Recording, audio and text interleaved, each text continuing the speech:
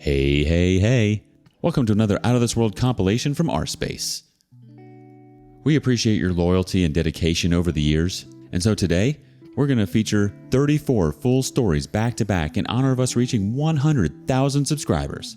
Thank you again for your support, and enjoy. When it comes to grief, there's no how-to guide you can follow word for word. Your experience will be uniquely yours. Today on rSpace, we hear about a tragedy surrounding addiction. Cheating wife ruined family and Christmas. Why does she expect me to be okay with her behavior? If you are familiar with the original story, please use the timestamp to navigate updates. My wife, 37 female, got a new job 4.5 months ago. She also made some new friends. I, 36 male, didn't really like them. They were all hardcore feminists, professional victim, social justice warrior types. They're women who will yell at you for opening the door for them, or not opening the door for them. You can't win either way. In the beginning, I sort of laughed it off, but during the last 2 months, I noticed some disturbing changes with my wife. We have been married for 11 years and have 2 kids, 10 female and 8 male. It got worse and worse. She would accuse me of all kinds of nonsense. Like I was born evil because men suppress women historically? Say what? Whatever I did for her, things she would normally appreciate, was all of a sudden reasons to have a fight. It was all nonsense. I would try to be patient. These arguments would usually end with me saying something like, "But I haven't done anything bad towards you. The only thing I am guilty of is loving you." It would usually send her murmuring. Then, the next day, she would be back trying the same thing again with slightly different arguments. Then about 5 weeks ago, I got this sharp gut feeling that something was seriously wrong. She came back late at night without telling me she would be back late. I couldn't reach her phone. She was rather drunk, and she acted distant and cold. The next day, she would just be dismissive and tell me I was being controlling, that I read too much into things. This happened a few more times. I tried to snoop on her phone, but didn't manage to find anything definite, but I suspected she had deleted a lot of her messages. I did find a thread with one of her new friends. They were discussing how she would approach me asking for an open relationship. I immediately knew what my instincts were telling me. She was cheating. In the thread, my wife said she would talk to me about it on what is now the second Monday of December. My kids are with their grandparents to celebrate Christmas, where we scheduled to both join them today. So anyway, she tries to start this conversation during breakfast, like it's just a thought out of the blue, to ask me what I think about an open relationship. Luckily, I was prepared. I was already recording. I had been reading a lot here on Reddit, and I knew there is really no way of saving this. My best possible outcome is to get out of this with some sliver of pride and self-esteem intact. From here on out, it's all about protecting myself and the kids. I didn't scream or yell. I just went directly into jaw-clenched interrogation mode. She was all cocky up until this point, but that evaporated immediately when she saw the look on my face. "Who is he?" "What do you mean?" Tries to look innocent, like she didn't understand. "If you want to have this conversation with me, don't treat me like an idiot, and at least you can be honest. If you can't be honest, what's the point in this conversation?" "What do you mean?" "If you lie to me now, we cannot have the discussion you want to have about our relationship. I can tell that you are hiding something. It's obvious. So, who is the guy you are screwing?" "I am not." "Oh my god, it's more than one." Don't. Just don't effing lie. You have just totally destroyed my trust in you. I can tell you are lying. Either you are honest and we walk this through, or I divorce you. Our marriage ends right now. No arguments, no discussion, no nothing. Just divorce. Do you understand?" "But..." "Say it. Do you understand? Do you understand that if you lie, I will divorce you? Say it. Do you understand that I already know a lot? I can read you like a book. If I catch you lying, we are over. Tell me you understand." I understand." She proceeds to tell me about 2 one-night stands while out with her friends. I ask about their names, if they are married, if she wore protection, etc. They are both married men with kids. Then she tells me she is planning to sleep with a colleague at work, and that she intends to pursue this since "It's good for her." and that "I don't have any right to control her." what the F? I ask about the colleague as well and get his name, his wife's name. He is married, but according to her, in an open relationship like she wants us to be. She continues that she will set me up with some of her friends. One of them are really keen, apparently. What in the actual F? I have seen this friend and I wouldn't touch her with a barge pole. I tell her I am not interested. I ask for her phone and she shows me the pattern to open it. While she went to the bathroom, I locked myself in my office. She freaks out, and while she was banging on the door, I ran recovery software on the phone for deleted content and ended up with lots of painful evidence 30 minutes later. I also installed a spying app from an online service. When I came out, I gave her the phone and told her to leave. She argued a lot. I didn't really respond beyond single-word responses. She didn't seem remorseful at all through all of this. She was yelling at me that I was acting controlling, holding her back like men always held women back, that I never loved her, that she had every right to do this, that she expected me to just accept this, that it wasn't a big deal, etc. I didn't argue back. I hardly said a word, actually. I just packed her stuff while she circled, yelling at me. I ended up at the front door where I just stood silently until she ran out of steam. In the end, she reluctantly went to her parents' house. On her way down the stairs, I told her she was single now, so she could do whatever she wanted. I wasn't controlling her anymore. My lawyer would be in touch in January. When she turned to respond, I just slammed and locked the door. I later watched as she discussed it with her friends. They were telling her how strong she was, demanding what she was entitled to, how she deserved better than me, that it was empty threats from my side, that I wouldn't go through with it. You want to bet? What really worried me was how they told her that if needed, she could just accuse me of domestic abuse. One of them explained how she had screwed over her ex-husband and taken everything from him by accusing him of abuse. I have ordered cameras to put up at my house now. I know now I have to record everything. I just couldn't believe what I was seeing. I have never even threatened her in any way. Then she started messaging her affair partner to meet up. They agreed to meet at a hotel. I was absolutely stunned. I went online trying to find the affair partner's wife. It didn't take long. I got her to accept me as a friend on Facebook and I told her everything, including the ongoing activity at the hotel. She thanked me and hung up. A few hours later, I got a video from her. She went to the motel and confronted them. From the screaming, this wasn't the first time her husband had cheated. You effing a-hole! You did this to me again? To the kids again? I told you we were over if you ever did this again. You beep. She walked into the room and filmed my wife getting dressed on the edge of the bed. I threw up when I saw that the first time. The affair partner's wife slapped her and cursed her out. I sent a message to my wife telling her that I saw the video from the hotel and that I never want her near me ever again. It's like she sees our interaction as some sort of pissing competition, where she, in her mind, is winning? She's totally delusional. I can't understand any of it. It's like she isn't connected to reality, like she doesn't really understand that we are divorcing. I logged into my wife's family WhatsApp group and informed them that we are divorcing due to her infidelity. I thanked them for making me feel welcome and part of the family before disconnecting from the group. I have received a few calls and messages from her side, but I haven't read them or responded. I just don't have the energy for it. I called my parents and told them everything. My father messaged my wife that she wouldn't be welcomed for Christmas. I'm at my parents' now and I have talked to my boss. He has given me time off until January to sort my things out. I have been monitoring my wife's increasingly frantic discussions with her new friends.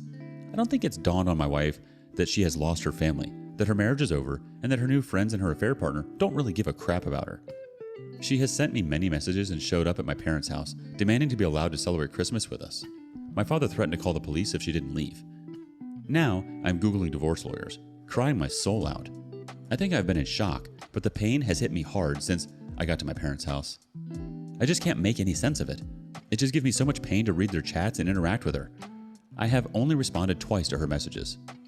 The first, it doesn't matter what you say. I don't know who you are. You're not my wife. My wife would never destroy my heart and soul while smiling. We will get a divorce.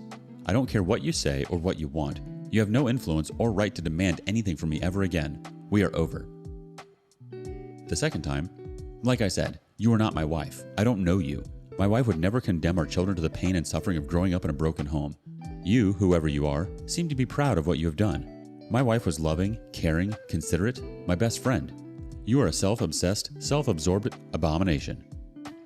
The message stopped after the last one. The pain is absolutely unbearable at times. I wish this never happened. I wish I could get back with her like before, but I just can't do that to myself. This is the worst Christmas ever. I couldn't help myself, but I explained to the kids that Mommy doesn't want to be a family anymore. She wants to be with other men and that we will get divorced. They are naturally distraught. Luckily, my mom and dad are here to help. They shower them with love and affection, while I am an absolute mess. I will try to get back on my feet for my kids' sake, but I am not going back to her ever. I wish I waited until after Christmas so I could get them straight into counseling. I don't know what happened. I just blurted it out when they asked when their mother was coming home. I would never be able to look at myself in the mirror if I went back to her. The level of disrespect and callousness in her behavior is unforgivable. I am lost. I just don't get it. Why is it that she expects she can demand anything from me at this point? Is she mentally ill or something? Sorry about the incoherent rant. I just needed to get this out. Edit. I found out that I am okay with the monitoring. I talked to a lawyer that a friend knows. The phone is mine and the subscription is mine. My wife is using it, but I own it, and the subscription, so I'm okay. It's not illegal to monitor my own equipment. Wow, OP. I'm so beyond sorry. It sounds like your wife is going through an identity crisis. She is easily swayed by those around her, which makes me think she feels quite lost. She's looking for answers, and these new friends of hers seem to be taking advantage of her weakened state. With this in mind, it's no excuse for her to go out and cheat on you and disrupt the family dynamic. If she had issues with you, she should have communicated those feelings with you right away, just as you've been transparent with your children. I think it's important to be open with kids to an extent. I don't think you've told them anything you shouldn't have in this case. It helps teach kids what's right and wrong. Let's read on. Update. So a lot has happened since I last posted. I'm sorry that I haven't answered anyone or given an update. To be honest, I haven't had time to even read all the responses. There are so many of them. A lot has happened. I wish I could take credit for it, but the truth is, I have been a pathetic, sobbing mess since I last posted. I was sort of obsessed about my wife's chats with her friends. A lot of insane and hurtful things were said in these chats. What got me in the end, though, was when my soon-to-be ex-wife described, in very harsh language, how her marriage and especially her children were a burden in her life, that they had prevented her from being a successful woman, living up to her full potential. She described how I, as her husband, was an oppressive piece of crap that held her back from living a good life. Her family was the reason she didn't have a successful career, loads of casual sex, etc. I just broke. I couldn't handle it. I spent the next 30-ish hours reading and rereading every line of emails and chats I had over and over and over again. On reflection, she didn't provide any details on how we actually were burdens or oppressors. It was just the blanket statements, no examples or supporting arguments. In fact, I have never stopped her from doing anything. I pay for almost everything. The minimum wage she collects from her part-time job wouldn't be enough to support anyone, actually. I have supported her hobbies, dreams, and aspirations, even when she did stupid effing class after stupid effing class that she would always drop out of halfway through. I made sure to show her I love her every day and appreciate everything she did for the family. I would romance her, take her out, be there for her whenever she needed me. I mean, if this is oppression, I would like some oppressions, please. Anyways, I digress. At some point reading, I just passed out. When I got up, my 3 best friends were in the kitchen with my dad making dinner.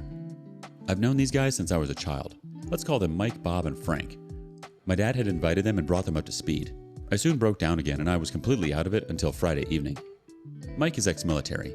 He lost his left arm below the elbow. We were actually all there for him when he was in recovery and his wife bailed on him. Luckily, they didn't have any children. Mike has adopted 2 kids and got a very nice girlfriend a few years ago, so he did okay. He set up a Zoom call with his counselor that helped him when he went through recovery. He helped me a lot to understand what was happening with me emotionally. Even though he specialized in amputees, he told me most wives sadly bail when their husbands are injured, and his stories and examples helped me a lot actually. He asked me to see my soul, identity, spiritual self as having a large part of it tied to my marriage and role as a husband. That part is dead now, and just like an amputee will suffer phantom pain in missing a limb, I will feel phantom pain from the dead part of my identity. We spent hours talking and I have been steadily improving since. Bob is an executive in some IT security company. He never talks much about his job. I don't actually know what he does, but he is very well off.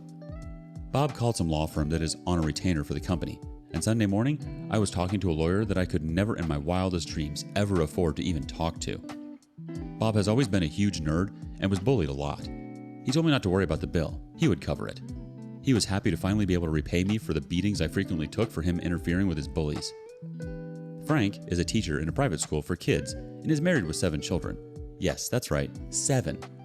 My kids just love him too, and the rest of his family to death.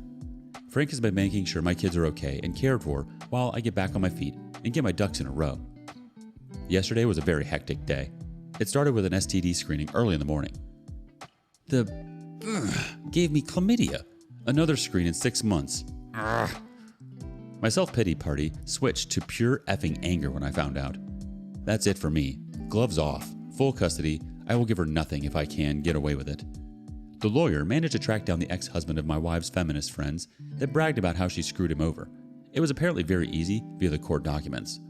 I wouldn't have even thought about that. I talked to him on WhatsApp. He thanked me a lot, but he also told me about everything this harpy did to him. Now I know what to expect from my soon-to-be ex-wife. It was sickening.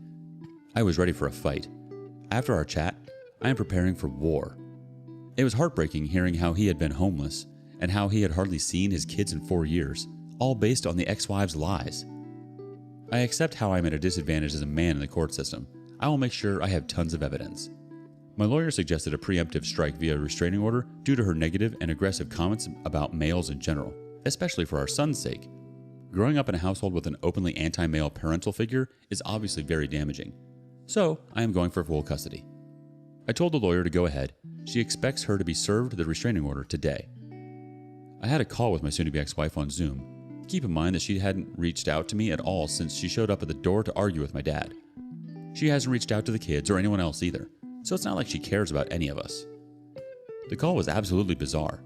She was all made up with a massive cleavage. It was obvious she was trying to look her absolute best. I haven't seen her that dolled up for years. Throughout the entire conversation, she tried to bait me into a fight, to get me angry. I managed to keep cool. My lawyer had told me what to ask for. Apparently, it's very positive if attempts are made for an amicable divorce prior to filing for a contested divorce. I was recording it. I even told her I was. Still, soon-to-be ex-wife didn't disappoint. She started out with this absurd statement about how there are two types of penises. One that is roughly the same size, whether it's erect or not, and the other type that shrinks and grows based on whether it's erect or not? What in the actual... Who opens a call with her husband like that? Then she mused about how she was looking forward to the end of the current restrictions so she could go out and investigate this more in person. I simply responded that I wasn't interested in her hobbies, that I was only interested in discussing our divorce. She got openly hostile when I didn't take the bait and get angry like she wanted. At one point, she told me she was going to the bathroom and muted herself. Then I watched as she conferred with her friends about what she could do with me. She cursed me out for nothing more than being a man several times. Throughout the call, I still had this strange feeling that she was seeing this as some form of game? That she was in control and that I had no other option than to put up and shut up and give in to anything she wants. We made zero progress on our actual divorce, so I concluded that, okay, fine, a contested divorce it is then. By the way, you gave me chlamydia, and unlike you, I haven't been sleeping with anyone else, so you better get yourself to the clinic. She just frowned at me like, Yeah, right. I don't believe you. I seriously have no idea at all what is going on with her, and at this point, I no longer care. I sent the recording to the lawyer, and she was shocked to say the least. Everyone thinks my wife is insane at this point. Maybe she is. Since I own her phone and the subscription, I can actually use the chat logs as well in court. Turns out, it's fully legal to monitor my own device as much as I want. After our call, there was frantic discussion between the harpies, but I could finally put it aside. I no longer care what they talk about. Lawyer is confident we will win this thing unless there is something I haven't told him about. So there we are. It still hurts, but I can treat it as phantom pain at this point. I have abandoned feeling sorry for myself, and I'm going for the jugular. No prisoners. I need to protect myself and my kids. I am good. My kids will be fine. I will make sure they get therapy as much as they want. My soon-to-be ex-wife will soon be a distant memory, and I will start building a new, better life. Edit. Found out today that she knew about the chlamydia and got treatment, but didn't tell me. That woman. She was joking and laughing with her friends about it. It's so easy to fall into that obsessive state when you're checking in on your wife and gaining evidence, OP. We tend to cling on to those things because we're trying to understand why the infidelity happened and where it all went wrong. It's also so hard to see what someone is saying about you behind your back. She's a hurt and resentful person looking to hurt those around her. All I know is that she should have communicated to you what she was feeling when the things initially started and not waited for something totally catastrophic to change her life. It's often hard to reach out and ask for help though. Let's continue. Update 2. Firstly, thank you everyone for all the feedback. Apart from the hacking adverts disguised as comments or PMs, I have blocked those. I get a lot of feedback like, I am strong or winning in some way or somehow getting out on top. Rereading my posts, I can see that my anger towards the situation filters through and I can seem defiant and sure of myself. Truth is, I am not. I wish this never happened. I wish my family was still intact and that I had a long, lazy, comfortable life ahead of me with my wife as the kids grow and start their own lives.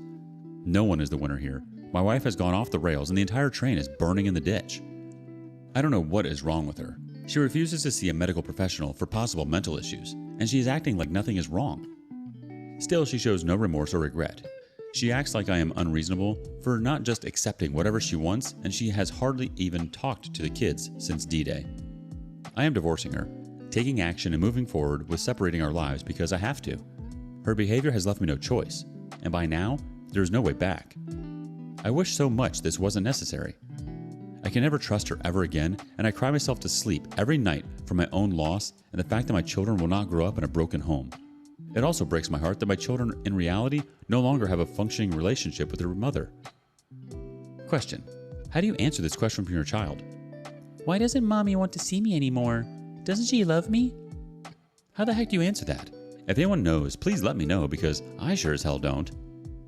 Every day I wake up and tell myself that my heart is already smashed into so many broken pieces that it can't possibly break anymore, only to be proven wrong all day, every day.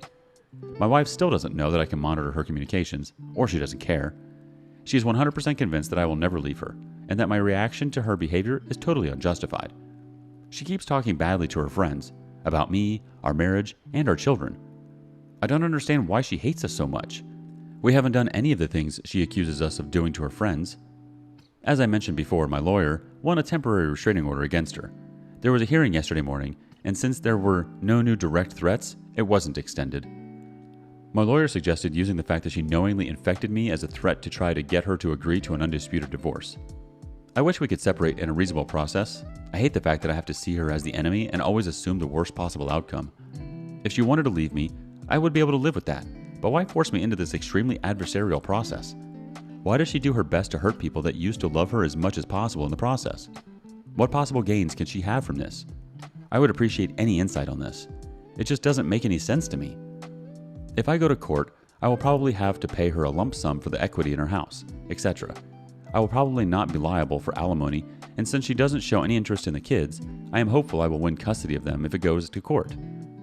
Anyway, my lawyer suggested we try to get her agreement for an amicable divorce. I agreed, and we will meet with my soon-to-be ex-wife and her representative, hopefully this week. The ex-husband that was defrauded by the lying harpy spends New Year's Eve with me and the kids. The injustice of the justice system against fathers is just incredible. Now I have no delusions of receiving a fair process if we go to court. His ex lied her head off, and the court just took it as fact. No proof whatsoever. He has hardly seen his children since. He has been forced to pay unreasonable amounts of alimony and child support, and it's pretty much broken him. He has been contemplating ending things permanently. With the new evidence he gets from me, he has renewed hope. We both talked to my lawyer. She suggests he sits on the evidence until the meeting with my wife and her counsel. If he takes action now, it will show our hand that we have access to all their communications. My lawyer's goal is to divorce me and my wife as soon as possible, as smoothly as possible. Right now, I just hope I can get away from her. If she decides to fight, it can drag on for a long, long time. It's stressing me out. I just need to get free. I will post an update if I get a meeting or if we go directly to a disputed process in court. Opie's wife sounds increasingly delusional. It's a shame she isn't open to seeking help. Sometimes people who we think are our friends are really our enemies. Let the saga continue. Update 3. Sadly, the bizarre situation continues. The meeting with my lawyer and my soon-to-be ex-wife was yesterday afternoon. She showed up 30 minutes late. She didn't bring a lawyer, and she claims she doesn't have or need one. Instead, she brought one of her new harpy friends. Censored until after hearing. My lawyer had given me very strict instructions on how to behave. I was not to react to anything they said in a negative way. If they addressed me, I was to respond in a non-confrontational manner and positively if I could. If my lawyer put one or both of her hands flat on the table, I needed to keep my mouth completely shut. So they show up late. No masks, of course. The harpy, censored, tries to insult me and wind me up in any way she can think of. My soon-to-be ex-wife does the same.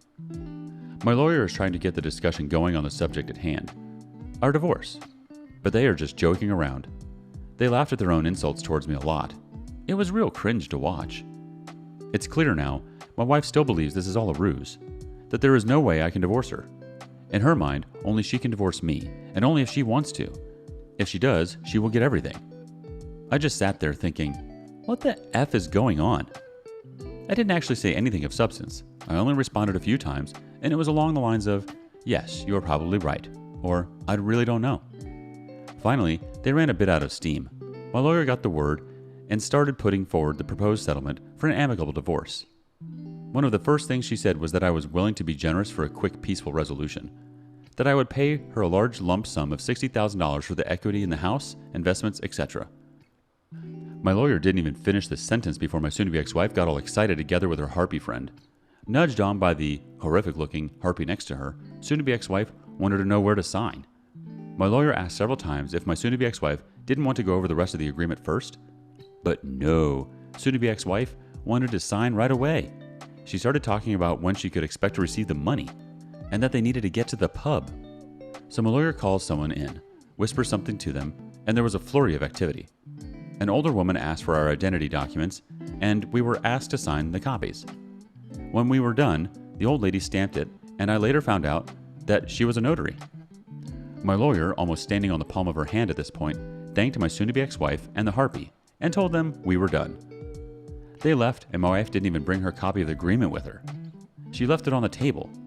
My lawyer looked at her flat hands and at me. She obviously didn't want me to say anything while they were in the building. When we could see them crossing the parking lot, my lawyer looked at me and said, "Congratulations." Then she spoke at length about how this was the strangest session she ever had for a negotiated divorce. She told me she would send my soon-to-be ex-wife's copy to her after we do a hearing in front of the judge, or if she gets a lawyer that asks for it. Until then, it's forgotten in my lawyer's drawer. So it looks like, on the surface, I will get through this divorce a lot easier than I first thought.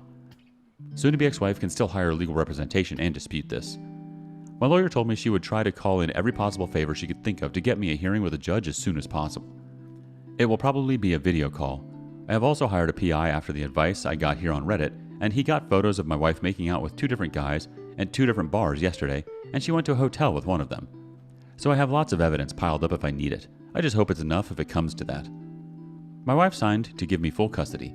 Only a one-time payment, no spousal support, no nothing, just $60K and I am free. Now, I just gotta find the money. I got a plan, and Bob offered to front me the entire amount if need be. I still don't feel like this is real. I fully expect her to pull, "Here is my aggressive lawyer, and I am accusing you of molesting the kids and domestic abuse," out of her hat. Lawyer told me to keep a very low profile, pay for everything I normally pay for, and don't rock the boat in any way at all. The advice is, don't talk to anyone we both know. Just sit still and wait. Don't respond to anything. Basically, zero initiative until the hearing. So now all I need to do is to be patient and hope for the best.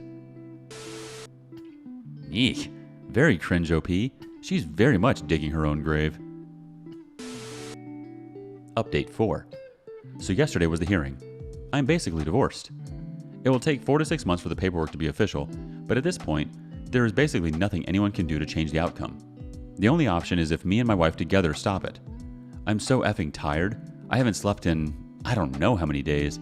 So if I am a bit all over the place, I'm sorry. I just need to get this all out. I need to vent. Hopefully, I can get some sleep after I type it out. My awesome lawyer got me an early hearing, just 12 days after submitting the paperwork. No doubt she called in some favors on this one. I'm getting off track. From the weekend up until today has been insane. Friday morning, a whole bunch of police officers knocked at my door with a warrant to search the house. I was very confused. I was worried about the kids, so I asked if I could bring the kids outside while they did their search. Thankfully, they agreed to that. They didn't really tell me much, but I did get a copy of the warrant. I was so shaken up, I couldn't really make any sense of it. I guess everyone that said that my ex-wife's behavior was probably drug-related, it's safe to say that is at least a factor in this. The cops said about completely trashing my house. I called my lawyer, and she talked to them, but the warrant was valid, so there wasn't anything that could be done at the time. I didn't think about it when it happened, but I have cameras everywhere now, in case I get wrongfully accused. I have video and sound of everything. I could possibly make a claim later if I want to. To be honest, I don't really know if I have the energy or will for that. Maybe I just put a line over it and move on. I didn't know it then, but X and her 3 harpy friends drove my car while high and drunk and crashed into a house at high speed. They were all arrested, all of them drunk, and they all had drugs in and on their body. They were pretty roughed up by the crash. The one in the passenger seat is in critical condition. They don't know if she will even make it. The lead harpy, let's call her Henrietta. She is the one that bragged about screwing over and lying about her ex-husband in court. Let's call her ex-husband Henry. Me and Henry have become really good friends. I will get back to him. Thankfully, they didn't find anything from the search. I gave my statement that my ex doesn't live here anymore. She lives with her parents. I don't know what she is doing. No, I didn't give Henrietta permission to drive my car, etc. When I got back in the house, I just broke down. Everything was completely trashed. It was just the last straw, I guess. The only thing I could think of was to call my dad, who brought me and the kids home to stay with my mom. Dad then got a whole group together, 26 friends and relatives. While I was sobbing on the back porch, eating my mom's amazing comfort food, feeling sorry for myself, they completely cleaned and fixed my entire house. They did every single room, clothes, dishes, furniture, even washing the ceiling and walls. It's never been this clean. They even fixed all the little things, like loose door handles, etc. I just couldn't believe they would do such a thing for me. I have no idea how I can ever repay them. I went from suicidal to feeling pretty good over the weekend thanks to them. Cops found more drugs at Henrietta's house, and her boyfriend wasn't there. No babysitter either, just the kids alone. The kids were taken by CPS, and Henry won temporary emergency custody Saturday after showing the judge the chat logs. Combined with the abandonment and piles of drugs thing, he got custody without much difficulty. Henry is over the moon happy. He has hardly seen his kids in the last 5 years. He hadn't been raising money to fight Henrietta in court when this happened.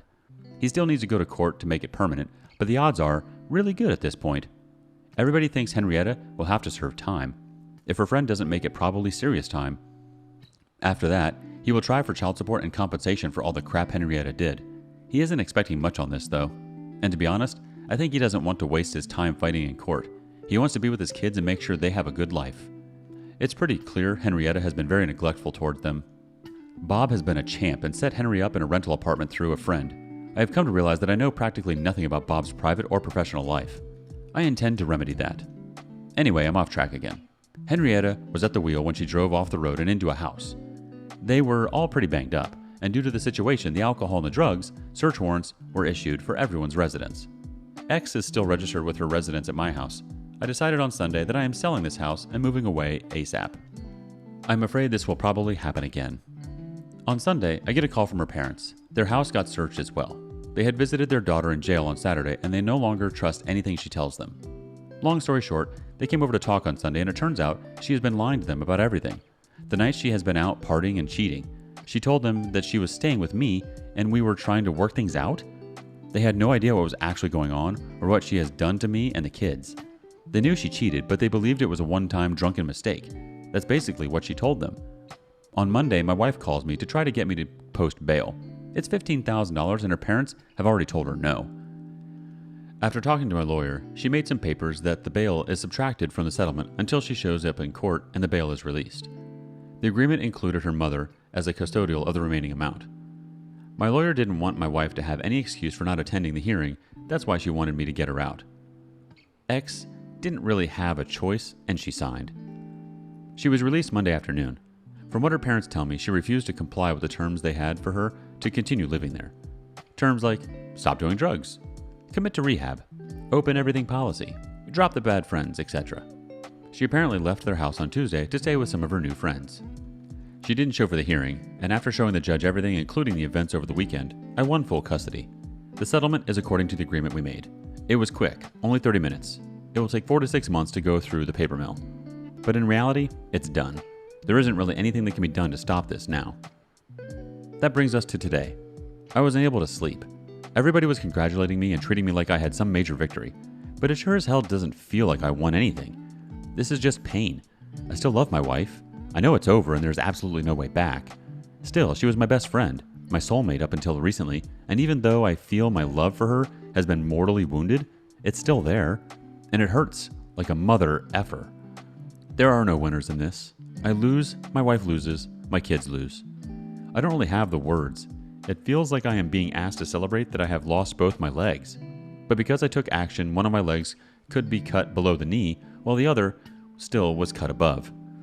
When people congratulate me, it feels almost like that, like they are commending me for saving half a kneecap, while losing both my legs.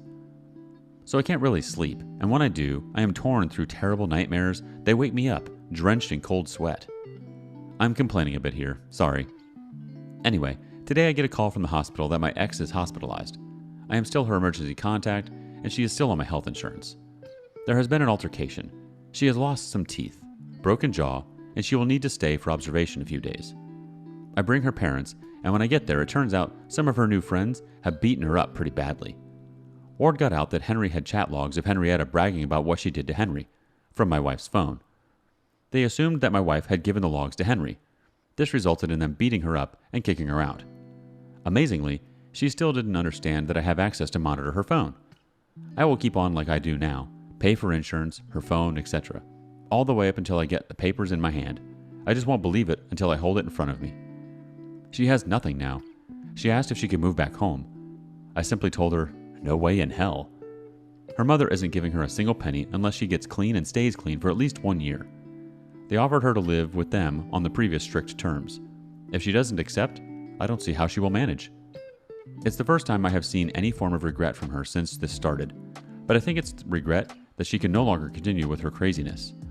She did say, "I'm sorry I ruined everything," but I don't think it's genuine. She hardly looked me in the eyes while I was there. It hurt seeing her like this. I felt like I wanted to protect her, but she's an adult. Her behavior is dangerous and erratic, and I need to protect my kids. Apart from that, she didn't ask about the hearing. She didn't ask about the condition of her critical injured friend. She basically just sat there seemingly irritated. I still don't understand this. She has lost everything. She has destroyed her family and caused a lot of pain for a lot of people. And for what? A buzz and some random sex? I'm going completely no contact until she has been clean for a long time. I just can't deal with all the crazy. I'm so sorry, OP. You may never understand her behavior or what's going on in her head, and that's okay. Sometimes we don't get closure.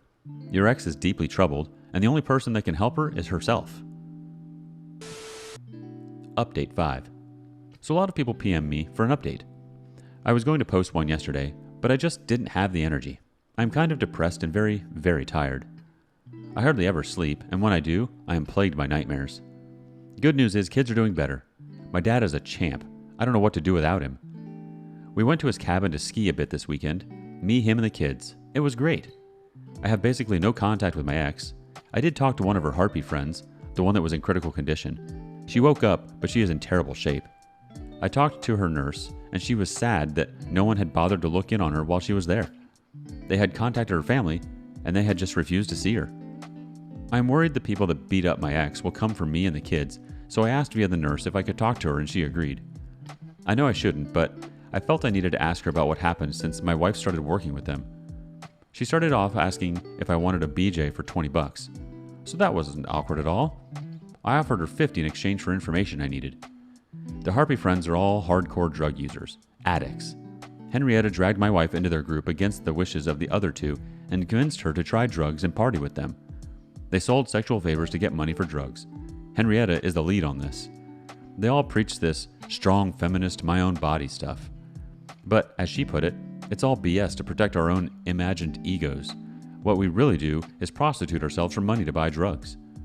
My wife bought into the BS first, and it didn't take long until she was addicted, just like the rest of them. Once she was hooked, she too eventually started selling sex to pay for drugs. Not easy hearing that the person you loved more than anything turned herself into a sex worker to meet her drug addiction. It makes sense why all she wanted was the money now. From what she tells me, it's mainly meth. No one visited her because she has stolen, cheated, abused, and lied to everyone in her life, and no one wants anything to do with her. She told me, without even blinking, how sad she was that she survived. She has zero hope for the future, and she looks like walking death without her makeup. It was painful. I was devastated just listening to her. I cried a lot for my wife's sake. I'm not excusing her. She made the choice to play with this crap and she lost. Now she will pay the price. She also told me about all the guys that beat up my ex-wife. I will get back to this later. Henrietta has been charged with death threats, resisting arrest, drug possession, prostitution, drug trafficking, child abuse and neglect, DUI, property damage, and auto theft. She is denied bail as a flight risk. She will probably go away for a while. At least I hope she will. Before I go on, I would like to thank those of you that reached out with experience dealing with addicts. Many warned me that my ex might try to end herself now that the walls are closing in. You were right. She tried to deliberately OD. I had talked to her father about it beforehand, that there was a high chance she might try something. We decided to try to monitor her closely. Luckily, she still doesn't know that I have live information from her mobile. While we were at the cabin on Saturday, I get a message from her. It reads like a suicide note. She tells me about the addiction, the prostitution, how she let everybody down, and that she will do the only thing she can do, etc. I immediately called her dad, and because I have the mobile monitor, I also have her location. Her father rushes out and finds her unconscious on a park bench. She is immediately taken to the hospital and pumped. She is also very hypothermic. I dread to think of what would happen if he arrived just a little later. They have her on methadone for now. Her father has successfully become her appointed guardian. She can no longer object to treatment.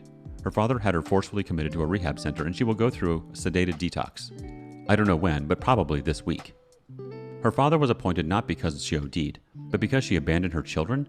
Apparently, abandoning your children proves that you are not rational, while trying to end it is okay. Anyway, thankfully, I haven't had a chance to cancel her life insurance yet, so she will get treatment. I have offered my ex-father-in-law to help with the finances as long as my ex isn't told that I am. I have been very scared that the guys that beat up my wife was going to come after me and the kids. Remember, Henry presented chat logs in court that they believe my wife gave to Henry. I talked to Henry about it, and he decided that he would fix this since he benefited from the disclosure. I don't know if I mentioned this, but Henry is an angry meat mountain of a man. He grew up on a farm carrying stuff since he was a kid, so he looks like he can rip the average man in half. He bends down walking through doorways. He has a crew cut and some facial scars. Let's just say he is very intimidating if you don't know him. In reality, he is infinitely patient, gentle, and kind. I don't doubt he will use force if he finds it necessary, but for him, it's a last resort. Anyway, he went to the guy's apartment. A real crap hole, by the way. He grabbed the two guys by the neck and told them that Henrietta had given him the chat logs, and since they hurt someone he knew, they had a choice to make. Go with him to the police and confess everything related to the assault. Or, 2, face him right there and that they should expect some very painful permanent injuries if they chose option 2. As he told it to me, he let them know that he was very hopeful that they would choose option 2. They apparently couldn't get to the police station fast enough. Needless to say, I no longer worry about them. I have found a new apartment and I will be moving soon. Bob, once again, came through. All in all, I am very depressed. This is heavy on my soul. What keeps me going is my friends and family, and I know I need to stay strong for the kids. My heart breaks for my ex. Despite everything, I don't regret marrying her. I still love her, but I know we can never be back together. She isn't the person she used to be, and there is just too much pain between us.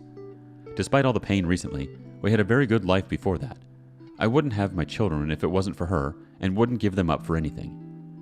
I know it's going to hurt for a long time. I hope I am strong enough to get through it. Strangely enough, news of my wife's addiction has helped my kids deal with it. It's much easier to talk about how mommy is sick, and it's going to take a long time for her to get well. She still loves them, etc., etc. Right now, I am sad and tired. Henry is here with the kids. We are going to watch Madagascar 3, I think. I'm trying to make as many good new memories as possible. Henry is doing the same, and my kids look like they are doing a lot better now. I think we'll be okay. Thank you everyone for all your help. This will be my last post here, I think. Last update. X passed away. OD while in rehab. We don't know how she even got the drugs. She must have taken them while inside somehow, but no one actually knows how. One doctor speculates that she has swallowed a bag or something and that it burst. I won't be posting anymore or answering comments. Thank you everyone that provided helpful suggestions and comments. Why do cheaters say they are truly sorry only after they break up and they are alone? I mean, my ex, who now lives in another city and is having a rough time after I found out she cheated, asked her to leave. Now she says she is really sorry for everything. But how am I supposed to take that? Is she truly sorry? Is she lying? Is she trying to manipulate me? She even sent me an old video of us. She never asked to help her or anything like that, but she told me she was having a hard time. I know, I don't have to waste time trying to figure out why she did it. Just move on. But I can't stop thinking about it. I don't want to go back. I want to be free from her. But I would like to know why. Sorry for spelling. Update. I asked her. She told me she felt no remorse and she doesn't regret it. And it's just something that happened. I read some of your answers, and a lot of them hit it in the spot. She is someone with a deep hole, running away and unable to feel something, justifying her actions, and feeling bad just because she regrets the consequences of her actions, and no regret cheated on me. I will move on. Thanks everyone. Your words help a lot. I cut all communication with her, and her blog too. Our first response comes from 19 Tired of It All. She's sorry she got caught. She's attempting to manipulate you to get you back. Next thought from Judgmental Panda. She could be genuinely sorry. She could only be regretful due to the grass not being green on the other side. She also could just be hoovering. In my opinion, Trying to answer the why is unproductive. The fact you are stuck thinking why should actually be used as evidence of why you shouldn't ask. Put bluntly, you don't trust her. Even if you were to ask her personally, you would never trust the answer. You will undoubtedly assume ulterior motives, as you should. So why go down the rabbit hole? It'll just prevent you from healing. Update. A few weeks ago, I made a post here asking for advice and it was amazing the things I learned. It helped me to move forward, and I finally understand why she cheated on me. She is a narcissistic, only cares for herself, damaged from childhood, unable to feel anything. She doesn't have remorse, and unable to truly love. I really feel sorry for her as a human being. She may never recover. Her ego doesn't let her feel anything. And I realize that she never loved me. She is just someone who I loved unconditionally for 6 years. And that's it. I need to love myself from now on, get my crap together, and ask divinity for strength and keep moving. I am tired of feeling pain, and she don't deserve my time or my tears. Next time, my tears will be of happiness. Thanks to everyone here. Update. This is a super short version in the end if you don't like reading this much. Introduction. Hi, this is my third post here. If I am not wrong, you can look it up in my profile. Well, this will be my last post here, and the only reason for this is to help others who are in the same position as myself. Yes, you the reader. Help you because when I needed you, you were here for me. And this type of pain is something you cannot describe. No one deserves this pain. Not even people who we can't stand or hate. Well, first a resume. I had, 29 male, a relationship of 6 years, ups and downs, with an ex-girlfriend, 30 female. In the last 2 years were horrendous. She changed her feelings, lied, treated me like garbage, and then I found out, November 2021, she cheated for months, since August of 2021, with someone else she met in the internet. After we break up, I started to understand what the F happened, because I didn't understand how it all went down. In my mind, I was in love with her, and I never thought she would do that. I started to go to therapy with a bunch of doctors, post here, read books, watch videos, and some people here suggested that she may be a narcissistic, and I was, what the F was that? I mean, I thought that narcissistic people were just something normal, like having pictures of yourself in your main screen on the phone, and that was it. But dear God, was I wrong. That's how my journey and understanding begun. First part. So I started to learn more about narcissistics, and I found out that actually a very tiny percent of people are truly or have a great deal of narcissistic tendencies. I learned that narcissistics are in the same level as psychopaths. I learned that they cannot feel love. I was shocked. I knew that psychos can't feel love, but they are truly evil. But I never thought narcissistic would too. Never thought that people like that would exist. Never thought I would spend 6 years with one of them. Well, reading about them and learning to identify red flags, she was almost in all of them. She did almost everything. I believe she is not a structural narcissistic. Cannot recover, never. But at least she is one by 80% at least. She may recover, but that's up to her, and this is not the main point of this. Some of the red flags were for you to recognize in my case. Love bombing at the beginning of the relationship, or at least in the first dates. Playing the victim of everything bad that happens. Not taking responsibility for her actions or the consequences. Having a lot of pictures of themselves, naked and with clothes. Never apologizing about the harm of others with or without intention. Lack of empathy on others. Criticize others' looks, actions, feelings without knowing them. Well, this is always bad even if you know that person. When having sex, asking to be in the sight of a mirror. For them you are like some tool to masturbate. Reacting bad when they have to apologize. Everybody is wrong in their eyes. The "what about me" responses when you are confronting their actions. They usually have depression with suicidal thoughts. It's never enough for them. They rarely are happy of how things are played. For them, it was not perfect. They stay almost all the time unhappy, and you try to make them feel happy, and that takes a great amount of your time and love. Whatever you do is never enough. They believe that they deserve everything great, never bad things. They believe to be some type of king profile. Scream and act as their true nature when their masks fall off, when you say no to what they want or need from them. Great fear of living alone and being left alone. Some of them had childhood traumas unsolved, raped, child abuse, parents' issues. Well, said that, these people need always a victim because they cannot live with themselves. That's the reason saying no makes them crazy. They need someone to feed on, take everything they cannot do by themselves, like love, self-love, time, problem-solving, money. Well, it turns out that they have a preferred type of victim, and that's highly sensitive person. You can look it up on the internet. I learned last week that I am a highly sensitive person. I didn't know in my 29 years. So I was there, taking all types of abuse. Always worry about her well-being, about having everything she always wanted, defending her even against the state. I'm a lawyer. It took my time, love, and everything I had, and it was never enough for her. And that's where the last 2 years begins. All of this because I am very empathetic. Well, because I was a highly sensitive person, I didn't bother how she treated me, how she talked about the people I cared, how negative she was. I knew she was a depressive person, with traumas, and I blame it all on that. I wanted to be her savior, her Superman, but that failed so big. I laugh a little now. Then I learned that it was wrong to be a savior, because someone in that state can only be saved by herself, and took me a hard time when I learned that. In the last 2 years, I was not able to give everything she wanted.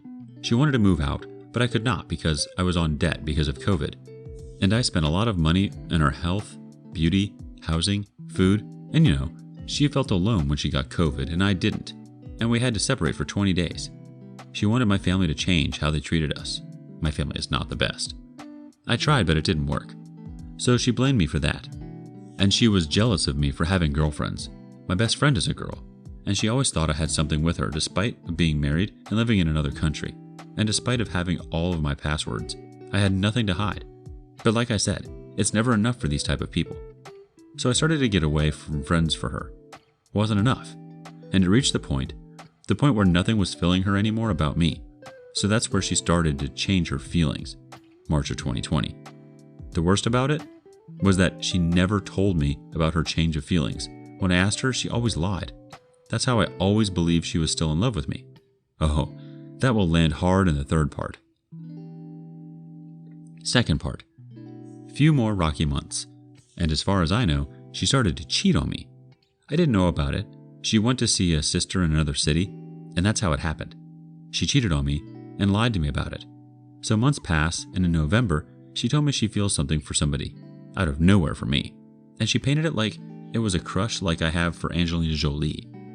So I was okay with that. But one day, I see a Facebook post of her tagging him like something more of love. So I decided to check her phone. I felt bad, but had to know. And it was all there. It broke my heart. It took me 6 days reading it all. Because of the feelings I was going through, I felt betrayed by the one person I always believed to be the love of my life. I was taught that love must endure pain, but that's wrong.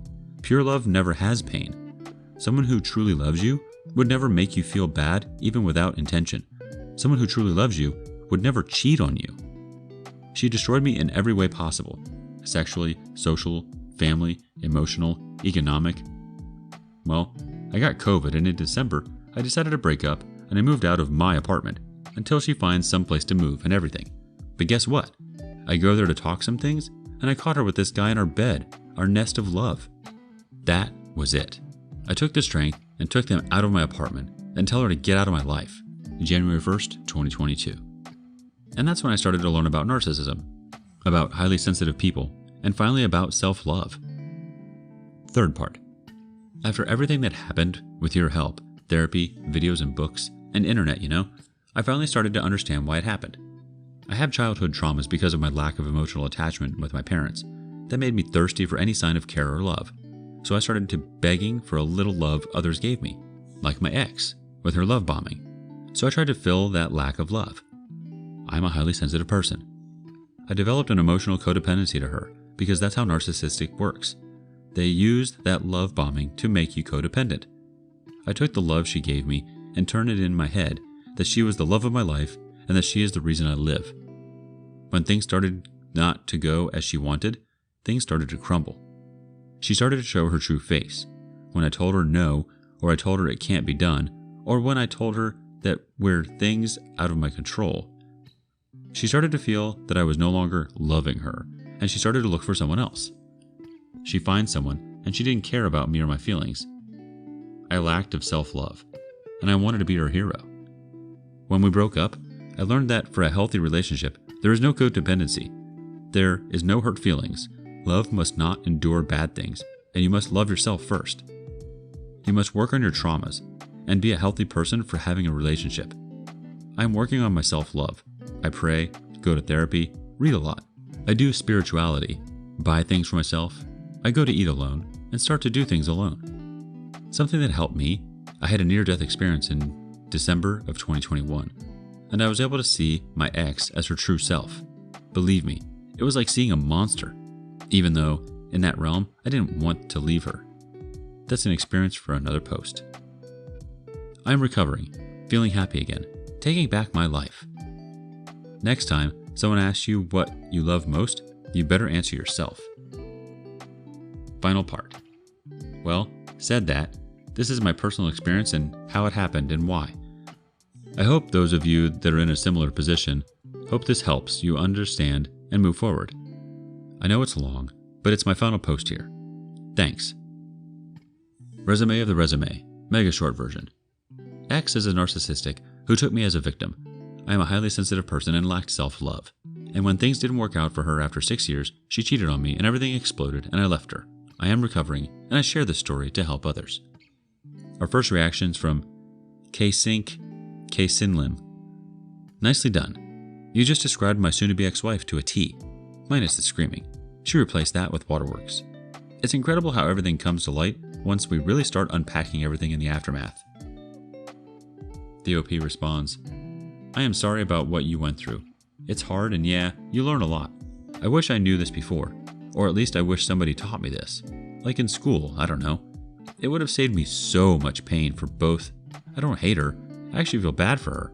A being that can't feel love? I wish her the best and I hope she can recover from her narcissistic tendencies, but that's a long shot. But I do feel angry when I think of this. I'm working on that, and someday I will laugh at this. We deserve love, my friend, not pain.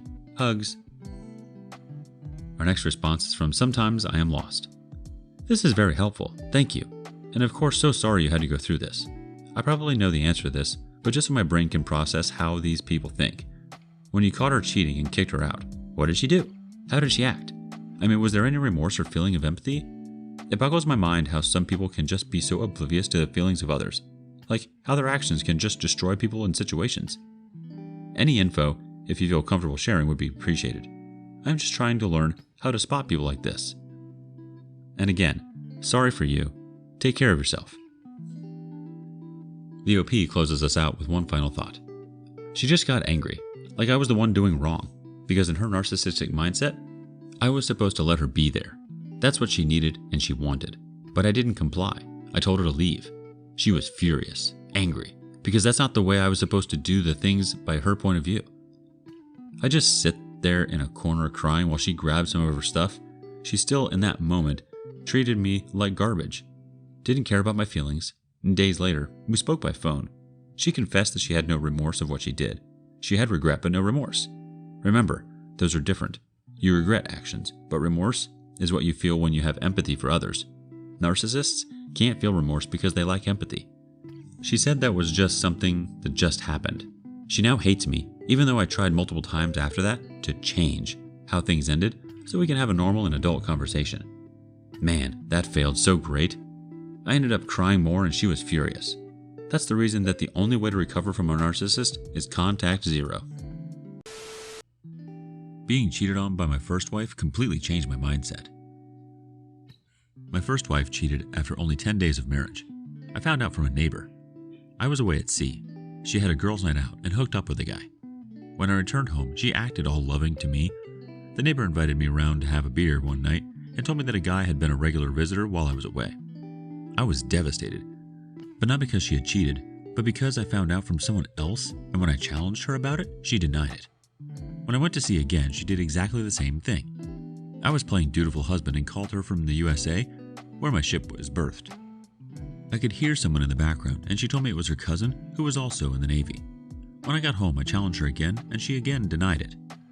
It was only when I told her that she had no cousins in the Navy that she broke down and confessed everything. The last straw was when I went away again, not long after our daughter was born. She cheated again, and again, she denied everything. I decided to get sneaky. I told her I was going on a course for 2 days. I left the house and booked into a hotel for 2 nights. During the evening, I'd go to the road the house was on, and we sat waiting to see what happened. No more than 5 minutes after we arrived, our car pulled up and a guy got out. She let him in and obviously went straight upstairs as the bedroom light went on. We gave them half an hour or so, then I quietly let myself into the house and made my way upstairs while my buddy waited by the front door. The bedroom door was open, so I stormed straight in. There she was with another man between her legs. Her look of shock was brilliant. Instead of kicking the guy out, I just told him thanks and said he was welcome to her and then left the house. She did eventually marry the guy, but then cheated on him with his dad. So how did it change my mindset? I've always been a modern thinker. I've also never been a person who could cheat and lie about it. I got rid of my first wife because she lied. She hid her cheating from me. Even when there was proof of her cheating, she lied to my face. The thing is, if she had told me she wanted sex with other men, I would not have had a problem. We could have had an open relationship, which in later years, I had with a wonderful woman. We were swingers. We explored our sexuality together and with others, but we never hid anything. Even when she couldn't get a hold of me to tell me she wanted to have sex with a young guy who had been hitting on her, she went and had sex with him, then as soon as she got home, she told me about it. My first wife could have had the same type of relationship, but she was a compulsive liar. I look at the world, and there are far more opportunities to have a successful alternative lifestyle, yet people can't open up to each other about wanting to act on their fantasies. Jealousy is a huge problem in that sense. Communication in a relationship is key. All relationships will go through the point where sex is a mundane thing with the same person. However, as my last relationship showed, being open and honest and sharing experiences can result in a relationship that is fun and long-lasting and full of trust. Our first reaction comes from ZCMI 1960. Why the hell didn't you dump her the first time? The OP responds, I asked myself that many times. I decided to give her 3 strikes, which was stupid because there was a woman who made it clear she wanted to be with me. Looking back, I should have kicked her to the curb, but to this day, I don't know why I didn't. Our next comment comes from Player No More. Same crap happened to me. I was in the Air Force. My neighbor called me while I was deployed. My wife and best friend didn't know I worked with my neighbor. The difference is, I knew I was getting rid of her for 3 months. I came home, had that after deployment sex. While she was at work, I packed her crap and called my friend's girlfriend, who called my wife and friend. Wife had to move in with her parents after I told them. I never spoke to my friend again. He lived with his girlfriend, so he lived in the dorm for a while. I put in for a transfer from Vegas to New Mexico, so I was gone in little more than a month. I am too self-centered to give anyone a second chance. You visit my life for my pleasure. The moment you stop making positive contributions, you got to go. My ex-fiance cheated on me, and I reported her to the IRS. Nothing could have prepared me for the events that followed my ex-fiance cheating on me. We had a great relationship. We had already moved in together, and we were making wedding plans. Leah and I met and started dating in high school. We broke up when we had to go to different colleges, but always somehow found ourselves hooking up whenever we were up for the holidays. It wasn't anything serious, but there was the knowledge that we still both had feelings for each other. I wasn't willing to commit, and she wasn't willing to commit either. We were both enjoying whatever it was that we had then. But I met Sabrina, who's a very important part of the story. Sabrina was hot and extremely intelligent. We had a few classes together on campus, and I ran into her at the mall during one spring break. Leah had gone off on a road trip with her friends, and I was alone. Somehow, I started seeing Sabrina a lot, and before I knew it, we were having sex. Sabrina knew of my relationship with Leah and wasn't complaining, but I knew I wanted to be in a fully committed relationship with her, so I waited until Leah got back from her trip to tell her that I was going to stop screwing her. Leah was seeing some guy she met on the trip, too, so it all worked out well. I asked Sabrina to be my girlfriend, and she said yes. I was happy. However, things weren't going so well on Leah's end. We still kept in touch because we were friends, and I told Sabrina everything, so it wasn't like I had anything to hide. Leah was calling and texting and telling me how her new guy wasn't good for anything, and she was feeling stuck in the relationship, so she wanted out. I told her to do what she knew was best for her, thinking that would be the end of it. She told me that she had broken up with him because she caught him cheating on her. I supported her decision and told her that if she needed anything, she could count on me. It was something I came to regret because she would call me and show up at my house at weird times, even when I was in college. There was a particular night she showed up at my dorm after driving almost 4 hours through the night. I innocently thought that it was because she was having a hard time, so I let her sleep in my bed and went to crash in my friend's bed. She left 2 days after. I later overheard some of my dorm mates bragging that they had screwed her, but I didn't pay them any attention because it was none of my business. But Leah continued doing crap like calling and showing up randomly until Sabrina complained that she wasn't comfortable with her doing all that. I agree with Sabrina, but I told her I thought it was probably because she still had feelings for me. I called Leah up and told her that it was best if we ended things. She was hurt and she said she understood, so I went back to Sabrina and our relationship became much better after that. We stopped talking after that and Sabrina and I graduated college. Sabrina was a computer programmer and was really into video games, just like me. We thought of ideas and messed around with creating our own games. It was usually fun for us. We created a video game that surprisingly went viral, and we were able to sell it to a major gaming company for a lot of money. The money wasn't enough to buy luxurious cars or flex big time, but it was enough to live comfortably. It helped that I got a job at a top Silicon Valley company with nice pay and great benefits. The job eventually caused a split between Sabrina and me because I wasn't spending as much time with her.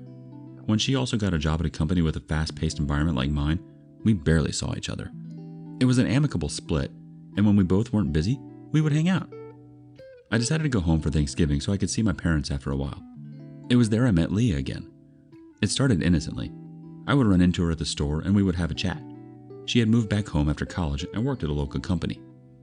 We had dinner once before I went back to California. It was fun catching up with her, and I promised to keep in touch. After I returned, we still continued to talk. We exchanged lots of texts and calls. I developed feelings for her again, but I wasn't sure if she felt the same way, so I didn't act on it. 6 months after, she found a new job in California and moved there. It was only natural that we began to spend more time together. We started going on dates and she told me she still had feelings for me. I admitted that I felt the same way, and then we started dating again. On our 6 months anniversary, I asked her to move in with me.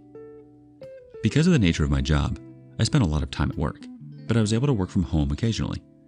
I wasn't seeing her a lot even the times I worked from home, despite the fact that we were living together. I tried my best to make things work, but I was so busy. We had an argument where she told me I was too focused on my job and wasn't paying any attention to her, while I told her that if she put as much effort as I did in her work, she would be made executive in no time. It was our first fight. I apologized afterward and made amends. Somehow, I got a promotion at work that meant I wouldn't be spending so much time at work again. She took my words to heart and she started focusing more on her work. It was great. Because I was in a fully committed relationship with her, I wasn't talking to Sabrina as much again. But Sabrina got a job where I worked and we became colleagues. She understood boundaries and we always made sure not to cross the line. I told Leah that I was working with Sabrina and she said she had no issues with it. Then she started complaining about how her boss didn't want to give her a promotion despite how hard she had worked for it. I told her to talk to him and she said she was going to. Somehow after that, she started spending more time at work. She would return late in the evening and was always going on work trips. When I talked to her, she told me it was because she talked with her boss and he told her he just wanted her to work harder. The reason was solid, so I had no reason to distrust her. Soon after, she got promoted at work. I was really happy for her and I even took her out for dinner. I forgot to add that I was the one taking care of all her expenses. We weren't sharing expenses because I'm a traditional man and I believe that it is a man's duty to take care of his woman. I also knew that her family was going through tough times and she was responsible for taking care of their expenses. I would send her allowances every month to do whatever she wanted to do and to get groceries for the house. She was free to spend her salary on whatever she wanted, but she mostly told me that she was sending it home. I didn't mind at all. After her promotion, she began spending more time at work to the extent that it was like we were having a long-distance relationship. I told her she was prioritizing her work over us, and she promised to find a solution. She began spending more time with me. Then her boss got promoted at her work and was transferred to Boston. She got his old position, and I noticed that she started traveling even more. I was left to my own devices most of the time. Sabrina would come around to say hi a few times. After I told Leah about Sabrina's visits, she exploded, telling me that I was spending too much time with Sabrina, and it was starting to get suspicious. She even went to the extent of calling and threatening Sabrina to stay away from me, even though I told her there was nothing going on between us. I got off ties with Sabrina. which hurt because she was a really great friend who I had been through a lot with. Then, Leah comes to tell me that a position opened in the Boston branch of her company, and she wanted to take it because that was the headquarters of the company and it was easier to climb up the corporate ladder there. She wanted to take the position and have me move there with her. I saw the effort she had been making to become a top executive, and I didn't want to stand in the way of her career. But I didn't want to have to move to Boston when I had a perfectly okay job in California. She accused me of being selfish and trying to make her completely dependent on me so that I could freely cheat on her with Sabrina with the excuse that we were working together. It caused a huge fight between the two of us, but I loved her too much to let the fight go on for too long. I was being headhunted by a company in Boston, so I took the position. It didn't matter that I was just 6 months from the evaluation that would have gotten me another major promotion. I reasoned that it wasn't like I really needed the money. So we moved to Boston and I got used to living there. The work environment wasn't as fast-paced, so I had free time. But Leah, on the other hand, became busier. She was traveling a lot more, and they gave her a position where she had to be working with her old boss. I wasn't suspicious because he was married with kids and he seemed devoted to them. But they grew closer and I started feeling uncomfortable. They were spending so much time together at work. When I talked to her about it, she told me I was just overthinking things and they just had a great working relationship. At this point, I was getting suspicious, but there was nothing I could do. I just waited, thinking that if something were really going on, I would gather evidence first. I started by trying to get access to her phone. Leah was always on her phone. She even took it with her everywhere, so there was no way I could get access to it. I decided to leave it because it was too much of a hassle, and frankly speaking, I knew her boss had nothing on me. I was quite the catch. But the next month, something happened that made me start doubting her again. Leah and I had synced our Fitbit account so we could be accountable to each other. Due to the nature of my job, I lived a sedentary lifestyle, and I liked to walk around to keep fit. Seeing the other person's step count often motivated the both of us whenever we were feeling too lazy. But one morning, while I was checking the account, it showed that Leah had walked a considerable distance the night before. She had come back home while I was asleep, so I wondered where she was walking to. When I asked her why she had come back late, I asked her, without talking about the Fitbit, why she had returned late. She told me it was because she had a meeting and she was stuck in the office trying to finish her work. I then asked her about the Fitbit, and the shocked look on her face made me even more suspicious. I guess that she had forgotten all about the watch when she went on a walk. She told me that she had taken a long walk to clear her head and had returned to the office afterwards. I could smell the BS. I let it go because I didn't want her to be as suspicious. The next day, she goes on a trip out of town. I called her office to see if her boss was in, and I was told they were both out. Leah had gone on the trip with her boss, and she hadn't told me. She told me she was going on a work trip to Las Vegas, but her assistant told me it was a work trip to Manhattan. I knew that it definitely wasn't a work trip like she had claimed. I decided to get even more concrete proof. I spent the weekend at days. My work productivity declined and my supervisor noticed. I decided to take a short leave, stating that I was ill. My leave was granted. As if things couldn't get worse, I got a call from a random number while I was sleeping the day before she arrived. It was a hysterical woman telling me to handle my woman and keep her away from her boyfriend. She spat out all kinds of vitriol before I got her calm enough to talk clearly. Apparently, she found texts between my ex and her boyfriend, where they were sexting and exchanging nudes. Leah had also been buying him stuff, and that was how she got suspicious enough to go to her boyfriend's phone. I was crushed. It was bad enough that she had lied and gone on a trip with her boss for their rendezvous, but apparently there was more than one guy. I wondered who all the other men were. I knew it wasn't healthy, but I just had to know everything. Who she was cheating with, where and when it happened, everything. When she got back from her trip, she could tell something was wrong, but I told her it was nothing for her to worry about. She fawned on me a bit and told me that she was going to give me a treat. She dropped her bag and went into the kitchen to cook. I decided to go through her bag to see if her phone was there. I entered her password and got in. I went to her frequently used app, which was Instagram. It was a revelation. Her DMs were filled with various messages from different guys. The messages were mostly raunchy, and they were from guys who were younger and didn't really have anything going on in their lives. I discovered that she had been giving some of these guys money in exchange for sex. I wasn't deficient in the bedroom department. My size is above average, and I actually know where the clitoris is. I didn't have time to go through her phone comfortably, so I installed a spyware so I could check at leisure later. I returned her phone to her bag and left the house because I couldn't stand to see her. I went to a hotel where I lodged for the night. There was no way I was going to go back to the house while she was still there. I drank a bit and texted a work colleague I was pretty sure liked me. When the work colleague came over, we messed around for a bit, but my mind wasn't in it. Even though Leah had cheated on me, I didn't want to do the same thing and give her the justification for her actions. I apologized to my work colleague and she left. I stopped drinking and started thinking of what to do. I mean, I had sacrificed a friend, a job I liked, and money for someone who had continued to lie to me for years. I went through the apps on her phone because of the spyware and discovered that she wasn't only giving guys money, she had been screwing her boss at work for money and work bonuses. That was how she had gotten promoted and why she had wanted us to move to Boston, so she could be closer to her boss. Their relationship had started right from when we were in California and hadn't stopped, even when his wife discovered and asked them to end it. That was why the boss had moved to Boston in the first place, so he could save his marriage. Then I found out that her family hadn't been through any financial crisis and she wasn't responsible for them like she had claimed.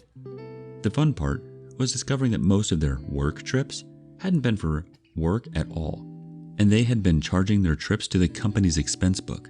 It created a way for me to take my revenge. I went back home the next day and gave her an excuse that I had left the day before because of a work emergency. I applied to my old place of work, and luckily for me, they had a position for me. I sent my 2-week notice to my workplace and accepted the job offer. When we moved to Boston, I bought the house that we were living in, and I kept it in my name because a friend had advised me not to include Leah's name. When she went on another of her work trips, I moved out and put the house on the market. I then sent all her stuff to her workplace, along with the screenshots of the conversations between her and her boss. Not only were they engaging in a non-ethical sexual relationship, which was against the work rules, they were also stealing from the company. After I did that, I reported their theft to the IRS and sent them the copies of the screenshots that I made. Then I went back to California. I changed my phone lines and deactivated my social media. I waited until I started at my new job before reaching out to my parents, so they weren't worried. They told me she had gone crazy looking for me, but I told them that I never wanted to talk to her ever again while I called her a few choice words. It hadn't been my intention to let my parents know what went down, and I tried to spare them. They told me they would not allow her to talk to me again. Update. So Leah somehow managed to get my number from my sister and reached out to me. She started pleading and begging that I take her back, that she had changed. I told her that I felt nothing for her and that I couldn't take her back with everything that she had done to me.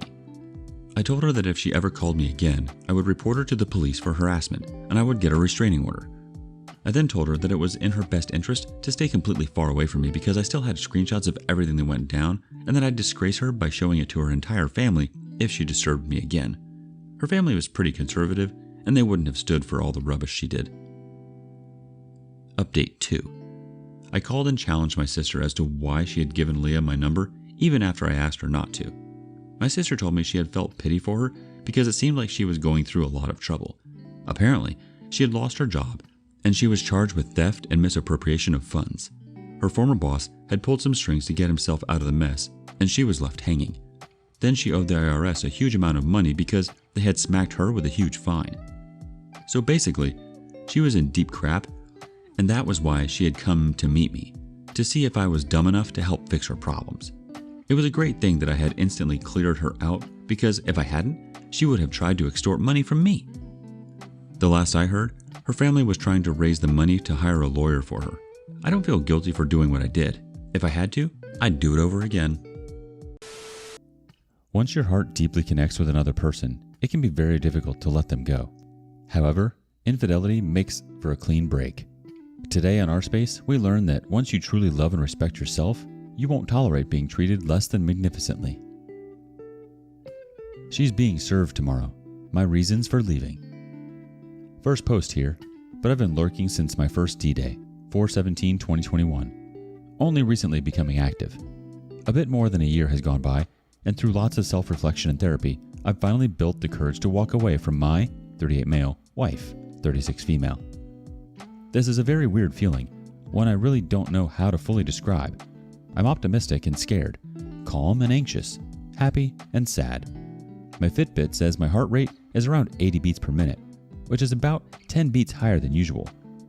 So I decided to write this here as a reminder to myself not to give in. I thought making a list of all the crappy things I've had to deal with over the 13 years we've been together, married for almost 8, might keep me on track to follow through with the divorce if I get weak in the future at any point.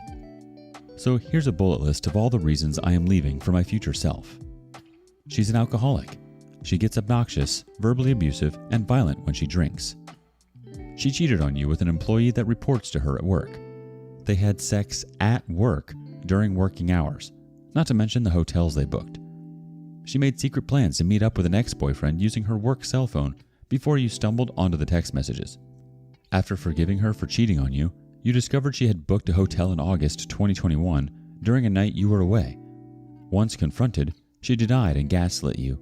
A week after you left the house to stay with family, she finally admitted to sleeping with the same coworker again. The one time she agreed to put a tracker on her phone, you discovered she had left the phone at her friend's house and had her friend text you pretending to be her. She claimed she was at Target and simply forgot her phone. She came home drunk in the middle of the day once, saying she was at the gym. After finally agreeing to start a new job and put her affair partner out of your lives by blocking him on her phone and email, you discovered she was hiding a second cell phone and communicating with him through that device instead. On a night she claimed she wanted a night to herself, she secretly met up with her affair partner for dinner, claiming she just wanted closure. The same night, she stayed at a hotel.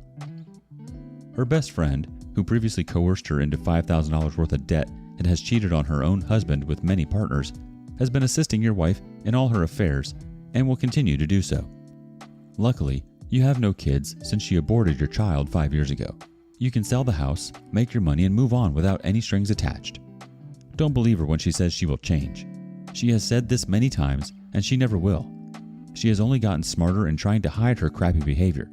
Get out. Build your own life the way you want it. Jesus Christ. Just typing all that out makes me question why I stayed as long as I have. Edit. Thank you so much to everyone for the outpouring of support. Today is kind of a crazy day as she is being served while at work. I have the day off and I'm moving my stuff out at the same time. So while I'd love to respond to everyone, I'm on a tight schedule today. Some frequent questions I have been receiving in chats, comments, messages. No, she does not know she is being served today. But 2 days ago, I told her I was pursuing divorce and wanted her respect. She agreed, albeit after love bombing me and promising she would make changes. I shot down all her attempts. I did not want to report her to HR, and I would advise against anyone else doing so. If I pursued divorce and she lost her job, I would have been on the hook for alimony. We both make roughly the same annually, so realistically, she shouldn't be receiving anything from me. Pasting a comment I left to someone in the comments section to explain why I did not leave after so much. It's not easy to walk away after you built so much with one person. A lot of this really only came about in the last year and a half, really. She had a drinking problem, but was always self-aware of her issues and worked hard to overcome everything. She went a long time without touching alcohol. She was sweet, kind, and nurturing for years, and it felt great to spend my time with someone like that. Once the affair started, she seemed to lean into all her negative behavior, and I just kept giving her chance after chance, and now she's used up all her chances. The house is in both our names. I do all the upkeep on the property. I intend on staying in the house to facilitate its sale since she does close to nothing with the house. If she chooses to stay, legally I cannot kick her out, so going full no contact, while ideal, might be tough to do. I'm moving my stuff to my father's house today so I can bail and stay there if all fails. I feel like writing all of this down was a great idea, OP. She's done quite a number on you, none of which you deserved. Although moments of weakness are normal, it usually means we just miss the person we thought they were. Like we were buying into the delusion of a perfect relationship that they were making us believe with their lies and deceit. She's done really nasty things to you, on purpose. In my books, that's unforgivable. Sometimes we need these wake-up calls to keep us on track. I'm sorry, OP. Update. She's been served. Hello, everyone. Once again, thank you so much for the encouragement after my last post detailing the reasons why I finally decided to leave my 38 male wife, 36 female, and served her with divorce papers. It feels good to get over the initial hump, but I know the road ahead is still lengthy and will be filled with many challenges. Ultimately, despite all the rough spots that occurred this past weekend, I'm feeling empowered that I am taking control of my life again. So, here's what has transpired since Friday. She comes home from work and visibly upset and unstable, but trying her best to pretend that nothing happened. She denied ever being served the papers and took note of things of mine that were missing and noted the kitty carrier out. She demanded I put everything back, put the kitty carrier away, that she was going out with a friend and that I had better be home when she gets home. After she left, I packed up the car and went to my father's house. I did not feel safe with her the way she was acting. The Ring doorbell captured her returning home a little after 10 p.m. Then around 11:30, it captured her again in one of the strangest and most unsettling ways I've ever seen my wife behave. She walked out the front door and stood in the driveway for a moment, then began dancing and singing the chorus of "The Boy Is Mine" by Brandy and Monica. After singing the chorus of the song and a couple more verses, she walked back up the front stoop and tried to tear the Ring doorbell out, but she was unsuccessful and walked back into the house. She was obviously drunk, and I was very satisfied with my decision to leave the house and stay at my father's. I have saved the video and sent it to my attorney. On Saturday morning, her friend picked her up at 5 a.m. as they had plans for a day trip to shop at the outlets. I went home and investigated the house. Luckily, everything seemed all right, and nothing was damaged by her. She came home in the early evening and still pretended that everything was all right, and she was never served any papers. I ignored her and stayed to myself on the couch. Eventually, she came and sat down, admitted to receiving the papers, then unleashed a number of different tactics on me to get me to drop the divorce. She threatened, mocked, begged, negotiated, pleaded, love-bombed, and guilted me over the course of 2 or 3 hours, discussing everything. I held firm, laid out my case that I was unhappy and wanted out, that I was tired of being abused by her, lied to, and emotionally tortured. Surprisingly, she admitted to enjoying treating me the way she has, as every time I stayed with her and endured, it evidently showed her how much I loved her. I quickly pointed out the dysfunction in that, which she brushed off as being just the way she is and asserting that she will never sign any divorce papers. Things have calmed down. There's obvious tension in the house still, but we are coexisting and keeping things cordial. My attorney has advised that she has seen this plenty of times in her years of being a divorce attorney, and once all her tactics fail and she realizes that divorce is not going to stop, she will turn to rage and go on the attack. So I'm preparing for the next.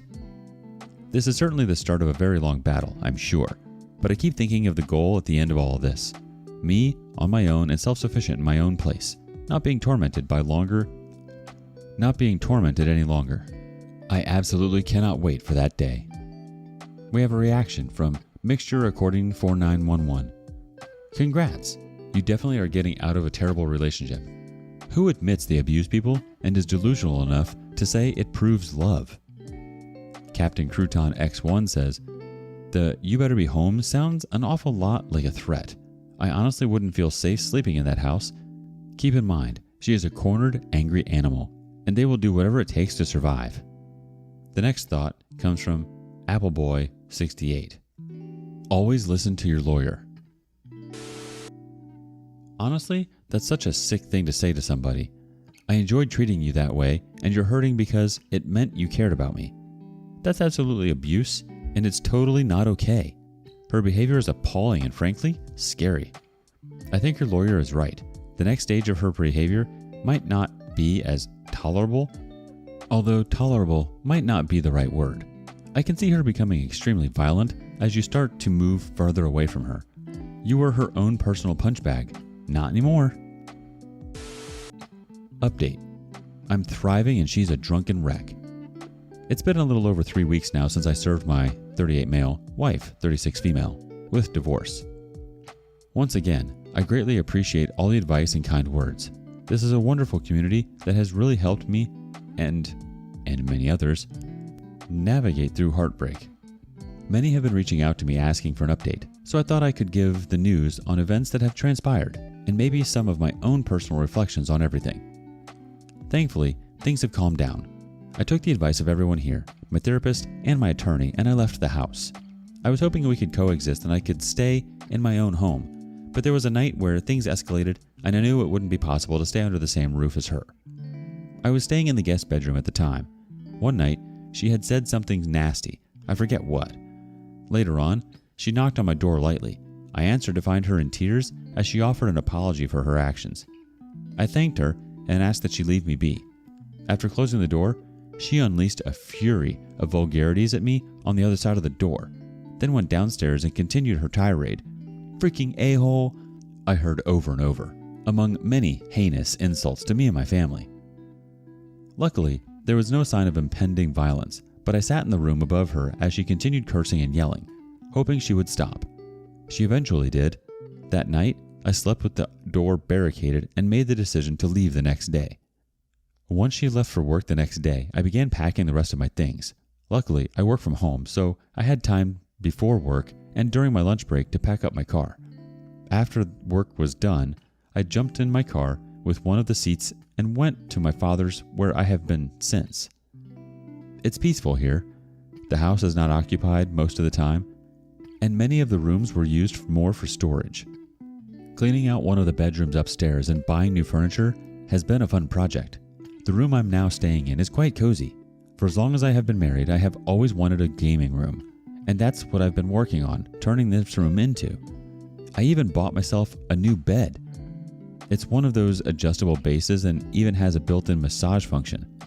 I may have gone a little overboard, but I wanted to be comfortable and excited about where I am living. As of typing this up, I can confirm I'm thrilled to be here. I even got my mail confirmation from my Steam Deck, so that was a nice added bonus from Valve. It's as if they knew I was going through a tough time and needed something fun. Ha! There's been some communication between us, but very little. Since my wife does not clean or really know how to take care of the house, I have been visiting on weekends to check on things and grab my other items I may have left behind. Her tone has definitely changed.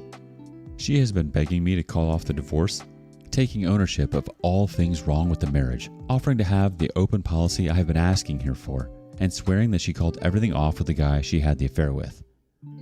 I'm not buying it. I know this version of my wife, as I have seen it many times. Once the dust settles, she will revert back to her old toxic habits. For now, it's nice to hear directly from the source of my heartache that she is actually claiming responsibility for everything she has done, even if that gesture is a facade and short-lived. She is a person with many personal issues that I have taken an active role in assisting with. It's rather astonishing to sit back now and reflect on all the things I have helped her with throughout the years, all the ups and downs. I saw her last Sunday when I stopped at the house. The place is a mess, with empty bottles of wine scattered around. After I arrived at the house, she went into the bathroom to throw up, quite loudly. She came out and said she was hungover from drinking the night before. I maintained the gray rock method and didn't engage in any way, which only fueled her sorrow further. "You don't even care," she said a few times to me while holding back tears, clearly trying to bait me. She is scrambling to suck me back to being a manipulated toy to play with, and it isn't working. It makes me sad to see her like this, but I also lost my motivation to help her, mainly because I realized that there is nothing I can do for her anymore. Coming to terms with that really does feel refreshing. Sometimes I wonder why I stayed for as long as I did, but I'm content with how things have unfolded and with my decisions. I first found out she was cheating on me in April of 2021. Then found out she cheated again in August of the same year. For many, that would have been enough in itself, but I stayed. As my therapist said to me, a year ago, I wasn't ready to walk away. I am now. I needed to see this through and confirm that the problem was not me. The problem is entirely her, and there's nothing I can do about it. My options are to endure perpetual heartbreak or leave. I chose to leave. A year ago, I did not realize those were the only cards on the table. I thought I could change myself and make the marriage work. I was wrong. My own family tried to coach me, but I needed to realize it for myself without being told. That's the important part of leaving a spouse. It has to be your own decision, not someone else's. This is my decision. I am owning it, and I am improving my life little by little. There's a profound reward in learning a vital lesson in life. This hard-won knowledge is precious to personal development. I endured the hollow charade of her BS because I had to learn on my own.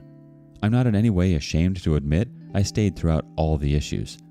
I'm incredibly proud of myself for finally coming to terms with everything and taking this hard step to move on with my life. And I'm pursuing all the things I had put off for a long time. I'm making a nice gaming room for myself, exercising a whole heck of a lot.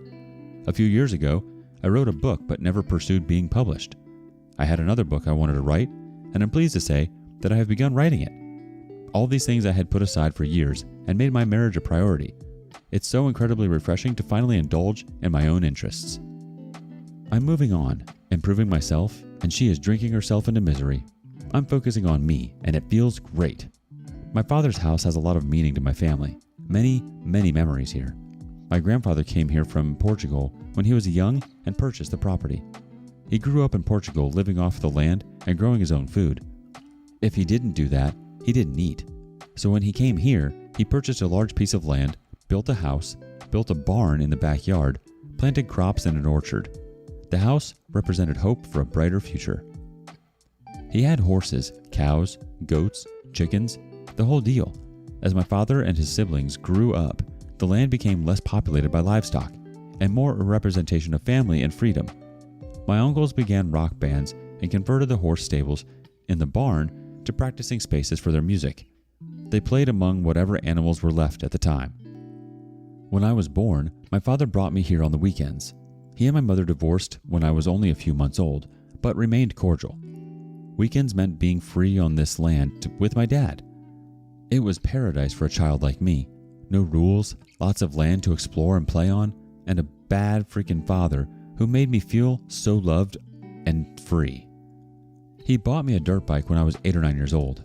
I used to ride that bike all over the property, around the barn, on the front lawn. My grandmother used to complain that I was tearing up the grass. She'd come outside as I drove by the front of the house and yell at me to slow down.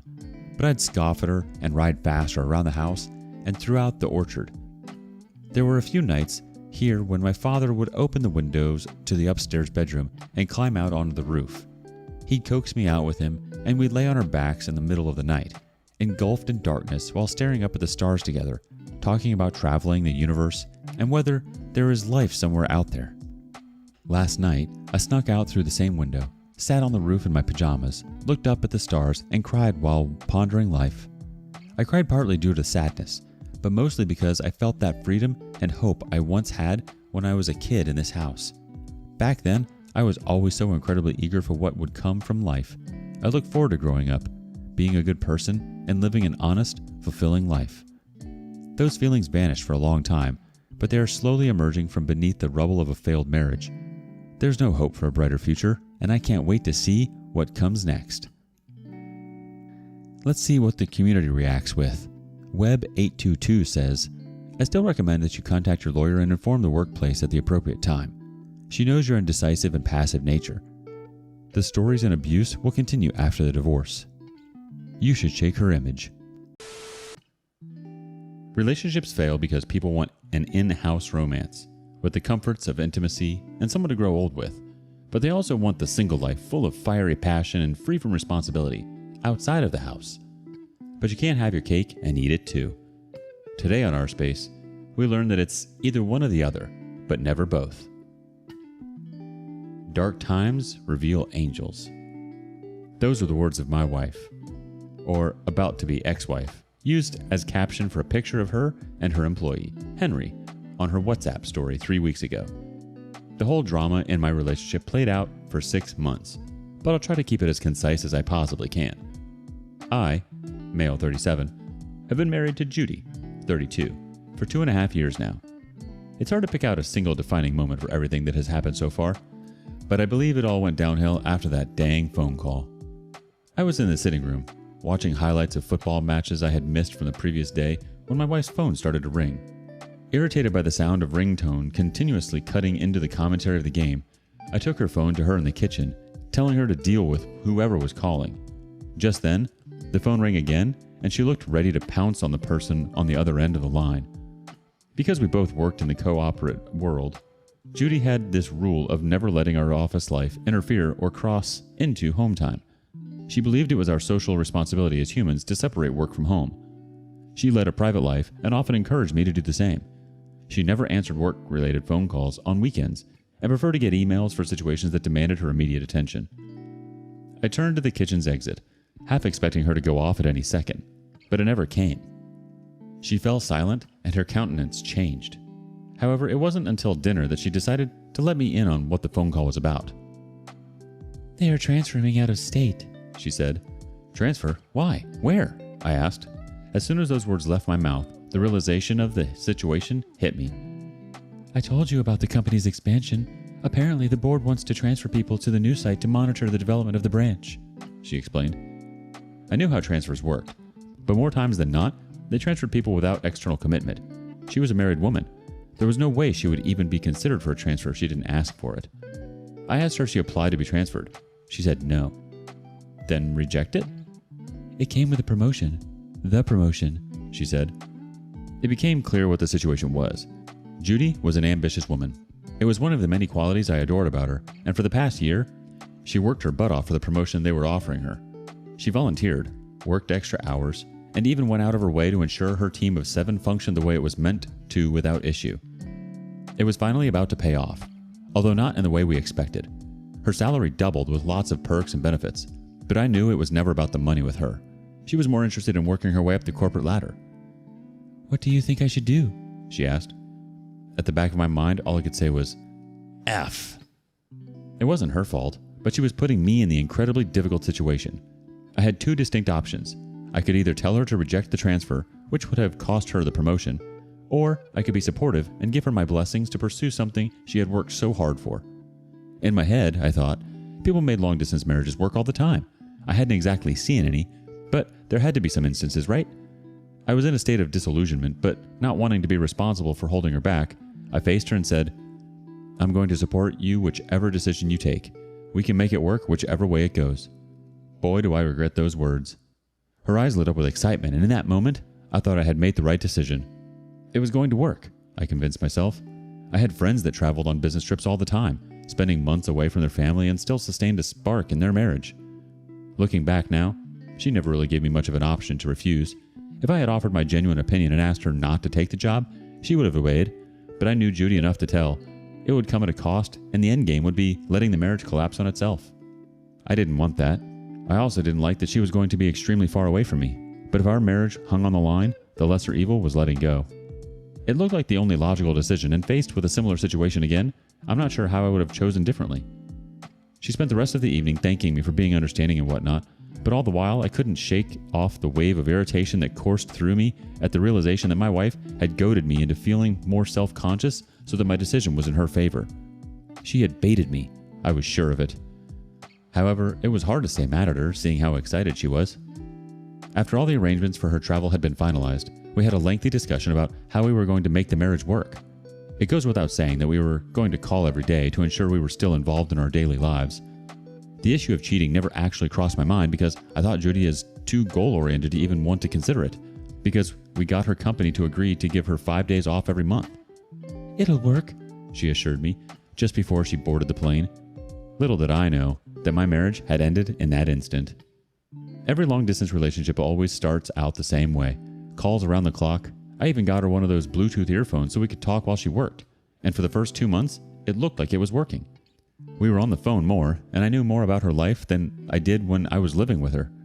Suddenly, it didn't feel like I had made the wrong decision putting her ambition over my needs. I felt like we were in a good place, and we were, at least until 2 months ago. Judy called one morning to cancel on her trip back to Michigan.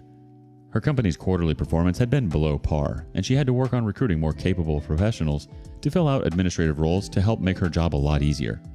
I didn't mind. I was on the verge of closing a huge deal that would have given me more flexibility to how I worked. The compensation for closing the deal was worth millions. With that, I could be closer to my wife.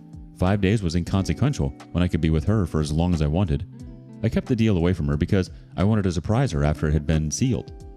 To make that happen, I needed to be at my best, which meant no distractions of any type.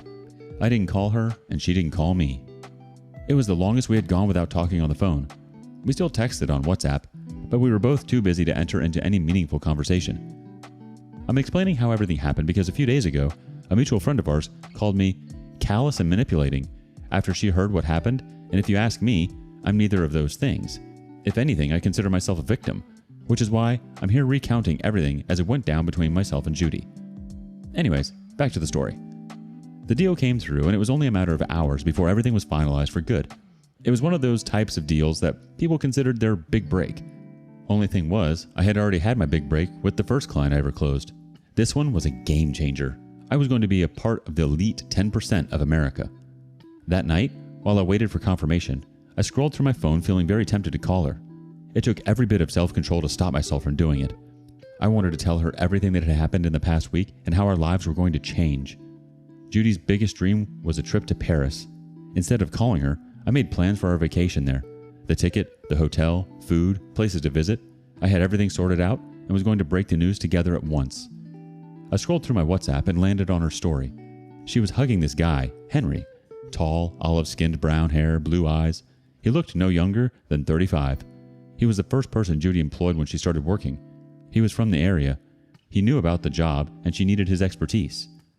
Underneath the picture, she captioned, "Dark Times reveals angels." I should have suspected something was wrong. I think I did because I held off from telling her that the deal came through when it did. Instead, I took the next available flight I could find to California to see her. As you may have already guessed, she was having an affair with Henry. I called her company in Michigan to inquire about the details of my wife's location as I was planning a surprise visit. Luckily, the receptionist that answered was a mutual friend of ours, so it didn't take much to convince her not to tell Judy I was coming. All through the flight, I kept playing out scenarios in my head of how I expected her to react once I told her about the deal. I went to her branch directly from the airport, hoping to take her to dinner to break the news to her. But I was informed she had not reported to work that day, so I had to Uber myself to the address I was given, all the while bothered about why the receptionist at the branch was surprised to find that Judy was married. However, I didn't press. I knew how Judy liked to keep her life as private as possible. After 4 flights of stairs, I arrived in front of her door with a bouquet of flowers behind my back. The minute I was about to knock on the door was when I heard my wife moan something along the line of, "Keep going." I felt sick to my stomach. All it took was 5.5 months away from me for her to cheat. Rage erupted within me, threatening to overwhelm every sense of reasoning in me, but I did my best to remain quiet. I left her apartment and drove back to her office to tell the receptionist that attended to me not to say anything about me visiting. I even tipped her with $100. I lodged in a hotel close to her apartment to keep a close watch on her.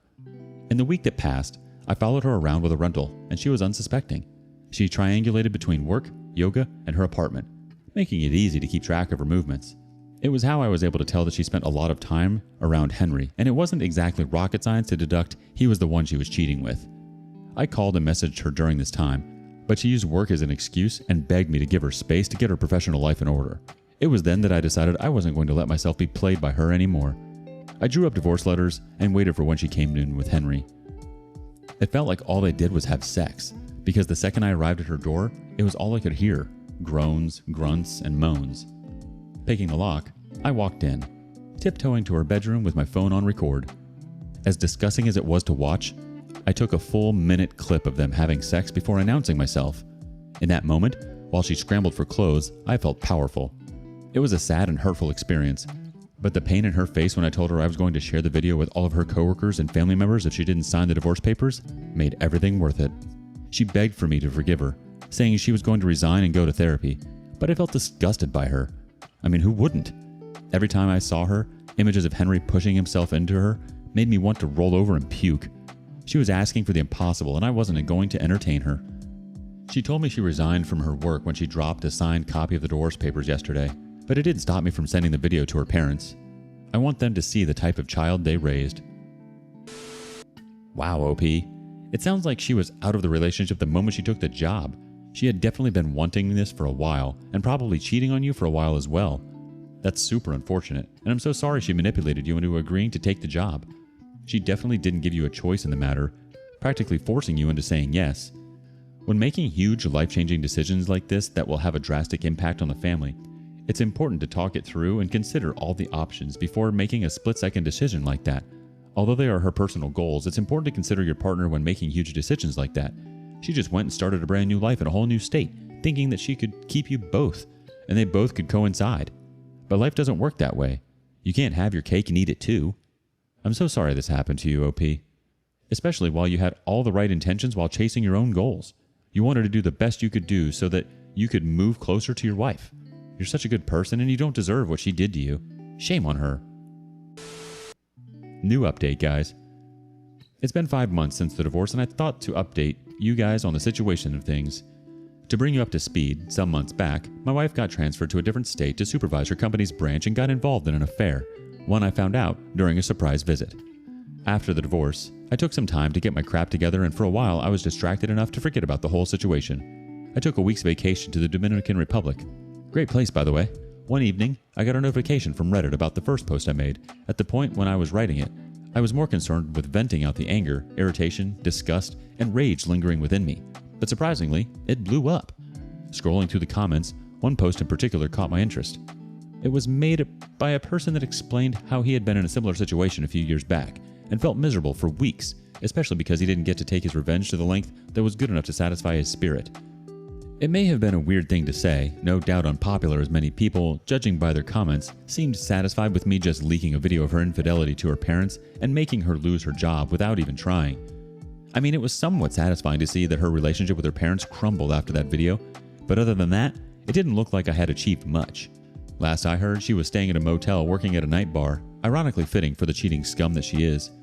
Some 3 weeks after I returned from my trip to the Dominican Republic, she arrived at my door, begging me to forgive her and take her back. Trust me, it was amusing to watch. She looked like all she did was cry in her spare time. Her eyes looked shot, swollen and puffed. Either she got that look from crying or she was dealing on some crap. Regardless of the case, it didn't matter to me. In fact, I realized that there wasn't much I could do to her. She was already an emotional wreck. I knew I had to divert my attention to the guy she cheated on me with, Henry. I allowed her into the house, and somehow, she must have thought I was reconsidering the whole idea with the divorce, because she immediately started with an explanation for her behavior and how she didn't really think I was actually going to go ahead with the divorce. She even went as far as saying that she lost her parents' respect and that I had punished her enough for her to regret what she did. I decided to ask her a question, a test I knew she would fail miserably, but I wanted to be sure. Couldn't have someone calling me callous and wicked because I acted without a justifiable motive. I turned to her, looked her dead in the eye, and asked her, how many times did it happen? You'd think she would have learned from the whole experience and buy back some dignity by saying the truth. 1, she answered, swearing that she was telling the truth. According to her plea, it became difficult to cope with the burden of having to run a business that was apparently failing, with expenditures exceeding revenue by 3 to 1. She claimed that she didn't want to burden me with her problems, as she felt she already asked for too much by leaving to pursue her ambition in the first place. I couldn't be bothered by her excuse. I was dumbfounded by how easy it was for her to look me in the eye and lie to me without breaking a sweat. It was hard to imagine that our entire relationship had any iota of truth about it after that. My dad always believed that it was nearly impossible to look a person in the eye and lie to them. He couldn't have been more wrong. In truth, I didn't know how many times they had got together, but I had an idea on when it must have started, and it sure as hell didn't happen once. I might have been skeptical and hesitant to dismiss her lies if I didn't follow her around for the first 2 weeks or so that I arrived in Michigan. Plus, the very day I arrived, she was in her room moaning loud enough for all her neighbors to hear, and her obsession with keeping a private life didn't matter much then. Regardless, I kept my cool and said nothing to make her think I knew otherwise. What about him? Henry? Hell if I know. He's probably still in Michigan with his wife. Imagine my surprise when I discovered that Henry was a married man. As infuriating as it was, I had to remain cool. I knew I had a chance at extending my revenge to not only hurt her, but also Henry. Absolutely no way in hell was he going to walk out of this situation without facing the consequences of his actions. I didn't need a mirror to tell that my acting skills weren't exactly Oscar-worthy, but judging by how eager she was to tell me everything, including lies about how Henry managed to manipulate her, I was certain she was unsuspecting that I was baiting her. I told her to give me the time to think as I ushered her out of my house, and immediately after she left, I sent the video to everyone that knew her, including her receptionist friend at the office. The very first thing I did was book a ticket to Michigan to break Henry's life apart using the information Judy gave me about his marriage. But I wasn't going to do it the conventional way. No, I planned to hit him right where it hurts. I rented a studio apartment close to where Henry lived, watching him from a distance, waiting for the videos of his sexcapade with my ex-wife dropped around the office while I observed his wife. The woman was absolutely gorgeous. Flowing blonde hair, stormy gray eyes, and a smile to kill for. Although my plan was to bait her into sleeping with me so that I could gloat to her husband while I premiered his sex tape to his family, I found myself having a change of heart. But I know what you're thinking. But aside from the money, I'm a pretty decent looking guy. Decent enough to be prom king anyways. Anyways, Amy was a kind and genuinely caring person, but I thought I was especially startled by her honesty. We moved from greeting by the roadside to having coffee over an accidental bump-in I orchestrated. Over coffee, I learned a lot about her that, for some days, I forgot about why I was even in Michigan in the first place. It was like one of those friendships that were just easy to keep and maintain. I even started seeing less of Henry for a while and thought the plan didn't go the way I wanted. But apparently, he had been sacked and spent all his time scouring the city for a new job, trying not to raise suspicion from Amy. During one of our many discussions, one of which was how I learned that Henry was an immigrant that got to the United States on a student visa, Amy also told me about how she had been having marital issues for a while. She told me how her husband barely touched her anymore and barely paid her any mind until about 2 months ago when things suddenly changed for them. What she didn't know was that she had just provided me with enough information to completely destroy Henry. From her story, they had not been married up to 3 years, which meant Harry wasn't a citizen even if he already applied for the green card. I needed Amy to turn on her husband, and for that, I told her the truth about everything. At first, she was mad at me for lying to her, but she soon got over it. I showed her the video and told her how it haunted my dreams knowing that they were both going about their miserable lives not justifiably affected by their actions. Luckily, it didn't take much to convince Amy. In the next hour, we planned how she was going to go over confronting Henry. I wasn't there to witness the drama, but I made sure he knew I was behind everything bad that was happening to him. Last I heard, he was getting deported to wherever hole he crawled out of. Honestly, now I can say I feel satisfied. Thanks to that comment, I was able to express the full extent of my wrath and I found Amy in the process. I guess all is well that ends well. Do you feel trapped in a relationship? Of course, feeling trapped in a state of mind, no one needs consent to leave a relationship. And yet millions of people remain in unhappy relationships that range from empty to abusive for many reasons. Today on rSpace, a high school sweetheart turns sour. The way out is near. Today, we give you that courage you need to leave. My, male 32, high school sweetheart wife, female 31, cheated on me for years with multiple men. Hi all, I'm new here to Reddit in general, but found this sub after I started dating my current wife, a Redditor. Hi! And it's been an eye-opening to read what everyone's gone through. I decided to share my story of my ex-wife, Elle, as a kind of airing out of the whole thing, to help myself order my thoughts on everything. I'm also hoping to help out anyone on here who's currently in a relationship with a wayward spouse and isn't sure what to do. Maybe this will help push you to get out of a toxic spot and take what you deserve from life. I grew up on a 26-acre horse farm out in rural Ohio.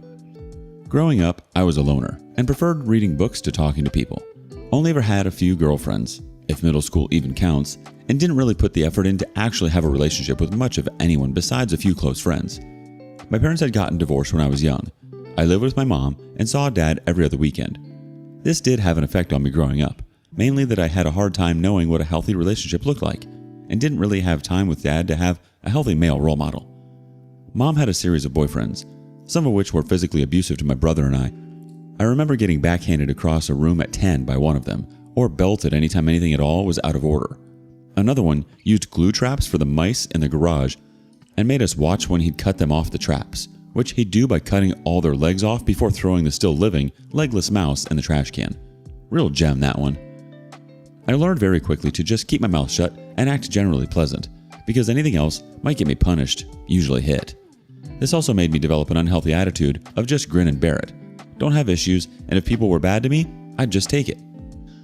Whenever I could, I would recess into myself and my books.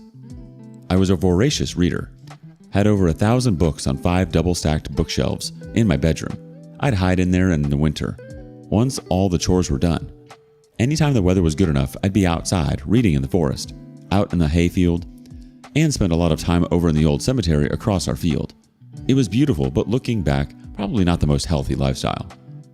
Sorry for the backdrop dump, but through some therapy, I've come to realize that my upbringing put me in a vulnerable spot for staying with abusive partners. My hang-ups and coping mechanisms just led me to tolerate a lot of intolerable behavior from people. Elle and I met when we were in our mid-teens, at a church lock-in that neither of us wanted to be at, of all things, and hit it off right off the bat. She was one of those mid-zeros quirky girls, writing weird poetry, yelling spork, all the standard stuff at the time, and decently attractive curly hair.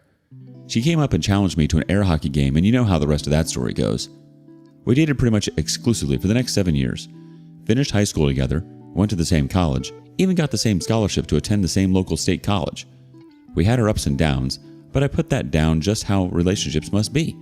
She was erratic at the best of times, tried isolating me from the few of friends I had because they were jealous of her taking all my time. She'd cry over the smallest stuff, hit me when she was mad over things I had nothing to do with, and just generally pester me to shower her with love. She needed constant validation from everyone around her, and wasn't too shy about trying to get it. I put up with all of this because she was my first real girlfriend, and she was great at just minimizing her bad behavior into something I was just too dumb to get. I'd just think she was being irrational, but would put up with it to get back to our normal lives. College was where the more obvious red flags started coming. Within a few months of her coming to college, she was constantly hanging around with other dudes in our dorm, honors dorm. They were all male and female suites that shared the building. I would ask if we were still good and get positive answers, but then find her sitting on some guy's lap in his room later that night. Multiple times I caught her making out with randoms and just generally behaving inappropriately with guys. After I told her everything I'd seen and threatened to break up with her if she didn't tell me the truth, it came out that she'd given one other guy oral, which she described in excruciating detail. She said she was obsessed with him because, no lie, he looks like the guy from Napoleon Dynamite and is just really hot. Yes, should have ended everything we had right there for that comment alone, but we'd been together for nearly 5 years at that point, so I thought we could fix things and reconcile. I confronted the guy, she cut off contact, and things got better for a bit. I ended up getting a decent job at the local construction company my junior year of college and saved up enough in 6 months to make our down payment on a house. This was in 2008 in an older steel town, so housing values were pretty much rock bottom. I talked it over with Elle and we decided to buy a house fairly close to our school and just start our life together while we finished up college. We also got engaged shortly after moving in. I thought that by removing her from the co-ed dorm, I'd fix her cheating issues, and it really did seem to work for a bit. All in all, it seemed like life was looking up. There were some good years for a while. She got a job selling books, then went on for a graduate degree. Actually, she tried 4 different graduate degrees, but kept quitting because they weren't what she wanted to do. I paid for the ones she couldn't get a scholarship or student loans for, and just generally supported her in her decisions. We got a dog and some cats. I kept working at the same construction job for a boss I hated, but it paid the bills. Got married in 2010 when we were 23. Kids, don't get married young. You don't know what a good relationship is yet. I want to get across here that it was exactly what I thought a good life was. I'd get up early, give her a kiss, and head into work, where I'd occasionally get reprimanded at for not reading my boss's mind. I'd do drafting and job takeoffs, or going to a job site and wear myself out doing whatever work they needed, since it was a small business and everyone wore a lot of hats. Then, I'd come home, let the dog out, and listen to Elle talk about her day. If I complained about my day, I wasn't being manly enough and was just adding to her stress. So I'd just start making dinner or mow the lawn, whatever. Rinse and repeat. I thought this was completely normal and maybe even better than average. The wheels really started to come off though. I didn't know it for a while when Elle got a new job with a local energy company doing mapping.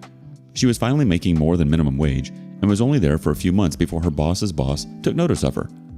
I don't think it was 4 months before suddenly she's getting a job as a process assistant in a large nearby city, which was a 2-hour drive for her. I'm not sure of the details, but within those same few months, she started an emotional and eventually physical affair with her new boss. Still didn't know what to think of this, since the guy was 30 years older than her, was recently separated from his wife, and was literally living in his mom's basement. I noticed she was withdrawing more than usual from the relationship, but figured it was the stress from a big corporate job and the drive. I tried putting in more effort, surprising her with gifts and stuff, but nothing really landed. Again, I just figured she'd get used to the work and things would go back to normal. In January of 2013, we moved to Cleveland to be closer to her work. I found a new and much better job. We got a really nice place for less than market price, and everything was shiny again. Sure, she had to work really late quite often, but that's corporate. She'd gotten a pay raise for her excellent work. Elle was making new work friends and was finally coming out of her shell a bit. Elle also started going out with work friends a lot and quickly started staying out very late and coming home drunk as a skunk, which led to more than a few fights between us. Things deteriorated, and again we just settled into a new equilibrium where we talked less to each other, and when we did talk, it would be the most milquetoast of topics. In December of 2014, we went down to see her parents in Texas and had a great trip. It really seemed to rekindle some of those feelings we'd been missing, and it really made me realize that things were more messed up in our relationship than I thought. When we got back, I had a real moment with Elle where I told her that I really had a great time and want to keep being as invested in each other as we were on this trip. I felt like I had a kind of epiphany where I knew we could change our relationship for the better, and I was inviting her to help me with it. She screamed, straight up looked at me with panicked eyes, stuttered, screamed, and ran away down to the basement. I followed, trying to figure out just what I had said that would have led to that reaction, which led her to accusing me of cornering her in the basement. I backed off, and she, through tears, tells me that she doesn't deserve love. I'm trying to ask her what this is about, get nothing from her, and we finally just go into separate rooms to calm down. The next day, I tried to bring it up, and she told me in no uncertain terms that none of that happened, and if I bring it up again, she's leaving. straight up denied that she freaked out that we had even seen each other the day before. I, obviously, got really suspicious that something was up after that point, but I didn't really think it was cheating, more just that she was being insecure. She'd always been very insecure in general, just never to a level that made her freak out like that. After that episode, I decided that my teenage self was correct, that having a roommate who was occasionally funny and sometimes slept with me was about as good a relationship as I would ever get. I had a prejudice against divorce after seeing how my mom's life had turned out afterward, so I decided I'd just make this work however I could. The staying out, drinking, and random outbursts kept going on her end, and I decided to just never bring up my feelings unless she asked directly. Meanwhile, I decided to work on myself first, to be a better, more interesting partner. I started building up my home gym, working out, got into backpacking and woodworking, things that I always kind of liked but never had time for. Elle had complained that I had no hobbies and wasn't interesting enough for her around this time, so I took her at her word that this would help more than actually talking about our issues. This is one of the few good things that came out of the relationship, as I'm still pretty physically fit and look much better than ever before in my life. Plus, my woodworking and turning have turned into a lot of useful life skills. D-Day was April of 2015. She came home from a night out with friends, insanely drunk. I'm still not sure how she made it home. She threw up multiple times while I held her hair, then passed out on the floor by the toilet. She was so drunk, she would breathe in these odd gasps, and I thought she was just going to stop breathing at one point. I thought about calling the ambulance, but just decided to wait it out a bit. She had her phone beside her on the floor and it kept getting texts, which I ignored for a while. Finally, thought it was probably someone checking to see if she got home okay, so I decided to open it with her thumbprint and respond. The texts are all from her boss, and the last one was something along the lines of, "You only went home because you're mad I made you stop. We can't do it in the office anymore. F will catch us." I immediately understand what is happening and feel like the stupidest dude ever that I didn't put it together at any point in the last 2 to 3 years. I still feel dumb about it. We were young, but that's no excuse to be so naive and checked out about your marriage. I had always just assumed we had grown distant, but I had never once thought of cheating on her and just assumed she felt the same way. I start going through all her texts with him and see that this has been going on for a while.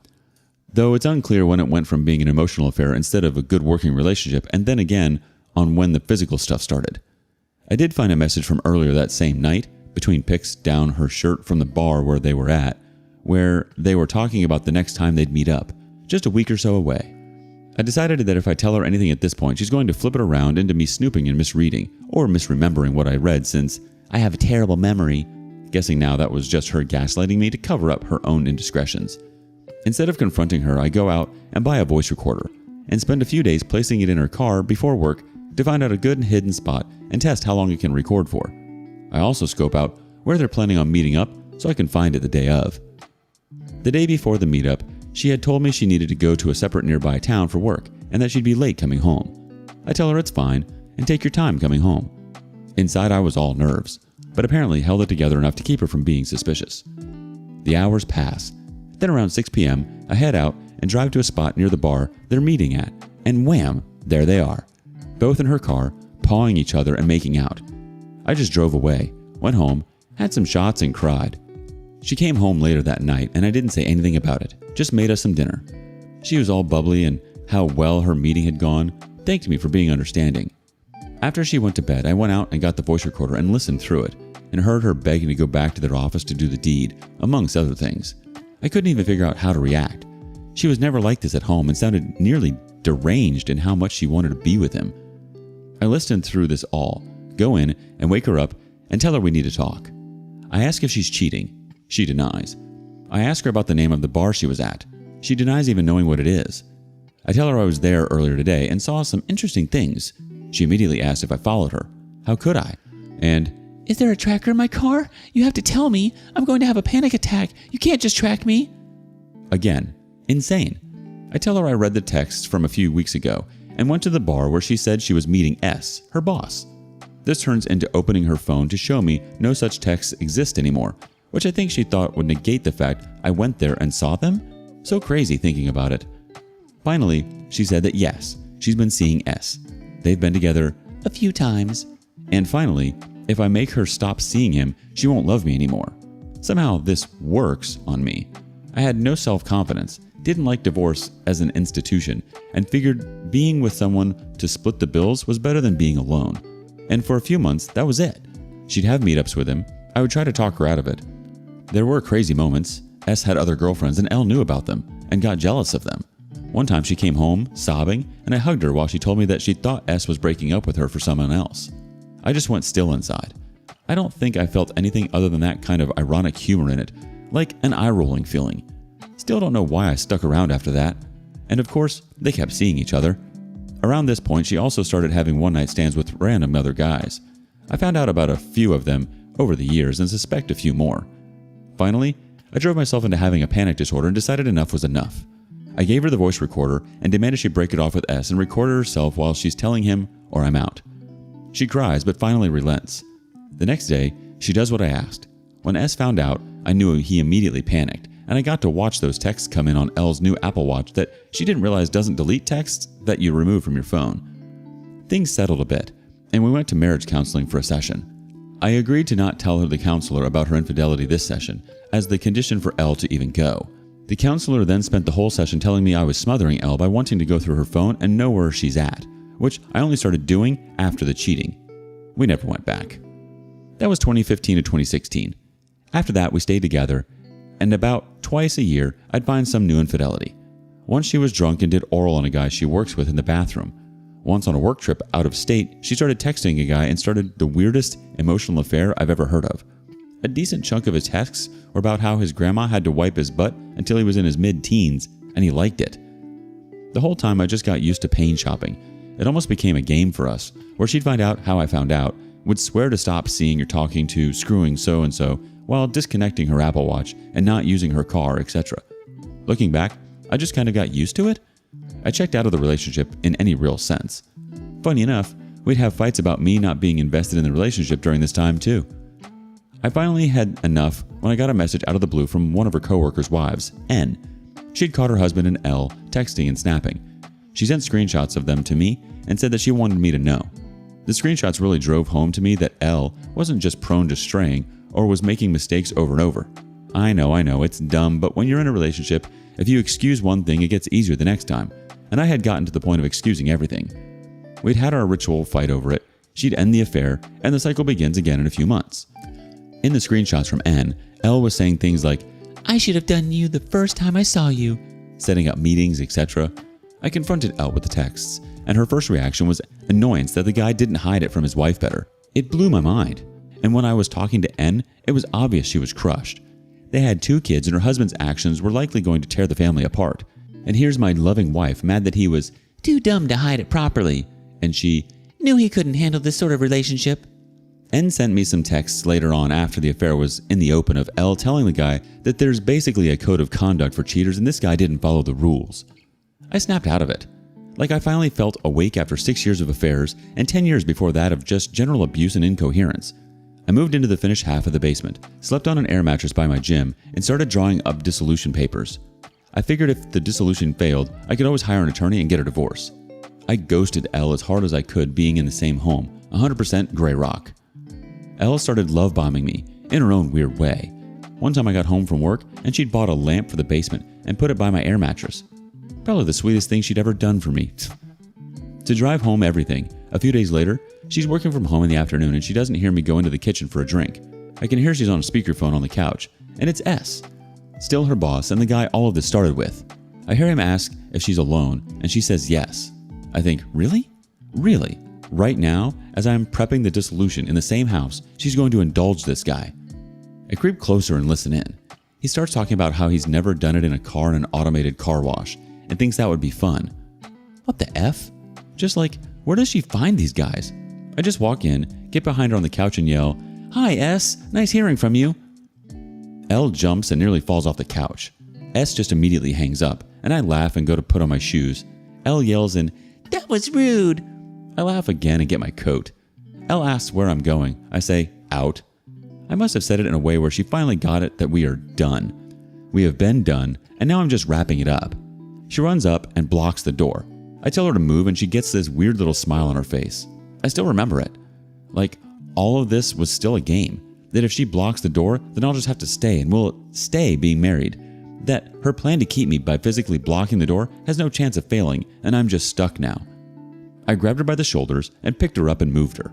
just feet off the floor, right over to the side of the door, then gently back down on her feet. Told her if she tries to keep me here, I will take her apart, because I don't have it in me anymore to deal with her, and all the anger I'd been pushing down my whole life was still all right there. I had never touched her violently, and still never have, but that was the closest I got. I drove off to one of my favorite local bars, hung out with friends I'd been making the last few years. I texted Elle that I knew she'd have another work trip coming up that next week, and that when she got back, she wouldn't be welcome back in the house. Lucky me, she never came back. Moved in with the guy she'd been seeing down there, where they both lived in his brother's dining room since said guy was unemployed and living with his brother. Again, gems. Her cheating life was a regular gem mine. I only saw her a few times after that. She signed the paperwork I sent her with next to no changes. I used the threat that her company would fire both her and her boss if I told them of the relationship they'd carried on if she tried to be difficult, which got me the house, my car, and less than half of the over $20,000 in credit card debt I didn't know she'd racked up. Also, none of my retirement accounts got touched, which is a blessing. She came back to Ohio to sign the paperwork in December of 2019 and brought her new guy, which was about as awkward as you'd expect. New guy seemed to think that I was at fault for the divorce for being abusive, and he was there in case I got violent. Again, I had never hurt her, and that includes when she'd get violent with me. I'd just pin her arms and wait for her to stop trying to hit me. I never told him that she'd cheated on me because I'm pretty sure he was one of the other guys she did it with, so I'm thinking he already knows. The other time she came back for her stuff that was still in the house, while I watched her pack up. A few months had passed. She told me she got a new apartment, and that new guy had moved in without asking. She found out when he was helping her move and sat the urn with his dead dad in it on her table. She gave me the weird, "Help me" look, and I just laughed. After that, I didn't see her again. Within a week of the divorce, I got cold approached by a girl at a concert and got her number. Then again, at a local event. Within a month, I was actively dating 4 people, all of which were better than Elle in every way. My friend said that I had that fresh on the market vibe. I was just happy for the first time in a very long time, and it made it easy to attract people. I calmed down a bit on the dating, though I did have a few girlfriends. Doubled down on my workout routine, went to Peru and hiked the Cordillera Blanca mountains, and almost got stuck there when C-19 hit. Got into my ancestry after a 23andMe test and found a weird little utopian commune that was founded by a guy with my last name, though it's mostly historical buildings now. Elle tried to stay in contact over the last few years, sometimes for actual important things, mostly bull just trying to keep me in her life somehow. I ignore it, though I've got some funny insights, like how the new guy immediately started fake proposing multiple times a week, and it was freaking her out. She texted me once saying that taxes suck as a single, so she's getting married for tax reasons. When she found out I had found someone and gotten engaged, she sent a congratulations card to the house that she had hand-painted herself, which immediately went into the trash. Or the fact that new guy was recently diagnosed with MS. I don't see Elle sticking around and suddenly finding her caring side to take care of a dude 10 years her senior with a neurological issue. In August of 2020, I encountered my current wife, C. She's amazing. Had gotten out of a bad marriage with a guy who seems a mirror image of Elle. We hit it off when I was talking with a buddy of mine and I said, "I'm just looking for someone normal." She heard me and we both looked at each other for a second with a funny, "Me too" look. Got married after 2 years of dating this last September, and we've never even fought once in the last year. She takes care of me, I take care of her. We talk every day and it's always beautiful. It's really tough to describe, but she's the one. I'm doing much better now. I look back on all that, on literally half of my life, and wonder why I stayed for so long and through so much, especially when it was so easy to find someone so perfect afterwards. If any of you have made it this far and are currently in a bad relationship and wondering what to do, I get it. I think most of us get it. You put up with the stuff that you think you never would. You think this person you've put so much effort into can't be doing this on purpose. You'll excuse next to anything. You actively make yourself into a doormat. It's not worth it. Just get out, because whatever led to cheating once, it'll happen again, and again after that. Cheaters will tell themselves whatever they need to not feel bad about themselves and their actions. They will always justify it, to themselves and to you, and you'll always wonder what they're doing when they're not with you. You deserve better. So leave, cut losses, do whatever you need to. My hang-up on divorce and low self-confidence kept me in way longer than I ever should have, and nothing that happened in the relationship in the years after I found out helped me in any way. The only person that can get you into a better headspace is yourself, and focusing on you and the people that actually care about you. It gets better once you have. Let's see how the community responds to this story. Kaiser93 says, "Dude, You endured way too much. Glad you got out. Imagine co-parenting with L. Holy crap, that would have been a nightmare. The OP responds, I didn't even mention the time she surprised me by getting a tubal removal so she couldn't have kids. Just called me and told me I'd need to pick her up after work from the hospital. Very, very happy that kids never happen with her. Atre1D3S says, don't worry about the length. I can imagine the words just exploded onto the keyboard, refreshing to read a full-length, unabridged version of your journey. The pain is real and long-lasting. I'm glad life is on the up for you these days, and your words are an inspiration. Sometimes people will do whatever they can to get under our skin, but how far are they actually willing to go? Today on rSpace, OP's cheating wife tries to ruin something good by not letting sleeping dogs lie. Sometimes, people can't help themselves. Caught my wife cheating with her secret affair partner, so I completely destroyed their lives. It all happened some time ago. I was advised by a dear friend of mine to share the story of my divorce on here. Sorry if I text funny, it's my first time here. I'm 37 male, and my wife is 31 female. It all started a few years ago. I believed we were happy. We were your average suburban couple. Although having been together for a very long time now, I never anticipated this. We didn't have many problems in our marriage. Even before we got married, we had a fairly open relationship without any issues or hiccups. We were financially secure. A healthy sex life. We loved and respected each other. We have 2 kids, 16 female and a 9-year-old. I thought we had a healthy social life. We were going through one of your typical married couples rough patches. We both were working long hours and not spending enough time together, and it was affecting our marriage. Also was the fact that I noticed that she was spending a lot more time on her phone texting with her girlfriends. I didn't think much of it until she started to become super protective about her phone and even started acting cold towards the kids and me. All these were red flags, which I didn't like, so I started to make a much more concerted effort to get out of work when I could, help around the house, spend some time with her, and be more emotionally available. But over the course of a few weeks, the gulf just kept getting wider. She seemed even more detached. I discovered the affair on the night of our son's 8th birthday. We had everyone over, family, friends, and even colleagues. It was a full house. Her parents were there too. We were all having fun when it was time for my son to blow out the candles. She gave me her phone to take a picture of her, my son, her friends, and her parents. Just as I steadied myself for the photo, a text message popped up. It read, I love you very much, baby. I miss you. I don't know how long I froze, but it must have been more than a minute. I miss you? My ex-wife's voice brings me back to reality. I smiled and took the photo. I commend myself for how I acted that night. I kept calm and smiled, but my mind raced. The number wasn't even saved on her phone, so I had no way of knowing who it was my ex was cheating on me with, how long the affair had gone. Was she sleeping with him? I mean, of course they were. Later that night, after we were done cleaning up, I put the kids to bed and went to bed. She was fast asleep. The party had worn her out. I snuck her phone from under her pillow and went to the bathroom. I checked her emails and her texts, everything. I tried her messenger, but I didn't know the password. I couldn't find the number, and she deleted the texts. She was careful. No wonder I hadn't noticed it. I went back to bed, angry and frustrated. Staring at that woman I had been loyal to for years, I swore I would get to the bottom. Some days later, I came home early to spend some time with the kids. She was out grocery shopping. I decided to charge the kids' phone. It's her old tablet phone we left for the kids in case of emergencies.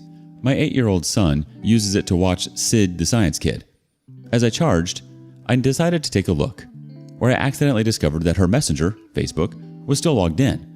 I entered and I found a lot of sex messages between my wife and a guy named Lewis. There were a lot of inappropriate texts and even nude photos of my wife and of him. It was all overwhelming to read. He worked in a bank and apparently they were in love with each other. She told him she didn't love me anymore and how I was terrible in the sack and how no one could make her climax as he, Lewis, did. She even planned to leave me and get married to him. All my flaws, insecurities, and secrets I trusted to my partner, she used to mock me. It was painful to read. From how long the text span, the affair must have been going on for 2 years. 2 years! I was almost in tears. I managed to take some screenshots, thinking of how to confront my wife when she got back. Just then, a text message came in from Crabhead. It said, Hey babe, are we still down for the weekend? As the next day, my ex replied, Yeah, honey. Crabhead went on to remind her of the name of the hotel and room number he'd be staying at. Such an idiot. It was music to my ears. I decided to confront her there and humiliate them both. I knew where they would be and what room they'd be staying in. All I needed to do was stage the perfect surprise. I was worried about my kids and the new life that was about to come. She came home from the supermarket. I could hardly look her in the eye, and I didn't want to give myself away. So I went out. I consulted a lawyer, got my options, had a few drinks, and started laying out my plan. Sure as hell, the next day, the wife is buttering me up. She says she wants to take a spa weekend with the girls to relax, and when she returns, she wants us to go on vacation, reconnect with ourselves, and focus on our marriage. I go with it all the way. I tell her for sure, of course, it's the most incredible idea she's ever had, and I'll do anything to get us back on track. I spoke with the attorney and asked him to draft a strong separation agreement stating her move-out deadline, weekend visitation rights, and the absence of child support until the divorce is final. She didn't know what was coming. She gets ready, leaves and kisses me goodbye, and says she loves me. I tell her have fun. Immediately she's gone. I go to the bank, close our joint and money market account, and collect a cashier's check for her share, depositing my half into my new account. I stop back at the house. In my office, I print out about 35 pages of Facebook screenshots. I kill time a little because I want her and Craphead to get comfortable before I arrive. So I ring up her parents too. I tell them that I would love for them to accompany me to a surprise. They are worried at first and want to know what the surprise is, but I calm them down and talk them into coming. I was also able to contact Lewis's wife through his Facebook, and she wasn't that hard to find. I tried calling at first, but there was no answer. So I drove down to her address, and I explained to her what was going on. She broke down at first, but she agreed to come. We got to the hotel at about 12:30. Her parents had gotten there. First, we go straight up to their room. Her parents are still confused. They're asking if everything is all right, and where was my wife. They have no idea what's going on or who Lewis's wife is. I calmed them. We got to the room. I knocked and said I was the hotel's manager and that I would like to speak with Lewis. The door opens, and out comes Craphead, tying only a towel. I can't forget the look on his face. He goes white. He tries to talk when his wife strikes him hard on the face and walks off. He goes after her.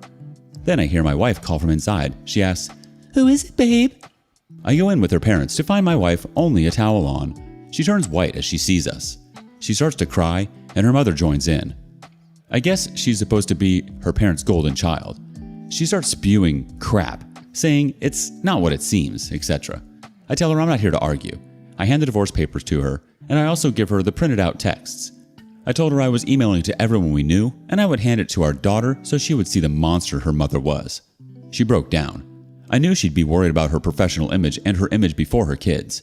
I gave her the check for half of the money market account, and I told her I'd withdrawn my half of the money from all of the other joint accounts. It was enough to get a place of hers. She started to cry some more. Her parents were silent, and in tears. They went to stand in the lobby. I could almost see the different thoughts and waves of emotions going through her. She asked why I would do this to her, but we both knew she brought this on herself. I tell her I expect her to sign the papers and leave them at the house when she comes to get her stuff. I started to leave. I told her she could continue to have fun with Lewis. I leave and apologize to her parents. I'm really sorry they had to see this. They understand and advise that we both see a marriage counselor before any decision is made, but my mind is made up. On my way out, I pass Lewis and his wife having a fit downstairs. I smile a little. Serves the bastard right. We both exchange a few heated words. He asks if I'm happy, and I scream yes. I got in my car. I started to cry, but I managed to get my crap together enough to drive off.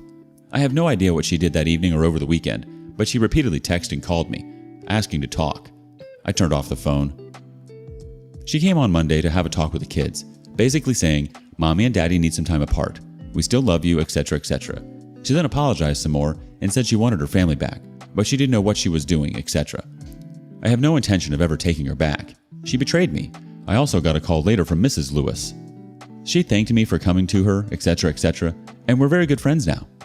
She also filed for divorce. I like her. We went to court, and I think the judge felt sorry for me. He asked for statements from the kids and who they wanted to stay with. They both chose to stay with Dad in the house they grew up in. My ex cried. When the divorce was finalized, I got the house and had to buy out some of her equity, which wasn't much of a problem. I also got primary custody of the kids. The kids are happy and doing fine. She still calls saying we should get back together, but that is never going to happen. Crap, OP. Good on you. I'm sorry this all went down. And the way you found out, that's rough. But for 2 years? And to say she didn't know what she was doing. Of course she knew what she was doing. She knew exactly what she was doing. I feel like she would have totally taken you for all you had if you hadn't brought her parents or the guy's wife. That was such a bold yet powerful move. You totally needed to do that in order to protect yourself and your kids. I have a feeling she totally would have cried crocodile tears if you hadn't done that. She knew she was done. Update. Hi. I thought I'd give an update since a lot of people have been personally messaging me asking for one. Thank you to everyone who reached out to me after my first post. It's been some months since the divorce. I'm doing fine and settled in nicely with the kids. The atmosphere around the house has been weird to say the least. The living room has turned into a desert island that no one frequents, as we all spent the majority of our time there as a family. Even the kids seem to avoid it too. I've also intentionally been working late a lot, so I don't have to think about too much of it. I've been completely ignoring her, but after reading about the 180, I have started implementing that and been civil, if a little cold, towards her. I'm so glad I did this, as I was beginning to feel like a monster refusing to acknowledge her existence and everything I did. It was not the right way to behave, and I ended up feeling like the one who had wronged her rather than the other way around. The only time I broke from the 180 was when I walked into the bathroom last weekend. She was over to see the kids, and I found her sitting on the floor by the bath crying. I helped her up and instinctively gave her a hug, though it was more of a there type hug than one with much love attached to it. The sad thing is that I'm so suspicious of her now that I wouldn't put it past her to be waiting on me coming in so she could put on a performance. I'm completely over my ex, though. She comes over to see the kids occasionally. She's been crowing about how she'll do anything and everything to save this marriage, anything to prove to me that it was just a silly mistake.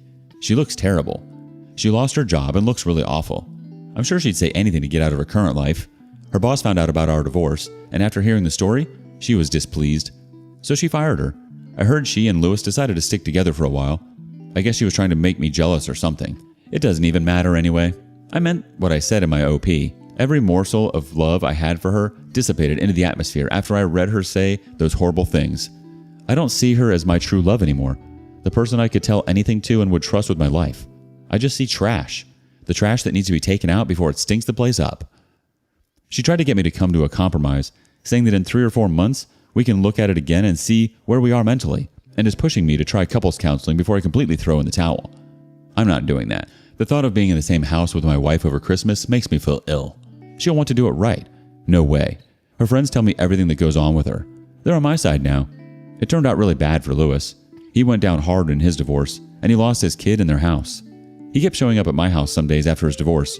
He looked a total mess, like a guy who had lost everything. He called me out and said I should face him, and I cost him his life.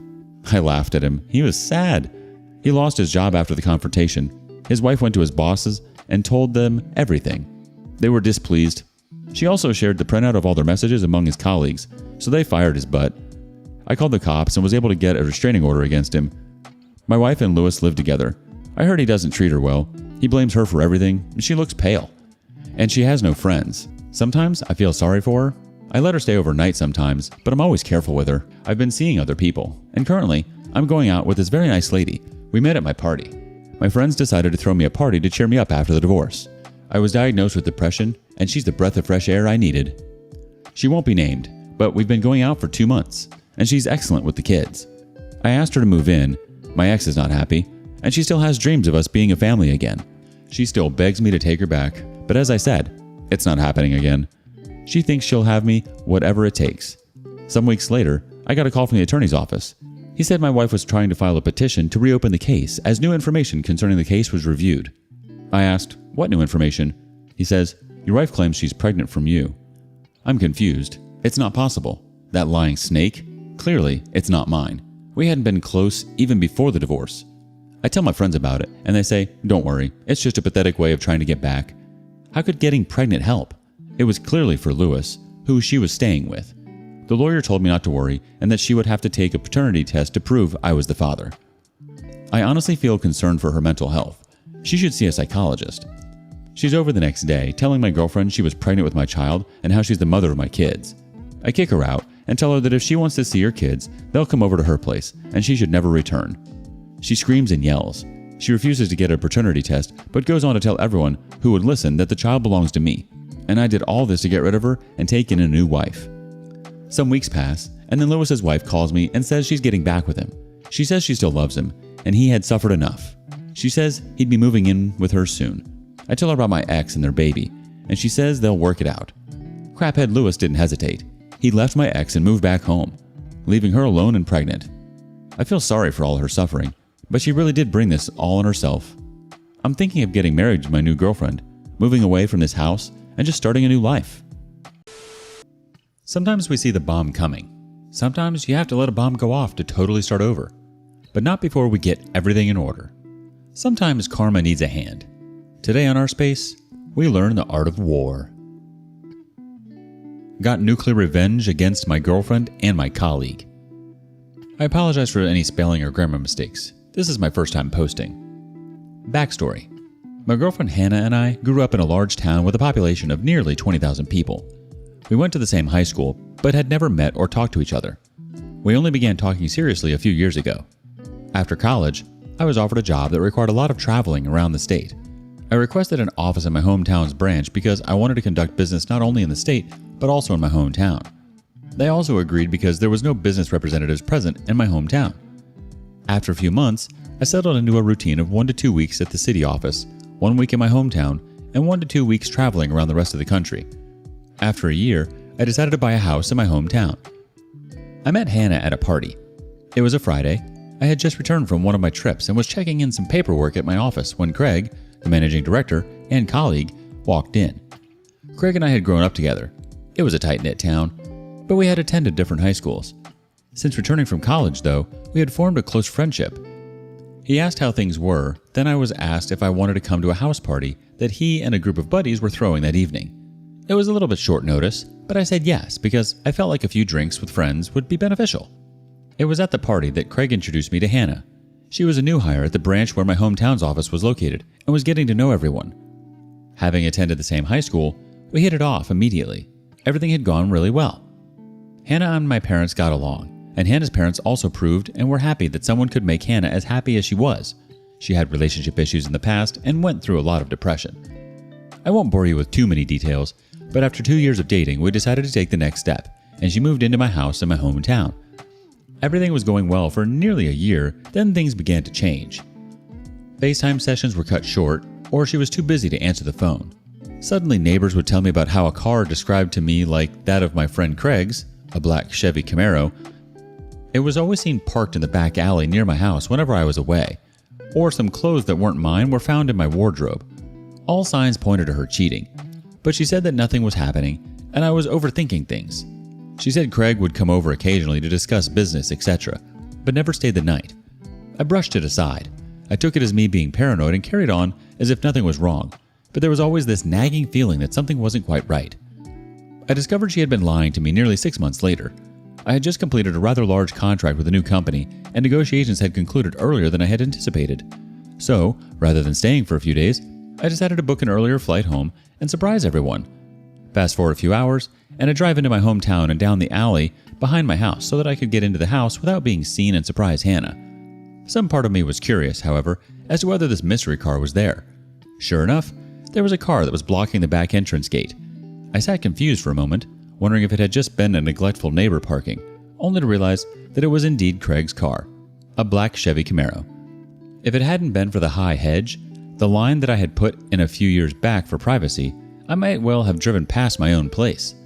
Pulling up behind his car, I got out and thought it was strange that he was there so late, as she claimed that he always had left by now.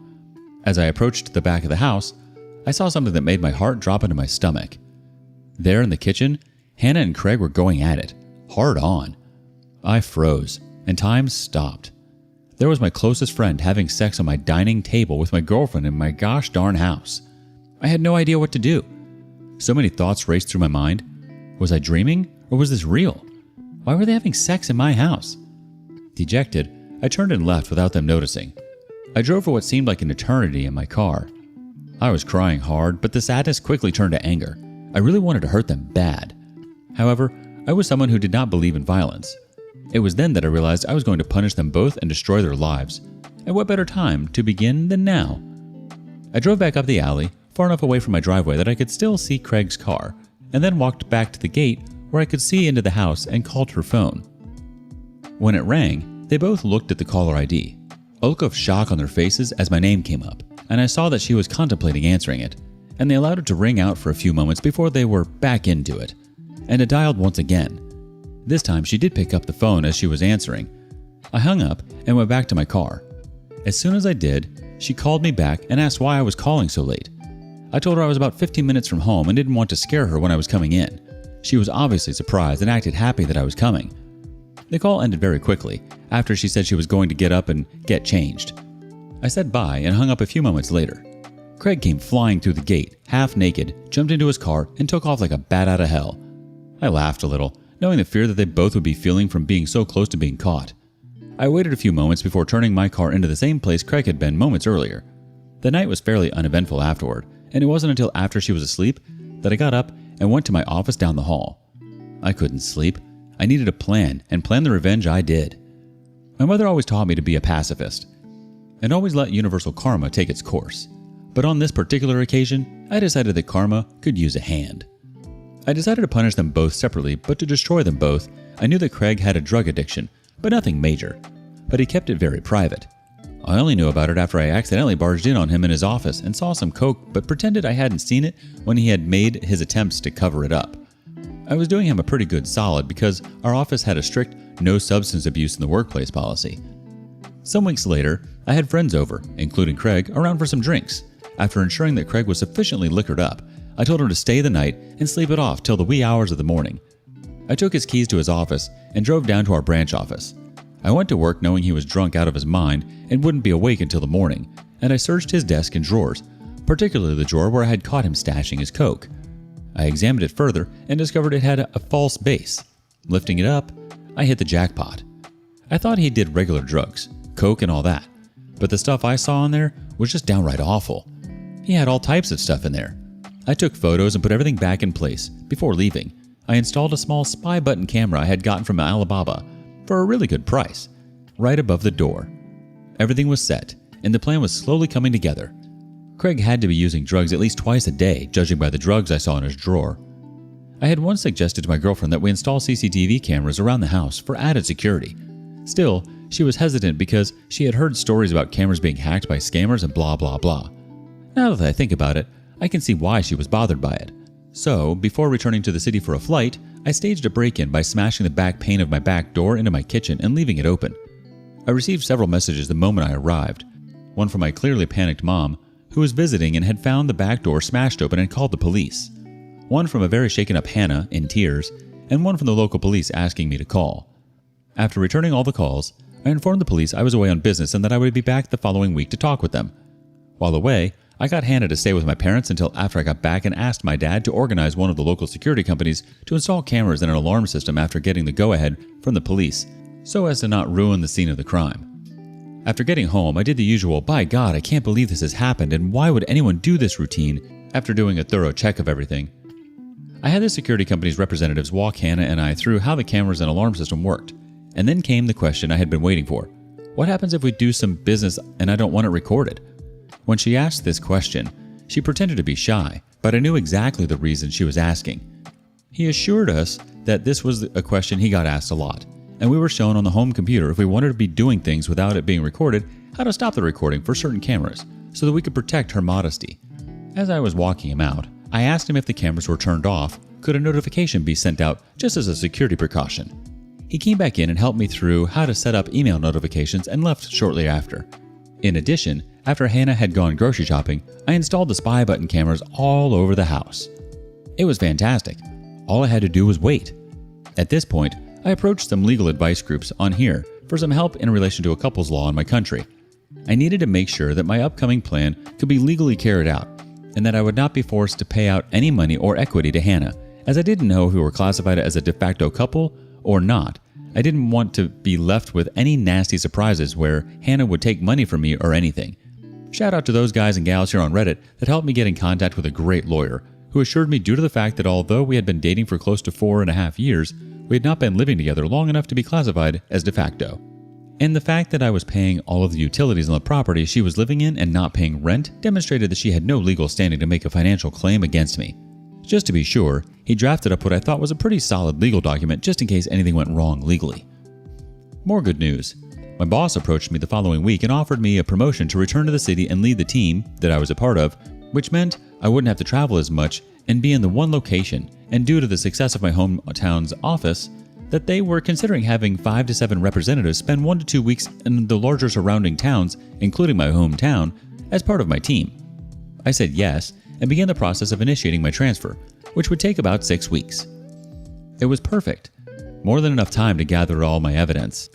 Upon getting back to my hometown the following week, I began to start in mode the rest of my plan. I asked Craig to do me a solid and approve 1 week's worth of vacation for Hannah for 2 weeks. I wanted to send her and a friend or two away on a short break. He agreed. He jumped up and gave me a huge hug before I made the most significant decision of my life for the second time, congratulating me on being ready to retake the leap. I hugged him back tight, but not the way I think he imagined it at the time. He agreed and blocked out the week also for me. I asked him not to say anything to anyone as I wanted to make it a big surprise as I could. I knew that it would be spread like wildfire around the office. Regardless, that was my plan. That night, I told Hannah that I had booked her and 2 friends to go to a tropical spa resort. All expenses paid for a week. No questions asked. Pick 2 friends and come back to the biggest surprise of her life to have. I then told her that the following week I was going to spend it in the city preparing for a very important client who was one of my biggest accounts and needed some people in my team to help before flying out the following week. And I wouldn't be home until the Monday she was leaving, so I wouldn't be able to see her, which seemed to disappoint her a little. But I told her it would be worth it when she returned. What I failed to say to her was that I had decided to take 2 weeks vacation on the other side of the country, mentally preparing myself for the crap storm that was about to break out the moment she stepped foot on the plane, as well as enjoying my first stage of freedom. On Sunday, 2 weeks later, I flew back and began driving home. Once getting there, I'd done a quick pass by my house, and sure enough, Craig's car was there like the first night I had caught them. I parked a little ways back and checked the CCTV cameras. They were all live, but I couldn't find them anywhere. I switched to the spy cameras, and then, with the camera I hid in the bedside lamp, I found them, going at it in my bedroom. We hadn't installed any CCTV in our bedroom, so she probably felt they were safe there, on our bed. No surprise, honestly, as I had recorded them constantly doing this over the 2 weeks I had been away. I then made my first call to the police blocking my caller ID. I told them that I was one of my neighbors and saw someone hanging around in their car in the alley behind my house and occasionally passing something through the windows to passing cars while also looking into my yard, and I was concerned that they were dealing drugs. I gave them the license plate and description for Craig's car and told them I suspected him, Craig, to be the drug dealer. They said they would have someone there in a few minutes, so I thanked them and hung up. Then, using a new email I had just opened, I sent all the videos from the spy cam of Craig in his office doing drugs and also the photos of the other night I ransacked his desk to his boss. I then called Hannah and told her I was about 10 minutes from home and that I knew she was flying out tomorrow, but desperately wanted to surprise her. Looking back at the footage now, I laughed at the commotion that I caused, and I'm surprised I didn't hear any sounds. In a few short seconds, there came out Craig, who was half-dressed and flying out into the back door to his car. I couldn't have asked for a more perfect scene. As Craig was peeling away, one of the police cars rounded the corner behind me, saw Craig driving away fast, and gave chase. After pulling in, greeting an excited Hannah, and doing all the couple things, she fell asleep again. I, on the other hand, couldn't sleep a wink. The next day, she and her friends were bundled into a car. After they drove away, I had to wait a few hours, but I began to execute my plan. I called my friend, who was a removalist, and apologized for the late notice, but I needed my place packed and moved on Friday. After agreeing on a time, I told him that he would need to take certain boxes to a storage facility, which he said wasn't an issue. Then I began packing Hannah's belongings. Later that day, I got a call from the police for me to identify if I knew Craig and if I suspected him of any suspicious activities or doing drugs. Our town was hard on drug law and enforcement, or drug dealing. I expressed pretended shock and replied, "No?" It turned out they had apprehended from the suspect of the previous night a lot of hard and illegal drugs in his vehicle. I grinned to myself, happy that my plan for Craig had grown to fruition. By this stage, the town was buzzing with news events in my hometown. Don't stay secret long. Craig was disgraced and promptly fired for his possession of drugs. That night, I went to my parents' house and told them and Hannah's parents also what had happened, omitting certain details, and that I was moving back to the city after being promoted. But Hannah wouldn't be a part of it. They were pretty upset initially that I haven't let them know what was going on, but were happy that I was handling everything maturely and hadn't sunk to their level though. They didn't agree with ghosting Hannah, but after some drinks, laughs, and tears, I went home. On Friday afternoon, after a busy week of organizing cleaners for the following week, the real estate agent to put my house on the rental market, and did various other tasks at my hometown's office, I packed some things into my car and drove to my parents' place and said goodbye before the drive before leaving. I went to Catherine's house. Catherine had been one of Hannah's closest friends growing up. She was the only other person who knew what was happening. The details about Craig, without her help, I probably wouldn't have been able to organize everything as quickly as I had. I gave Catherine a large manila folder with my gathered evidence of her cheating, as well as a letter and a few other legal documents from my attorney stating that she was ordered not to contact me and the details of how to access her belongings located at the storage unit I had rented out. After a quick goodbye, I left and drove back to the city. On Sunday, I woke up to several missed calls, voice messages, and text messages. Turns out, Hannah had come home early after being alerted to something being afoot in town, only to find an empty house and a for rent sign out the front, freaking out. She had gone to my parents, who closed the door on her the moment that they answered, forcing her to call everyone until she managed to somehow be contacted by Catherine and told that she had a package for her. I was told that she didn't take too well to that, as I fully well knew at that point from the numerous angry texts and voice messages from her accusing me of setting up Craig and being deceitful, etc., etc. I was afraid she'd show up at my front door, but nothing happened. 6 weeks later, after leaving and being promoted, I'm happy and settled. Caught my girlfriend cheating on me with a felon, so I completely nuke their lives. If you hate or have trouble reading, stop reading now. My story is long but tragically true, and I wouldn't wish my life upon anyone, not even those I chose to exact revenge on. I will have to accept and reveal a few things about myself that I'd rather not, and I am not proud of. I was 19 when my father was diagnosed with pancreatic cancer. Things were very challenging. With my mom working 9 to 9, I took the job of caring for him. After a long 4-year battle with cancer, he passed away after a triple bypass surgery. My dad's passing completely changed my mom. I tried to be strong for her and me. These were indeed dark times, and they changed me completely. I didn't focus on school, and my grades slipped. I also had to work an after-school job to support my mom because she was a wreck. Something changed inside of me. I had lived a somewhat sheltered life due to regularly attending church and church activities. When my father passed, if I wanted to go to college, I would have to pay for it out of pocket. I did not qualify for any loans. With everything at home and the constant demand for extra cash, my crap job paid me a minimum wage that got us nowhere. A friend introduced me to drugs. He told me if I needed the extra cash, I could come work for him and his buddies. They were drug dealers, and eventually I started to deliver coke for them. After some months of pushing coke, I raised enough money. I finished high school with enough money to fund college. I was several years into college. I never bought flashy clothes or threw money around to impress anyone. I kept as low a profile as I could, and I finished my BA degree in 3 years due to having plenty of free time. I initially wanted to be a lawyer, but I had known far too many corrupt cops and officials pushing coke. I did study law, but had no goal of ever passing the bar because I wanted to become and eventually became a paralegal. I reacquainted with a high school classmate named Rita in college. We were close in high school. I discovered she and I had both had crushes on each other back in the day, but we were both too shy to say anything to each other without going into too many irrelevant details. Suffice it to say, Rita and I became friends. Best friends, even. We fell head over heels in love and were planning a future together. Both of our previous relationships had been total failures, mine in particular. It had left me feeling completely dead inside, as if I was incapable of loving. It had been years since I had dated on purpose. My previous ex, I will call Becky, had done cold and heartless things to cause our breakup. I was good to her, saving her from an abusive relationship, never abusing her, and teaching her that no human deserves to be used. But she left me broken and in shambles. Finding Rita gave me hope, but it also made me recognize that every relationship before her had failed me. Rita was the love of my life. We were meant to be together. We took it slowly at first. 2 years passed, and I opened more and more to her. I told her what had happened with Becky, my dad, and all. She sympathized with me, and she was very empathetic. We started sleeping together and eventually became a couple. She seemed to appreciate that I actually listened, spoke honestly, and was protective of her. She said she loved me, and I admitted that I loved her. I never told her how I'd paid for college or the things I'd seen or done. She didn't need to know. I was afraid it had ruined things with her.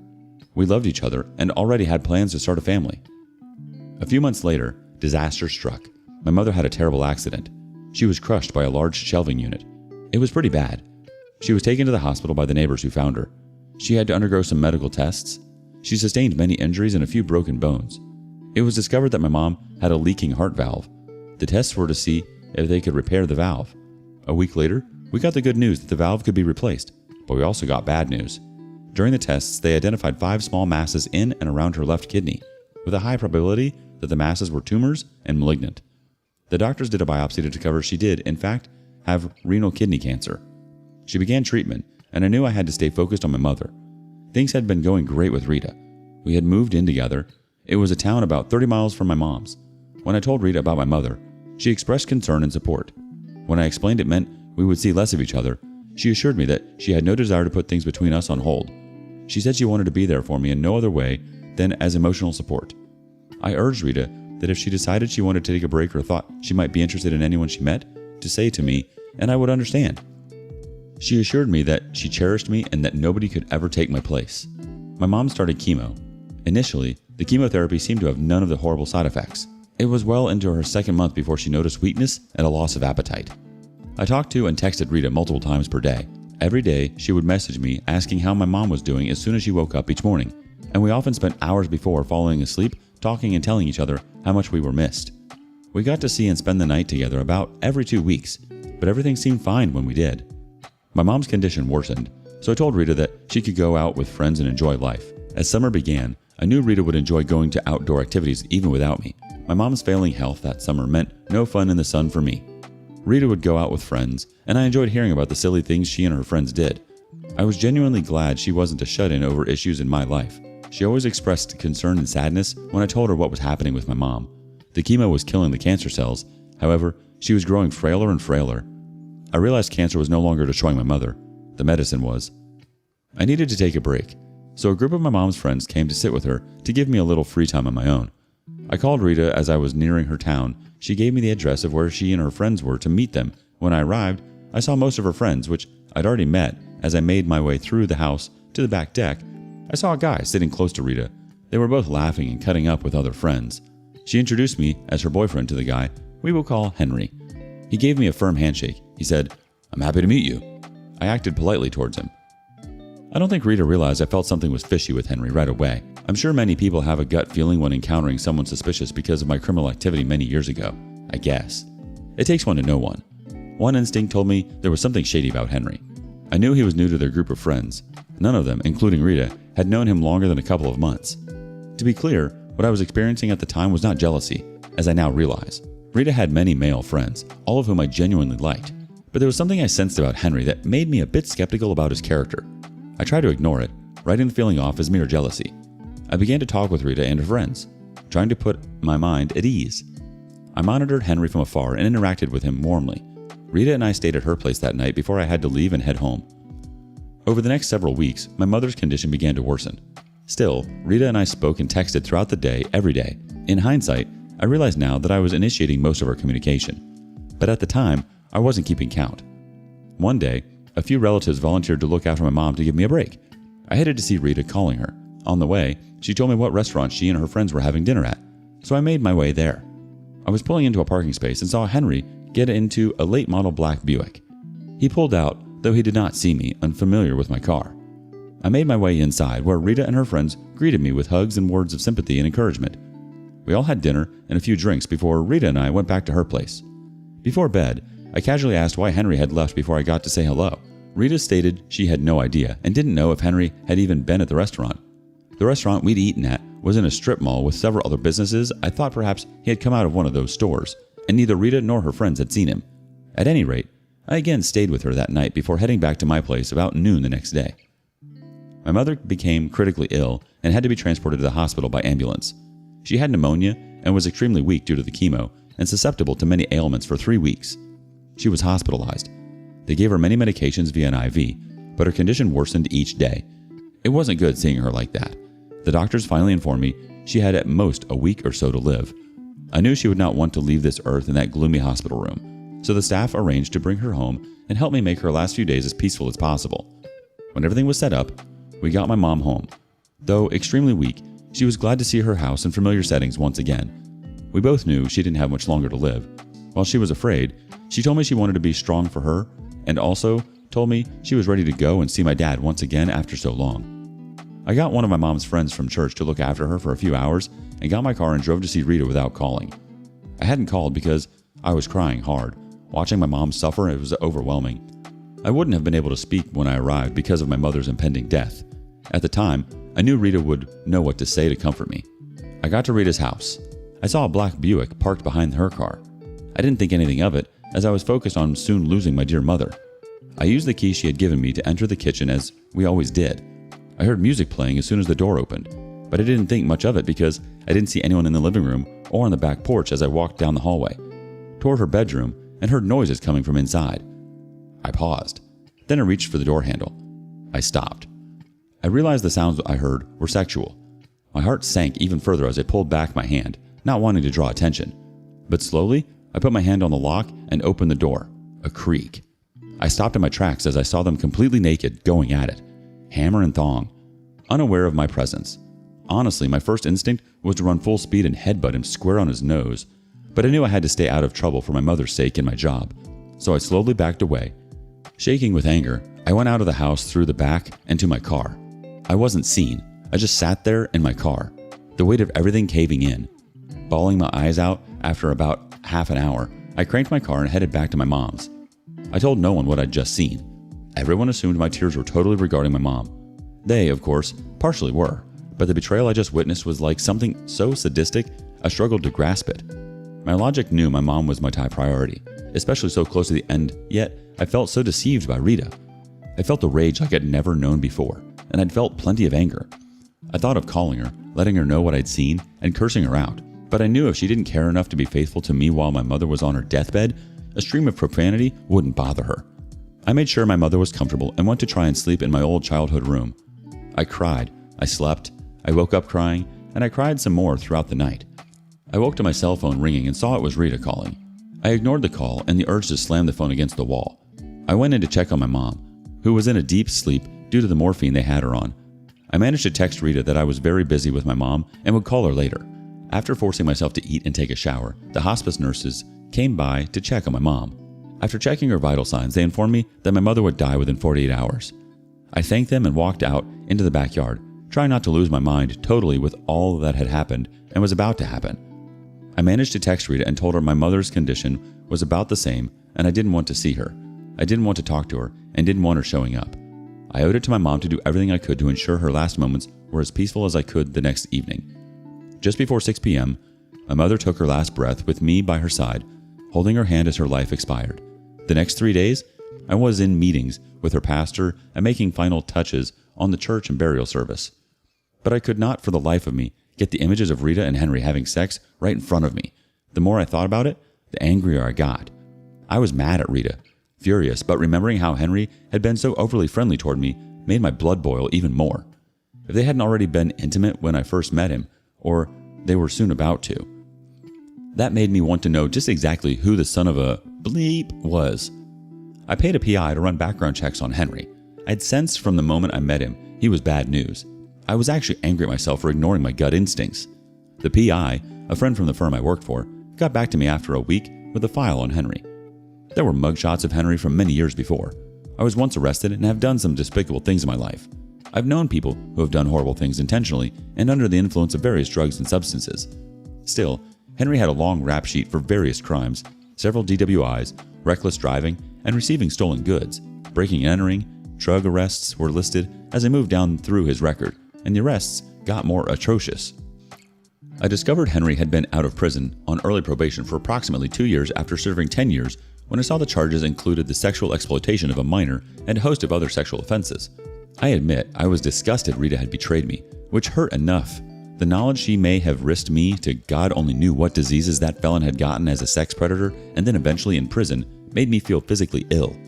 I doubted Rita had any idea who she was involved with behind my back. She had a naive, trusting nature that had given her issues before, but never like that. I had no doubt anyone who knew of Henry's record would have considered him a vile creature. He should have never have been let out of prison, but I had my mom's funeral to focus on and had to pull myself together. By the time her funeral was over and everyone had left, I was exhausted and mentally spent. As I put my head on the pillow and to try to sleep, Rita called. Not knowing my mom had passed or that I knew what she had been up to, she'd been texting and calling much less in the days before my discovery, and after, I answered the phone and tried my best to sound as glad to hear from her as I could. I didn't let on anything had changed with my mom's status, nor that I knew about her and Henry, or what I knew about Henry. I let her do most of the talking and internalized every word I knew to be a lie, as if I totally believed her and appreciated her false sympathy when she claimed she missed me. As we said goodbye, I lied and told her the same, but in all honesty, at that moment, if she dropped dead, I would not have cared in the least. I had a few weeks off from work with bereavement. I knew things with Rita were over and done with, but part of me couldn't help but struggle with how cruelly she had treated me, intentionally or not. I was glad to know the truth about her and Will before any further lies and betrayal could occur, but I felt what both of them had done to me at a time when I was struggling to keep it together was just flat out wrong. I wanted revenge. I wanted to destroy both of their lives and yet never let either know I had any part of it. I called my Human Resources Department and filled out the necessary FMLA Family Medical Leave Act paperwork to stay out longer than my given 2 weeks. I honestly had no reason to worry about getting fired, but I took the legal route and had enough to pay my bills for half a year or more if necessary. I needed to have my revenge on Henry. It was quite easy, as he was on parole and a felon. Even a minor charge would get him sent back to prison to finish his original sentence, but I didn't want him to just have to finish out his original sentence. I wanted new charges that would bring him so much time behind bars he'd never see freedom again. I'd met his parole officer on many occasions, and she knew me well enough that if I had called, she would have investigated Henry's felons. With a record like that, I knew he'd have difficulty gaining employment. If he had a job, I had my doubts he was gainfully employed, in something legal, to be able to afford a new Buick and insurance. I parked down the street from Rita's in a car she would not be familiar with. I saw Henry's Buick in her driveway. I sat in silence and waited. It was around 2 a.m. when I heard him start his engine before pulling off from her driveway. I casually followed him, not wanting him to suspect he was being followed. It was time I did some digging of my own. Maintaining a reasonable distance, I followed the signal to a cruddy-looking house in a below-average part of Rita's town. His car was parked, and he'd already gone inside. I wrote down the license plate number and parked down the street. I slept several hours in view of his house. After seeing no activity, I slept. At about 8 in the morning, I got out of the car and bought some breakfast. Throughout the day, it was easy to tell whether Henry had a large group of friends who saw no reason to stay and talk for long, or he was dealing with a highly addictive substance such as cocaine, heroin, or meth. After a few hours, many customers returned for more of the narcotics obvious he was selling, and I took photos of the cars that stopped by along with some video. I went back each day at about the same time to document the continuing activity. I also observed each night at about 6 p.m. when I knew Rita was getting off work. He would leave. I trailed him each night to see him meet Rita at a restaurant or go straight to her house. I had major doubts she'd ever been to his house. At least, not that house. I had enough evidence to turn into the local police, but I decided to document his activities one more day as I knew he hadn't been out to get more drugs to sell that last day. I staked out his house around 3 p.m. People stopped coming by, which was unusual. I sat and observed when about 30 minutes later, a large black Cadillac Escalade pulled into his driveway. I had usually seen no more than one person to get out of a vehicle to go into his house. At this time, I observed 3 large males exit the vehicle and open the back door to escort a middle-aged man inside. They stayed in Henry's house for over 2 hours, which absolutely nobody had been doing. I was fairly certain the middle-aged man was his source for the drugs he was selling. I drove by taking a picture of the Escalade license tag at home. I downloaded the photos and video I'd taken of Henry's activity to my computer. I made a detailed report citing the activity from the 4 days I'd observed what was going on. When finished, I printed out 38 pages of photos of people heading for Henry's door to buy drugs. I saved all video of the activity I'd recorded to a SIM card and placed it in a small plastic box for safekeeping. I knew it wouldn't take much to convince the police of what Henry was up to. I was giving the cops actual admissible evidence with times and dates stamped on each photo and video, but I wanted to put so much heat on him that the police would be the least worried the next morning. I went by the town's police station in Rita's town. I calmly walked in, requesting to speak with someone in their narcotics division. A uniformed officer came out from the office section, shook his hand, and I handed him one of my business cards. He stares at the card for several seconds and asked 2 of the lawyers in the firm I worked for about me. The cop knew the business card carried quite a bit of clout. Even if I never passed the bar exam, I told him I had some information he might want to look at. The detective happily led me back to a conference room where we made small talk about mutual acquaintances, but soon I pushed a folder of paperwork in the box with the SIM card across the table toward him. Listed on the first page was Henry's first name, date of birth, criminal record, and parole officer. The detective examined the photos, and I sat quietly as he did by the expressions on his face. He realized he'd been given information that could easily lead to an arrest warrant for him, but he must have also imagined how much narcotics those arrests could get off the street, potential promotions, and other positives. He thanked me for the evidence and placed the folder back down on the table. He asked me if I would be willing to testify. I explained the damning evidence was so I wouldn't have to. He smiled and casually asked if there was anything I needed. I explained that I felt Henry had been allowed off prison far too soon. It was apparent he had not been rehabilitated and deserved to go back to jail for much longer.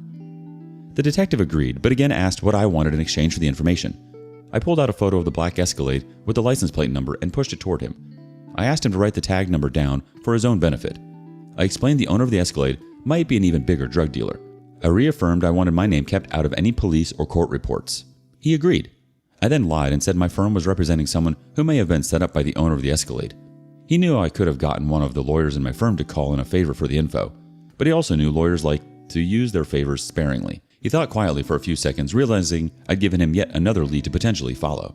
I'd done more detective work in 5 days than his entire staff had done in months, so he happily agreed. 10 minutes later, he returned with a printout of the tag with the name and address of who it was registered. I folded the printout and put it into my pocket. The detective and I made some more small talk about sports and cars before I shook the detective's hand and headed out to my car. I drove home, knowing a judge would soon be filling out an arrest warrant for that scumbag Henry.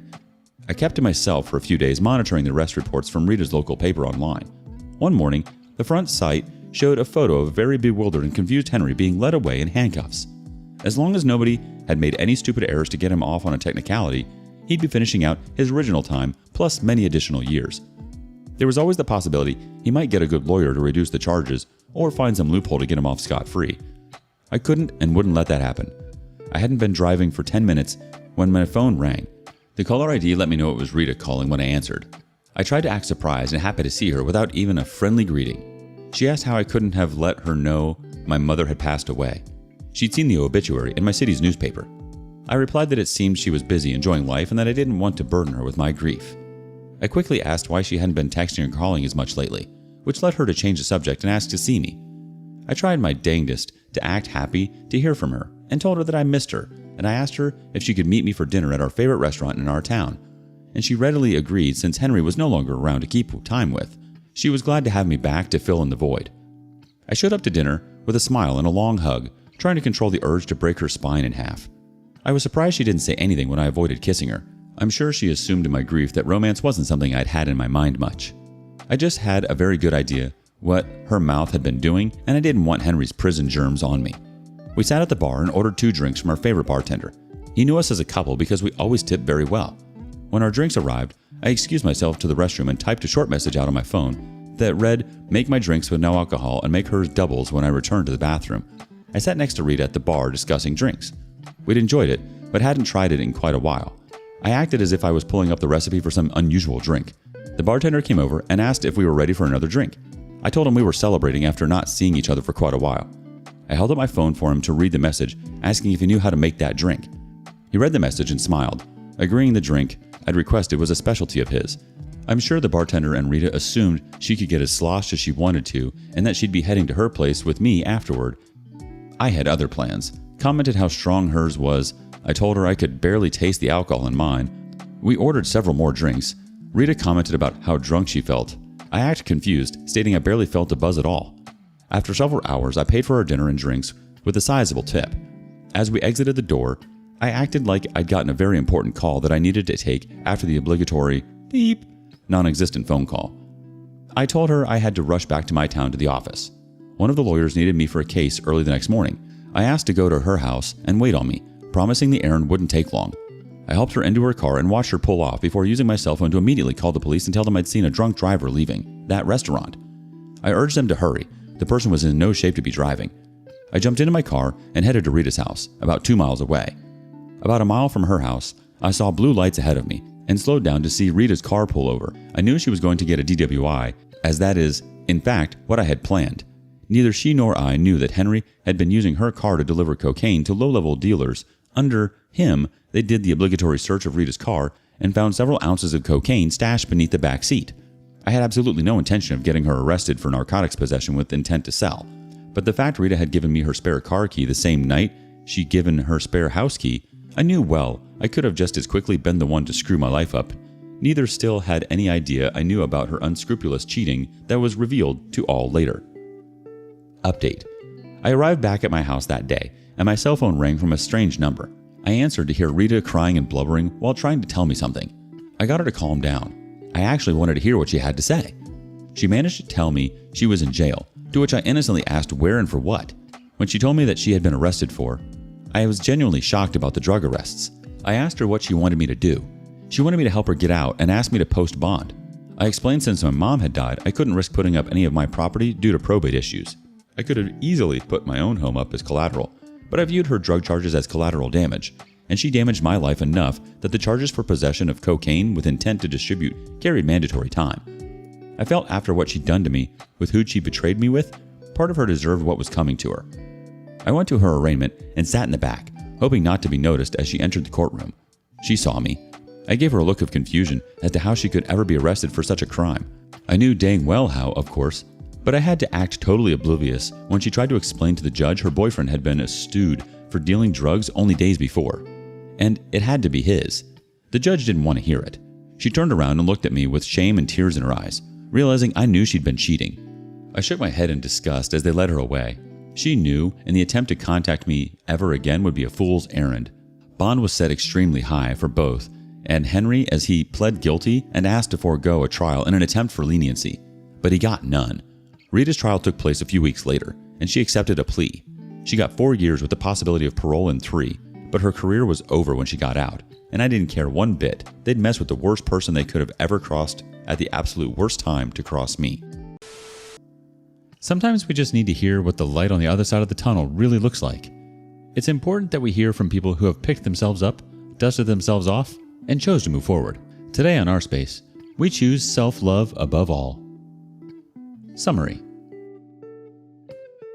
I, 34 male, met her online a decade ago during a 52 books in 52 weeks reading challenge. She, 36 female, posted that she was undergoing chemo radiation for stage 4 cancer. I organized a care package and sent it to her.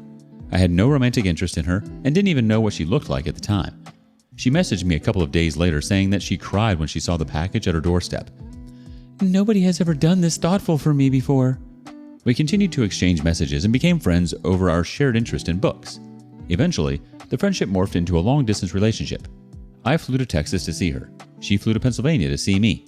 Back and forth, back and forth. In 2015, she permanently moved to Pennsylvania. I put a down payment on a house. She was broke. Proposed to her later, 11 months later. And we got married the following year. She had a laundry list of psychiatric problems, bad anxiety, severe depression, horrible PTSD from SA, etc., which I was aware of, but didn't realize their severity until we started to live together. But I was committed to her at that point. Like penguins, I commit for life. The good times, the bad times, and everything in between. Over the next 7 years, I was there for every low point in her life. By the time our marriage was ending, she was at the highest point in her life. All her psychiatric problems were under control. Her career was blossoming while working from home the entire time and making the most money she's ever made. She later wrote in court documents that I made her take that job so I can control her. The weasel she was cheating on me with lived in New York, and she used the need to visit the company's office in New York as a cover to see him for at least 2 years. "I started seeing him before COVID started," is all I got out of her because she didn't want to talk about the affair. She was most likely cheating on me the entire time we lived together because she's been making these trips to the New York office since 2015. In 7 years of living together, we had one fight. On our honeymoon in Key West, Florida, she got so mad at me when I called to check up on my parents. We made up, and she learned to accept that my parents are extremely important to me, and I continue to call them daily. She didn't seem to mind. Remove the stress of children, we didn't have any, and money. We both had great careers, and there was nothing much to argue about. What looked like a good marriage was in reality a parasite-host relationship. As I learned more about her toward the end of our marriage, I realized that this was not a woman. This is a parasite who used me to stabilize her life. Once I stopped serving her purpose, she discarded me like a piece of trash. In January of 2020, we flew to Oklahoma and put a down payment on a plot of land so she could be closer to her family. Construction on the house began the following months. We permanently moved to Oklahoma in August of 2020. I left my family and friends behind in Pennsylvania where I lived for 20 years just so she can be happier. She was cheating on me while the house was being built. After D-Day, I asked her over and over, "Why didn't you just divorce me if you didn't want to be married and let me stay in Pennsylvania with my family and friends?" Her only response was, "I'm a coward." According to this gutless parasite, up until our marriage, she's never been in a relationship where she wasn't treated like crap. She was willing to drag it out and lead me on until she was finally ready to money branch into her next relationship. Naturally, you might wonder why I didn't suspect anything for years. She was love-bombing me. Every day she'd kiss me and tell me how much she loves me, how much she appreciates everything I do for our family. We had 2 cats, no kids. In my birthday card prior to D-Day, she wrote, "I'm looking forward to us growing old together." Just a ton of smoke and mirrors to distract me. D-Day was December 12th of 2021. She slipped up and gave me a reason to become suspicious. She was an alcoholic. She'd binge when I left for work at night, but sober for 1.5 years at this point. She said that she wants to fly to Chicago for an Alcoholics Anonymous conference. Sure, no problem. She bought a gift for her AA sponsor, who she claimed was one of the most important people in her life, but she left it at home. I thought this was very odd, but not enough for me to snoop. Later that weekend, she texted me, "I'm so effed up and going through the steps again." She never talked like that. I interpreted it as her getting drunk, which made no sense. You're around your sponsor and other AA members, and you got drunk? I Googled to check if there was an AA conference in Chicago that weekend. There wasn't. For the first time in our marriage, I went through her iPad. I found photos of her having sex with another guy and screenshots of explicit messages he was sending her. I'll post the full story in the future. My first and last journal entry. I will say that I made every mistake imaginable. I shed more tears than her. I considered reconciliation. I did the pick-me dance. I took her out on dates. I had sex with her, but the attraction faded very fast as I learned about her ugly personality. Soon I couldn't look at her hideous face any longer and ended all physical contact. But for the sake of not dragging this out for too long, I filed for divorce, and it was finalized less than 2 months after D-Day. She refused to tell people the real reason why we were getting divorced. She wanted to sweep the cheating under the rug. Eventually, she relented and said that she'd tell her parents. On February 1st of 2022, as she was moving out, the last of her belongings, I asked if I can say goodbye to her mom, who was waiting outside. Her parents treated me like a son, as did the rest of the extended family. I told her mom, "Sorry it didn't work out between your daughter and I," to which her mom responded, That's okay. You were both equally responsible for this. "Equally responsible? This pathological liar. I have screenshots of her lying about her identity online, must have lied to her parents and smeared my name to her parents. Hearing her mom say that set me off. At that moment, I decided to wait until all legal documents were signed to expose her. The parasite ended up paying through her teeth financially. She wanted an uncontested divorce in our no-fault state. I guess she didn't want to stand in front of the judge and talk about her cheating. I kept the fully furnished house and 70% equity. I kept the newer paid-off car. I kept the money I was putting away every paycheck toward my parents' retirement with her approval. The moment she complained about the house equity split, I told her that I wouldn't negotiate. Hire a lawyer. We are going to court to contest this. She didn't. I refinanced the house at a 2.75 fixed interest rate. What a steal! She went back to renting and signed a 1-year contract.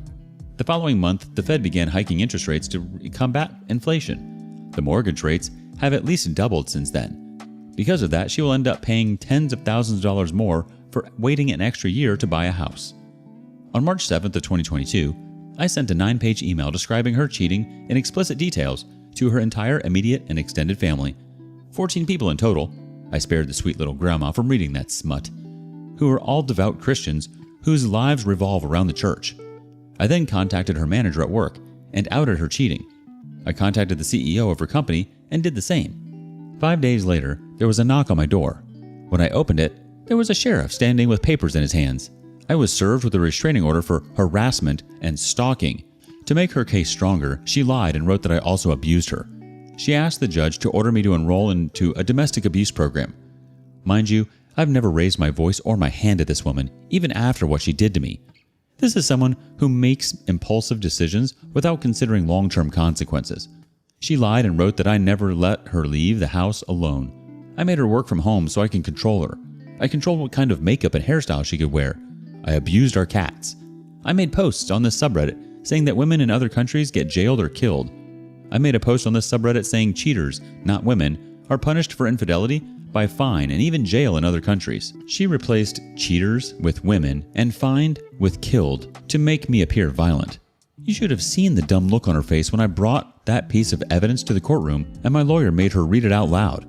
In the end, she still ended up standing in front of a judge in a packed courtroom and being exposed as a cheater, something which she desperately tried to avoid earlier.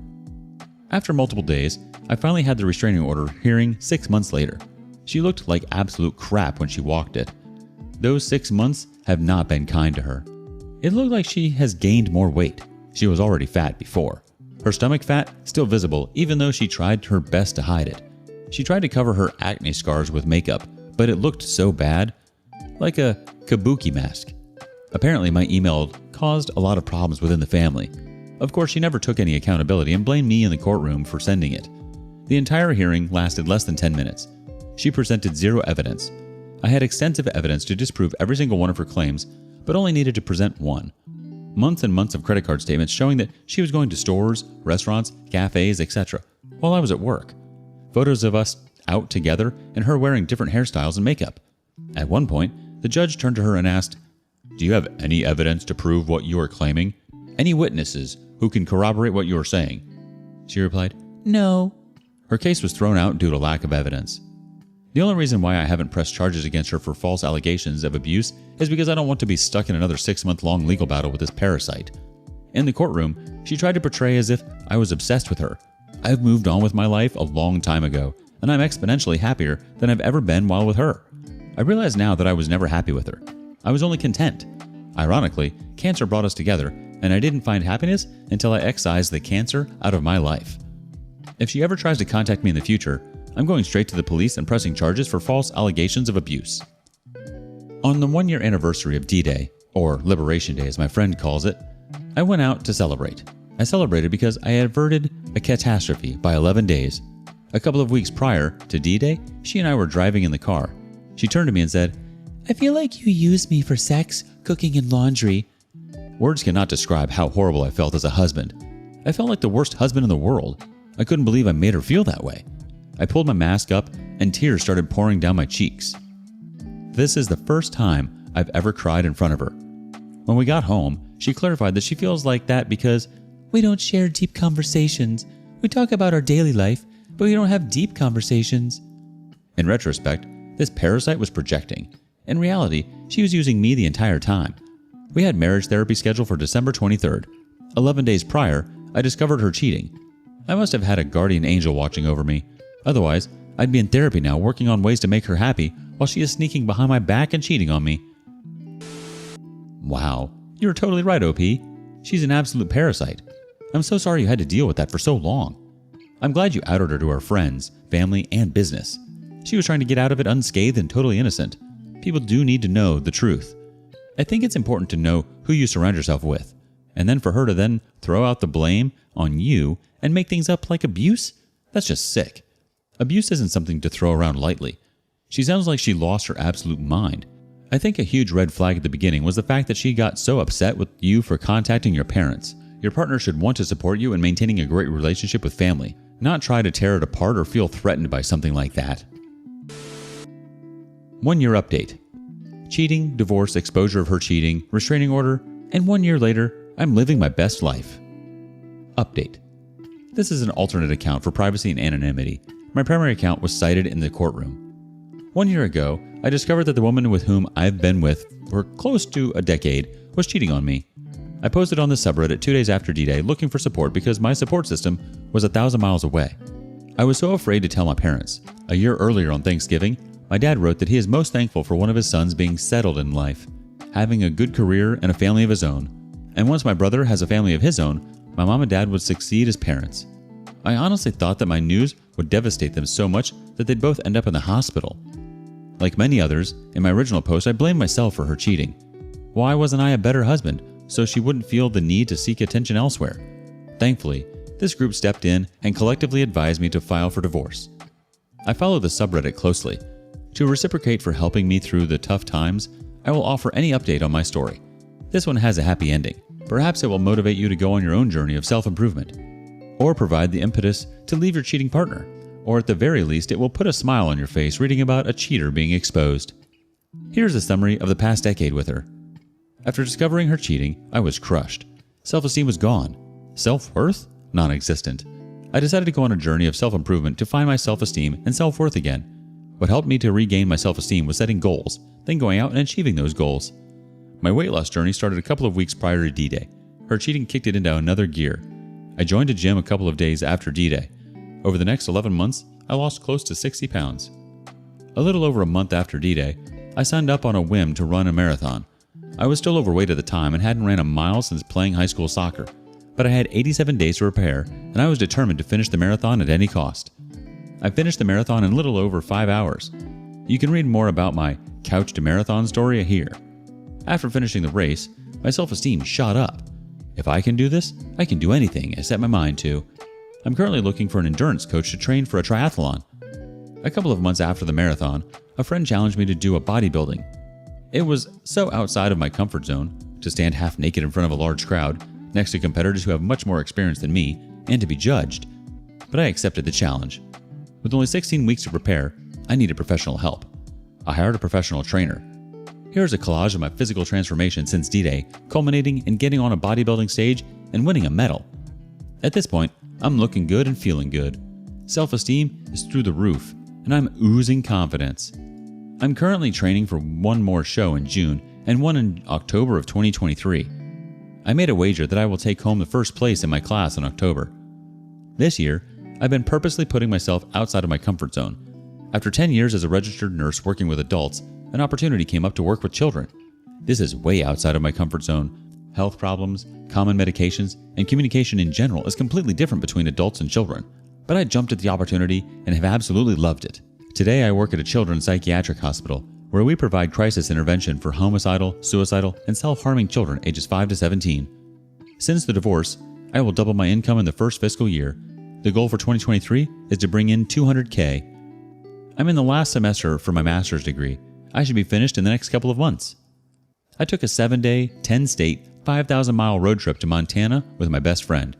While married, I always wanted to visit Montana but never pulled the trigger. We had an absolute blast.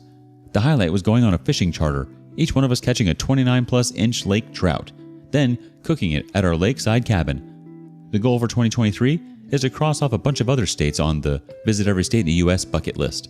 I'll be hitting Alaska, Pacific Northwest, and Southeast states.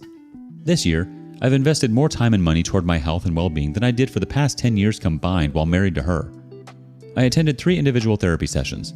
My 4th session lasted 15 minutes. I had nothing to discuss about the past and wanted to focus on the future instead. As Wayne Gretzky said, I skate where the puck is going to be, not where it has been. The therapist said that he didn't feel like I needed any more sessions because I was doing so well. It's been a complete recovery at that point. I have no triggers. I used to get a recurrent nightmare of the two of them laughing at me, the clueless husband. Those nightmares stopped once she lied in the restraining order about me abusing her. At that point, I realized that this parasite doesn't have an ounce of care for me, so why should I for her? The weasel's birthday is 9 days before my own, and I completely forgot about it this year. On D-Day, or as my friend calls it, Liberation Day, I went out to celebrate. In regards of my romantic endeavors, I waited until the restraining order case against me was dismissed before pursuing women. I whiffed on my first try. I asked a coworker, 40-plus female, out on a date, and was hit with a, "I'll think about it and let you know," reply. Ouch. In my mind, if it wasn't an enthusiastic yes, then it's a no. A friend suggested the Hinge dating app. I had a bunch of success there, lots of matches. Took one woman, 38 female, out on a date. I'll preface this by mentioning that the last time I courted a woman was a decade ago. We were sending each other love letters through snail mail. This woman and I clicked very well while messaging each other. And then, a couple of hours prior to the date, fireworks. I told her that I have the date covered and don't want her to reach in her purse to pay for anything. Also, that I will hold the door for her wherever we go. Well, she didn't appreciate that. "You should have put that in your dating profile. This is 2022 and most women don't need a man to pay for them or hold their doors." Prior to this, I asked what her boundaries are regarding holding hands, hugging, and kissing on the first date. She said that she needs to feel comfortable just to hold hands on the first date. Fine, it will be an Amish date. It will be like taking my sister out on a date. Needless to say, it got tense a couple of hours prior to meeting up. I asked if she wants to cancel. No hard feelings if you do. To which she replied, "No, I'm intrigued by you." I could have canceled, but honestly, I wanted to see how much of a disaster the date will turn out to be. I imagined dinner to be the dinner scene from Mr. and Mrs. Smith, followed by the scene where they're trying to murder each other. We met up and actually had a great time. Had a drink, then took a private Latin dance class, and had dinner afterward. No tense moments or awkwardness. At dinner, I told her that even though I had a great time and found her attractive, I don't see this going past the first date. Even though we meshed well that night, we'd clash in the future because of our personalities. I walked her to her car. She was gushing over me the entire time. She gave me a long, lingering hug, and we parted ways. When I got home, she texted me, "It looked like you wanted to kiss me all night." I replied that I did, but I respected your boundaries. She followed that with, Maybe I should have kissed you then. I told her to come over the next night to cook dinner at my place. She obliged. 24 hours later, we were fooling around in my bed. She said that she wants us to date casually. Perfect for me. That gives me time to focus on my other goals. I ended up ending it with her a couple of days later because she disrespected me. After the parasite I was married to was so disrespectful toward the end of our marriage, I vowed to never let another woman disrespect me ever again. Had I started dating immediately after the divorce, I'd have probably put up with a lot of bull crap because of my self-esteem was gutted at the time. And then I met my current girlfriend. I matched with a gorgeous Latina 33 female who was not only open to chivalry, but welcomed it. In our conversation, she said things like, It'd be an honor to go on a date with you. No woman has ever said that to me before. Since day one, she has done nothing but build me up instead of criticizing the way that parasite used to do. When we met up, she immediately went for a hug. She held my hand while we were still in the parking lot and waited for me to open her door throughout the night. At the bar, she touched my arm and shoulder while laughing. We went dancing, and while she was so much more experienced as a dancer compared to me, I have no dancing experience and have 2 left feet. It felt so natural and sexy to dance with her. I didn't feel like a robot on the dance floor the same way I felt on the first date with the other woman. Our hands were all over each other and she was kissing my neck as we merengued all over the dance floor. At one point, the dance instructor left the room to let us do our thing. Ha! After dinner, I took her to my employee party because she loves to dance. I slipped the DJ a $20 bill and requested her song. We danced while everyone else watched us. She had a beaming smile from ear to ear and rubbing up against me all night like a female cat in heat. By the end of the night, she broke her own rule of no French kissing on the first date. She came over to my house 3 days later, and we've been seeing each other every day since then. We deleted our dating apps after the second date and have been in a committed monogamous relationship ever since. We were born half a world away from each other, yet our cultures are so similar. I didn't expect to find someone like her this soon. I thought that I'd date a bunch of women before settling down. I knew that she is the one I wanted to pursue when a very pretty redhead from Hinge finally matched with me, and I had no desire to open her message to read it. What a year it has been. It started out in the worst possible way and it's ending on the highest note imaginable. And the most exciting thing is that I feel like I've only scratched the surface. To culminate the success, I commissioned an artist to do this painting titled Rebirth of a Man for me. I told him in January 2022 about my situation, the beginning of my journey towards self-improvement, and where I see myself in the future. This was his interpretation. I had no expectations going in, and he still managed to blow them away. He delivered the painting to me shortly after I competed at the bodybuilding show. How appropriate. I hope that my story helps a bunch of you. It's so scary to leave the cheating partner. I've been there myself. At one point, I considered reconciliation before finally pulling the trigger on divorce. But know that there is an exciting world out there beyond the walls of your current relationship. You will meet someone who shows you what a healthy relationship looks like. It wasn't until I met my current girlfriend that I realized that I was never happy with the parasite I was married to. I was content while with her, but never happy. We've got a community reaction from Terser78. Man, overall good to hear you are prospering, healthily, and happily, but be sure you've removed any residual anger at women for what your ex did to you.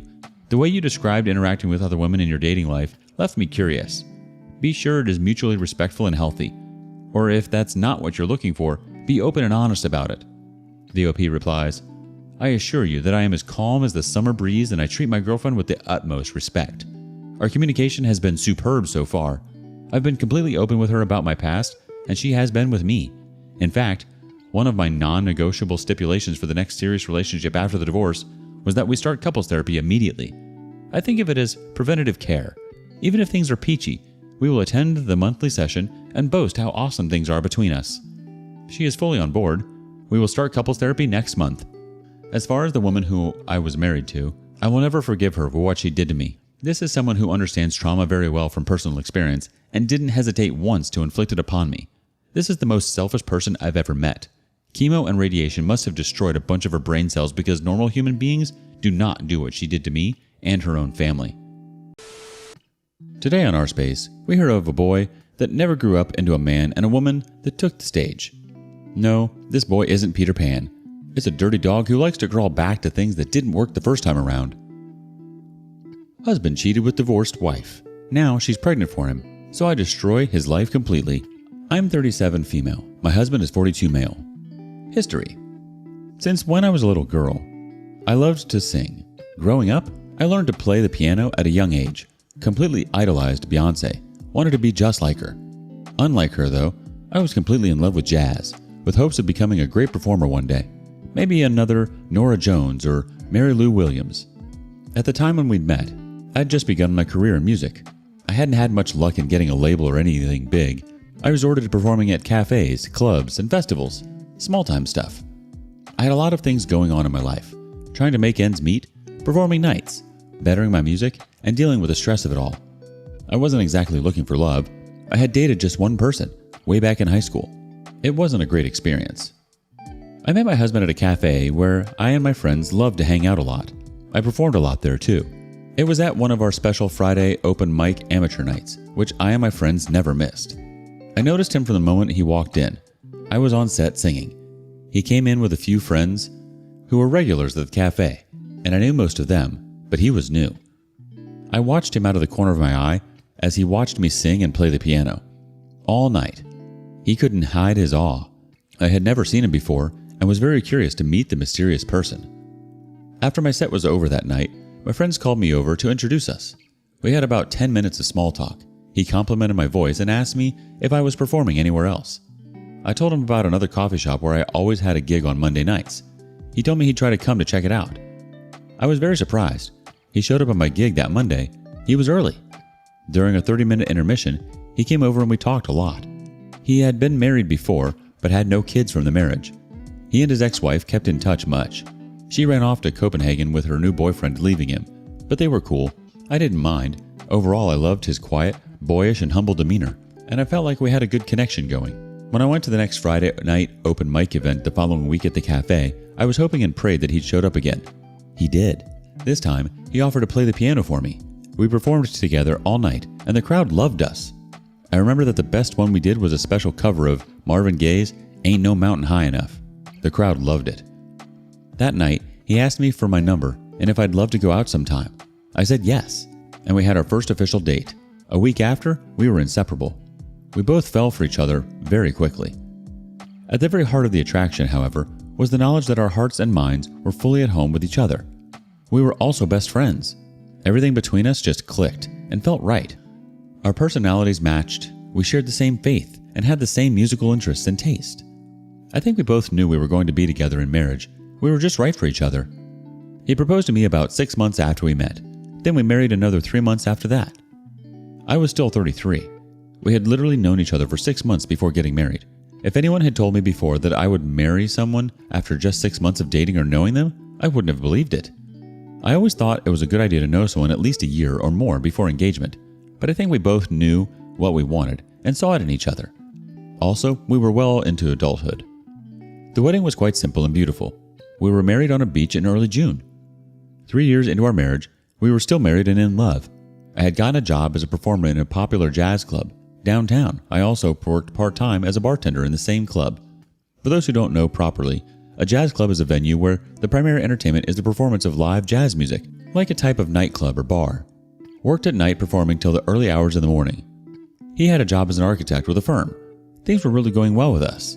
We hadn't many problems or issues except for the fact that we were so busy working and chasing our dreams, we'd never really talked or thought about starting a family. He was ready to, but at the time, in my career, being pregnant wasn't something I could afford much. We talked about it, and we came to an agreement. I told him there wasn't any rush, I just needed time to establish myself properly, and he understood. Things in my career got a lot better. Performing at the club made me meet a lot of exciting, new, prominent people that would play a significant part in my career. As for my marriage, though, not so great. I owed it to us not spending as much time as we should. I worked nights at the club, usually from 7 till 3 or 4 in the morning, and he'd leave for work around 7 a.m. and got off when I was leaving. But we made time. I was off Sundays and we'd stay home and catch up with each other. He occasionally came to the club to watch me perform and hang, but stopped completely after a while, which I think was the first sign that things weren't going so great. When I asked why he didn't watch my sets anymore, he explained that he landed this new project with a client that needed his time. I understood, but it wasn't the first time he'd handled a project before. He always found time to come. We didn't spend Sundays together anymore. He'd rush out to attend business meetings or emergency staff meetings or something. I had no reason not to believe him. I felt everything was my fault as a result of my stupid job and my devotion to my music. I contemplated leaving it. I was scared it was either him or my career. One night, while I was at work, I got a call from Mrs. Hong, our neighbor, a nice old Chinese lady. She'd been to 2 of my performances.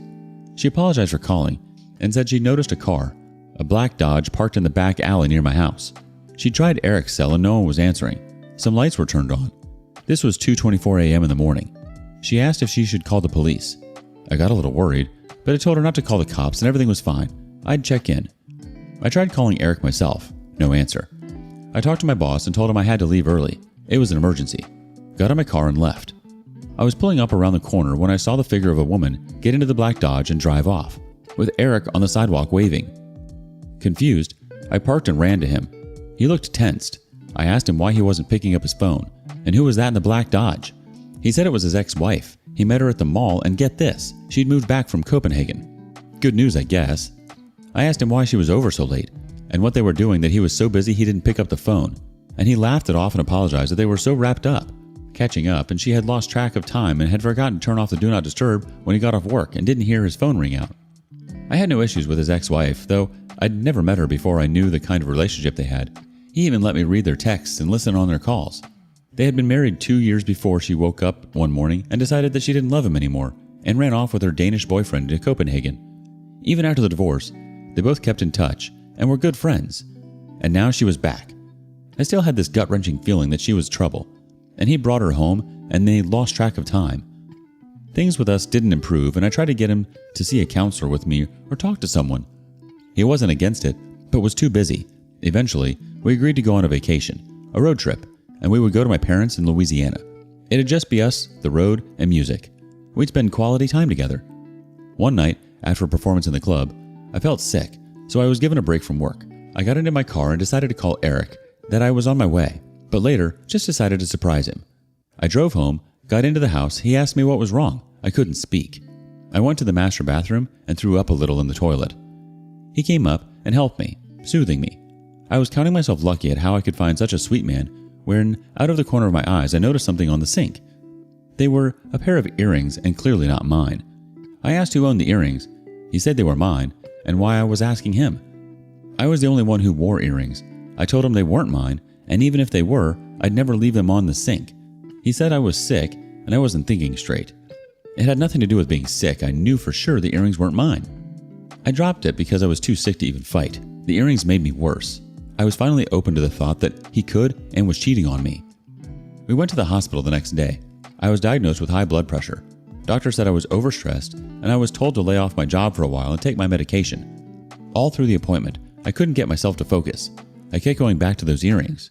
I started to think maybe I had borrowed it from one of my girlfriends and forgot to return it, or maybe I'd bought them and forgotten about it. Whatever excuse I brought up, it couldn't explain enough the pair of earrings. On our way home, I brought it up again, and we had a small fight for the first time. I accused him of cheating while I was out working my butt off. He was bringing his whores over. I called him names. He said I was selfish, insensitive, and ungrateful. We didn't talk to each other for weeks. I knew for sure he was seeing someone, but didn't know who. My friends tried to get me to hire a PI, but I didn't give it much thought. After 2 weeks of not talking to each other, I went back to work. It had started affecting my music and performances. I'd stutter on stage or cry and couldn't keep my emotions in check. When my boss asked what was wrong, I told her about everything with Eric. She was sympathetic and gave me another week off to get things sorted. We made up and finally agreed to see someone.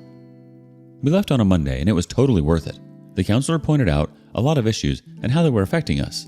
The major being that we weren't able to separate the stress of a workday from our relationship, and it was affecting us from enjoying each other's companionship and love. Eric and I talked a lot about a lot of things.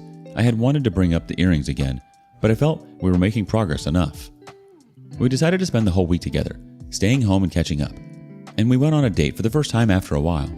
On our second night, we went to see a movie at the downtown cinema. It was like old times before we were married. Just as we bought our tickets, we ran into his ex-wife, which at first thought would complicate things, but surprisingly enough, she was nice. She was a nice, pretty redhead, very fit. Anyways, she was with a new boyfriend, and we all decided to double date the next night. Can't believe I actually liked her. The next night, we met up with her and Brandon, her boyfriend. Things were going on pretty great. She had a lot of stories to tell because she's basically been all over the world. She and Eric had sort of a brother-sister vibe. I enjoyed the first 2 hours of the night, then things went wrong. She had been showing me photos of places she'd been to and all the adventures she had. I wasn't much of a travel person, but I absolutely loved travel stories. She showed me photos of the time she spent vacating in Bornholm, a very beautiful place in Copenhagen. In one of the photos, she was having dinner with friends. I was admiring how beautiful her dress was, her hair, and that's when I noticed her earrings. They were very nice and also very familiar to the ones I found in my bathroom. I could feel rage rise in me. I couldn't breathe. How I was able to keep myself from punching that woman square in the nose and causing a scene, I don't know. She asked if I was okay, and I looked white. Apparently the color had drained from my face. I got up and told Eric to take me home, barely controlling my breathing. I didn't say anything, although he asked a million times what the problem was. I sat in silence. We got home and still didn't say a word. He continued to ask. I started to cry and asked why he would do such a thing to us. I told him I knew about the earrings and that they were affair partners. We got into a huge fight, him denying it, and at the same time blaming me for everything happening. Everything we built up the past days completely down the drain. He said he was sorry if he hurt me and it was a stupid mistake. I was still sick and heartbroken from the whole thing and didn't know what to do. I told him I didn't want to be around him and I wanted him to leave. He begged and he suggested I spend the remaining days I had out of town with my mom and really think things over, and when I was ready, we could talk. I said fine. He was right. A couple of days home would give me time to think about our future and what he'd done. I packed light and left the next day. He offered to drive me, even after refusing his offer and preferring to take the bus. We left early. It was a day's drive to Louisiana and an awkwardly silent one. I took time to reflect on us. How long had this been going on? This affair been going on? He had said she had just recently come back from Copenhagen, so maybe it was a fling, a one-time stand or something. I cleared my head and decided to focus on just me for the rest of my time off work. I'd listen to some music and play the piano and just spend time with family. It had been a long time since I'd been home, and as much as my mom called and always invited us over for Thanksgiving or dinner or something, we were always too busy to make it. I liked the fact that she understood. When I was ready, I and Eric would have a long talk. I was already considering a divorce. We were driving for about 4 hours when he said I should take the wheel, and he needed a quick shut-eye. He whined about how he hadn't slept much and that he was aching and needed a break. I took the wheel and drove while he slept. He handed me his phone to use the map. I guess he was pretty tired because he fell asleep quickly. I looked at him with pity and decided maybe it was time we went our separate ways. Just then a message came in from his ex-wife. It read, I know I'm not supposed to reach you this way, but it's urgent. Text me on Telegram. I was confused. I thought of waking him and showing the text, but quickly decided against it. I knew he was on other social media, but didn't know he had a Telegram. Snooped around and found it in the phone freezer. I entered and found a message from his ex. It was a picture of a sonogram and a text that read, It's a baby girl. I swerved off the road and parked. How he was still asleep after that swerve, I don't know. Turns out he and his ex-wife were having a baby. I couldn't believe it. She'd been back from Copenhagen for almost a year now, and not very recently, as he had said. And they've been having an affair for most of that time. They were still in love with each other and were even making plans to get back with each other. I also found texts, pictures, videos, and phone calls with 3 other women, 2 of which I knew and was having affairs with them as well. I took screenshots. He slept all this while and I continued driving. There was a gas station up ahead. I pulled up into it. He finally woke up and asked why we weren't moving. I explained I needed to get gas and get something from the store. He said okay and went back to sleep. I went inside and went to the bathroom to cry. I was really hurt and angry at myself. I stopped crying and came out of the bathroom. I paid for gas and stepped out. I noticed a trucker finishing up. I looked back at sleeping Eric in the car and thought, good riddance. I asked the kind man if he could give me a ride into town. He agreed. I left with him. Immediately I got to Louisiana.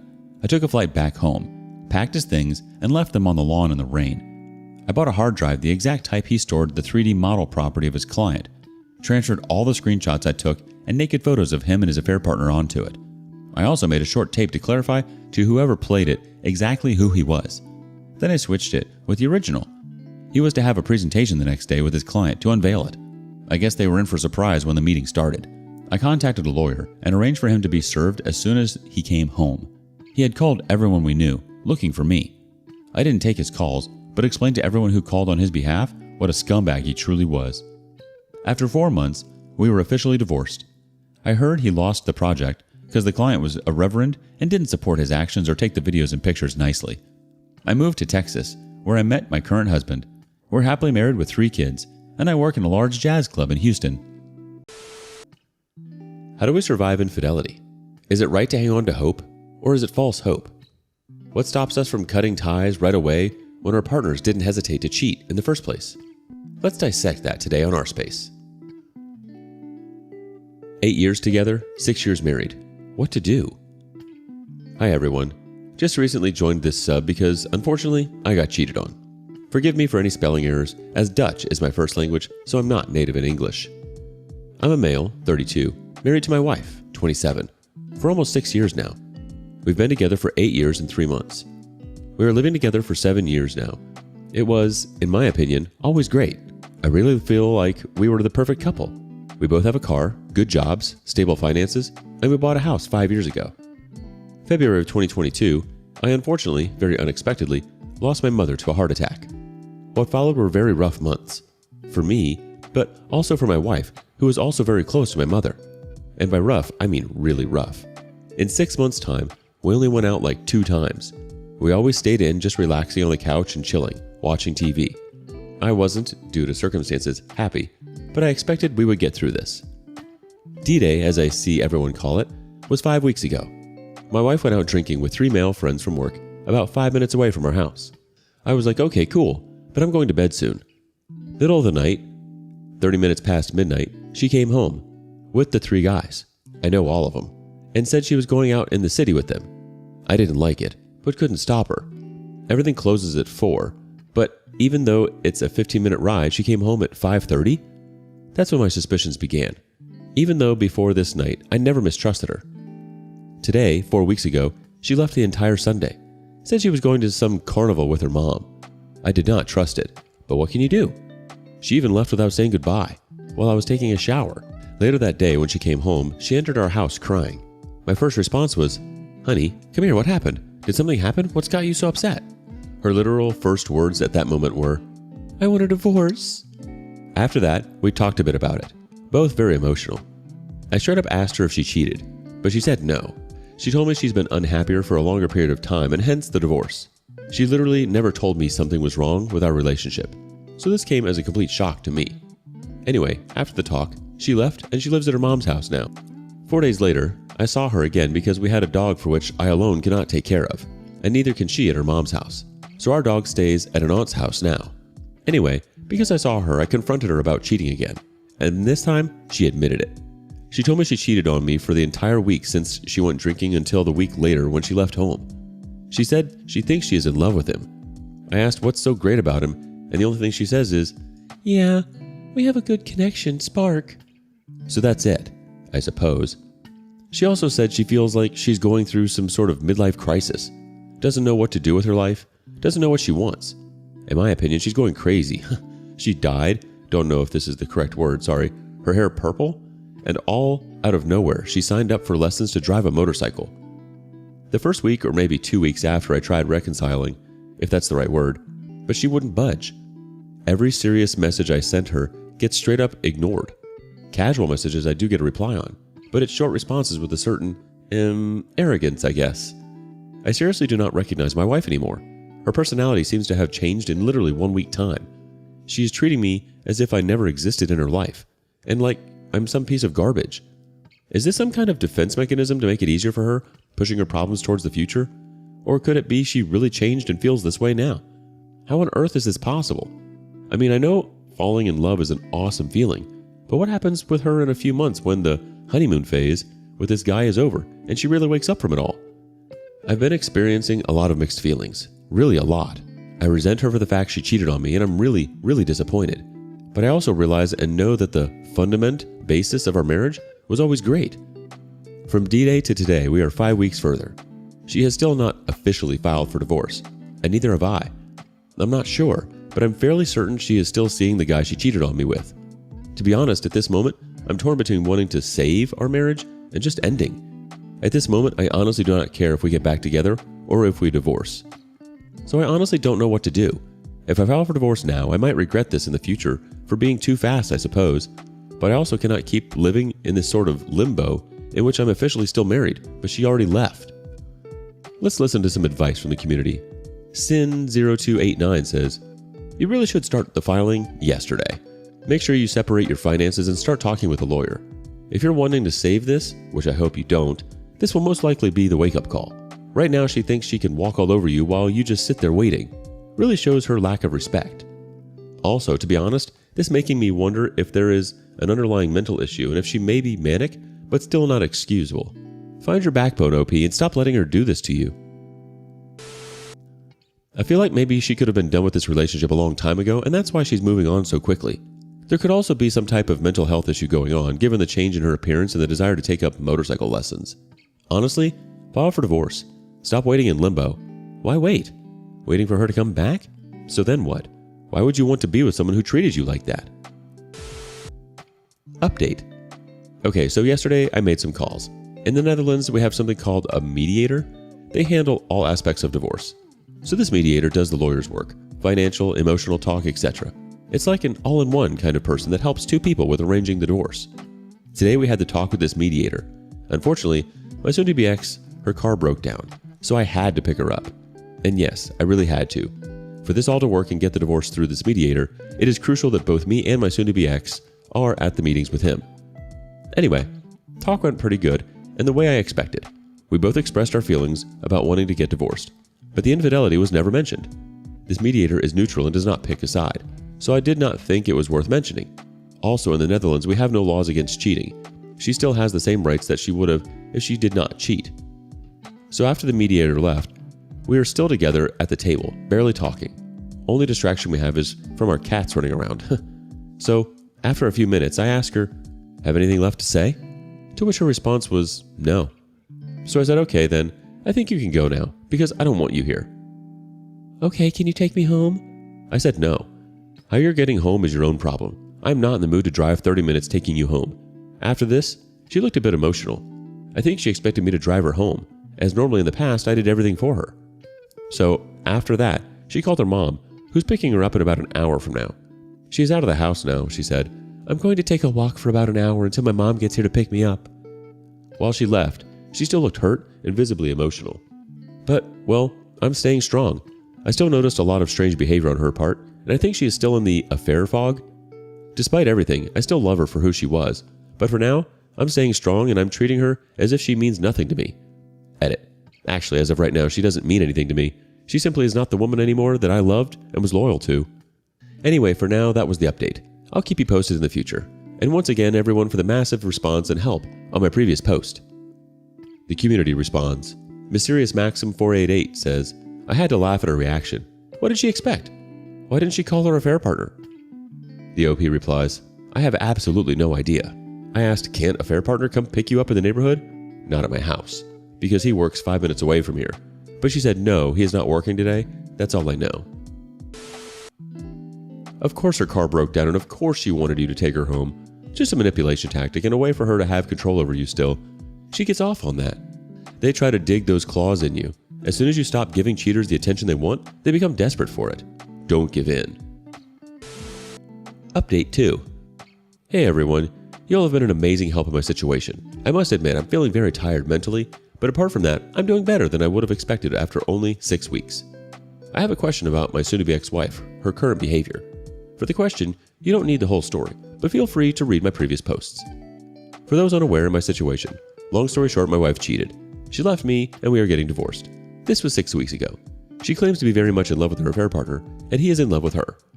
I strongly believe she is in affair fog. Okay, now my actual question. Is it normal that my wife, soon-to-be ex, treats everyone around her like trash? Well, except for her affair partner and her own parents, I suppose. She is obviously treating me bad. She is treating me with zero respect and as if I was the worst husband ever. She claims she's been unhappy for several years, which I believe is complete BS. Anyway, to be honest, I don't care about what she's doing to me anymore. It's her life she's destroying, not mine. But it's also affecting other people. My father sends her the sweetest message he had ever sent in his entire life, and she didn't even reply with a thank you. Just nothing. After my mom passed last February, my wife would regularly take my dad to an amusement park that's close by. They both have subscriptions for it, so they could go quite often. My dad really loved her a lot, and I'm watching him age by the hour now, which really hurts me. And my soon-to-be ex-wife doesn't even send a thank you. Nothing at all. She left him unread.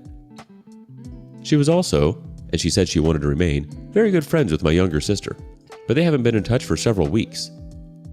Also, My wife was supposed to spend a day today with her best friend who is a mutual friend of ours, but now she's ignoring her. Her best friend sends several messages to her yesterday if today was still on, but my wife sends no reply. Didn't even read her messages. She also didn't pick up the phone. So today they were supposed to meet. Same story. She doesn't pick up the phone. Her BFF sends one more message asking if she was still coming. No reply. She didn't even read the messages, while her WhatsApp status shows she's been online after she sends them. Needless to say, her BFF has been crying all day. She took the day off to spend with my wife to go shopping and have fun. And now this? Is this in any way normal behavior for someone in affair fog, or could this be something else? I don't care what my wife is doing, I'm done with her. But this is just so incredibly sad for her BFF. She's been crying on her couch all freaking day because my wife treats her like this. While I'm typing all this, another question comes to mind, but I think I already know the answer. My soon-to-be ex-wife is going around telling people we split up because we grew apart and she hasn't been happy for several years. I suppose this actually is normal for a cheater, to tell everyone excuses and not being honest about what happened and how they fell in love with someone else. Oh, I almost forgot something that I believe is really important. Her BFF, our mutual friend, actually lived with us for about 6 months, from about November of 2021 until April of 2022. She just got off of a really bad relationship and had nowhere to stay. We have a spare room, so we took her in. Anyway, my wife and BFF literally talk about everything, including our relationship and sex life. Everything. I speak to her BFF every day, and she's been super sweet and totally honest with me. I asked her if any of what my wife said could be true, about not being happy with me for a longer period of time. BFF says it's all lies. Never has my wife ever spoken about it, or said a single word up to her about being unhappy with me. And keep in mind, they told each other everything, but not a single word about being unhappy. So either my soon-to-be ex-wife is just blatantly lying now, I don't know why, maybe to justify her cheating on me and abandoning our marriage, or perhaps she kept her unhappy feelings a secret for literally everyone except herself. I honestly don't know, but from my experience, I never noticed her unhappy with me, and BFF also agrees with this. Many thanks again to everyone. The support is amazing, and I would not have been where I am now if it wasn't for your support. Let's check in with that supportful community. Low Profession 9366 says, OP, your wayward wife is in an affair fog of sorts. She's currently lying to herself so she doesn't have to face the gravity of what she's done. She cannot be with anyone who could call her out on her deceit. She is refusing to face it, to answer for it. Because if she did, she'd soon realize how horrid her choices are. She'd have to reconcile her faulty memory story with reality. Cheaters lie, but the one person they lie to the most is themselves. They have to justify the indefensible. Regular Bat 4449 says, she needs to justify her actions to herself, so she makes you and her friends the bad guy to make herself feel better. She's probably miserable and can't face it. The OP replies, well, to be honest, I saw her last Tuesday because we had to talk about the divorce. She hasn't been sleeping well since she left 5 weeks ago. She just looked quite bad, actually, and really tired and not happy at all. I suppose when she's around an affair partner, it's only happiness. I think she's ignoring everyone because it's a way to ignore responsibility and taking ownership of her actions. She's living in denial. She's probably thinking if she ignores them long enough, they'll go away, and it'll be the death of her old life. AKA, she can pretend to live in his fantasy world with this affair partner and her purple hair. The lying has to do with that too. She said you grew apart because she can't look like the bad guy. She has to look like the one that got out on top. Final update. For full story, please read my post history if you're interested. Small summary. Wife of 6 years, 8 years together, cheated on me 5 months ago. Told me she wanted a divorce because she wasn't happy with me and basically left me to be with the affair partner. We are going to sign our divorce papers and make it official 4 days from today. This is going to be a long post as I haven't updated for about 4 months. Well, I made some mistakes along the run and also made some moves that got me my power back and made me respect myself again.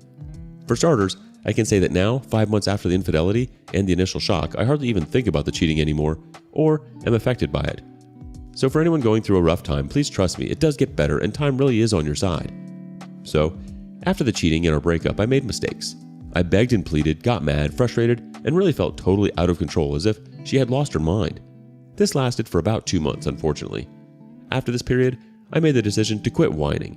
I told her I thought about everything a lot and came to the conclusion that I would still be open to seeing her and talking to her, that I thought there might still be a future for us, but I also told her I couldn't guarantee anything. I have not contacted her myself for the last 3 months, at least not about casual stuff or the relationship. The only things I reached out about were things regarding our upcoming divorce, financial, mutual house. I did not just sit around and wait during the last 3 months. I am now 32 years old, and for the first time in my life, I went to the gym to work out. Muscle building to be exact, as I have always been on the skinny side. I have been hitting the gym with full discipline. I train 4 times a week and have been doing so for the last 3 months. I'm also seeing an increase in my muscle and aesthetics, but this goes further. Not only does the gym better my physical appearance, it also helps me mentally. At first, I started working out to keep myself busy and distracted, but now, 3 months in, I look better and I feel a lot better about myself. I am regaining a level of confidence I didn't even know I had. So pro tip of the day, when you're going through a rough time, the gym really does seem to work both physically and mentally. Regarding our mutual house, I spoke with the bank and I am able to lend extra money and take on a higher mortgage. I have to pay my ex-wife about $65,000 for the house, but I'm able to and I will do it. After signing everything and paying her, I will be 100% the owner of the mutual house, which is worth about $300,000. I'm not too happy about having to pay her $65,000, but in the long run, I am way better off by owning my own house, which is worth about 5 times that amount. On top of that, she has no ownership in my house anymore. She officially lives with her mom again, but I know she's also staying in her affair partner's house a lot. I'm not contacting her, so how do I know? I'll get to that. My ex and me have a mutual friend. We never hang out all together, but we do speak regularly. As far as I know, ex left me to be with the affair partner, and basically jumped straight into a new rebound relationship. I'm not sure what's going on with my ex, and at times, it does seem she actually has lost her mind. I try to keep my mind away from her, but sometimes the mind wanders where it shouldn't go. Also, at this moment, I suppose I could call affair partner by the name boyfriend, because that's basically what he is now. However, I will stick to affair partner because that's how it started. Anyway, about affair partner and ex-wife. Karma is a witch, and it's starting to hit hard. When ex and affair partner first got together 5 months ago, all seemed fine for them. However, tables are beginning to turn. Affair partner is currently at home struggling with a depression, which I know for a fact because the mutual friend showed me screenshots of a conversation between ex-wife and her. Also, the affair partner is currently out of a job. Even when everything first happened with the cheating and all, I always felt better than affair partner just because of his lack of morals, and I already had the belief he was worthless compared to me. Well, now I know for sure. Which, once again, makes me feel like my ex-wife has lost her mind. I'm not being arrogant, but I'm absolutely sure that I am the catch and a way better man than her affair partner is. Little extra. At the start of their relationship, I was still contacting her and warned her. Well, I guess I was right all along. Not only does he prove himself to be the loser I already kinda knew he was, he also brought something into her life that can devastate her. She's basically digging her own grave. The affair partner introduced her to hard drugs. I know this through the mutual friend. Haven't talked to ex-wife about it. If she wants to ruin her own life, that's her business. But it seems to be going downhill fast. As for my ex-wife, I am certain she is struggling and possibly even doubting her own choices. I hadn't spoken to her or seen her during the holidays, Christmas and New Year's. However, about 1 week into the new year, 2023, she out of the blue texted me if I was home and if she could come over. She came over to my house and the visit was short, really only about 5 minutes. She came by to tell me she spent Christmas Day alone, sobbing. She wanted to know how my holidays had been, and she asked how I was doing. I told her my Christmas was okay, but not the greatest. I lost my mom last year, and these were the first holidays without my mom. So of course it was just okay, but not all that great. I did tell her I was doing great, which I actually am. So yeah, for me, this was weird. The only thing I can think about this whole visit, and why would she care about how I'm doing, is if she perhaps does have regrets. Time will tell. I also spoke to my ex's mom. Ex-mother-in-law called me after New Year's to wish me a happy new year and wish me all the best. I must admit I did not expect that call, but it was nice to hear from her because she was family for the last 8 years. Mother-in-law told my ex-wife hasn't been all that great lately. Apparently, she is very sad and crying a lot, mourning the marriage. Ex even said to mother-in-law, "I wish it wouldn't have been like this." And once again, this implies to me that she is having second thoughts. However, only my ex has the power to reach out and make a move, which at this point, I don't see happening anymore. The only power I really have is to give her the divorce she herself asked for and walk away and stay out of her life, which I did. I am removing myself from her life, giving her the divorce, and bettering myself every single day. Apologies for the long post, but I believe this is about everything I needed to get off my chest. 4 days from now, we are signing the divorce papers, and even though I'm really doing great, of course I'm still only human and from time to time still mourn our marriage and my ex-wife. I hate to see what has become of her, but I'm also fully aware that it is out of my control and absolutely not my problem. Let me end this by once again thanking everyone in the community, Many thanks. Without your help, I wouldn't have been where I am now, both mental and physical. Let's see what the community has to say about it. Diligent Permission 3. If she tries to come crawling back, it would be strongly advised not to even entertain the possibility. You say affair partner introduced her to hard drugs? That's a huge deal breaker. Do you know exactly what kind of drugs they've been taking? If so, look up the effects of those drugs. Usually, that's what's been taking both of them down a slippery slope. You said affair partner lost his job and has serious depression issues? Probably the adverse or reaction of those drugs. You say she stopped by to see how you were doing. Mother-in-law called telling you how soon-to-be ex-wife is crying a lot. Doesn't sound good. Please sign those divorce papers and make everything final before you do anything close to communicating with your ex. I wonder, has she spent or messed up the settlement money she got off the house? Sounds like karma is doing its job. In the meantime, you stay strong and stick to your goals and stay clean. Things will get better real soon. Remember, you're the better man in person, okay? Rubik's Eft says, your wife has no regrets. Selfish people never do. They merely blame others for their poor choices. As for her wanting to come by your place, she wanted to see if you had replaced her with another woman. Because you have been no contact, she wanted to observe you up close to gauge whether or not you will act as a safety net for her if she chooses to come back. If you are wise, you will decline other visits from your soon-to-be ex-wife. You have nothing to gain by these interactions. In many cases, such meetings only serve to delay and set back a betrayed spouse's efforts to heal and move on. Also, they serve as an opportunity for your cheating ex to attempt to manipulate you and gain information she hopes to use to manipulate you. Mourn the end of your marriage, but do it without the burden of further contact with your ex-wife. I think if you aren't on the same page, you should just leave. And if you have reservations, just open your trap and talk to your partner. Today on rSpace, we learn that sometimes all it takes is a little check-in. Up first, fear is the mind killer. I found divorce papers in my air vent. Throwaway due to privacy reasons. I, 29 female, and my husband, 30 male, have been married for 4 years now, together for 7, and it's going fantastically well. He's handsome, cute, kind, loving, and makes me feel safe and wanted and loved and protected. He takes me on dates, shows physical affection wherever he can, and also just makes me feel happy. We have no kids, but we are trying for it. So the other day, I was cleaning the house. I'm a housewife. And I was cleaning the air vent at the top of the staircase aisle, because we had never cleaned it ever since we bought the house. And when I opened it, there was a box, an unmarked box. I took it out and then opened it. And then there was a note. More about it somewhere down below. And divorce papers. All ready with our names on it. The only thing that wasn't filled in was the signatures of us. I was crushed. He had just gone to work after kissing me for 7 or 8 minutes and hugging me, and everything has been going great. So why this? I opened the note, and it reads as follows. It is with immense regret and sadness that your love between you and my name has ran its course. I'm sorry, his name. You didn't deserve this. Or you did. I don't know. Maybe she cheated. Maybe you did. Maybe the love didn't last for you. All those times, all those moments of being with her are of no use now.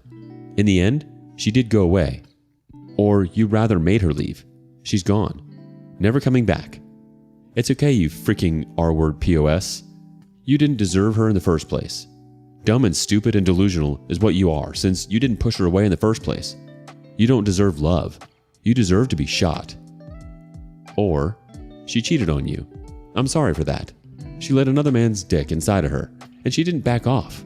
She had an affair, physical or emotional, and she didn't choose you. Forget her. Forgive her. Because to be amity is to be forgiving. And you deserve the peace, my friend. You did everything that you could, but she wanted more. Listen to We Don't Understand Each Other from ST3 and go to sleep. Hit the gym tomorrow. I'm here for you. Take care, mate. Yours, his name. His note was from himself, by himself, for himself. I'm crying right now. I've never cheated on him and never even had the thought of cheating on him. All I want is him to be with me. What should I do? It breaks me to see how he thinks like this. Let's see how the community reacts. First up, Slowbone says, OP, I hope you read this. When my mental health paranoid delusion was at its worst, my intrusive thoughts were always telling me I should be meticulously preparing for my strong, healthy, long-term relationship to fall apart. And I would do crap like this. I wrote myself notes to cheer myself up after imaginary scenarios like this. You pushed them away. They cheated and you wanted to die. You've fallen out of love. So your mental illness was too much and he left you. I even got myself on several apartment wait lists and worked on my credit score, just in case. Because I was so paranoid I'd lose what I loved the most that I became obsessed with preparing as it was inevitable. Again, our relationship was pretty solid, loving, supportive. I don't think my partner ever knew the extent to which my intrusive thoughts and paranoia made me prepare for totally imagined potential heartbreak. I've never told him. We're stronger than ever, and I'm on meds and we have a great therapist. But OP, this is what your husband's weird note feels like to me.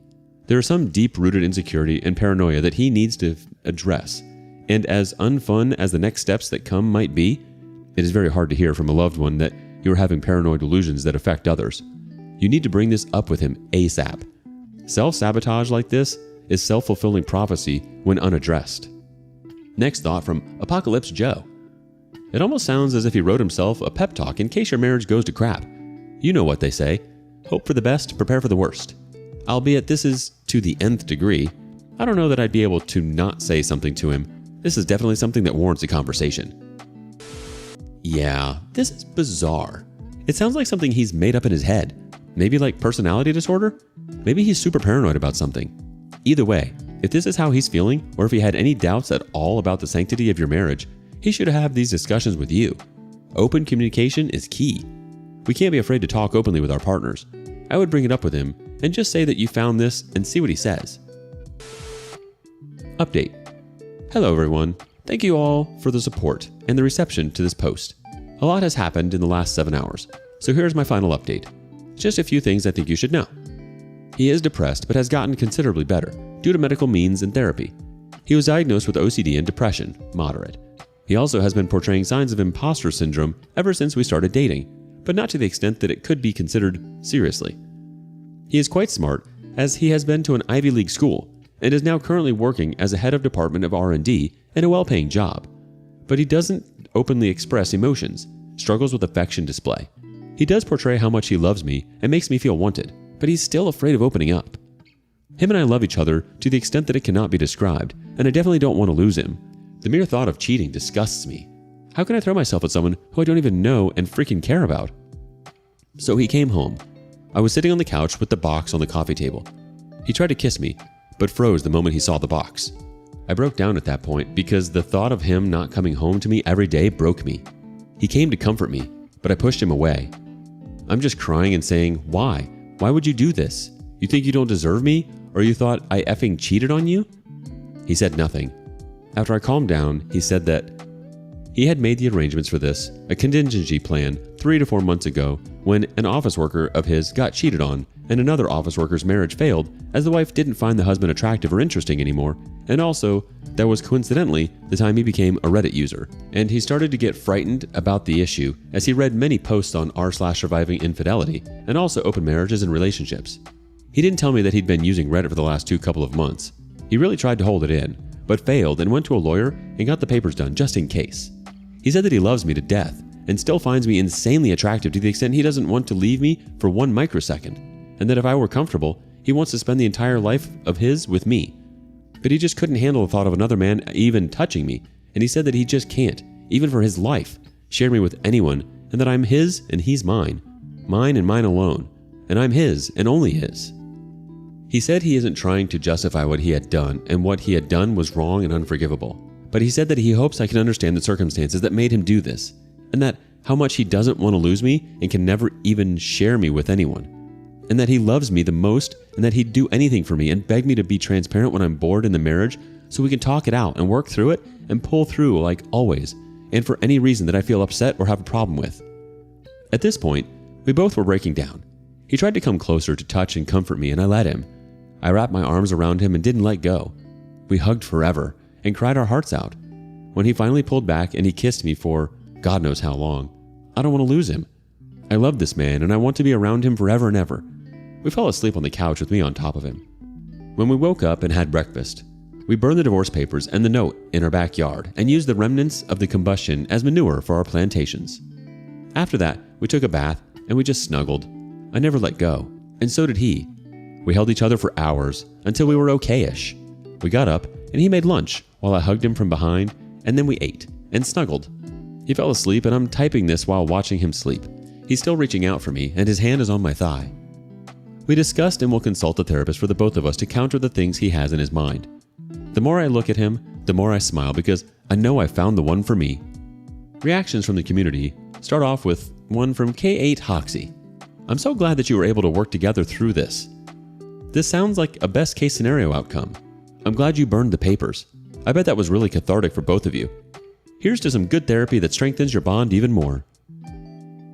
Idyllic Truth chimes in. What he did still makes me feel disturbed, but maybe that's because I'm also insecure and wouldn't do it, but would definitely think of doing what he did. I'm glad I saw this update basically immediately after your other post, and that it was what it was. I'm glad you were able to talk it out and find some solace, especially with him. Therapy would be good for you for sure.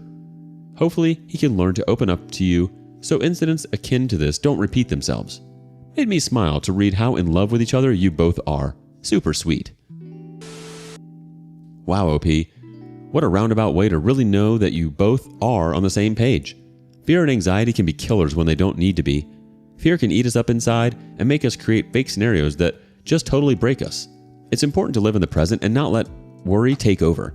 Rather than jumping the gun and having those papers, he should have sat down with you, OP, and talked about how he was feeling. All of this could have been avoided. But I'm glad to hear that you are both on the same page. I think going to therapy is a brilliant idea and a great way for you and your husband to get even closer. What do you make of this? What would you have done if you found divorce papers? Would you have done the same thing if you were OP's husband? What do you want your legacy to be? Today on rSpace, we learn the importance of crossing your T's and dotting your I's. But perhaps even more important, telling your loved ones how you feel and hugging them every day.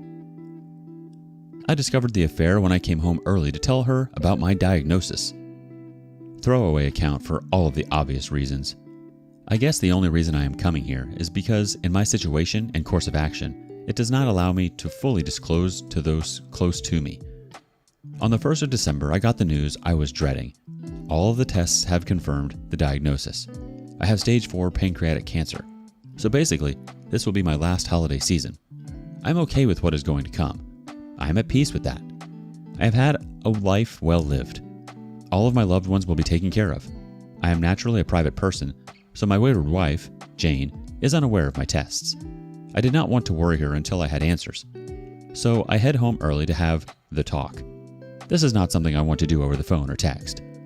Well, as you can guess since I am here, my life changed more than once that afternoon. When I arrived at the house, I noticed the car of one of my business partners in the drive. There was no mistaking it. Flashy, expensive, with a personalized license tag. To say this is out of the ordinary is an understatement. I pull up our home camera system on my phone and notice it is in privacy mode, not recording. So I let it be and drove off to my farm property. Now our camera system is for safety and I never look at it unless there is a concern. With that said, I also love to watch for wildlife in the outside cameras. I also find it oddly satisfying to watch storms come through. So for my own enjoyment, years ago, I configured a second video recorder to archive the cameras to local storage.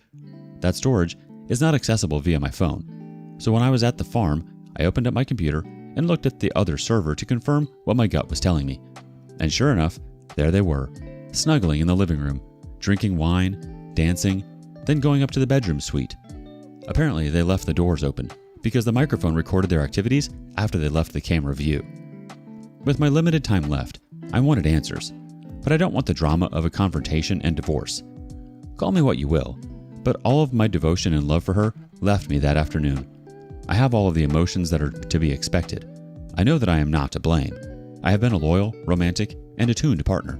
I am now thinking about myself. I know what is important to me. So I called my lawyer and we reviewed my will and our prenup. I told him what was going on.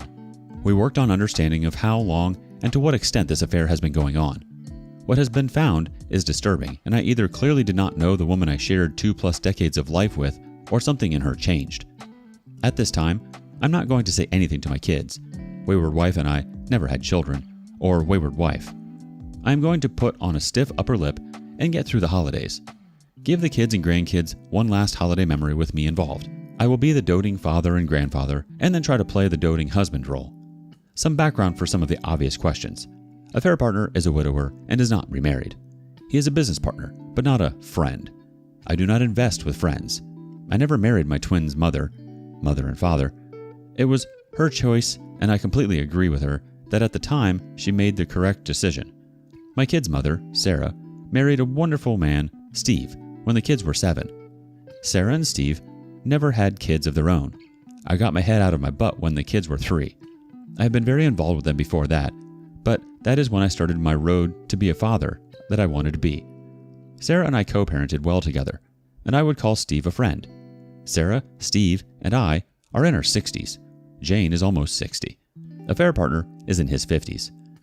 Jane and I are both in our first marriage. We were in our 30s when we married. What do I need? An outside outlet and release valve. If I'm going to accomplish my goal, I need to vent my anger and talk through my situation. What better outlet than internet strangers?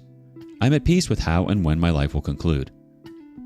Let's get some reactions from the community before we move on. Life Yogurt Closet 98 says, I would confide in Sarah and Steve so they can kind of prepare for the aftermath and take care of loose ends you may have missed. Sorry to hear all this, OP. Evil Eye Man states, I would leave a video, Will, where you explain to everyone why Jane gets nothing. Expose her when you have the captive audience in front of all family and friends. Over following 5758 chimes in addition to a video, Will, you should also show your archived footage during the will reading. Inform Sarah and Steve ahead of time. Make sure the will and prenup are airtight. Leave everything to the kids. Make the best of your time. Love those kids in your family. I'm praying for you. Nunio 508 1972 says, I truly hope that you leave everything to your kids and grandkids. Please don't leave anything to Jane. I'm sorry about this. I hope after the holidays you can spend the rest of your life with those who truly love you. I'm so sorry you're dealing with this in the midst of your diagnosis, OP. You were right to contact your lawyer and try to lay some foundation for making the first steps towards divorce. Your patience and level-headedness surrounding all of this is astounding. I guess in times like these, we have to sort of maintain a sense of peace as it becomes abundantly clear what we have to focus our energies on. I'm sorry, OP. Update 1. First, I want to thank you all for all of your support. It really has helped. I have read all of your comments, and it has given me a lot to think about. I'm going to give some general information to help clarify my situation. Sarah and I were very young when we had twins. They were a surprise, but always wanted. So the twins are in their 40s, and the grandkids are all teens and older. Christmas is a week-long affair every year. We spend Christmas through New Year on the farm. We go cut down a tree after everyone arrives. We decorate, cook, play, and celebrate as a family. Sarah and Steve have been a part of this tradition since I bought the farm. I remain steadfast in not telling anyone until after the new year. If I told Sarah, she would not be able to keep it in. I don't want to place Steve in a position to lie to his wife. I want the kids and grandkids to enjoy the week. We will have plenty of time to cry and prepare in a few weeks. Jane's presence this week will just be a small detail in the long run. Really, I don't care about her anywhere near the rest of the family. The finances are very interesting. Jane and I met and were married after we both were very established in our job and wealth. She had a good job with a great pension. She also had 2 inheritances that were in a trust. We agreed early on that we were both comfortable and we would not disclose to each other our entire worth, by her insistence. We also have a prenup where any property and or trust that predate the marriage and any income from those resources are not considered marital property, again, on her insistence. Now I have provided both properties, housing with utilities. I purchased the travel, food, and fuel.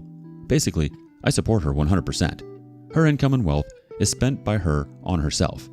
She purchased her car, clothes, personal travel, and cosmetic surgery. She's a very beautiful woman on the outside, but has shown she is very ugly inside. A few days after I got my diagnosis, I announced my retirement from the nonprofit. Now knowing what I know, I noticed Jane was a bit uncomfortable. I can guess why. I will be around more often. So tomorrow is my last day of work. Now I'll be focusing on spending time with the family. I gave the camera server info to my lawyer and gave him access from his office. So I don't know if they had activities again, but I would assume yes. Again, I don't care at this point. I know who I am and what is my worth, and affair partner is a big step down. As flashy affair partner is, I am low-key. I drive a 15-year-old pickup truck. I like jeans and t-shirts and coveralls in the winter. I know for a fact that affair partner does not have anywhere near the wealth that Jane thinks he does. How? Since the trust has invested in his business, I get quarterly financials. I don't tell anyone how much I have that is between my accountants and me. But let's just say that the trust has been growing for 30 years. I live a modest life, and there's enough there for my great-great-grandchildren to enjoy the farm and have their education paid for. once Jane knows what she lost, that will be her reckoning. I just won't see it. December really got busy. We did our normal social rounds these last weekends. A fair partner was at one of the parties. It was hard to not keep an eye on Jane and him. I don't think I was caught. With being so busy and wrapping up everything about the job, I have had an easier time keeping it together. Jane has not expressed anything that would lead me to conclude that she knows I know. I'm not proud of this, but I will still sleep in the same bed. I have been selfish with her as of late. I feel like I'm using her, but she has apparently been using me for at least the better part of this year. I'm not as honorable as many of you have made me out to be. I hate this small amount of deceit. So don't worry about Jane getting everything, because she will not. The trust is in great hands. I have detailed instructions on how it is to be managed. Thanks to the comments, I have made plans in case my health turns for the worse sooner than I want, or if I pass unexpectedly. I have also made plans to have in-home care when it is needed. Jane will not be my caregiver. If I become incapacitated, the lawyer will tell Sarah, Steve, and the kids. Jane will be blocked from me. All important papers, valuables, and whatnots have been moved to a safe location. Finally, I've also started letters to each family member, and Jane. Those have been harder than I thought. So I wanted to update you all before all of the festivities start. I might check in during the holiday week, but if I don't, it is planned and expected. Again, thank you all. Let's go back to the community for some more comments. NC Deep Diver says, "Thank you for the update and clarification. I am glad your twins are older. There is no doubt they will be devastated by your prognosis, but they are old enough to handle it. I wish you nothing but peace in your coming days, and I hope you will be able to build more lasting memories for your grandchildren. One suggestion, take a lot of videos over the holidays. In the years to come, when your children and grandchildren break out the photos of family get-togethers, having video to watch does more than put a picture to the name. Generations to come will be able to see your smile, laugh, and hear your voice. Thank you again for the update and clarification."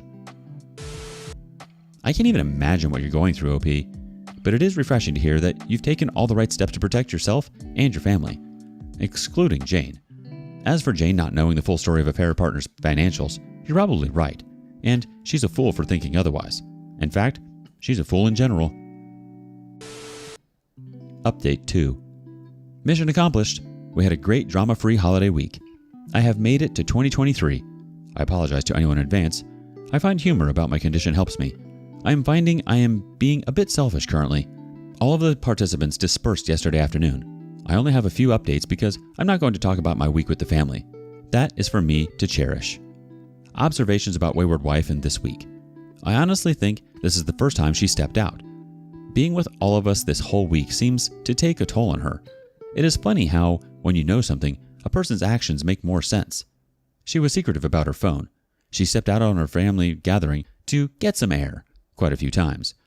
The best was when she needed to run into town, and one of the grandkids wanted to go to town also.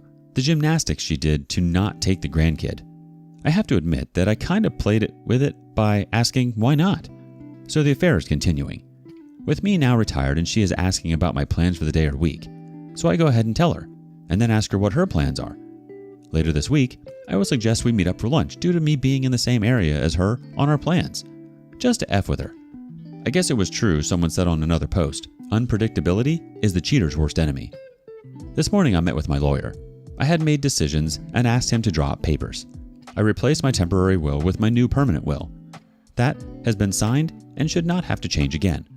In preparation for all hell breaking loose, I had him draw up divorce papers based on the prenup and the evidence of the affair. She gets nothing but 25% of our shared assets. Thinking housewares and furniture. I keep all of my liquid assets, retirement funds, and items I purchased with my own wealth. Also, if I push it, she is required to pay alimony. I have signed them and have a packet created with all of our evidence of the affair. I am holding this in case I want to use it. I sold my loan to the trust. I will allow the trustees to convert it to shares in a fair partners company. Speaking of the trust, I've decided how I want it to be managed. I will drop myself to a 1% trustee. The twins will get the majority of the trusteeship. The 4 grandkids will make up the rest. All of the grandkids' proxies will be Sarah and Steve. As each turns 24, the kids' trusteeship will move from Sarah and Steve to the grandkid. If a fraction is left over, Sarah gets the extra share vote value. I have planned a meeting with the kids, Sarah and Steve, for next week. I plan on telling them everything then. They have to sign documents and they will want to know why I am doing this. So when this is done, my personal value will be my liquid assets, personal property, and the money from the affair partner's loan. So, in the worst case scenario, Jane will get very little compared to the assets and value in the trust. In the next couple of weeks, I will disperse the few personal items I want to go to the kids and grandkids. Those are already at a safe location where my lawyer has access. Some of you commented on my health. Well, if I was not clear, I'm not fighting this. I am letting nature take its course. So I have no ill side effects from any treatments. I did notice this week I was more easily tired out. The family noticed also. I played it off as the old man getting older. I still have the cough. The cough is what started it all. It was my tumors in the lung that led to all of the diagnoses. I just played that as a lingering COVID cough. I expect to go downhill pretty fast once other issues pop up, but by that time, everyone will know. And thank you all for all your well wishes on that aspect. I am planning to spend time with the family. A large trip with all of their different obligations will be tough. That reason is why this week was so important to me. It was the last time I could be with all of them for an extended amount of time. I am thinking of a small trip for myself. We will see. I do plan on spending a day one-on-one with each child and grandchild. That is my next goal. The letters are not done. Those are very difficult. I will let you all know how the meeting next week goes. Best to you all. One more community check-in. Butters is Mantequilla says, "You're such a lovely man, OP. There are really crappy people who get to live a long and useless life, yet people such as yourself are robbed. I'm sending you the biggest and tightest hug that lasts a long time, not a fleeting, insincere one." The OP replies, "Thank you, but don't worry about me. I have had a life well lived. If this is my time, so be it. I will go down this road with the same determination and tenacity I have all other roads. Just hug and love your loved ones." I'm sorry, OP. My heart breaks for you. You're strong. Honestly, it is really refreshing to hear how smart you are with your assets and financials. It's a shame that Jane will hardly see any of it. Just kidding. It's not a shame at all. Update 3. I had my lawyer, a notary, the twins, Sarah, and Steve to my farm today. The tasks I needed are done. This process has gone about as well as it could have gone. It is understandable that the family is hurt and angry. When everyone arrived and they saw my lawyer and the notary, the tension in the room was high. I asked them to just sit and listen to me, and after I finish, they are to sign the papers. After signing the documents, I will answer all questions. They all know about the trust. I explained to them it was time for me to release control of the trust to them. I explained how important the trust was in my life, why I started it, how it was outside of my marriage to Jane by mutual decision. I also left instructions on how I wanted them to direct and use the trust. We explained that the trust would be split between the twins and the grandchildren, with Sarah and Steve equally proxy votes for the grandkids until each of them reached the age of 25. Their trust in me was evident because they signed the documents and got them notarized. After that was done, copies were collated and I dismissed my lawyer and the notary. I saw them out and thanked them for coming out on a Sunday. They both were gracious as always. When I returned to the dining room acting as a conference room, they were all quiet. My daughter broke the silence with the first question. Well, it was definitely a multi-part question or a stream of consciousness. As soon as she stopped, I started with my health. I explained the fact of my diagnosis. I listened to them making plans on how we are going to fight this, and this is where I stopped them. I explained the odds. I told them I have already had a second opinion. Then I told them what you all already know. I'm not going to seek treatment. I'm going to let nature take its course. We spent the next hour to an hour and a half arguing. My daughter left the room a few times. Sarah had to go get her. While they were gone, Steve, my son, and I had a heart-to-heart. They understand where I'm coming from. They might not agree, but they understand. The consensus is that Sarah and my daughter will come around. After all this calmed down, and I knew the next question was coming. When did I find out? And I told them. And now there was another round of anger and sadness. I explained that I wanted one more holiday week where I was not a dead man walking. That I was selfish. I wanted this diagnosis to be after the holidays. I don't want it to taint their holidays for the rest of their lives. My daughter, sensing there was still more, went all police detective. She was not going to leave the room until all were out. She asked how in the hell did Jane not tell her. That is when I dropped the last bomb. I told them exactly the same account of events that I did in my first post. That is the first time I truly saw the fire of anger in my daughter's eyes. I then told them she to this day does not know I know. I basically answered the same questions, plots, and etc. that you all suggested. So I guess you all prepped me well. In the end, I told them I valued them way more than Jane. For me, I just want to spend the rest of my days in peace, not worrying about Jane. I had to explain my actions during the holiday week.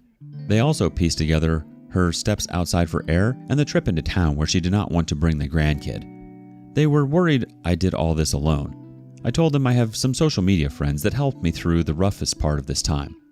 I refused to tell them where and how. They can learn later, but I still want this space for myself. The emotions were really raw, and we have been talking off and on as a group for a few hours, but I told them I needed to go back and talk about the trust. They understand that the trust will be very helpful in not allowing Jane to obtain my hard-earned wealth, that it protects them, and that is why she is not part of this meeting. With that said, I then needed to share the financials of the trust. I'm pretty sure that they all saw the trust as a tax dodge or just a way to protect assets in a marriage where the kids are from another woman. They were not prepared for me to share the finances. As I started to go through the assets and the balance sheets, the room just fell silent. There was one question. Why do you work so hard these years when you had this much? I explained my philosophy of personal finance, something they have heard many times before and take to heart. But I told them that I lived off the trust all of these years. I put them through college with that trust. I made time in my life for them with that trust. And I was able to work for a nonprofit for basically free because of that trust. And if there is any example I want to outlive in them and their children, is to use this trust to do better for others, and not just write a check for a charity here and there, but to work for something they believe in. In my years with this nonprofit, I have done so much more in training others and building relationships than just writing a check cannot do. I am not happy that today everyone's lives at that table changed in so many ways, good and bad, because of me. It was not the way I wanted it to happen, but it is done. They all know of it. I have begged and pleaded that they let me deal with Jane, not to talk about the trust with anyone. We will run a status quo for now. When I get sicker, then things will change. They all have agreed. We spent the next few hours making a meal, talking, crying, laughing, and breaking into smaller groups. They all have left about an hour ago, but I expect the twins to come back. I know they will let their spouses in on what is going on. That is just the way they are, and I love my two in-laws' children very much. I knew that last night was my last quiet night. I feel a weight lifted but replaced with another weight of worry. Thank you all for reading. Your thoughts and prayers are so valuable to me. Again, tell your loved ones how you feel and give them a hug. Wow, I completely hear you when you say you want to spend the rest of your days in peace not worrying about Jane. You deserve that, OP. Update 4. Just a quick update. I was surprised by a visit from one of my wayward wife's girlfriends. She is about the same age as Jane. Her name is Carol and was with my wayward wife last week on the girls' night. In fact, the girls' night was at Carol's house. If you read my comments, you would know that last week Jane came home very intoxicated. She used a rideshare. Carol is an old friend of my wayward wife. I guess being married for over 2 decades, wayward wife has forgotten I introduced her to Carol. Carol's parents were friends of my parents. Well, I guess my unpredictability has contributed to wayward wife being unstable. And last week's girls' night, Jane reached a breaking point. She got so intoxicated, she confided in Carol about her affair. Apparently, she just kept talking, even after Carol told her to stop. Carol got so angry at her. As Carol kept condemning Jane, Jane just kept trying to defend her actions while continuing to lay out an endless stream of details. The next day, Carol reached out to Jane. Jane apparently did not remember anything from the night before. Carol summarized Jane's confession. Well, Jane completely denied that she is having an affair, that she did not say those things, and that Carol is mistaken. Carol told Jane she is full of crap and has a week to come clean, or she will tell me herself. And since Jane continues to deny that she said anything, I got my visit with Carol. So, over coffee, I got the abbreviated accounting of Jane's confession. Carol was expecting me to be devastated. I surprised her when I told her that I already knew. I asked her who else was around when Jane did this confession. Carol was the only one else in the house. I asked Carol who else she has told. That offended her. She told me that she would not spread something like that before telling me. I apologized. I explained to her that I had my own timeline for wanting to deal with Jane, and adding others would complicate my plans, and I had to ask. Carol was understanding. I asked her, as a favor to me, not to mention it to anyone and allow Jane to think she believes her. Carol agreed with my first request, but said the second part doesn't feel right. I asked her to try. I told her I would be okay. Carol said that anything else I need, all I have to do is ask. I know that I will have to make another apology when Carol finds out about my health, but I will deal with that another day. So I am going to confront Jane tomorrow. We have a regular date night, and I plan on calmly telling her what I know. my condition, and how I'm going to spend the rest of my life without her. I hope the public setting will keep the drama to a minimum. Going as planned or a total disaster, I will update sometime this weekend. My plan is after the confrontation to give her what I know, asking her to not contact me or my family. We will see how it goes. Oh wow, how the tables do turn. Everything catches up to people eventually. People can run, but they can't hide. Update 5. Mike Tyson said, "Everyone has a plan until they get punched in the mouth." Yes, every plan does not go exactly as you vision. Mine is not exempt from this reality. I will take a moment to set the table of my plan for you. Jane and I have a weekly date night, and we generally use the same restaurant. So much so, we have a regular table. It is in the back, still public, but away from the high energy near the bar. I decided that this would be the place I confront her. I planned to do it after the end of dessert. I got my lawyer and his wife's reservations at the same time. I gave our server the payment for both of our party's meals before we began. She has been our server for years. I had Carol on call to help Jane after I leave. My plan was to end the meal with a conversation about our relationship. I wanted to record it.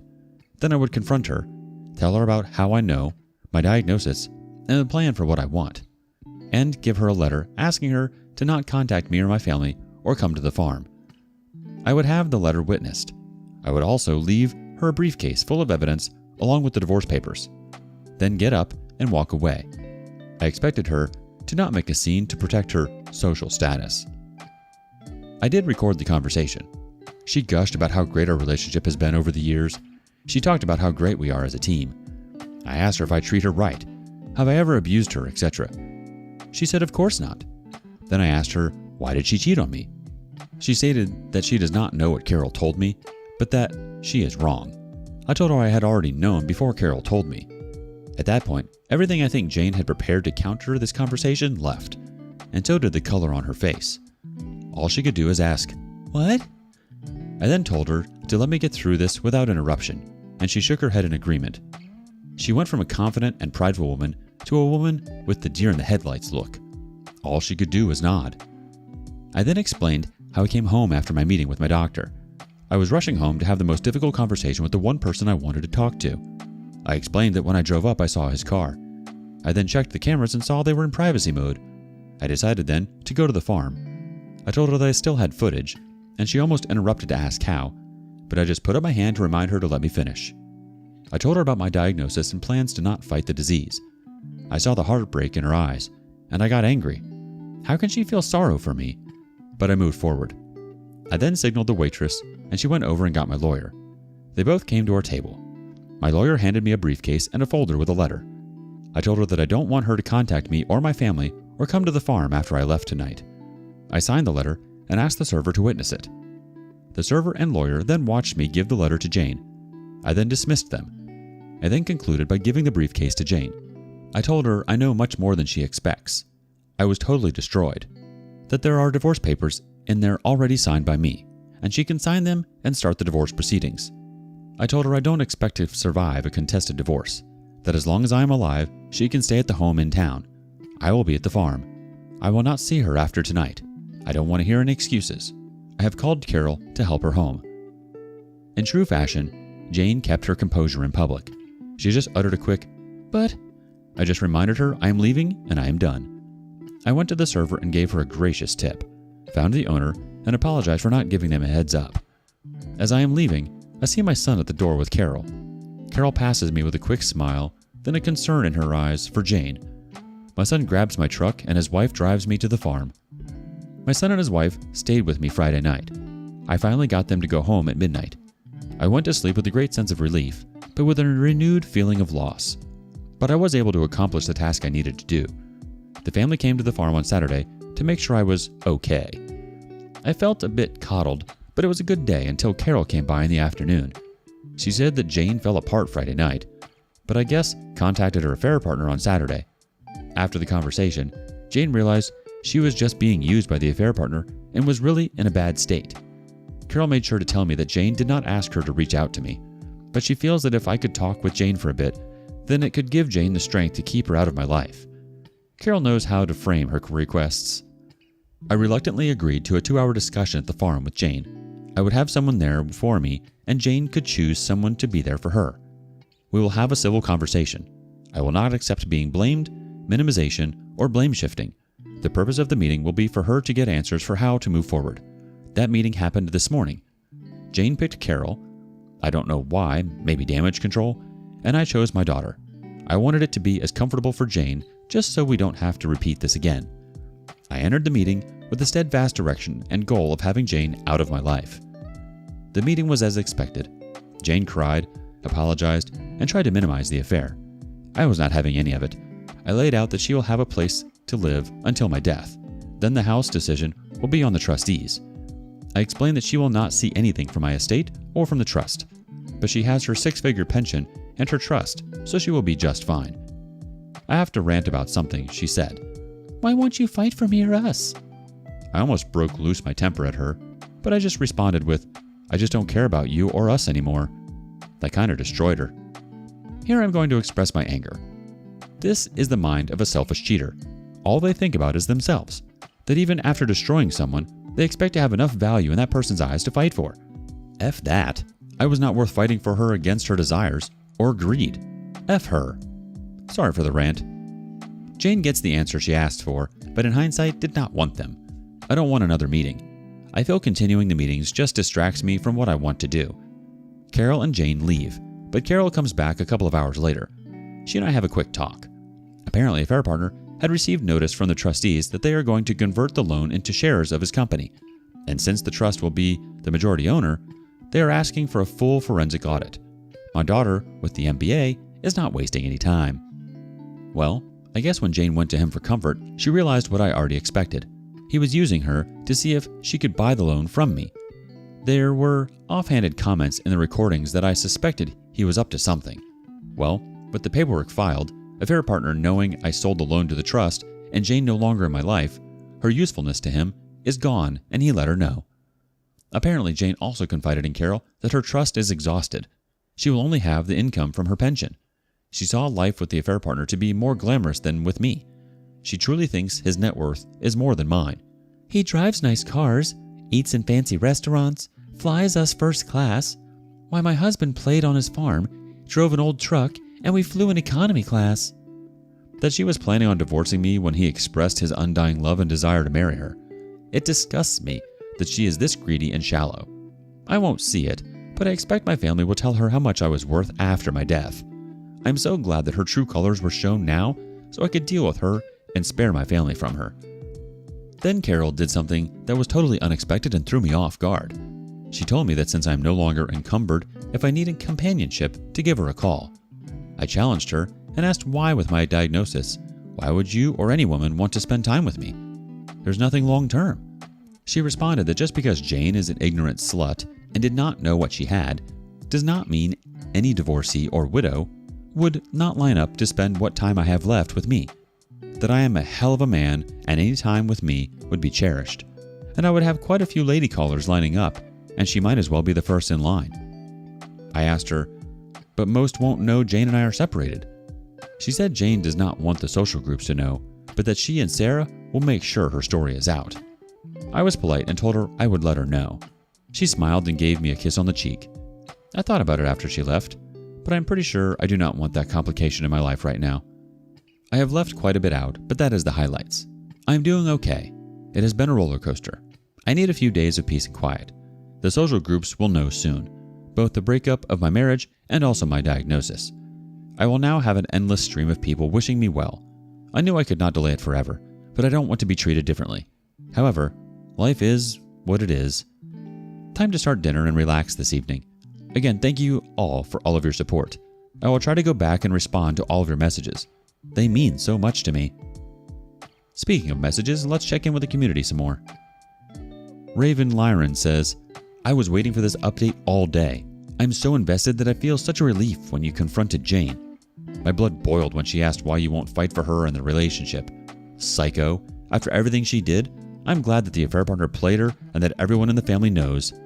FYI, your daughter is the MVP for doing what she's doing. I also love that she wasted her trust. Nice. What a dummy. Carol is a mess. I mean, she's not wrong. You sound like one hell of a guy, but dang, Carol, Give OP a day at least. Also, I love that she will let the social group know. I don't know if you will continue to update. I hope you do. But if you don't, I hope that the rest of your days are filled with peace and the love of your family. The OP responds, "Thanks for the support. I have to admit, Carol took me by surprise. She said she wanted to be first in line. I guess she believes that fortune favors the bold. I'm sure there will be more drama that I need to vent and gain support for. Thanks." I think your reaction and your emotions are valid. To ask, "Why won't you fight for me or us?" She should be asking herself that. And then there's Carol. I think I laughed out loud when I read that she was hitting on you.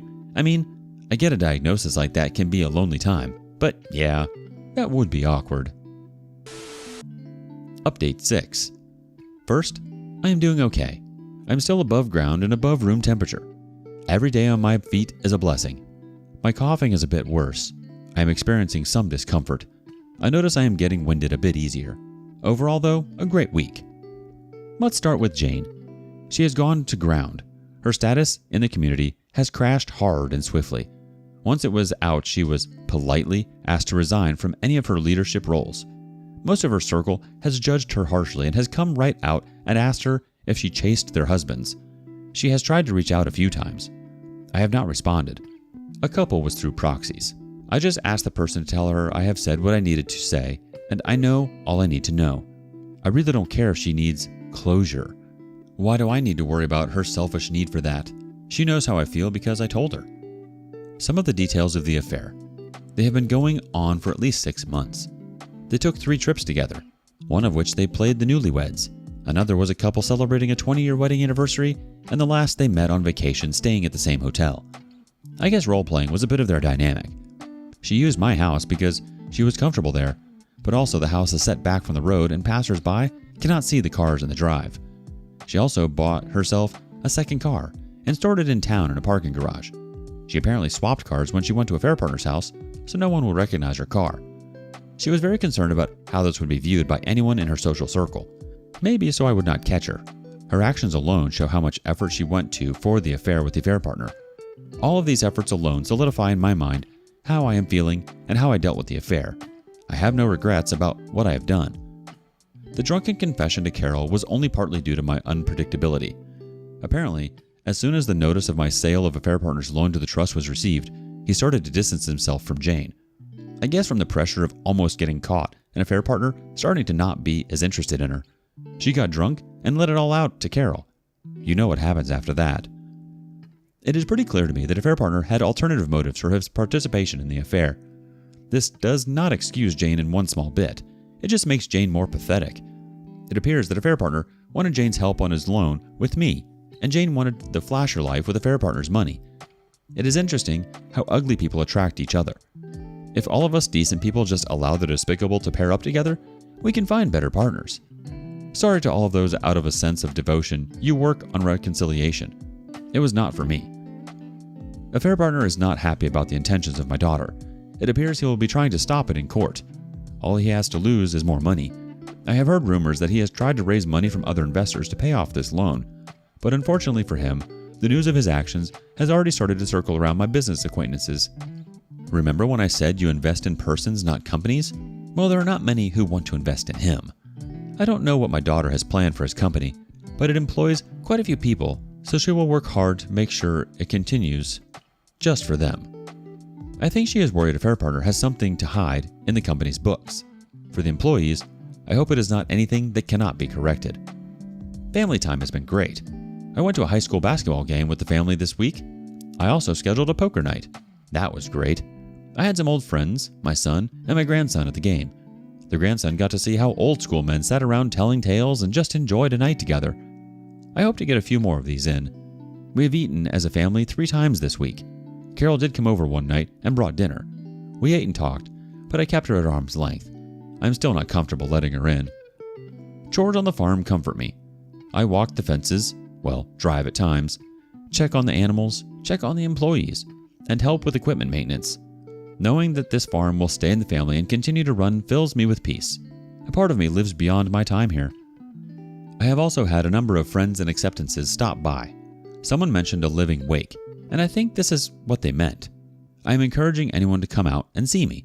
I like spending time with these folks, even if it might be the last time. Thank you for suggesting that. Thank you all for your support. It really does help. Now let's go back to the community for a few. New ID Guy 77 says, she bought herself a second car? How could she spend that much money and go undetected? That's some seriously clandestine stuff.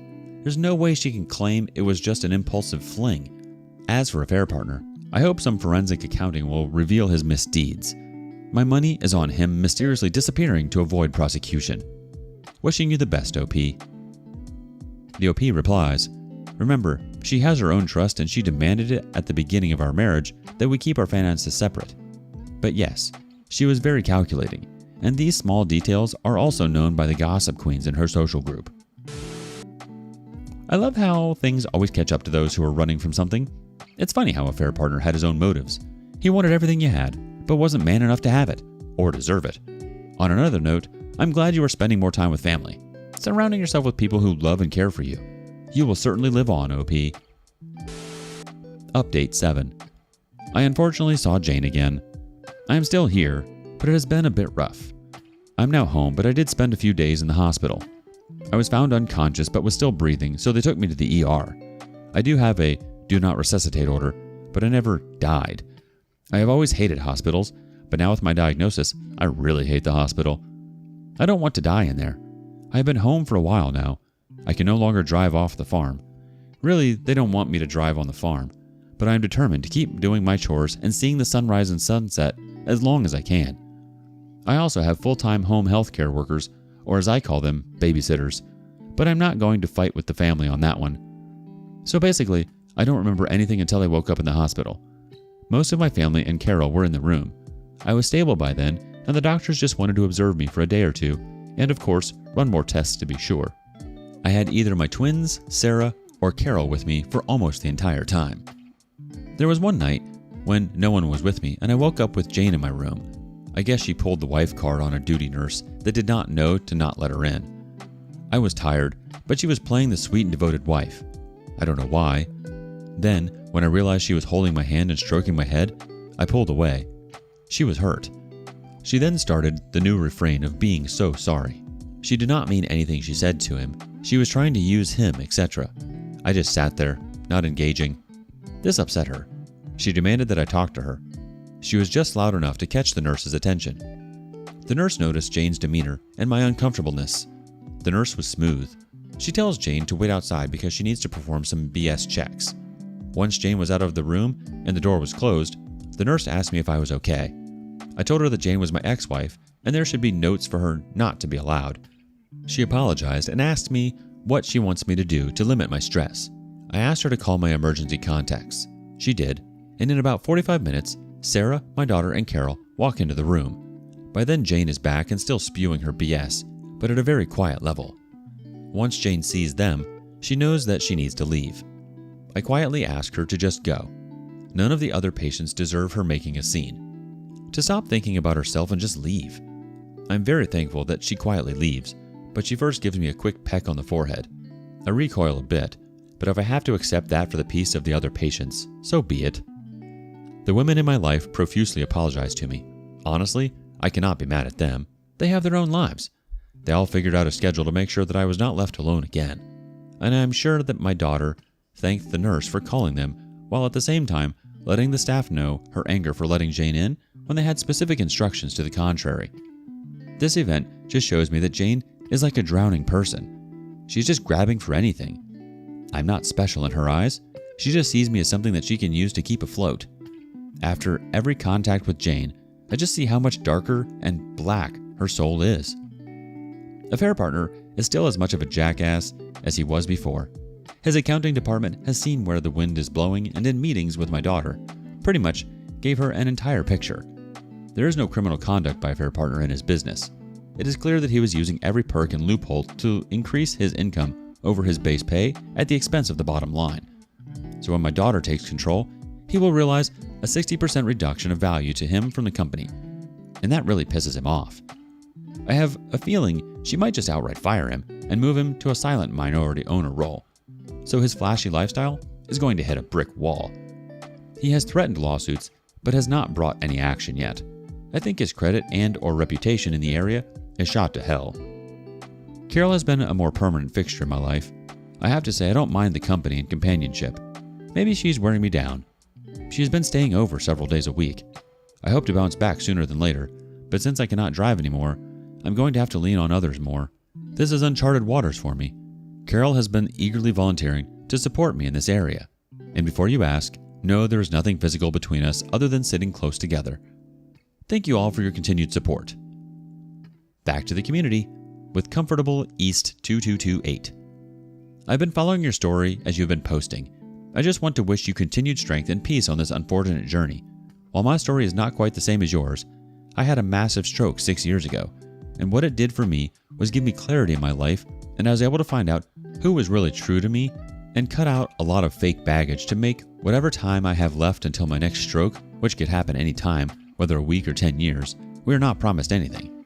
I hope that whatever time you have left, that you do whatever can bring you the most happiness. Take care and good luck, sir.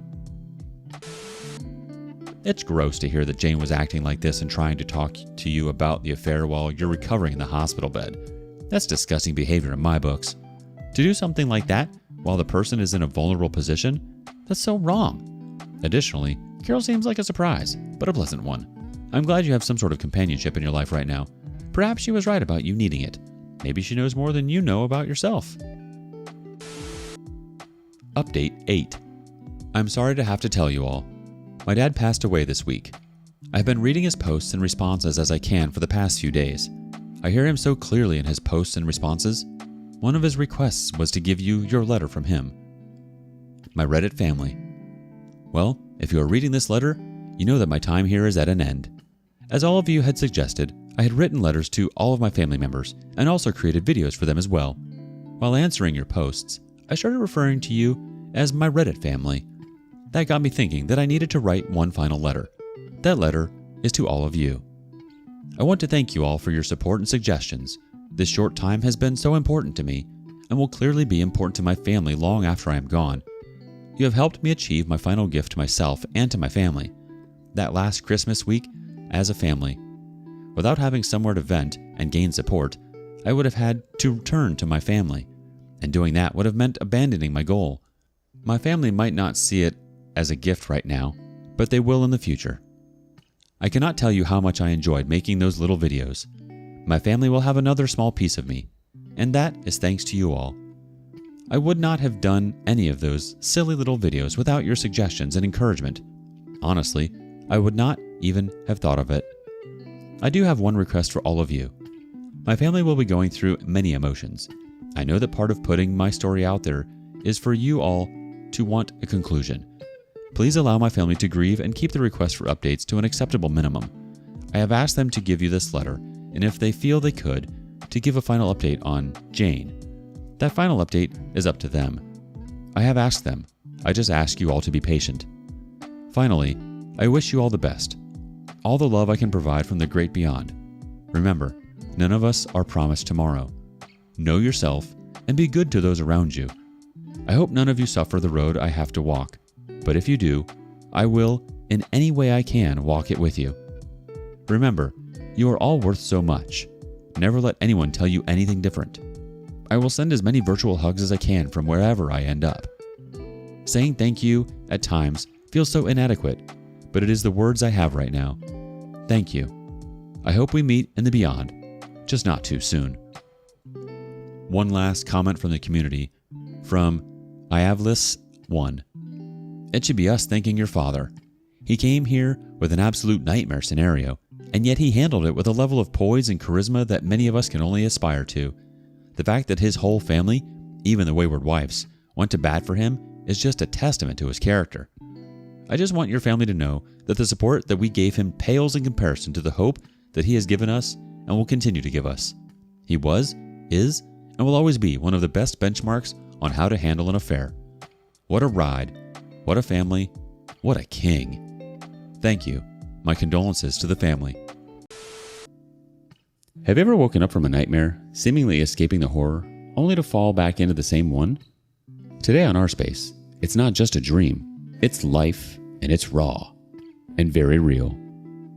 Up first, a jilted lover with the hope of a fairy tale ending.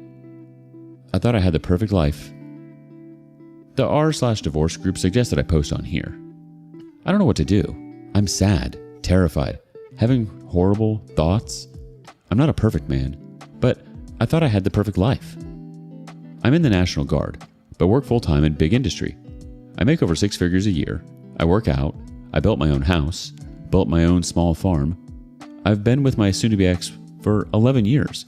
We finally got married 2 years ago. I just returned from a combat deployment. We were ready to have kids. I discovered she was with a man she hired to fix our fence while I was gone for over 6 months. They had unprotected sex numerous times. She fell in love with him. She did things and felt things with him she never did with me. She found her small-town cowboy she always wanted. I'm not a cowboy. She doesn't know that I know about the extreme depth of their infidelity. She has acted weird ever since I've been home, claiming she lived for a year by herself and she's adjusted to me being gone. The real reason, I think, is that she's in love with him, but only stays with me because I never left her. That she knows I'm a good provider and protector. He's just a younger, hot cowboy who is married and has kids and screws clients. What did I do wrong? I know I have to work on my vulnerability, but this hurts so effing bad. She talked about having kids with him and running away together. She's living this double life and pretending everything is fine. She's planning our planting season this year. We bought more chickens. She talks about having children with me and scheduling doctor's appointments. She hasn't realized how utterly broken I am as I hide behind the severe stoicism the military taught me. I've spoken with my best friend about it, discussed the details. He thinks I should file for divorce and kick her out. He says if I try to fix it with her, we can't be friends. Part of my Catholic nature, we weren't married in the Catholic Church, thinks I can fix this and make it work. I don't think it's possible. What will happen if I deploy again? I don't want to start over. I'm in my mid-30s and feel like I'm running out of time to have a dedicated wife and a farm full of kids who I want to raise to be great Americans. All I can do is cry in silence and keep the barrel of my pistol out of my mouth while I try to figure out how to approach her and have this discussion. I don't know how to start over. I don't know how to let go. I thought I was the strongest man I knew.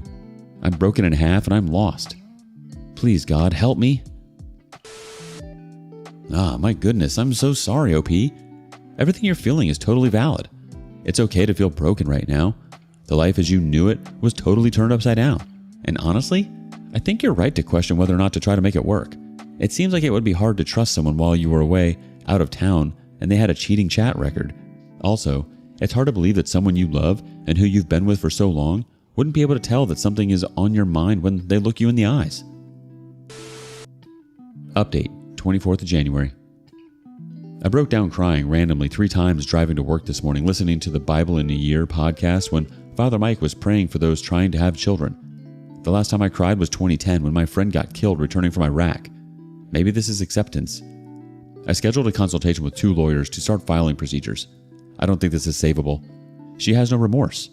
I think she's a sociopath. I have been unable to schedule any in-person mental health sessions. First appointments are over 3 weeks out. That's BS. I'm going to try and find a priest from my local parish. I told my mom and my closest friends today. That was really hard. I haven't confronted her yet, but I'm making plans. Update, 26 January 2023. I have 2 legal consultations today to get filing for divorce. I hired a PI based on the suggestions from you all. This guy has 5 aliases, a suspended license, and 1 conviction on his record. He's 28 years old, married with 2 kids, and lives 15 minutes from my house. I woke up in a panic attack last night while she slept next to me and started bawling my eyes out, saying, "I'm sorry." She said, "Hey, maybe it's the workout supplements you're taking, or it's from something you picked up overseas. I've never seen you this upset. Maybe you should go see a doctor." Either she's playing me super hard, or she's as clueless as a cat with the food dish in front of her face. Her birthday is January 29th, but I'm working at the refinery that week. So she's going to Key West with her friends from February 3rd through the 6th. I'm planning on confronting her when she comes back, presenting her with the divorce papers, and asking her to leave to go live with her mom or sister. I love her so much. I need to let her go. This is the other God is revealing to me. This was supposed to happen, and he gave me the grace to find the evidence of the infidelity to prevent me from having children with her. You guys and gals have been so supportive, and it's helped me bring me out of a dark place. Thank you so much. I'll keep updating as it goes. Update, January 28th. I'm working night shift this week at the refinery. I woke up around 13:45. I got a message from the PI I hired that she had lunch with him at Qdoba while I was sleeping, and she said she was out shopping. When she got back, I asked her if she went out for lunch. She said she only went to Costco and Maurice's. She was blatantly lying to my face again, straight-faced like everything was normal. She just tried telling me that I just started crying while the song The End by Elliot Greer was playing because of my pre-workout I was drinking, since I always work out before shift. I was screaming, F you, while repping out 315 pounds in 5 sets of 10. She just said, wow, you get frustrated when you work out. In my CrossFit gym in the garage. Either this lady is effing with me, or she really thinks she's getting away with this. The plan is to confront her February 7th when she returns. I'm in the process of getting all the paperwork filed and set, so I can be in position of favorability and I can have closure on my terms. Update, 30th January 2023. I couldn't hold it in anymore. I confronted her this morning, notified her whole family, as well as the cowboy's now pregnant wife and his family. She says she can change and wants this life. She didn't tell me because she knew it would hurt me. It was just a fling. It didn't mean anything. That guy lied to her and she didn't know better. She left for her sister's house. I stuck to my principles. Update, 4th of February 2023. Her sister and family have resorted to gaslighting me. Apparently I caused this. Unprotected sex with another guy is apparently dismissive when I'm emotionally unavailable.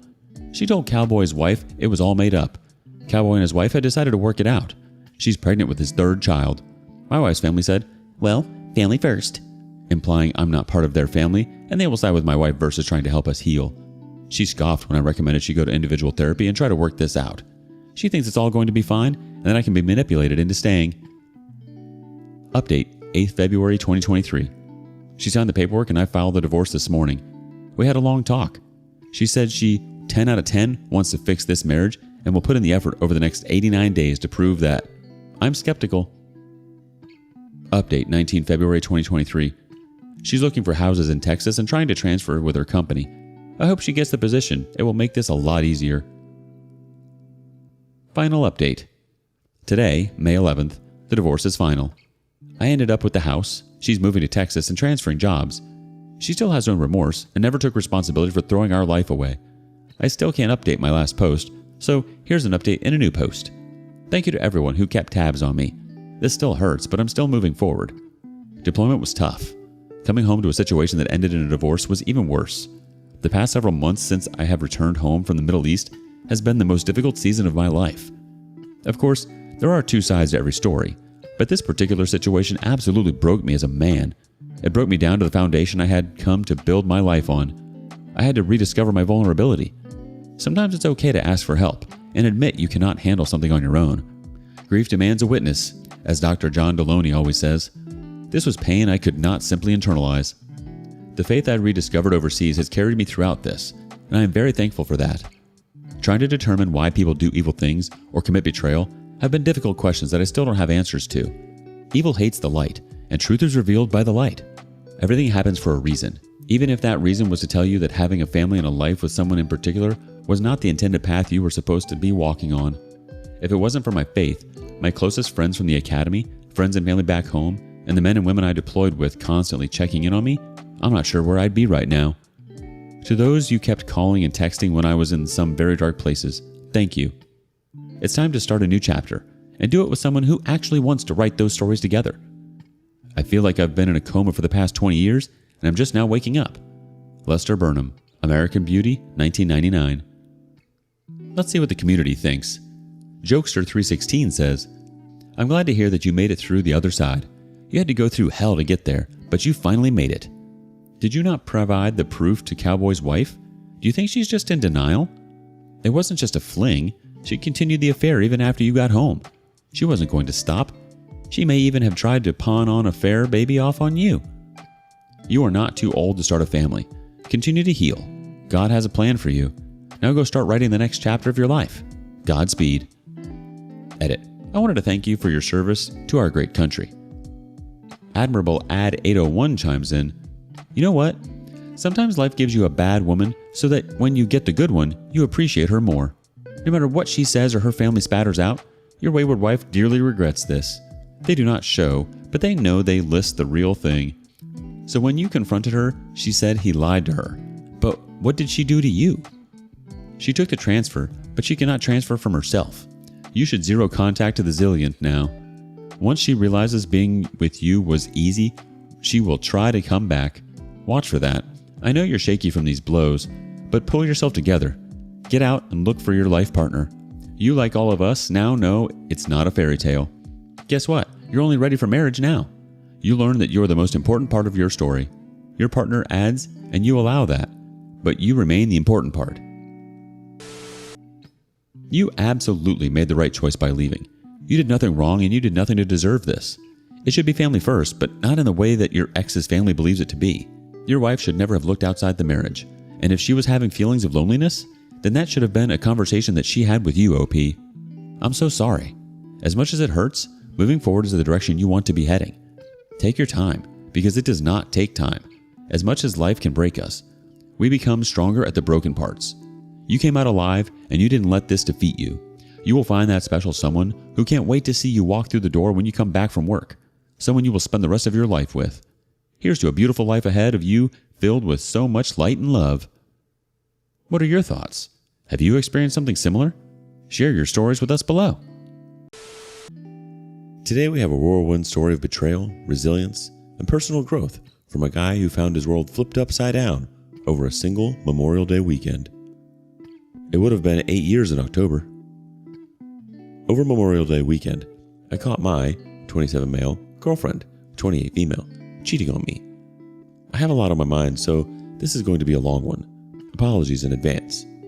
I want to talk about the night it all went down, the days since, and life going forward. Context. I have been with my, likely soon-to-be ex-girlfriend for nearly 8 years. We met in college at a party and never looked back. Our relationship was never the most exciting or passionate, but we loved each other. I will be the first to admit I was not a perfect partner. I struggled with alcohol and we both smoked a fair bit of marijuana through college and our early 20s. I also struggled greatly with depression and anxiety. Despite these issues, I always held down a job and paid the bills. We also rarely fought. I have made great strides in my life to put these issues behind me. I'm completely sober and have worked very hard to become the best future husband and father I can be for our family. Over the years, we built a life together. We both graduated college, we moved to the big city, and began our careers. We have 2 dogs, luckily no kids, and live in a nice house in a nice suburb that we split rent on. Our lives are integrated. She is a part of my family and I am a part of hers. We have lived together for years and have shared expenses.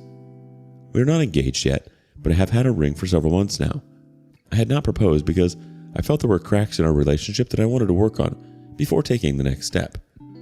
I had tried to have conversations about these issues, but was never met with any meaningful dialogue or action. D-Day. I think the story of my D-Day actually starts a couple weeks before it actually happened. One day before work, I asked my girlfriend, I'll call her Jay, if she could please clean her dishes in the sink and clean up her pile of laundry in the bathroom. No demands or anything, just please, I'd appreciate it. Jay blew up at me. Do you know how long you are a mess and I put up with it? I was hurt, but at this point, I needed to leave for work. So I said we need to talk later and headed out the door. I gathered my thoughts during the day and came home a little early from work. We sat down and I laid out the following points. 1. Please stop using the past against me. I know I wasn't perfect, but I've worked very hard to become a better person. I cannot be in a relationship where my partner will hold my darkest days over my head to win an argument. 2. Jay works the night shift and I have struggled with this in the past. We don't see each other very often as our schedules are completely opposite. She was open to changing to the day shift in the past, but recently has hardened her stance. Recently, she has been sleeping a lot on her days off. I understand night shift is brutal on one's sleep schedule, but it was getting to the point where she would only be awake 4 to 6 hours on her days off. These few hours she was awake, she would lay on the couch and watch TV. It made having a relationship difficult, and it also meant her share of house duties was falling behind, leaving her dishes in the sink, her clothes all over the place, etc. 3. Sex. Our sex life has never been great.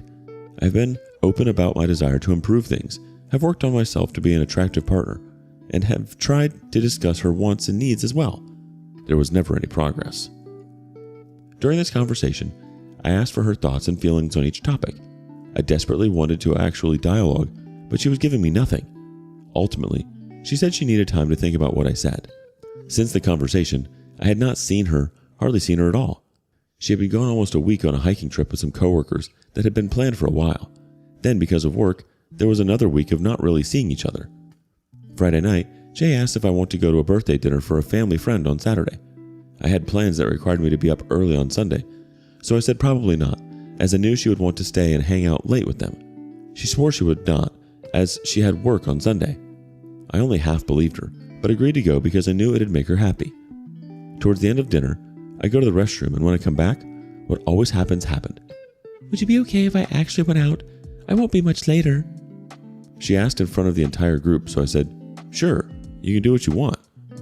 A few minutes later, off to the side, I let her know I was upset that she went back on her word, but she was unfazed.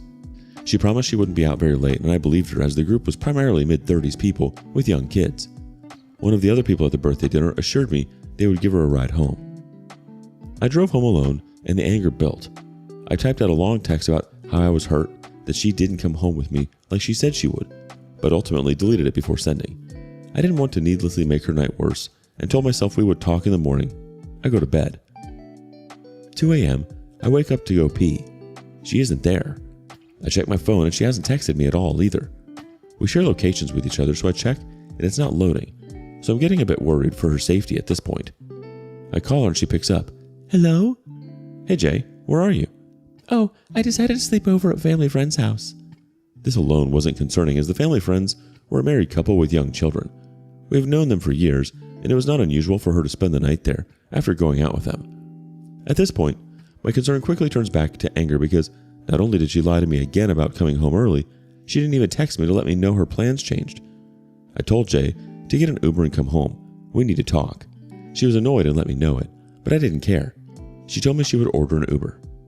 Nearly 30 minutes had passed, and I had not heard from her. I check her location again to see if she's on her way. Unlike before, it does load this time. Not only was she not on the way back, she was at a house I didn't recognize. I call her back. "Hey, I thought you said you were ordering an Uber and coming home. Also, where are you? Your location is showing you at some house I've never seen." She sticks to her story. She is at family friends. She has no idea why her location is showing the other house, because she is definitely at family friends. I'm uneasy at this point, but still haven't jumped to any conclusions. Maybe it was a glitch. Seemed to be pretty far away from where she was claiming to be for a glitch, and it also hadn't moved at all in a while. But whatever, anything is possible, I suppose. I'm asking her why she keeps lying to me. Lied about not going out in the first place, lied about how long she'd be gone, and lied about calling an Uber 30 minutes ago. She says the Uber is coming in 4 minutes, and that she will call me when it picks her up, because she doesn't want to argue with me in front of family friends. I watch her location, expecting it to jump and correct itself once she starts moving. Instead, it moves exactly as if she was picked up in an Uber from that house. Whatever, she is on her way. I go downstairs and wait for her to arrive. Once she does, I ask her what she did tonight. "I went to the bar and then to family friends." I ask her what she was doing at family friends. "Just talking. You know I stay there sometimes. What's the big deal?" I ask what on earth they were talking about until 2:30 in the morning. It just didn't make sense. They're a mid-30s married couple with young kids and full-time jobs. Staying awake this late just to talk? "Well, we were talking about you for one." "Me? What about me?" "For starters, your psychotic behavior tonight." I was mad, sure, but my behavior had been far from psychotic. I never raised my voice and never accused her of anything. I demanded she come home, sure, but I felt I was justified in that. From here, she continues to say that they talked about the discussion from 2 weeks ago, how I attacked her and piled on her for no reason. I was shocked. I thought I had handled that conversation a couple weeks ago very maturely. I was actually proud of myself for taking time to gather my thoughts so that I could calmly lay them out when I got home. At this point, however, I was questioning myself. Did I dogpile on her for no reason? Was the way I approached her an attack? My only thought was maybe it felt one-sided because she refused to engage in any discussion. I asked why she could talk to other people about our relationship but not me. It would never become clear, however, as she said she was done talking and was going to bed. I begged her to give me something, anything. I didn't care if her response was in the form of yelling at me. I just needed something. As she was walking up the stairs, I asked her to explain why her location was at that house. The story was the same. She didn't know. She was at family friend's house. I told her I want to believe her, but I know what I saw with my own eyes. It just didn't make sense. I would have believed anything that plausibly put her at that house. "I was at family friends, and that's that. If you don't believe me, then we have much bigger problems. That was that. I did trust her, and so I accepted it and went up to join her in bed. There was a little voice in the back of my mind that knew what I saw, but she wouldn't lie, so definitely wouldn't cheat. As I'm about to fall asleep, I sit up suddenly and say, Jay, I have an idea. Half asleep, what? Show me your Uber receipts. That will prove you're telling the truth. Any small doubts I have will be gone, and we can just move on from this. Now she seems to be completely asleep, almost certainly faking it looking back. I grab her phone from under her pillow and unlock it. On the screen is a text thread from a guy I'll call Jake. There were only 2 messages. First from earlier in the evening. It's Jay. The kind of message you send when someone puts their number in your phone and you text them, so they have your number now. Then, one she forgot to send. Hey, sorry about that. I made it home okay. Even at this point, my naive butt did not jump to cheating. I truly assumed it was probably someone who was also at the dinner and stayed the night at family friends. But then I saw the Uber receipt. It had picked her up from the house her location showed her at. Jay, wake up. You were at that house. What is going on? What happened? It's what it looks like. I asked how she could do this to me. Why would she do this to me? Nothing. Not a single sentence that could be considered a thoughtful response. Despite my demands to know what happened that night, she, as usual, gave me nothing. It's over. You threw away an 8-year relationship. We were supposed to be together forever. You were supposed to be the mother of my children. Only after the words, it's over, did she show any remorse. The very little information I did get out of her was, this was the first time. I caught her before anything actually happened. I'm not sure I believe her either. It also doesn't really matter to me. Interestingly, about a month prior, she told me she had HPV. She assured me that monogamous people can get it. Based on the research I did, it seemed possible, so I didn't think much of it. Now I wonder. The next few hours were an unproductive loop of various interactions of, how could you? And, I'm sorry, I'll do anything to make it up. Eventually, it was 6 a.m. and I still had those plans that brought me home early that night before, a 7 a.m. tea time, so I left. It was actually a blessing, but I had already had pretty much a full day of plans with some friends. First was golf, then some time at the shooting range with another friend who was going to show me the ropes. These are close friends and I told them everything. They listened to me ramble all day and spent as much time as I needed. Once I knew Jay had left for work, I decided it was time to go back home. I had been up since 2 a.m. and I was exhausted. I don't fall asleep until midnight, awake for about 22 hours on the worst day of my life. The aftermath. Honestly, not much happened after. I hurt. It's a deep, constant ache. It was not overwhelming pain like hearing a family member had died.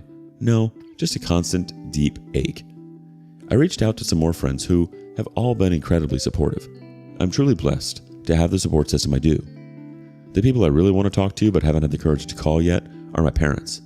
I can't explain why, but I feel almost embarrassed. I also know that once I tell them the relationship is 100% over with Jay, they will never see her the same, and she'll know it. I can't live with that tension in my whole life.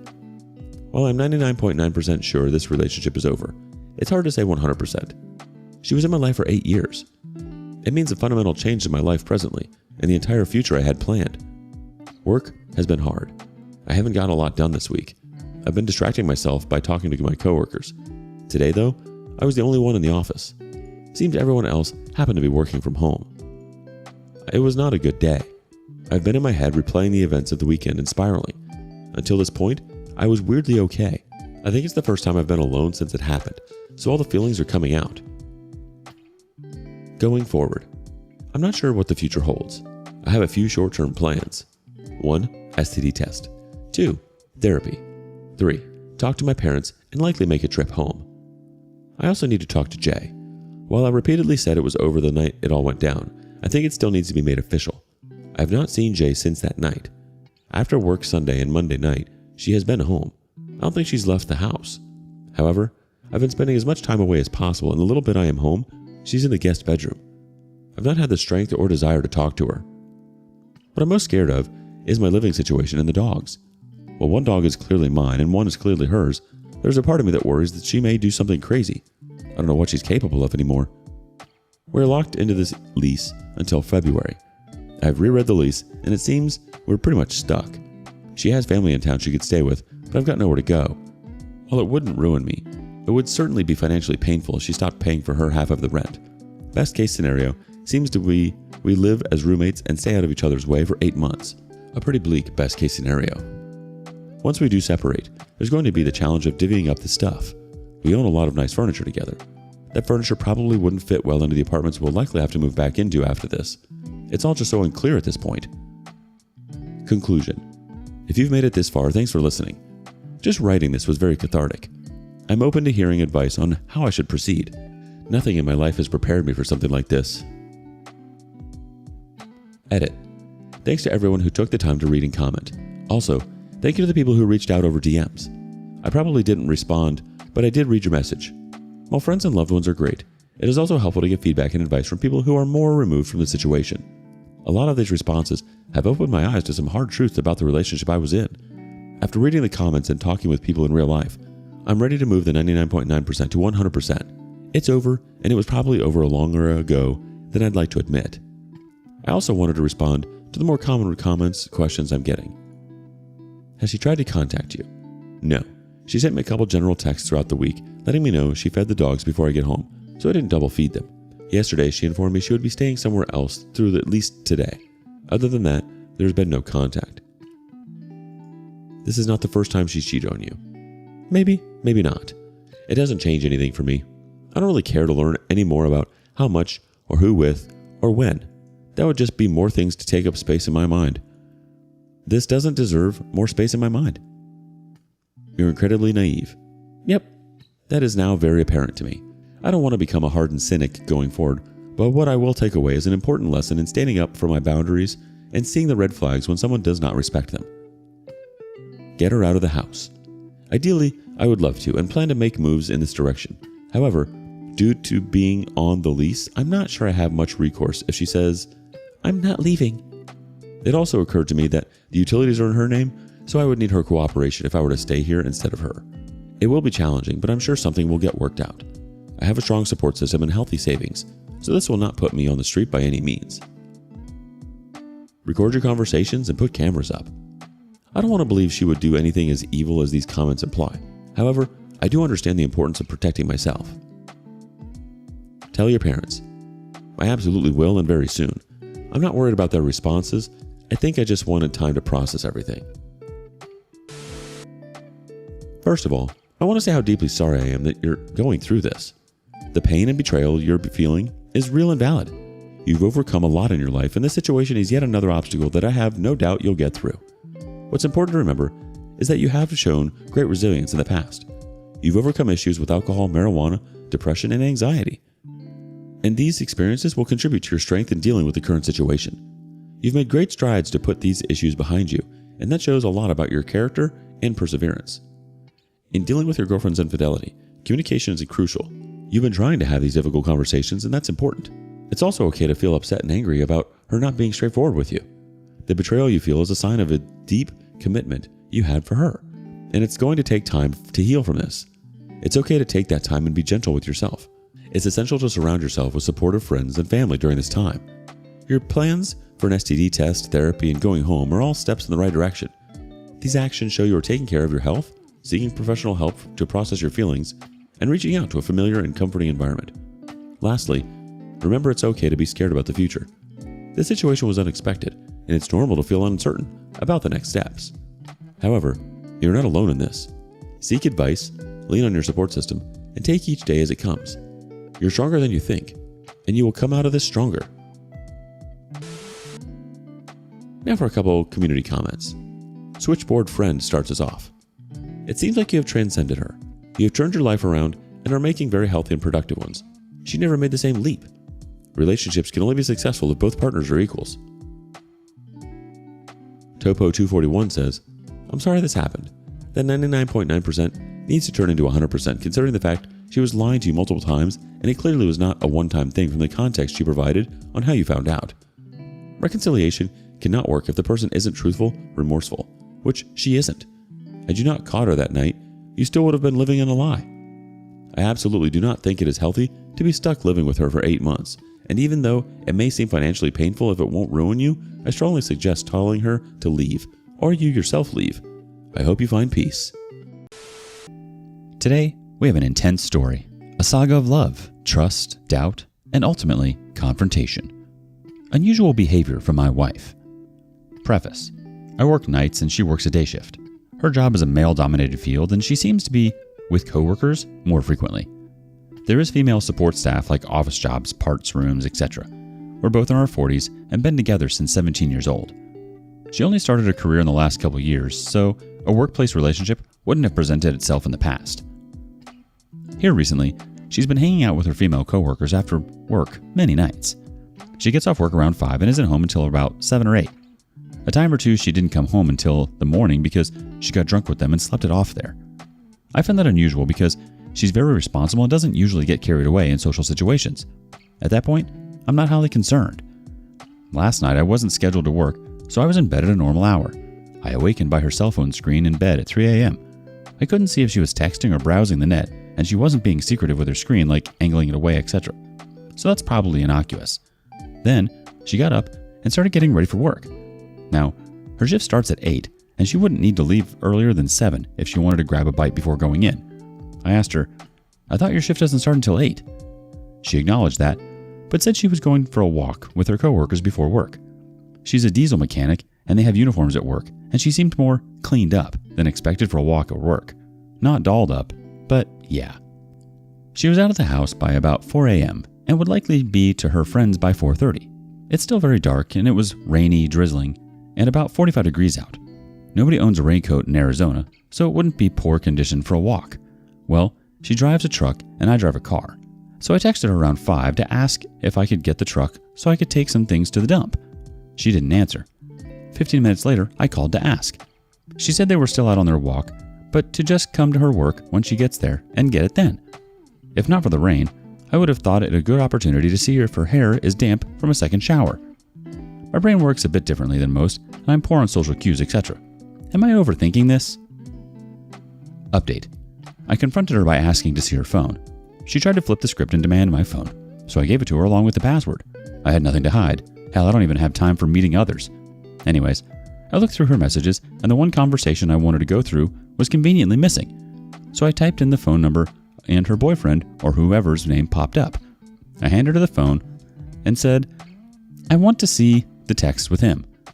She acted incredulous, and I told her some of what I knew, that she texted him before leaving the home today, and when she got back, and that I knew she was with him when she was supposedly in Vegas. She tried to act like she did not know why our phone carrier would have several pages of texting records between her and him. Since she didn't want to do anything other than storm off upstairs and retreat to the bed, I went up and told her I was packing a bag and leaving. I packed up and left. I'm sorry to hear you're going through this, OP. Trust is paramount in a relationship, and it seems to be eroding here. Your suspicion wasn't baseless. It was based on changes in her behavior that made you feel uncomfortable. What struck me is how you're striving to be rational despite your pain. It's admirable. Remember, it's okay to lean on others for support, family and friends. As for the next steps, it's crucial to ensure you're legally protected, and especially if you're married. Speaking to a lawyer might be beneficial. Remember, you don't have to rush into any decisions. It's okay to take time to process, to grieve, and to figure out what you want moving forward. You are more than this situation, and you will emerge stronger on the other side. Stay strong and take care, OP. Update. What a police investigator taught me about doing the confrontation. The first thing he told me was, on small crimes less than homicide, the guilty rarely confess, and even if they do, they withhold a lot of information. So even if your partner admits to a one-night moment of weakness, they won't tell you about the 6 months of regular cheating. So forget about getting a confession. By the time you're at this point, you're ready to press charges, so to speak, and you're just trying to get additional information to be used against them later. He also told me to start the confrontation with, "I know more than you think I know, so start talking.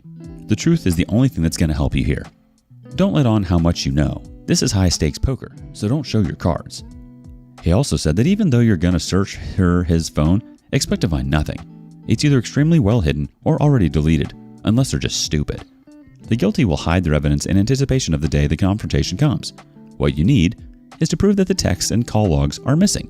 You see, you should be downloading the text records and calls from your service provider and familiar with the dates and times. Gaps where they didn't text the person is likely because they were with them at the time. This probably matches an absence. Remember, you want them to believe you know, but without playing out how limited your information is. Rarely will you have proof of them in the act. The confrontation. Ask them for their phone. They will protest this and demand to see your phone, making similar accusations to be prepared for scrutiny yourself. As expected, my wife did this, saying, "I don't even know your password. You won't tell me." Keep in mind, the guilty fear discovery. They'll be more concerned about what you're doing with their phone than going through your phone. So observe their level of interest in finding damning info on you. My wife barely scrolled the text lists and didn't even get into the pictures, which many guys keep. She was looking at the phone in my hand as I was scrolling through innocuous texts. "See, I don't know what you think I'm doing." Then I went to the phone icon, typed in his number, and pressed the text icon. No messages. Big surprise, right? I went back to his contact and showed it to her and said, "Where's his text at?" She was like, "We don't ever talk." I called BS and told her that just last month alone she had over 900 texts with him. Where are they? She acted incredulous, but she knew that number was probably pretty accurate. She admitted to deleting them. Partial truth, right? Because they were talking about how she wanted a divorce, but she wasn't ready to tell me yet. Don't give too many details like how far back you suspect it. You can give a little to add credibility that you already know everything. Knowing how many texts helped me because it was a hard fact and irrefutable, and sent the message I wasn't lying when I said I knew things. What I said above is how the guilty act. See, the guilty fear discovery. They will dodge, deflect, etc. Even expect them to tell you where they went.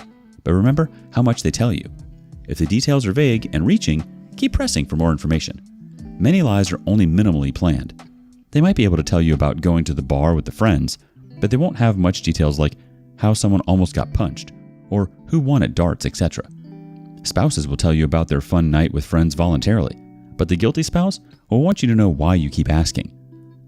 As I said, they already know the confrontation is coming, so they're already planning their response. They're thinking to themselves, how would an innocent person handle this? This even goes for calling light attention to themselves. My adult daughter called my wife and accused her first. Wife then told me about the confrontation. 2 reasons.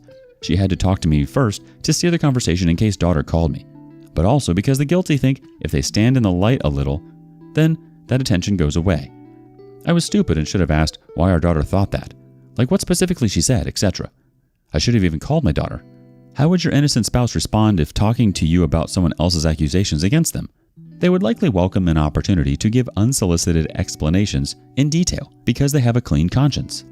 Now, think about how an innocent person handles the confrontation. They would likely be annoyed that you want to see their phone because there's still some expectation of a minor level of personal privacy. They would still surrender the phone without much fight. They would be confused more than anything, really. The innocent don't try to deceive and don't certainly rehearse it. Also, remember this. The best lies have some truth mixed in them. My wife claimed she was alone at the tattoo shop getting sketches done, but she didn't come home with any sketches. She didn't take any pictures of them and had very little detail.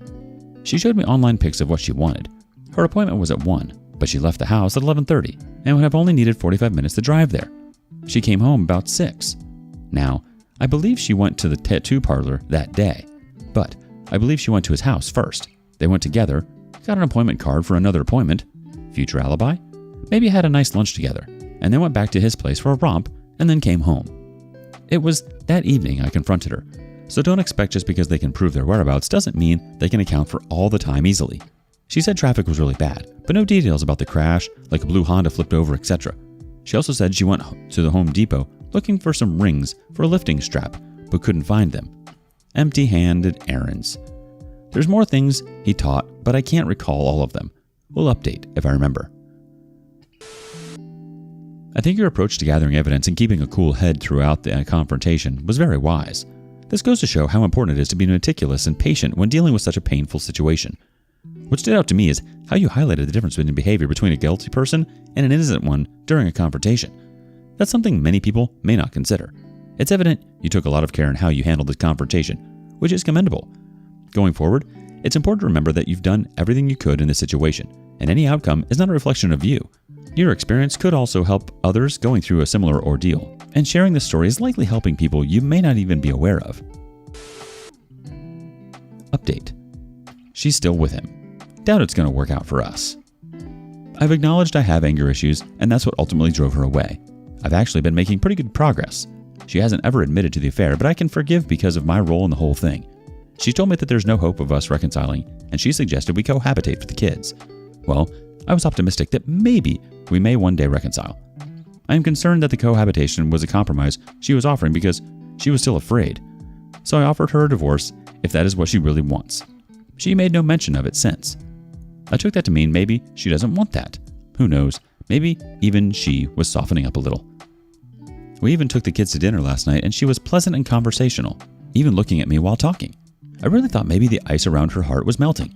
Then on the way home, she took a little barb at me, like to remind herself she doesn't love me. Well, this morning she was gone. I knew where she was. Unknown to her, I know where he lives.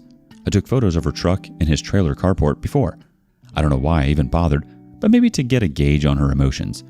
When I got there, it was just his truck in the drive, but then I saw her truck parked nearby. She didn't know I was there, but she texted me asking if we needed garbage bags, etc. I told her we were low and then asked if she was at the grocery store and if she was to get me some more creamer, as if I believed her. I wasn't getting a response, but soon I saw him pull his truck out of the drive, her truck backed in, and his truck leave. I couldn't get too good a view, but I'm sure they left together, so I went to the door to ring the bell. No answer. I texted her to ask if she got the email mentioned earlier. She said she didn't see it, etc. So I told her what it was, and she said we'd talk when she got back. She texted she was at Costco. I said, "No, you're not." About 45 minutes, she texted a picture of the Costco building. So yeah, she just got there and laying down a cover story. I told her to text a picture of the truck if she wanted me to believe her. She said she honestly doesn't care. I texted back, "You're a good person and I know you're trying to spare me from hurting even more, or maybe you're afraid of me, and I'm sorry for that. The lies hurt more than the truth at this point." She sent me a selfie of her in Costco. I haven't responded. I'm really conflicted because I've constantly walked out on her and the kids. I don't want to do that again. But at this point, I'm ready to move on. But staying means living with someone I love and her perpetuating a lie to either protect me or because she's afraid of how I'll react. None of this is healthy. Update. I did the lawyer consult yesterday, and other updates. Long. My therapist convinced me not to make any sudden decisions while my emotions are running high. So I took his advice and waited. The wife and I are cohabitating for the kids. Yeah, I'm a sap who's paying for a roof over my soon-to-be ex-wife's while she's out screwing this guy. She has a separate group chat with the kids and tells them things like, she's out with Maria getting drinks, of course at 4 a.m., and she's got to be at work in a couple hours, and the bars aren't open. My youngest, who's high-functioning autistic, looks up things like when the bars are open or when the gym is open, so they are not catching her in lies to them. She can lie her butt off to me all she wants, but she's screwing it up with the kids now.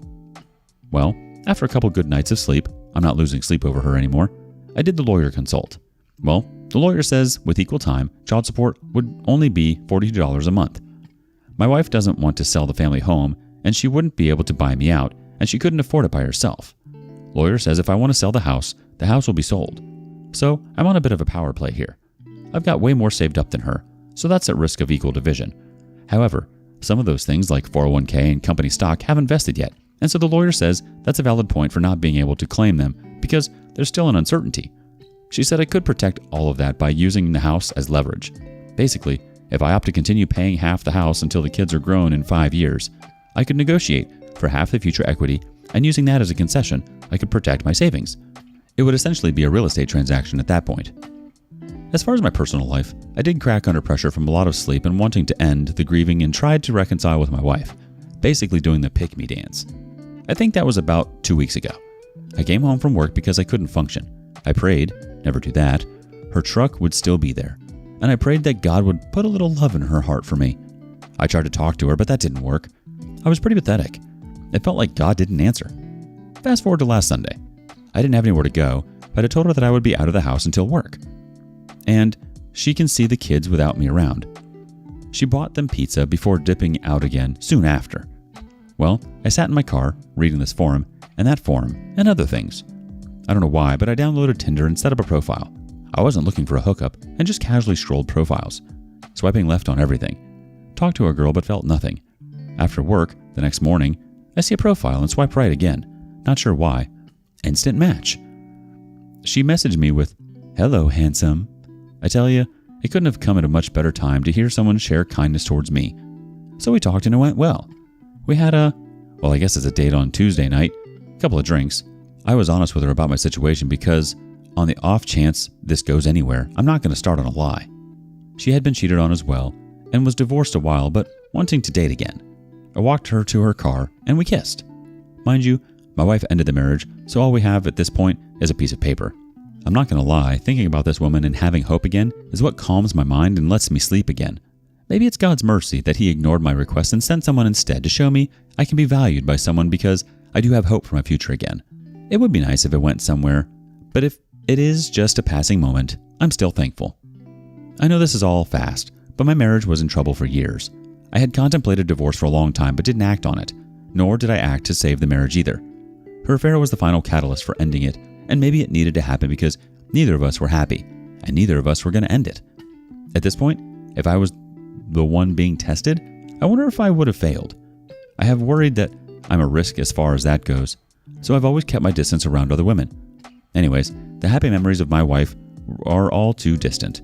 This all feels like when someone who has been terminally ill dies. You grieve the loss as soon as it happens, but I think acceptance comes much faster because you've been aware of the inevitability of it. Update. I paid the retainer today. Yep, I got the ball rolling on divorce now. Cohabitation is looking to come to an end soon. My oldest son, 23 male, and I are going to roommate a place. He's not on speaking terms with his mom right now because of her cheating on me. I'm seeking to sell the house and get my equity. She doesn't want to sell. Problem for her is she can't afford the payment and won't get enough from the divorce to buy me out. It cost me $2,500. Ouch, but worth it. Day trading is my hobby, and I'm really good at it. I'll have more money to execute bigger trades. Also, I've always wanted a 1979 Fiat Spider convertible and never could justify it as a responsible married man. Now I don't have to. So when this is all said and done, I'm going to be driving around in a car I've wanted for a really long time. I hope the vanity plate SPDR man is available when I get the car. When I walked out of the lawyer's office today, I was hearing, "Damn, it feels good to be a gangsta," in my head. I'm wondering if she's going to go full volcano when she gets served and sees I'm pushing the sale of the house. Dumb thing is, we would both walk away with enough cash to get our own homes, and she can move him in with her, and I can do my own thing as well. Update. Wayward wife is surrendering her truck back to the bank. Update. So she's been trying to text me casually, but I've been pretty good about gray rocking her, often just outright ignoring her texts. She texted me to say Home Depot has evaporative coolers in stock. We tried to get one during the winter when on sale. Asked when I was coming home, cohabitating separate rooms, and even saying to have fun at the water park tomorrow. I was taking the kids. Oh, by the way, dads, water parks are moms central, so plenty of divorced single moms there. Well, today she texted me to say that she is going to turn in her truck, 2019 Ram, with a $730 payment. So her oldest will have to stop using the old paid-off car with 220,000 miles. I gotta admit, it feels good to see her having to make sacrifices for her actions. Also, had a long talk with my sister. According to her, the guy my wife is with has had 4 failed marriages. She seems to think he gloms on to women, uses up their money, etc., and moves on. Seems unlikely. Anyways, I told my sister that, in that case, I hope he prods her to settle up on the divorce quickly. I also said I hope that they don't break up until I have that paper and have moved on. Edit. Just had to talk about this. She's planning to return the truck because she plans to refi the house and can't afford a cash out to pay off the truck and still be able to make the new loan amount. This fits with my plan, which was to get myself off the home. She knew I was looking for another place and didn't intend to stay and pay half the bills while she's out screwing around. I told her that my plan was for her to get the house, but I needed to get bought out. I have a lot of other liquid assets that she would have to surrender a claim to in order to buy me out. She still comes up short, but the amount, while big, is still trivial to me, as I see it as a potential cost of a quick exit. I want to get this hammered out while she's still agreeable. Time and distance has a way of getting people to not value equitable splits. She wasn't very happy about not getting any part of the liquid assets, but I told her she would have 100% of the home and could do as she pleases with it, including keeping it until the kids are all grown or even moving her boyfriend in. I still have my guard up. It seems like your emotions are still running high and there's a lot of anger and hurt, but the calm and clear-headed approach you're taking with the legal and financial side of things is a good sign that you're going to be able to navigate through this tough time. I'm rooting for you, and I hope things start to look up soon. As a side note, I really admire your strength in being able to admit your own mistakes and work on them. That's a rare trait and something that will serve you well in the future. Keep on keeping on. You've got this. Update. Tomorrow I get my new house and sign affidavits with my lawyer. Update. So if you followed my story, you know my soon-to-be ex-wife of 19 years decided to have an exit affair that I discovered in March. I did the pick-me thing, but after counseling realized my life will be better without her. I found a rental house within walking distance of our house so that the children, 13 male, 14 male, can come and go as they please. I changed shifts at work so I can get them to and from school more easily. I get the keys and move in tomorrow. I already have the utilities turned on. I can afford to start over because I've been the financially stable one. I also have to meet with my lawyer to sign the affidavits for the divorce paperwork. The soon-to-be ex-wife and I have an email agreement, and the lawyer will model the paperwork accordingly. So, hopefully, we'll have signed on everything and just have to wait out the waiting period. I may well have the decree by late June, early July. I'm getting a little less than half, but if my sanity comes at a higher price, then so be it. I have some future unrealized restricted stock units from my work that have yet to vest, and the agreement includes her forfeiting any future claim to them. So if I continue to stay at my job, those shares will be worth a lot. I see no reason to leave the company I'm at because they have been totally supportive with a 30-day leave of absence, including short-term disability. This whole experience has made me more loyal to my employer. Since she has a good job that pays well above the poverty line, I won't have to pay spousal maintenance. Also, with equal time and being the one who pays for the health, dental, vision insurance for the kids, I only have to pay $42 a month for child support for less than 60 months, and we're negotiating that away as well. I think in 5 years, when the children are fully grown, I'll have enough money to possibly retire abroad at 47 instead of working here in the US until I'm 70. As a married man, I know I was financially trapped, forever wasting money on giant houses and other material excesses that I don't want. I guess you could say that living on the other side of the planet from her would be a fringe benefit in itself as well. As far as relationships go, she broke my heart, but she isn't taking that heart from me. There's a girl out there somewhere that I will entrust it to, even if it means being vulnerable again. Love and hope are the greatest things, and you should not ever let a cheating spouse take those things from you. Around here, however, we don't look backwards for very long. We keep moving forward, opening up new doors and doing new things.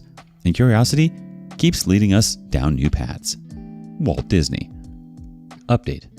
Moving on. Crossing things off my bucket list and traveling abroad in a few hours. So I've taken the month of July off from work and I'm going to Thailand.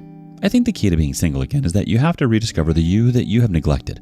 Right now, I'm adding to my list of experiences. When the soon-to-be ex-wife texts me, I respond when I feel like it. Sometimes not for days. The divorce is still being worked out. The financials and assets are all sorted out. Just have to sort out the custody and child support. My lawyer said her proposal was ridiculous and no judge would entertain it. So instead of amending it, we're just going to start with our own. My proposal starts with the kids are old enough to decide for themselves, and I've got a house within walking distance of hers.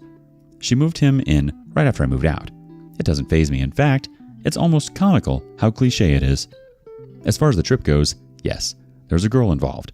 She knows my circumstances. I talk to her all the time online. When I lose sleep at night, it's not because of a cheater that did me wrong. It's because there is a 14-hour time difference between myself and this Thai girl. My advice to the others here still struggling, just keep moving forward. Update. I got a divorce and I'm moving on. Well, my divorce is final. Long story short, I left her after she basically had an exit affair.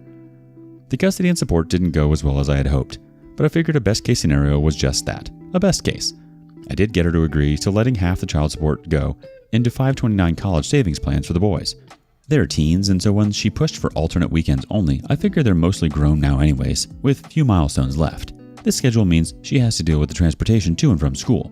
Also, it allowed me to take on a travel position at work that allows me to get about 15 hours of overtime each week, with meals paid and overtime doesn't figure into child support here.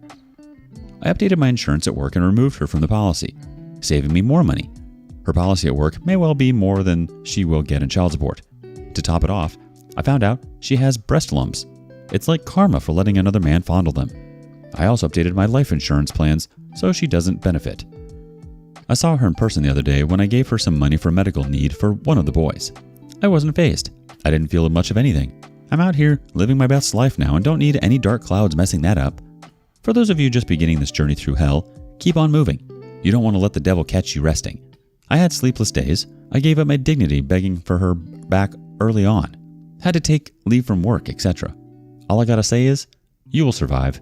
Keep on keeping on. Update. Karma's starting to roll the dice. I tend to believe that justice is eventually achieved and that people generally get the outcome they deserve. I found out she recently got fired from her job. It's pretty fitting considering that's where she met her affair partner. Supposedly, she was being harassed by a coworker and she reported it and was fired. They probably figured she was the one doing the harassing since she already ruined 2 marriages. Affair partner was married also. To sleep with a coworker in the past. I imagine that history might not help her any if this becomes a lawsuit. Broke and jobless and under heavy vehicle debt, she has to sell the house she intended on keeping. She can't afford movers, her back is bad, and her boyfriend is old and will probably get stuck with the task. Crazy thing is, I know of a good job that would be better pay and benefits than her old job. Part of me wants to pass on the info and part of me just wants to pop some popcorn. Well, my therapist told me a long time ago that it's not my job to rescue her and not to carry the burden of doing so. So extra butter it is then. The situation with your ex seems like a classic case of karma taking its course, although it's bittersweet to see someone's life unravel in such a way. But like you said, it's not your responsibility to rescue her anymore.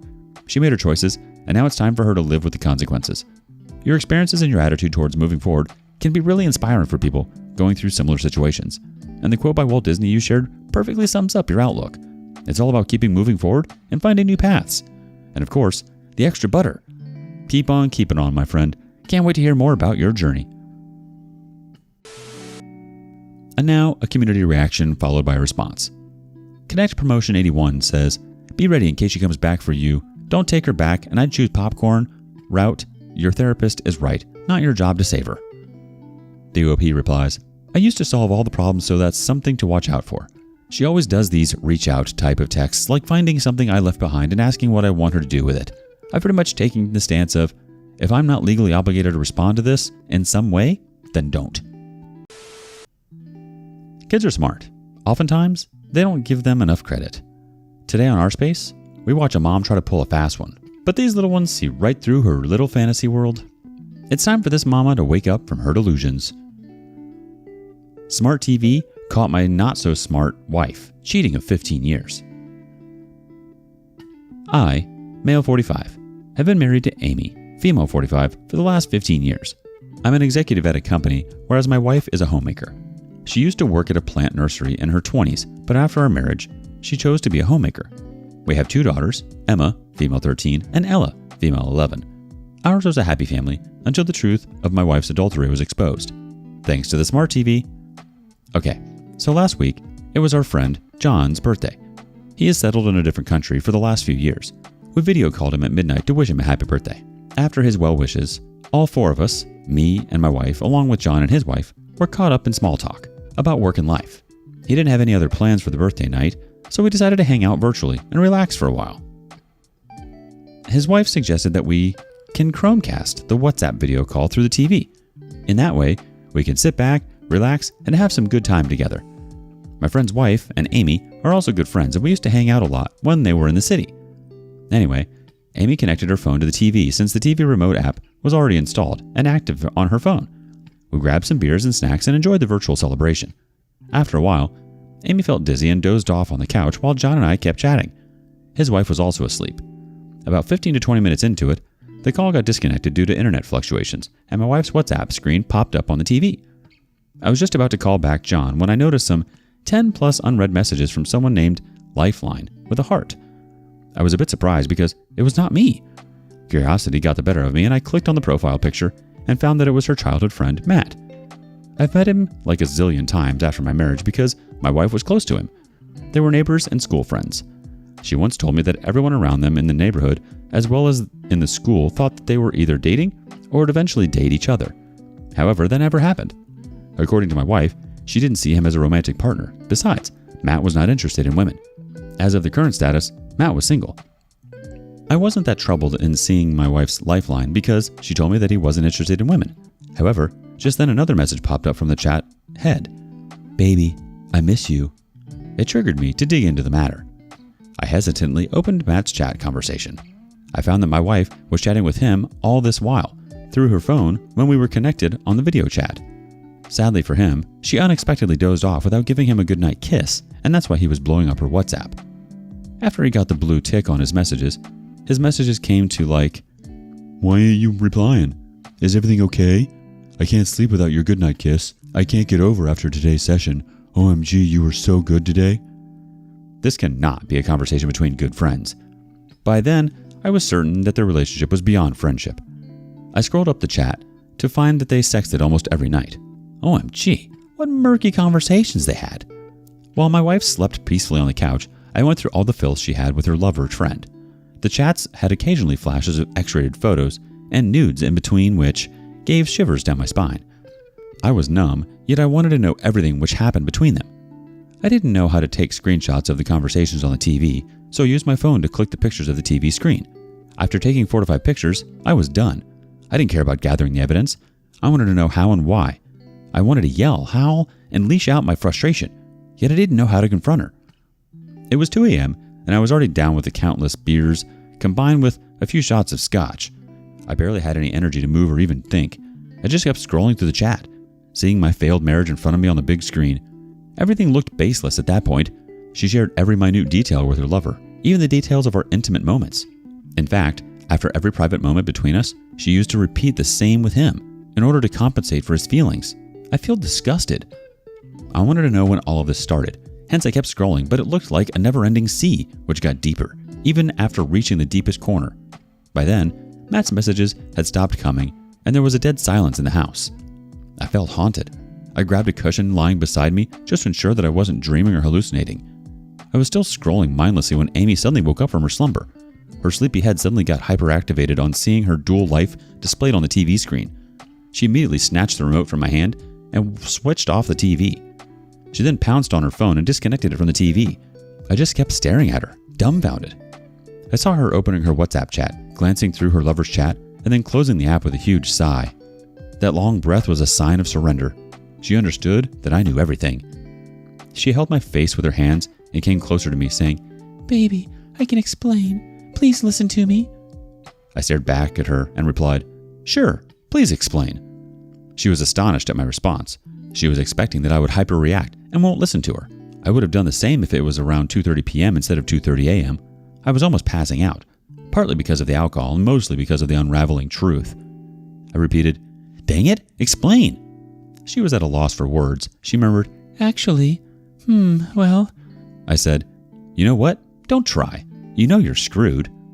Saying this, I limped my way to the bedroom. She followed me. I turned towards her and asked her to stay out while slamming the door in her face. I heard her knock a few times, but I passed out soon after. The next morning, I woke up heavy-headed and almost forgetful of what happened last night. I went out of my room to fetch a bottle of water. My throat was dry. Seeing me coming out of the room, she rushed towards me, and with that sight, all the harrowing memories of last night came rushing too. She tried to hug me, but I asked for her to back off. She retreated with teary eyes and a puppy face. She told me that I misunderstood. I ignored her and went towards the refrigerator to fetch a water bottle. She kept nagging at me that I was just overreacting, and he was just a friend. They never had any physical relationship. It was only on chats. It was just a healthy flirt. I wasn't ready for confrontation yet, but her lame excuses agitated me, and I screamed louder. Really? Who the earth sends nudes to male friends? And what does that sexting mean? Wasn't he supposed to be uninterested in women? Then how the hell did he find interest in your private parts? It was a Saturday morning, and gladly my children weren't home. They were with my parents for that week to enjoy their summer vacation. I stared at her, asking her for an explanation. My mental state was running pathetic. I wanted to get to the core of the situation, despite knowing that it would crumble to me to pieces. I wanted her to confess every detail of her crime, yet I felt like throwing up whenever she opened her mouth. I grinded my teeth, asking her to speak, but then shut her up when she spoke. I don't know what I was doing. I know I acted unreasonably, but how else would someone react after knowing that he was being cheated on for the past 15 years and his entire married life had been a sham? I gulped the entire bottle of water at one go and then asked her to confess everything from the start, or else I'll thrash a dual-faced lover black and blue. This time, instead of covering up or pleading, she revealed the truth. She confessed that she and Matt were always lovers. They got into a physical relationship in high school, and since then, they continued with it. However, Matt was a lazy bum and made it straight to Amy that he can't afford to provide for her. To give a little context about Matt, he's a school dropout who has never earned a penny on his own. His parents had acquired a few decent properties in the suburbs whose rental yield is keeping his expenses afloat. However, that is not sufficient to pay for two people. I met his parents a couple of times during my visit to Amy's house. They were concerned about Matt's laziness and requested Amy to advise him on taking up a job or starting a business. Everyone except Matt was bothered about his future. Anyways, back on track. Amy confessed that she did break ties with Matt many times due to his commitment issues. However, he was always successful in winning her back. Apparently, Matt never had any issues with Amy dating other men, although he never dated anyone but Amy. She had a couple of boyfriends before we started dating, so this sounded true to me, although amazing. What kind of lover does that? I know. Maybe a lazy one. I asked her that if they're that close, why didn't she marry him? She said that Matt would have never been able to provide a good lifestyle for her. Besides, Amy too never had a stable job, nor was ever aspirational about her career that she could be the breadwinner of the house. So she chose to be a freeloader and lead a dual life. I asked her one last question if the girls were mine or Matt's. She swore that they were mine. I wasn't convinced and still doubted her. She offered to get a DNA test if I wasn't convinced. She said that she couldn't risk having the children with Matt because she was scared that if her truth was uncovered and I abandoned the children, she was sure that Matt wouldn't be able to raise them, even if he wanted to. I don't know if I should be relieved to know that at least the children were mine. I asked her to leave the house or else I would reveal her truth to everyone, even to the girls. They might be young, but smart enough to grasp the truth. She begged me not to disclose this to our daughters, saying that they would hate her and disrespect her. I refilled the bottle of water, grabbed a few beer bottles, and went inside my room and locked it. I sat in front of my laptop and stared at the screen for more than an hour. I didn't know what to do next, or whom should I talk to. The truth was killing me from the inside. I felt suffocated. After emptying the bottles of beer, I went out of my room, grabbed my car keys, and drove to my in-laws' place, which was 30 minutes away. My mother-in-law answered the doorbell with a pleasant smile, but seeing my red face, she knew something was wrong. She called my father-in-law, who rushed from their bedroom and sat me down. I was sweating and palpitating with anxiety. I told him that I don't know any better way of confronting this while narrating everything. My throat got dry and my body temperature soared high as I revealed the ugly truth. Midway through this, we heard someone banging on the door. It was Amy. She stormed into the house and asked me to leave immediately. She said that this was our private matter and that we should deal with it and not involve her parents. The next few hours were a series of emotional rage and turmoil. I rebuked her for cheating on me for 15 years while she brushed it off as a mere casual relationship, which meant nothing to her. Gradually, she shifted the blame on me for manipulating her parents against her, and I defended myself. My in-laws sided with me and berated her. I was heavily headed by all this and drove back. I asked her not to return home, ever. I spent the entire weekend drinking, passing out in between, and refilling my stomach with alcohol. The next day was Monday. I went to work feeling groggy and exhausted. At the office, I Googled some divorce lawyers and booked an appointment with one. I came back home to find some of her belongings missing. I guess she came home when I was away, packed some of her stuff, and left. I didn't bother to check on her. She messaged me stating that she would be staying at a hotel to give me some time to cool off. Seriously? Did she think the matter was so trivial that I would just simply move on? She also sent me messages pleading for forgiveness and making promises about ending her relationship with her lover. It's been a week since that fateful day. Today is Friday again. The week moved too slowly for me. I guess the weekend would be slower. I have an appointment with the lawyer this Monday. I've been reading many Reddit stories to find a solution for my problem, but I guess mine is a complicated case. More than myself, I'm worried about my girls. How do I deal with them? How do I confront them? Should I even confront them at all? Any suggestions or advice is highly appreciated. Our first comment sounds like this. Hey, I can understand your pain. I went through a similar situation when I caught my wife with her so-called best friend. My daughter was 12 then, yet I decided to confront her, not in detail. I told her that her mom likes her friend more than me, and hence we should be living separately. She took it maturely. I got custody of my daughter as my wife was a bum. My daughter turned 18 this year and eventually she uncovered all the truth from different sources. She appreciates me for not hiding it from her. Anyways, good luck. It's hard, I know. First off, I'm sorry your wife did you dirty. It's heartbreaking to hear that she admitted that this man has been her lover all along. It sounds like you were way too good for her and she managed to really lock you down and have her own fantasy world, unbeknownst to you. Additionally, I think there's a lot of validation from the comment. Children appreciate when they are told the truth, although the truth is life-altering. I think it's better than them finding out later on and really resenting you and their mother for it. If you tell them the truth, they are able to process it in their own way. And I don't think counseling should be out of the question either. I think they can really benefit from it. Update 1. Thanks, folks, for the sound advice. Apologies for not updating you guys. However, I did connect with some of you over PM and comments. I know it's been 6 months since my first post, and let me tell you, it was no less than a bumpy ride. I met the lawyer on that Monday and shared my concerns regarding my daughters. The lawyer advised me to confront the children subtly about the separation and not delve into the details as they might get into mental trauma. He also said that since my wife is jobless and seeing the nature of her affair, I have a good chance of getting custody. On the same day, my parents called Amy to pick up the kids from their house. They were still unaware of the situation. She came home with the kids when I was lying drained on the couch after the stressful meeting with the lawyer. I avoided having any conversation in front of the children and was put up in my room. When she came inside the bedroom, I told her to confront the girls about her adultery. She started sobbing and begged me for forgiveness. She kept saying that the girls would hate her for this. I guess they should. She deserves to be hated. What else do you expect after cheating on your family for 15 years? The lawyer said that it would take a week or so to send the divorce papers to Amy. So, I had a week to straighten out things with the children, as well as with my parents. I told her that I'm divorcing her. She reacted as if this was something out of the blue. She said that the children would be traumatized from the divorce. I wondered whether her motherly feelings were buried all of these years. I asserted that my decision is final and gave her the ultimatum of a week to confront the girls in whichever way she liked, or else I would tell them the truth. I grabbed my pillows and dozed off on the bedroom couch. That entire week, I left the house early in the morning and came back late in the evening. As the weekend approached, she wailed and cried throughout the night, sometimes so hard that I would wake up. I did feel pity for her, but how could she do this for so many years? What was she thinking that she could never be caught? She would have gotten multiple opportunities to cut off her lover, yet she continued with him. Our private conversations, my insecurities, my deep, dark secrets, everything she left open in front of her lover. How could I forget all of those? On Friday evening, she told me that she had planned a way out to confront the girls the next day. I nodded. On Saturday, after our breakfast, she told the children that we have some news for them. She said that I have got a transfer to a different country, hence I would be moving out for a few years. I was dumbfounded while my daughter stared at me. I asked her sarcastically in front of the girls, "This means I need to move out of the house, right?" She rolled her eyes, sighing me to shut up. She said, Well, in that case, if the house is too big for the three of us, we can shift to my parents' house and later we can find a smaller place. The girls were perplexed by all this. They were young, but not stupid to understand the game she was trying to play.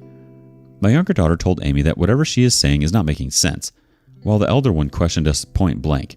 Are you guys getting divorced? I gave a stern look at Amy and urged her to speak the truth. She sighed and broke down. The girls looked at me for the answers. I told them that they were right about the divorce. I explained to them that we don't feel compatible with each other anymore. My older daughter asserted that I might be having an affair, and that's the reason Amy was crying. She held her mother's hand and asked her if I was cheating on Amy.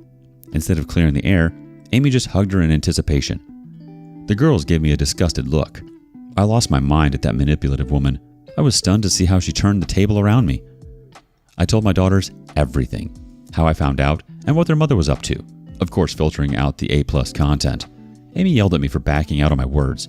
She told me that I gave her the liberty of giving any explanation to the girls, then why I didn't support her when she was telling them about my transfer. The situation was out of control, and I decided to put my foot down at Amy's manipulation. I called up my parents and my in-laws and asked them to come down ASAP. Both of them lived 25 to 30 minutes away, and within an hour, all four of them were at my house. That 1 hour was a nightmare for me, which I'll never forget in my life. My daughters were crying while hugging me, and seeing this, Amy tried her best to reason out her actions. She even went as far as portraying me as a liar and manipulating the girls against me. She stopped only when I told her I had photos of those conversations.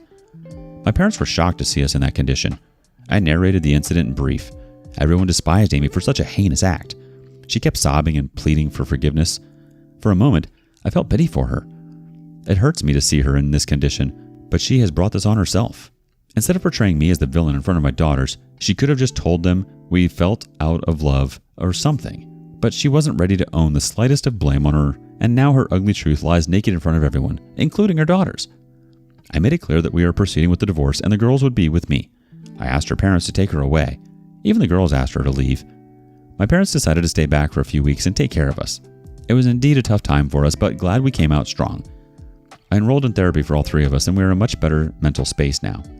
My divorce proceedings are going on. Amy has claimed a share in my house, which I'm contesting because she doesn't deserve a penny. Surprisingly, she didn't contest the custody of the children, making it easy and evident for us to understand her priorities. During the confrontation and even after that, Amy promised to cut off all ties with her lover.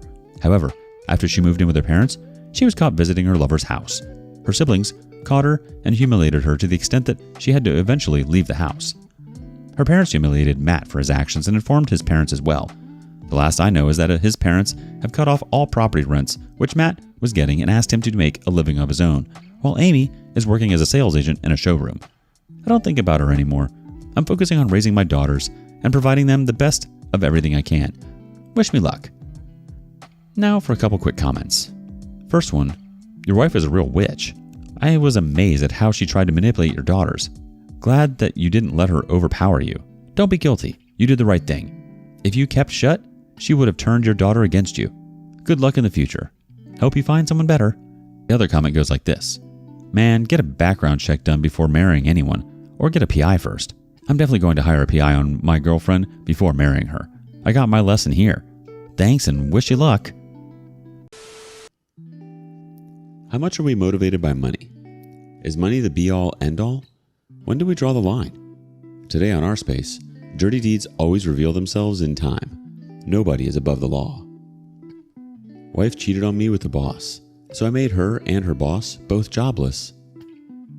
I, male 35, and my wife, Anna, female 35, have been married for the last 5 years, before which we dated for 2 years. Everything was just normal between us until a year ago, when my wife unexpectedly developed an expensive taste. To give a little background, I'm a sales manager while my wife works in finance.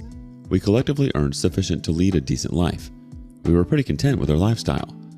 However, my wife's choices moved from decent to expensive over the last year. For example, if she wanted a bag, she would like it from an expensive and renowned brand whose logo should display broadly rather than a bag that offers value for its price. I'm not a piker, but $300 for a bag? One can get a decent one for $100. My wife's behavior changed because one of her close friends married a wealthy businessman who apparently showered money on her. That friend nonstop bragged about her newfound luxurious belongings. This pushed my wife, Anna, to cultivate a similar taste. She started comparing everything to that of her friends, our house, car, and holiday destinations. I did try to reason with her, but she behaved like a 5th grader who wants everything as her wealthy friend. I thought this to be a temporary phase in which she would eventually come out, but perhaps I was wrong. In the last 5 to 6 months, I noticed a significant update in my wife's wardrobe. Before that, it was just a handful of clothes, bags, and perfume bottles, which was understandable. One can easily save and stock up on a few expensive things. In the last 5 to 6 months, she upgraded her wardrobe completely. Everything from her clothes to sandals had a renowned brand name. I was curious and asked her if she got a promotion, to which she said, yes. I asked her how much, but she shrugged, saying she was getting good incentives and no change on her base pay. I wonder if one can afford so much with the incentive amount. I didn't delve deep into this because she would send me on a guilt trip that I couldn't provide a luxurious lifestyle to her, yet questioning her when she was doing it on her own. She had done this in the past, so I refrained from digging. I was curious all this while, but I kept everything to myself. However, secrets find their own way to get discovered. A month ago, I was searching for some documents in my wardrobe. Despite the hunt for hours, I didn't find it. So I started scavenging into my wife's section. I didn't find the documents I searched for, but found my wife's bank statement. I just casually glanced through it. After her last promotion, which was about a year ago, she said her salary was roughly $6,500 monthly after taxes. However, the statement reflected a very different picture. There were multiple credits from her company's name in a month, and none was close to even $6,000. They ranged between $1,000 and $4,000, but not a whole number.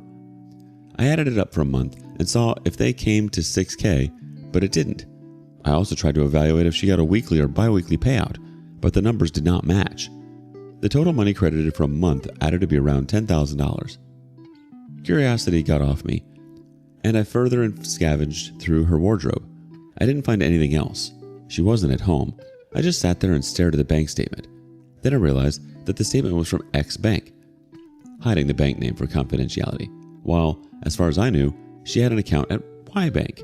I felt intuitive that X Bank was not her salary account. On the same day, during the dinner, I casually asked her, "Hey, did you change your salary account from Y Bank to a different one?" She said, "No." I added, "Do you have an account in X Bank?" Her body got alerted in reflex. She turned pale and said, No, I don't have an account with X Bank. Why are you asking this?" I replied that X Bank had rolled some great offers for their woman customer on Women's Day. I kept staring at her. She got uncomfortable. I gave her the time to confront me, but she said nothing after that. She completed her dinner and went straight to bed. A part of me wanted to confront her right there, but I held back, giving her time to reflect. I waited for a week. For a couple of days, she looked tensed and alert. However, as the week passed, she became her usual self, which got me agitated. I mean, she was comfortable in keeping me in the dark, whatever the reason. I couldn't withhold myself. I handed over the bank statement to her the following weekend and asked for an explanation. She panicked. She asked me how did I find it. I told her the truth. She swiftly turned the discussion around me and blamed me for intruding into her private space. I clarified that I would not get swayed by her mind games and pressed her for an explanation. She denied answering. We argued for the entire Saturday. It was almost evening when I threatened her that I would send the details to her company if she didn't give me a reason for hiding the truth about this new bank account and the mysterious credits. I threw this arrow in the dark and it hit. She agreed to confess, but she took a promise from me not to involve her company in this matter. I nodded.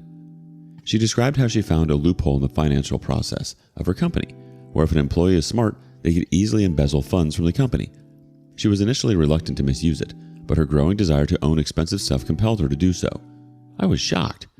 Never in my wildest dream. I thought my wife was a fraudster. I asked her how she mustered the courage to pull off such a fraud. She said that she tested it once with a small amount with a plan that, if caught, she would just sob her way out, saying that it was just negligence. Companies usually don't book you for fraud if the amount is low. They can just fire them. So she took the bet. She later changed her bank account as a safety measure when the amount rose beyond thousands. I could not wrap my head around the information. I didn't yell at her, just kept staring at her surprisedly. I'm not a saint, yet this didn't feel right. Probably because she kept me in the dark in a way. She cheated on me too. I asked her why she hid all this from me. She said that I wouldn't have approved. I didn't say anything. I wasn't angry either. Honestly, I didn't know how to react at that moment. I told her to stop all this mess and leave the company before she was caught and her career got tarnished. She nodded. I was restless for the next few days, and so was she. But we didn't speak to each other. After a week, I asked her if she had considered leaving the organization. She said she was settled in that company and didn't want to leave. She added that she was confident that she wouldn't be caught. With a stern look, I warned her not to repeat the fraud. It's been 2 weeks since that day and I'm still restless. I think I'll get over it if Anna leaves the company. In that way, I would be sure that she's out of this mess. But I don't know why she doesn't want to leave the company.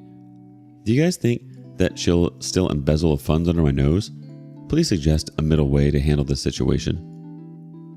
We have a couple of comments. First, dude, your wife is such a gangster. She sounds like Stockholm. Money Heist fan, anyone? Comment 2. Well, if you're looking for a middle ground, send an anonymous email to the HR or the CEO. I don't know whoever's email ID you get. Drop a subtle hint about the ongoing money laundering in their organization. Leave the rest to them to dig. Hope this helps.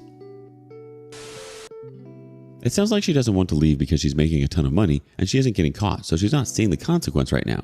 All she's seeing is dollar signs. Because of that, it's quite likely she's still living quite dangerously and really roping you into her actions. So your emotions behind this is valid. It's super irresponsible of your wife to behave this way. These friends of hers seem to really be teaching her some bad habits that's spilling into very important parts of her life. Now for the first update. Hey everyone, thanks for all the advice. I considered sending an anonymous email after chatting with some of you. However, I couldn't. I didn't want to jeopardize my marriage for this. I know I was just being mean, choosing my married life over my morals. Don't be mad at me because I'll tell you what, a lot unfolded after that. Had I sent those emails, I might not have known the darker side of the disaster. 2 months passed after the confrontation, and she continued to work in the same company. However, I didn't find any new expensive items added to her wardrobe. I felt relieved that she was no longer indulging in that practice. However, this entire incident kept me disturbed. A month ago, while I was mindlessly scrolling social media, a thought stuck in my mind, and I started searching for her colleagues on social media. Anna was added to my account, and her colleagues were added to hers, so it was easy for me to navigate to them. After stalking some of her own colleagues whom I met on a few social gatherings, I found her boss's profile. His profile picture is a mesmerizing beach villa, fascinated me to hunt further. As I scrolled through this page, I found him leading a luxurious life. His timeline was filled with pictures of him partying at a 5-star hotel lounge, vacationing at some of the most exotic locations in the country. We all know that one cannot afford such a lifestyle with a $7,000 monthly salary, and that too with a kid. I scrolled further down to find that his lifestyle got upgraded only a year ago. Before that, the pictures were of regular places. That looked shady. I didn't think twice about this and asked my wife point blank, "Was your boss also involved in the fraud?" She was caught off guard and said, yeah, kind of." I was startled. How was that even an answer? I asked her to explain. She said that her boss did find that out, yet he let her siphon the money. I didn't buy it. I told her that seeing her boss's profile, his involvement in the fraud was evident because an average finance manager cannot afford that lifestyle. She brushed it off, saying he was from a wealthy family. I gave her the ultimatum of cutting the crap as I did my homework well. I told her that I had scrolled his entire profile and it reflected that he had upgraded his entire lifestyle in a year. She tried to reason it, saying he would have had some inheritance money. I lost my mind at her lame excuse. Anyone in the world who has a brain would understand that she was making up all these. I asked her sternly to speak the truth. The same thing got repeated. After hours of argument and blaming me for stalking the colleagues, she finally agreed that her boss was also involved and that they shared the money. I asked her why she didn't reveal this information in our first confrontation. She said that it was irrelevant. I wanted to bang my head against a wall or bang hers. I told her to leave the company ASAP. I asked her if there was anything she was hiding, to which she said no. I wasn't convinced that to be the end of the discovery. I knew for sure that something was yet to be dug out. And, as you were guessing, I, too, sniffed an affair. It is the most obvious thing to happen in this situation, right? After spending the next few hours in restlessness, I went straight to her and asked her, "You're having an affair with your boss, aren't you?" She was taken aback. She tried to say something, but I told her with a passionate look, "Don't even try to lie. I have all the evidence." God knows from where I got the confidence to pull off that act. I wasn't acting though. I was reacting in autopilot mode, going by my instinct. She gave up and started sobbing. My heart sank as tears rolled up on her cheeks. I asked her to narrate every freaking detail. She finally did. It shook me to the core. After her first trial of embezzling the money, Anna thought she was smart and could get away with the fraud. She didn't know that her manager had caught her in the very first instance, but didn't confront her. In fact, he was the one who approved her audits, eventually leading her to embezzle more money. After the amount got huge, he confronted her, admired her smartness in finding the loophole, and praised her courage to make money out of it. He offered her a partnership in exchange for keeping her safe. He said he waited a month before joining the bandwagon to see if others could catch her, but no one else could. Perhaps no one had any interference in her audit work except her manager, so it was an easy escape for the duo. The manager asked her to sleep with him once as a partnership deal. She denied it, but he threatened to expose her. She said he had tricked her into sleeping with him. I asked her why she didn't tell me about this. She said it was too late for her to come to me for help, and she would have been exposed if she didn't comply with her boss. I asked her if that was a one-time. She kept quiet. I nudged her to speak up. She said the boss was attracted to her after their first time and insisted they continue. She, too, started enjoying it. I buried my head into my hands in shock. I somehow knew this was coming. I asked her one final time if there was anything else she was hiding. She said no. I stormed into my room and locked it from the inside. I didn't know what to do. I read hundreds of As One After Infidelity, Am I the A-Holes, and other confession subreddits, but nothing came to mind. It was Sunday. I locked myself for the rest of the day. She messaged me, pleading for forgiveness and ensuring to work on the relationship. She said that she would quit her job, but I was numb. What's the point of quitting after the damage is already done?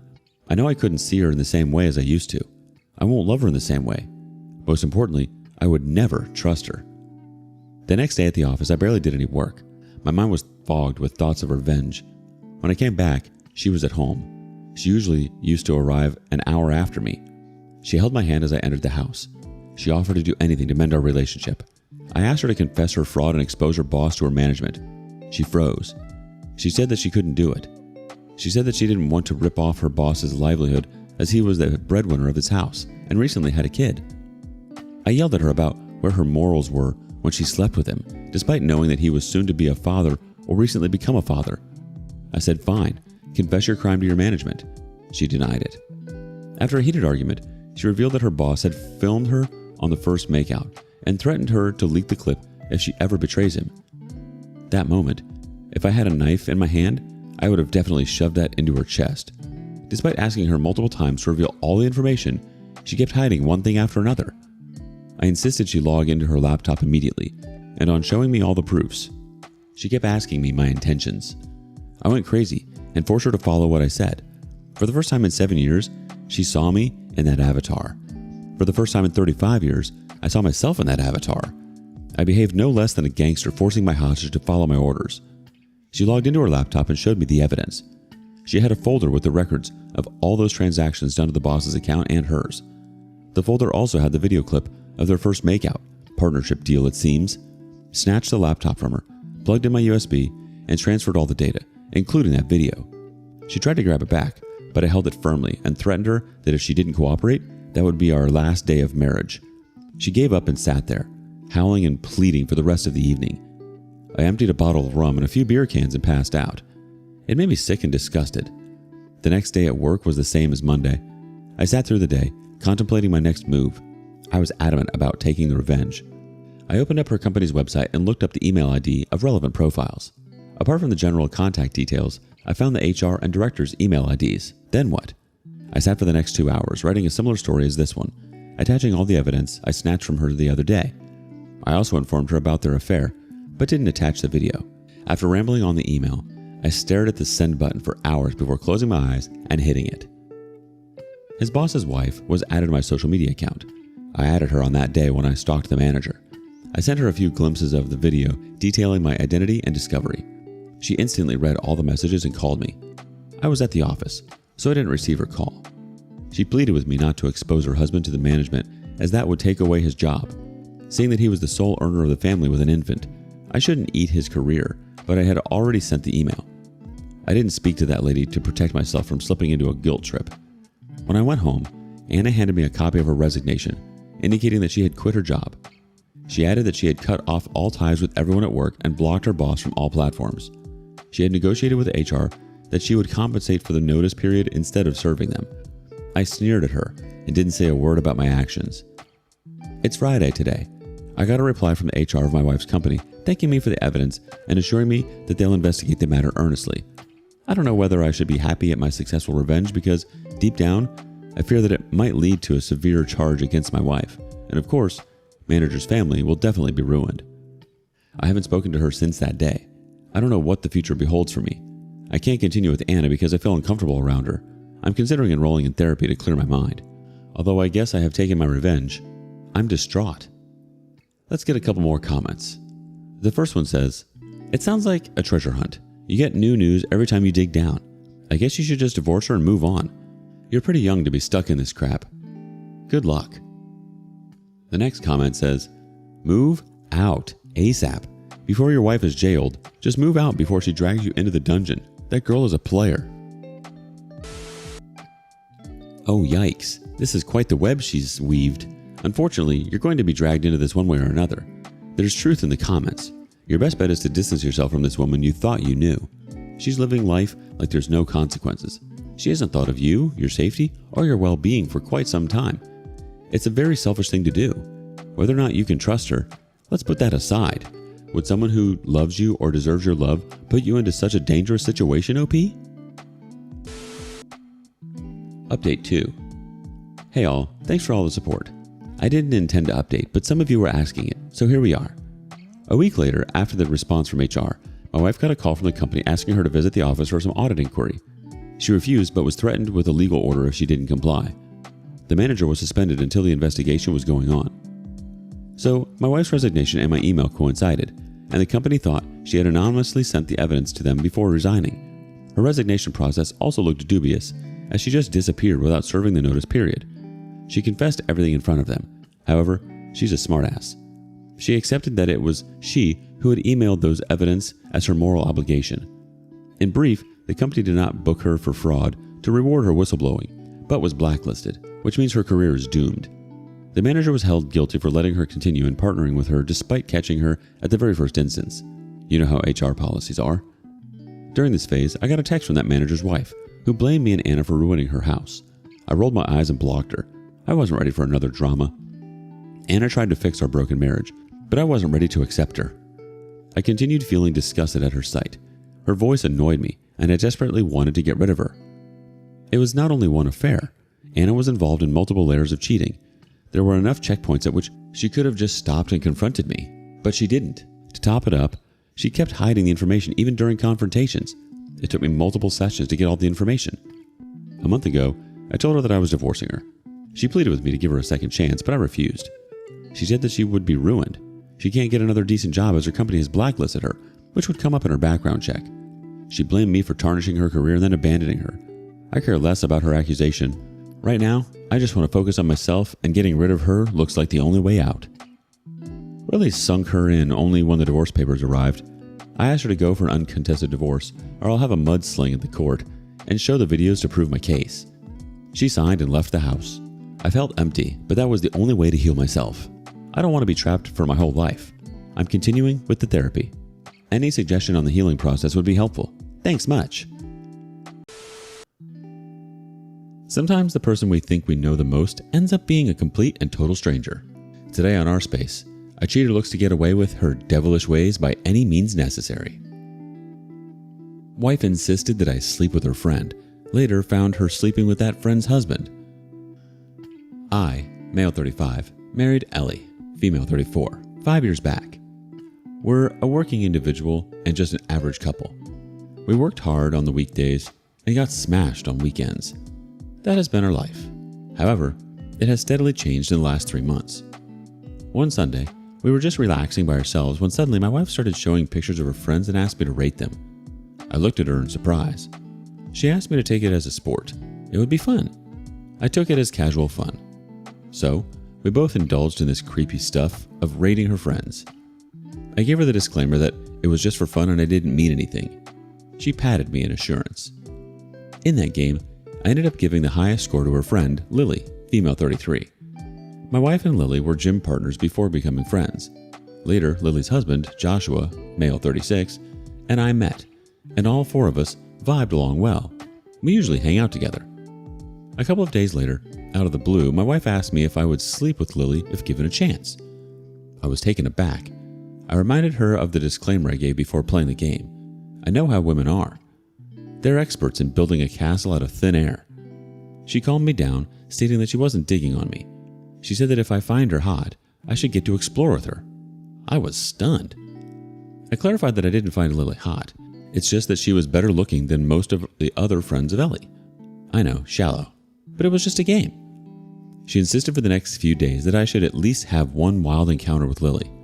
She reasoned that I would eventually hook up with her if I had any of the minutest feelings for her. She thought it was better to satisfy my desire openly than cheat on her back. I told her I never intended to sleep with Lily. I'd never seen Lily in that light. However, she didn't seem to buy it at all. A few days later, one of the weekends, we were having a house party at Lily's and Joshua's place. It was just 4 of us. I and my wife, Joshua, and his wife, Lily. We were bored with the games and decided to have a movie night. I don't know whose plan it was to watch 2+2, but we ended up watching that crap. For people who haven't watched this movie, it's about couples swapping to spice up the relationship. As the after effect of the film and the alcohol, all 4 of us looked at each other to see if there could be a possibility of the same between us. But thank God nothing happened. We all burst out in hysterical laughter. I almost forgot that incident as soon as Monday kicked in. However, the same wasn't true for my wife. A few days into the week, while having a casual dinner table conversation, she brought up our experience of that night. She hinted that it would have been great to try a couple swaps. I smirked and laughed at it, thinking it all to be a joke. My laughter turned into a shock when she said that she was serious. I asked if she already had someone in mind to explore this idea of a couple swap. She said, "Well, we can explore with Joshua and Lily." I looked severely at her suggestion and said she couldn't be serious about that. I declined it, saying it would ruin 2 families, ours and theirs. She nodded and said that she wasn't that serious either, but that movie had put an idea into her head and that she would get over it in a while. I acknowledged it and moved on from that discussion. However, as time passed, she insisted we spice up our married life. It is understandable that after being together with the same person for 7 years, sexual life does become routine. But that's the game of marriage. You trade off thrill for more meaningful feelings like stability, love, and care. I asked her up front if she wanted to have an open relationship. She outright denied it, suggesting all this just to strengthen our bond and nothing else. I assured her I loved her and didn't want to be with anyone else but her. Days passed, but Ellie was stuck to her point.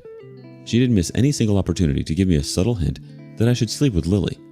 One evening, Ellie came excited from the gym. She told me that she had spoken to Lily about my desire. She was surprised to know that Lily and Joshua were also in thought about exploring their sexual life. I flustered. I asked her what made her discuss this topic with Lily.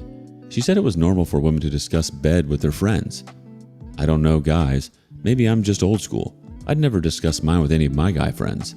I had done it in the past, maybe in some casual relationship, but never in detail. especially about my wife. She added that she told Lily about how I thought her to be hot, and guess what? Lily blushed. She said this with a sheer sense of achievement. I shrugged and said it was normal for anyone to blush to know that someone finds them hot, but she said that maybe Lily also desired to hook up with me. To be honest, the way she pestered, I sensed that something was fishy. So I sleuthed her phone.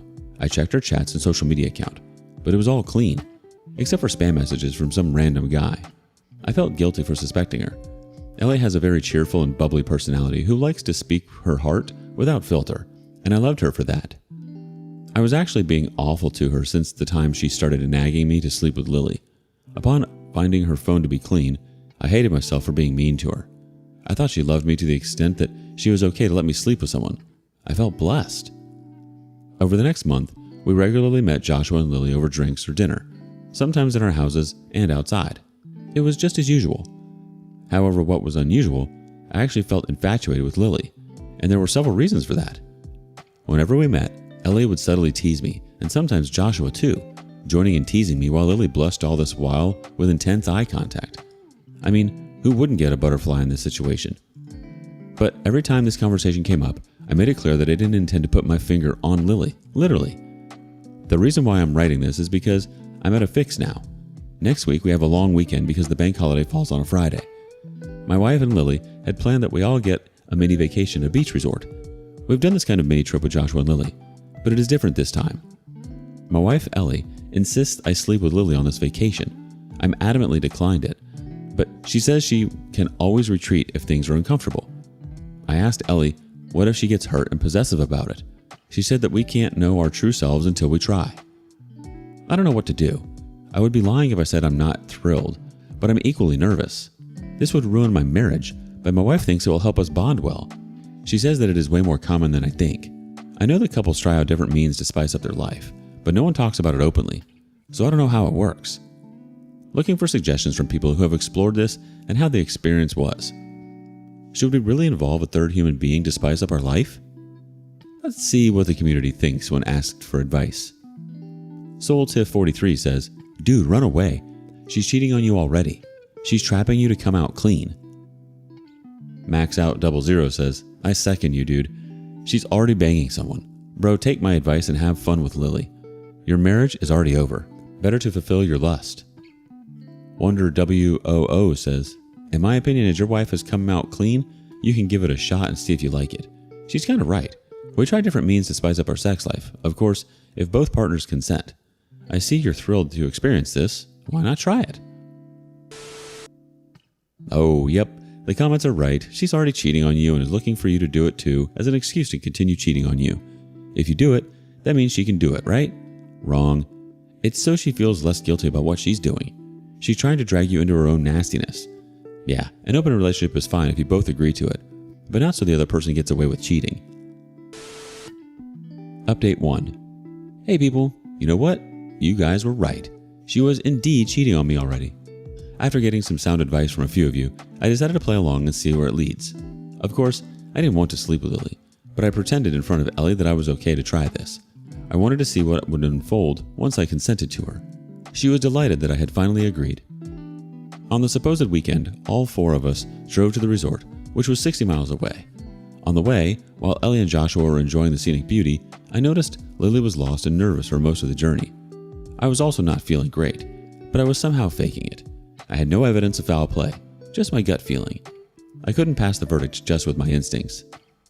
It was Friday, and we reached there somewhere in the afternoon. The plan was to sunbathe until the evening, attend a party arranged by the resort, and later we would explore our darkest fantasy.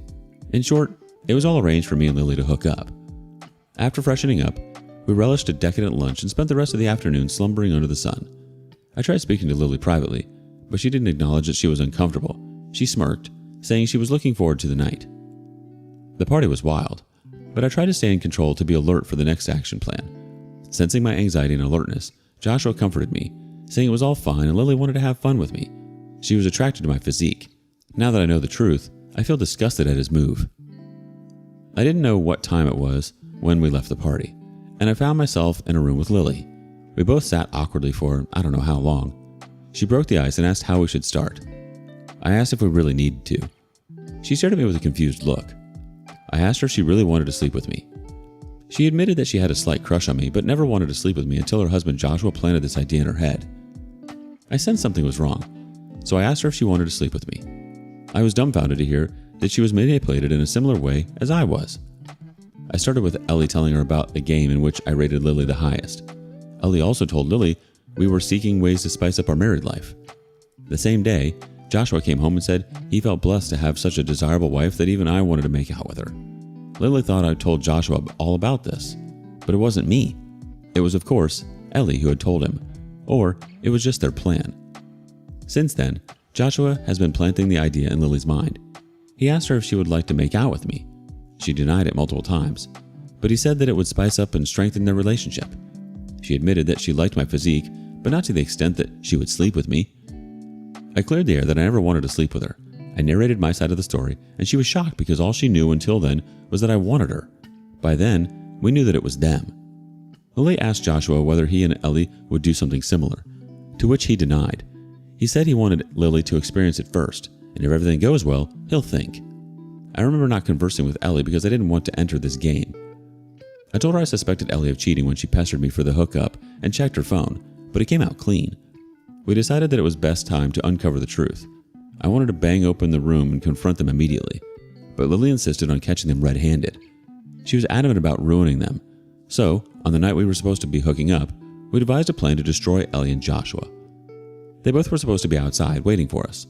We knew they won't indulge in anything at that point because we could quit last moment and walk out of the room. They couldn't take the risk. So, when we both went out, we saw them watching something on the iPad. They were sitting cozily but not intimate. We said we had changed our minds and didn't want to hook up. Both turned pale. They asked us what was the reason for backing out. I said we didn't feel quite right. It wasn't supposed to be forced. They ran short of words to express their disappointment.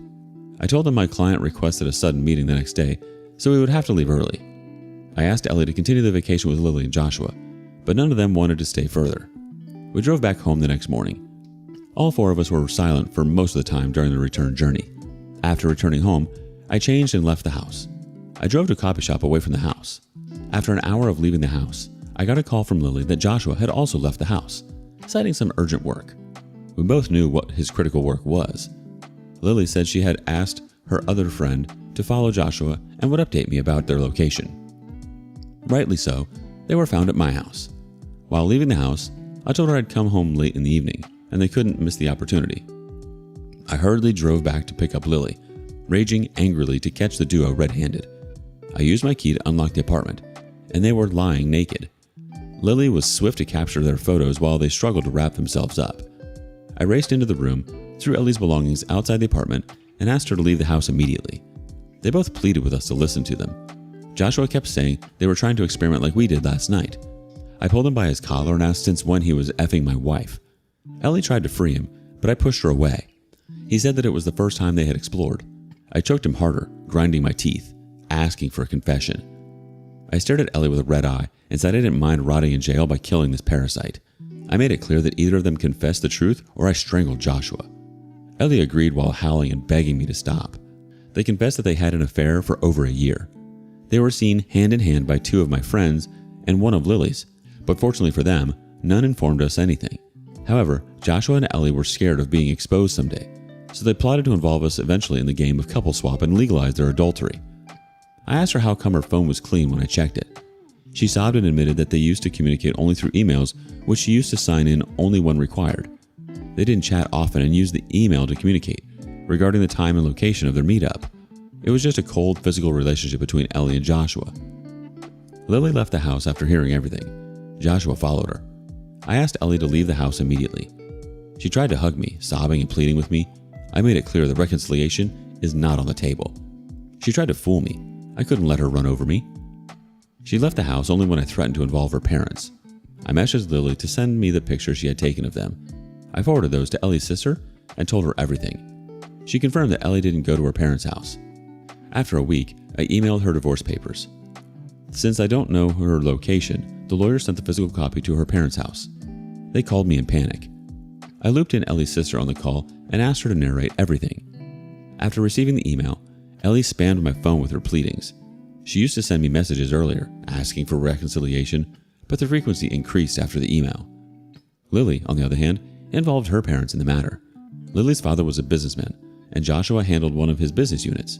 So, when the truth came out, Joshua was kicked out of work, and Lily's father used all his connections to block every possible job for Joshua in his field. It's been a month since the D-Day. My divorce proceedings are on. Ellie is contesting it, asking for a share in my house. I'm distraught with the cheating and the way the duo tried to involve us in the dirty game. I'll update if anything develops. Else, consider this the final one. Here are a couple comments. XY Moron says, "Kudos for coming out strong. Sue her for manipulating you and Lily into the crap pit. Felt satisfied to see Joshua screwed by the father-in-law." Exile09 says, "Impressive to see APs managing their phone so well. So next time you search for evidence, look for emails. There it is, everything." Oh, yep, there you go. They both wanted to feel better about what they were doing by having the both of you in on it too. It's unfortunate to think that they thought they could manipulate the both of you into their twisted little game. Poor Lily. Update 2. I didn't think of updating it, but I have some news. I know some of you would expect me and Lily to get together. No, that didn't happen. Like mentioned earlier, neither I nor Lily wanted to hook up. We both were just fools to be manipulated into it. Gladly, we escaped last minute. My divorce got settled and Lily didn't get a penny. My lawyer argued that if she claimed a property share, we would also revise the divorce terms and claim alimony for my mental distraught. I tell you, if you pay for your lawyers well enough, they can bargain for good returns. She gave up and signed the papers. I don't remember if I mentioned that Joshua was working at his father-in-law's company, and with this news, he was kicked out. He wasn't able to secure any decent paying job in his field. After leaving my house, Ellie rented a dingy apartment where she offered Joshua to stay with her. However, he declined, stating that his father-in-law would destroy him further. Besides, he never loved her. Ellie was living under a bubble that Joshua loved her, but he didn't. Joshua clarified that it was all for fun, without strings attached, as per their initial agreement. These revelations came out during Lily's divorce, where Joshua confessed that he was manipulated by Ellie. He never loved her. He loved Lily. He begged Lily and her father for a last chance, but they rebuked him and forced him into a divorce. It didn't hurt me to see my ex-wife getting exposed and humiliated in a courtroom. I felt justice was served hot, as she deserved. She was abandoned by everyone she knew, her husband, her lover, her friend, and her family. Her parents and siblings despise her. I don't know about her work status. This kind of news spreads like wildfire. I wanted to send those pictures to some of her colleagues as well, but I held back. I don't know about her present status, but I know she can't afford her previous lifestyle with her income. She jeopardized our stable relationship for a cheap thrill and now got what she deserved. I have enrolled in counseling. I was getting disturbing thoughts about the night Ellie had planned for my hookup. The therapy is helping me move on, but I think it will take some more time to mentally wipe her out. My friends insist I meet other women, but I don't think I'm ready to date. Any advice or tips is highly appreciated. Thanks much. Life isn't fair. We all know that. And sometimes it really kicks you when you're already down. Today on rSpace, our OP really tries to make lemonade out of all the lemons he's been handed, including his sour ex. But before we get started, I wanted to announce that today's video is sponsored by all of you. Your continued viewership makes this all possible. So, if you want to take your support further, consider becoming a channel member for $4.99 a month. You'll get access to some of these fun new emojis and badges when you comment, and we make it a priority to respond to each and every one of our members' comments. Overall, it's a great way to support the channel since we currently rely on YouTube ads for revenue, and even if you were to watch all the videos on our channel, it still wouldn't even amount to 1 month of your $4.99 membership support. Thank you again for your continued support of the channel. Now, back to the video. Wife left me when I got handicapped 12 years later, begs me for mercy. Hi, I'm Jason, male 47. I want to share my life incident here to get some advice. This goes back to 12 years ago when I was married to Susan, my first wife. I was married for 7 years with 2 children, Laura and Lucas. They were 5 and 3 then. We were leading a regular life until one fateful day. One morning when I was driving to my office, a speeding vehicle from the opposite direction rammed into my car. The next I remember waking up on a hospital bed, covered in bandages and plasters. The nurse informed me that I had woken up after 2 days in a coma. I held my doctor's hand and thanked him for saving my life. I was grateful for the new life, but little did I know about the disaster that was about to unfold. After a week of my treatment, my doctor informed me that my lower body was paralyzed and I might never be able to walk again. I was shattered. Susan broke down at this news. It was evidently difficult for her because she had to manage the house and the children in all aspects. I fell into depression, unable to comprehend my life in a wheelchair. I spent my days staring at the empty walls of my hospital rooms, cursing how my life turned upside down.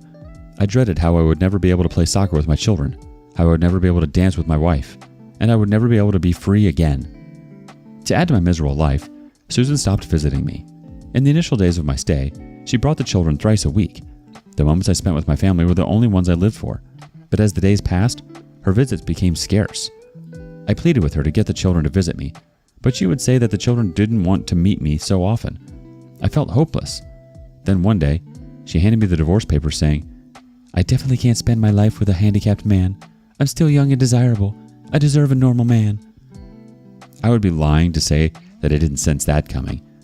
I sniffed the upcoming separation when she started giving cold shoulders to me, but I didn't expect that to be so soon. A month after my accident, some of my friends informed me that they had seen Susan loitering around hand in hand with a middle-aged man, probably someone in his 50s, in the cafes and malls during the evenings and on weekends. Some claimed that she had an affair even before my accident, and some said that her desperation got her into a fat, grumpy old man after my accident. It was barely 2 months after my accident. I was yet to be discharged and was handed divorce papers. I might be sounding calm while writing this, but I was none of it back then. I was flustered, devastated, and heartbroken. I was wheelchair-bound, destitute, and divorced with no income or savings. After paying for the EMIs, household expenses, and children's education, savings was off the radar. Luckily, I had the insurance that covered my hospital bills to an extent. I had to liquidate my savings for the remaining expenses. So, in the end, I was left with nothing.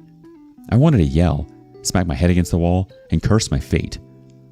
I don't know how I upheld myself back then, but something inside kept me sane, probably the fire of taking revenge. After being discharged, I shifted to my parents' house. I was 35, divorced, with no income, and dependent on my old mother physically and financially. My mother was a florist. She ran a small shop in the suburbs. The little income from the shop and the pension money kept her expenses afloat. With that limited resources, she offered to support me. It was the most troubling feeling for a 35-year-old man to depend on a 60-year-old mother. Soon after my discharge, I went to meet my children. When I reached my house, it was locked. The neighbors told me Susan had shifted to her lover's house with the children. According to my neighbors, Susan's lover was a fat old man who had been divorced thrice, but was filthy rich and had no children. Some even label Susan a gold digger and cheapster to sleep with a grumpy old man for his fortune. I managed to get the address of her boyfriend and reached his house. When I reached Susan's new home, she didn't let me meet my children, saying that the children had already adjusted to her boyfriend and apparently called him daddy. She said that my sudden appearance would confuse them further. She threatened me with a restraining order when I insisted on meeting my children. I didn't have a penny to spend on a lawyer. I was surviving on my mother's meager income, so I backed off. It was less than 6 months after my accident and only a few months after my divorce.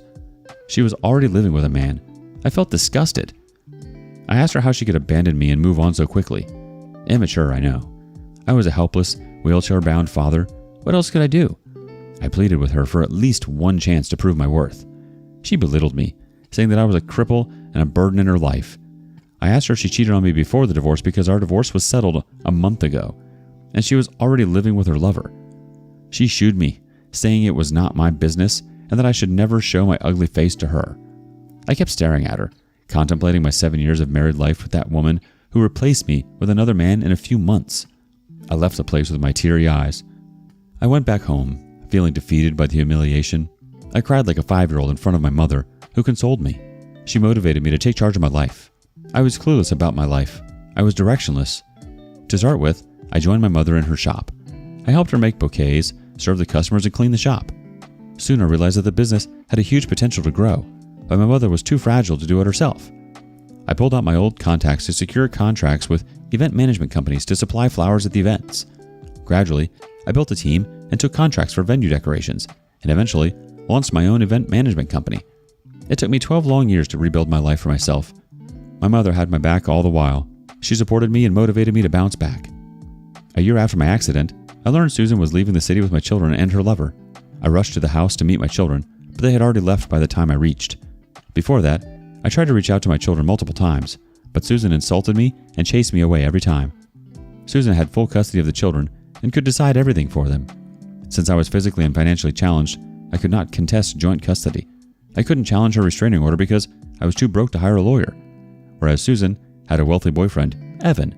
I didn't know if he was already with her before my accident, and if not, how he suddenly appeared in Susan's life. All I knew was that he was a wealthy man with ample ancestral property. In the last 12 years, whenever I got any leads of my children, I traveled to meet them but failed every time. Susan threatened to get me arrested as her boyfriend had the money and contacts to get away with anything. By the way, that man didn't marry Susan even after 12 years, although they lived together. A year ago, I finally filed for joint custody. I was waiting eagerly for my event management business to get stabilized. I filed for custody and finally managed to get 15 days. They were flying next week to my house. Although Susan did her best to object to my plea in court, I hired a good lawyer who presented my case well, and I got 15 days.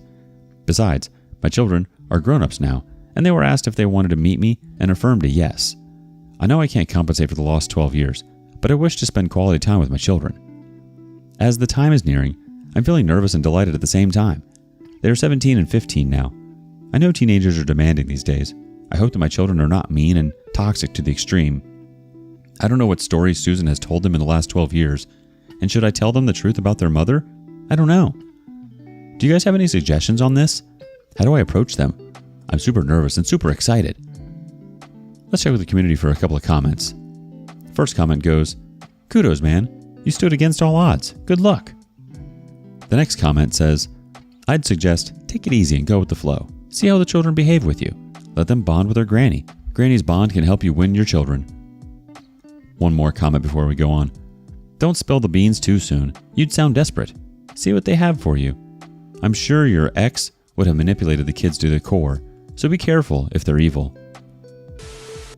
Wow, OP, this is awful. I'm so sorry this has all happened to you. In times like these, we really should be able to turn to our partners and family for support. I'm so sorry you weren't able to have that. You got through it on your own, and you are a strong and brave man despite the cards that were dealt to you. Thankfully, you came out alive and you do have the chance to see your children again. This is something to be grateful for. They do want to meet you, so that's a very good sign. Just be yourself and soak up every moment you can with them.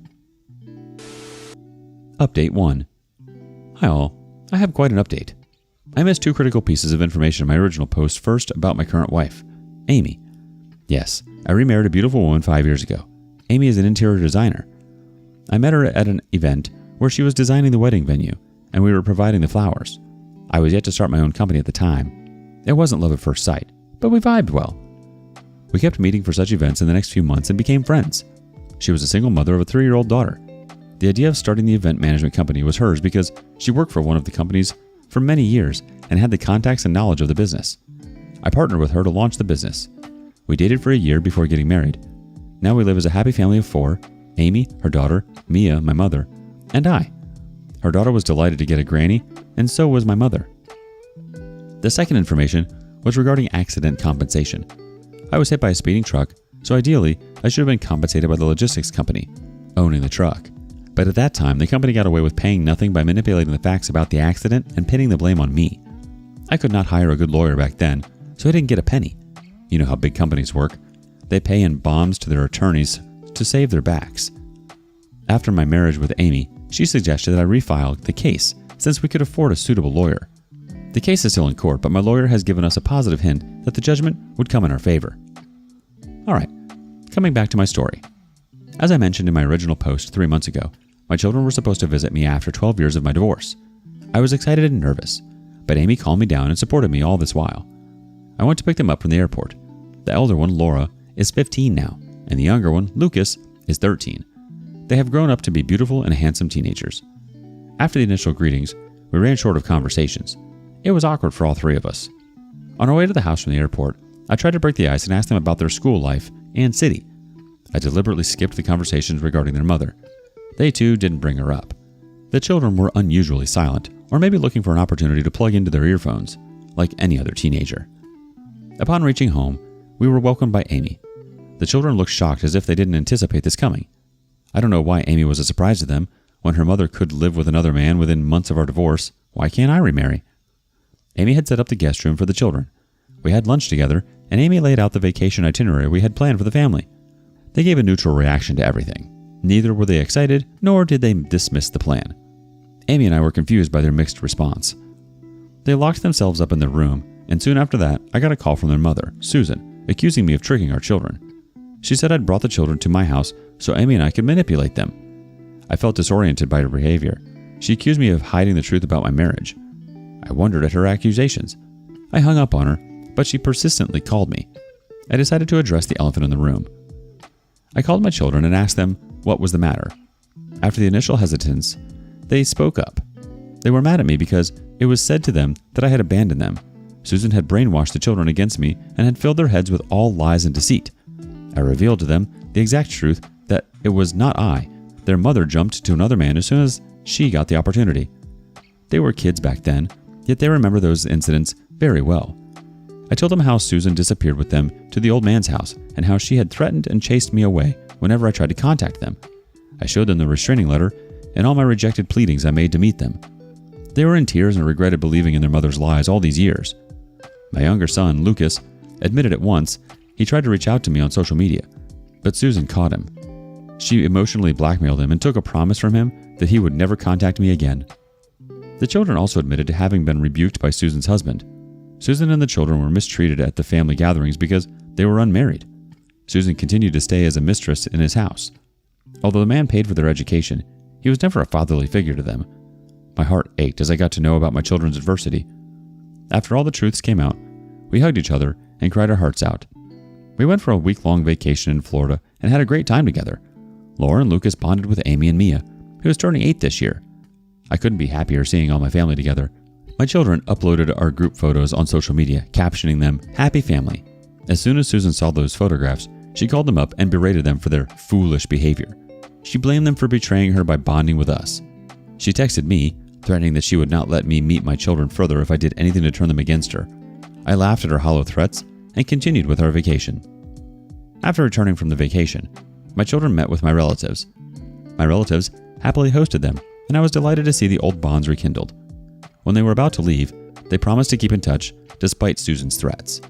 They said that they felt suffocated to live in that house, and they would move back with me once they completed high school. I hugged them and bid goodbye. After going back, they confronted Susan about her evilness, but she turned the table around me, accusing me of manipulating them against her.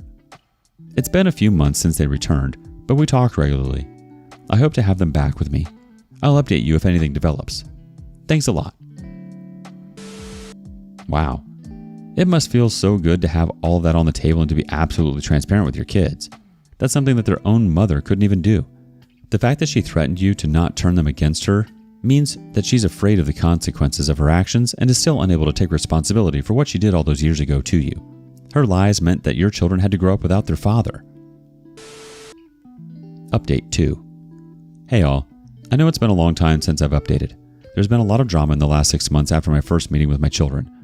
3 months ago, the impending court case with the logistics company got settled. Guess what? I got a hefty compensation, not only for the accident, but for the injustices in the first trial. I'm not sure if I mentioned this. In the initial trial, the logistics company, whose truck rammed into my car, manipulated the case and pinned the blame on me for the accident. Hence, I was not compensated at all. I appealed it again, at my wife's suggestion, and won this time. I gave the news to my children, and they were equally elated. They wanted to meet me, and I promised to have them back with me permanently. A month later, Susan showed up at my office. She held my hand and asked me for forgiveness. I was taken aback at her sudden sight. She admitted that after my accident, she turned desperate. She found that old man who wanted a sugar baby. I didn't know about all these terms until I Googled it on that day. The man had horrible experiences with a younger woman who ran away with his money after a few months. So he decided to settle with a not-so-young sugar girl, Susan, who was 32 back then. Susan had 2 children, which served as a guarantee of her loyalty. The man had stated clearly that he would not marry her and instead keep her as the mistress because he didn't want to share the inheritance with my children. Susan agreed to his terms because he promised to feed and fund their education. I asked her why she didn't get a job. She said she had never worked and was unsure if she could earn a similar lifestyle, which her lover gave her for free. She kept saying that she did everything to protect the children's future. She stood on her grounds, saying the children would have grown up in poverty if she didn't take that step. I got so annoyed at her nagging that I yelled at her, saying she could have at least given me a chance to bounce back. If she was so concerned about our children's future, she should have discussed that with me instead of jumping to conclusions and deserting me without any heads up. I clarified that I had moved on and her pleadings didn't matter. She recounted all those happy moments we shared, like our wedding day, the birth of our 2 children, etc. I shrugged her off, saying I was a different person now, and all those memories had faded away. They didn't mean anything to me. She crossed her lane by saying she and my children were my original family, not Amy and Mia. She said that Mia was not my daughter, and that I could never have a proper family with Amy and Mia. I felt disgusted at her cruel mind. She insisted that I take her back so the rest of the family could reunite. I made it clear to her that I love Amy and Mia, and they are my real family and not her. She refused to leave my office, creating a scene. She left only when I threatened her with the police. I went back home and narrated this to my mother and Amy. Amy was naturally distressed by this, but she is a mature woman and didn't make a deal out of it. My mother said that she never liked Susan because of her selfishness. Mom even said that Susan had returned to me only because of the money I had received after the court settlement. That woman is indeed a gold digger. When my children learned about their mother's behavior, they berated her and told her to stay in her lane. I'm not sure how her sugar daddy got to know about this incident, and he had threatened to throw her away as she tried to reach out to me the next time. I couldn't be more thankful to him. The latest update is that my children are moving in with me this month. They would stay with us briefly before I put them in a nearby college. They wanted to enjoy their college life and stay at a hostel. I believe we should remain connected, but at the same time, give ourselves some space to know each other. The children have abandoned Susan, and in the end, she is left with nothing but her sugar daddy. I hope she gets to enjoy the sugar until it turns sour. Ha! Let's check with the community for some comments. First up, I love the way that you take a jab at her sugar daddy thing. Susan is a freeloader who jumped to the old man when she got the opportunity. Indeed, she was cheating on you before. She got the best she deserved at the end. Another commenter had this to say. Please pass me the lawyer's contact. I know someone who is stuck in a similar court case. I love the way you won all odds. Good luck, man.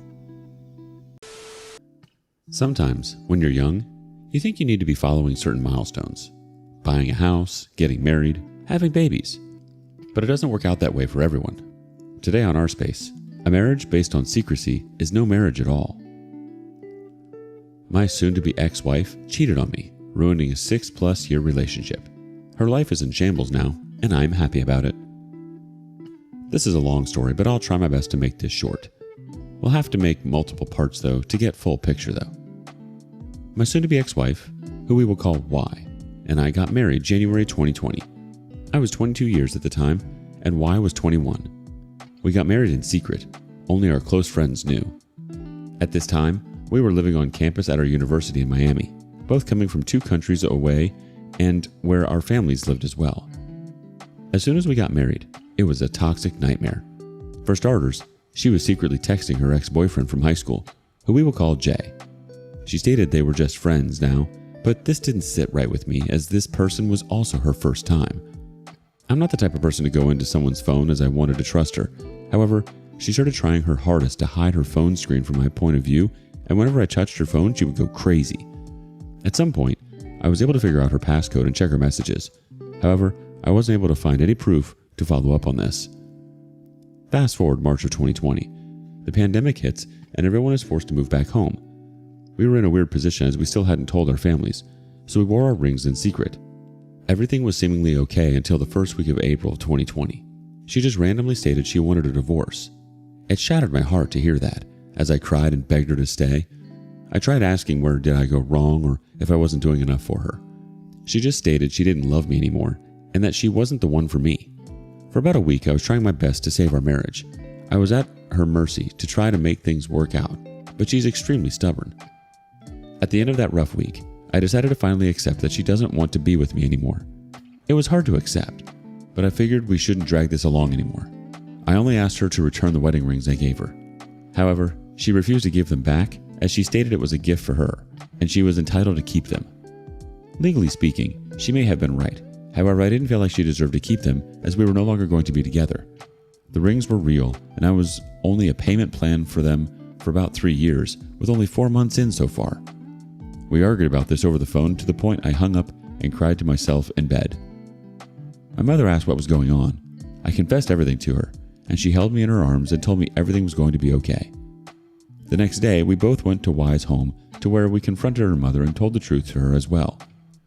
It became an argument between our mothers, with Y still upstairs refusing to see me, but was texting me, asking what the hell was going through my mind, getting our families involved.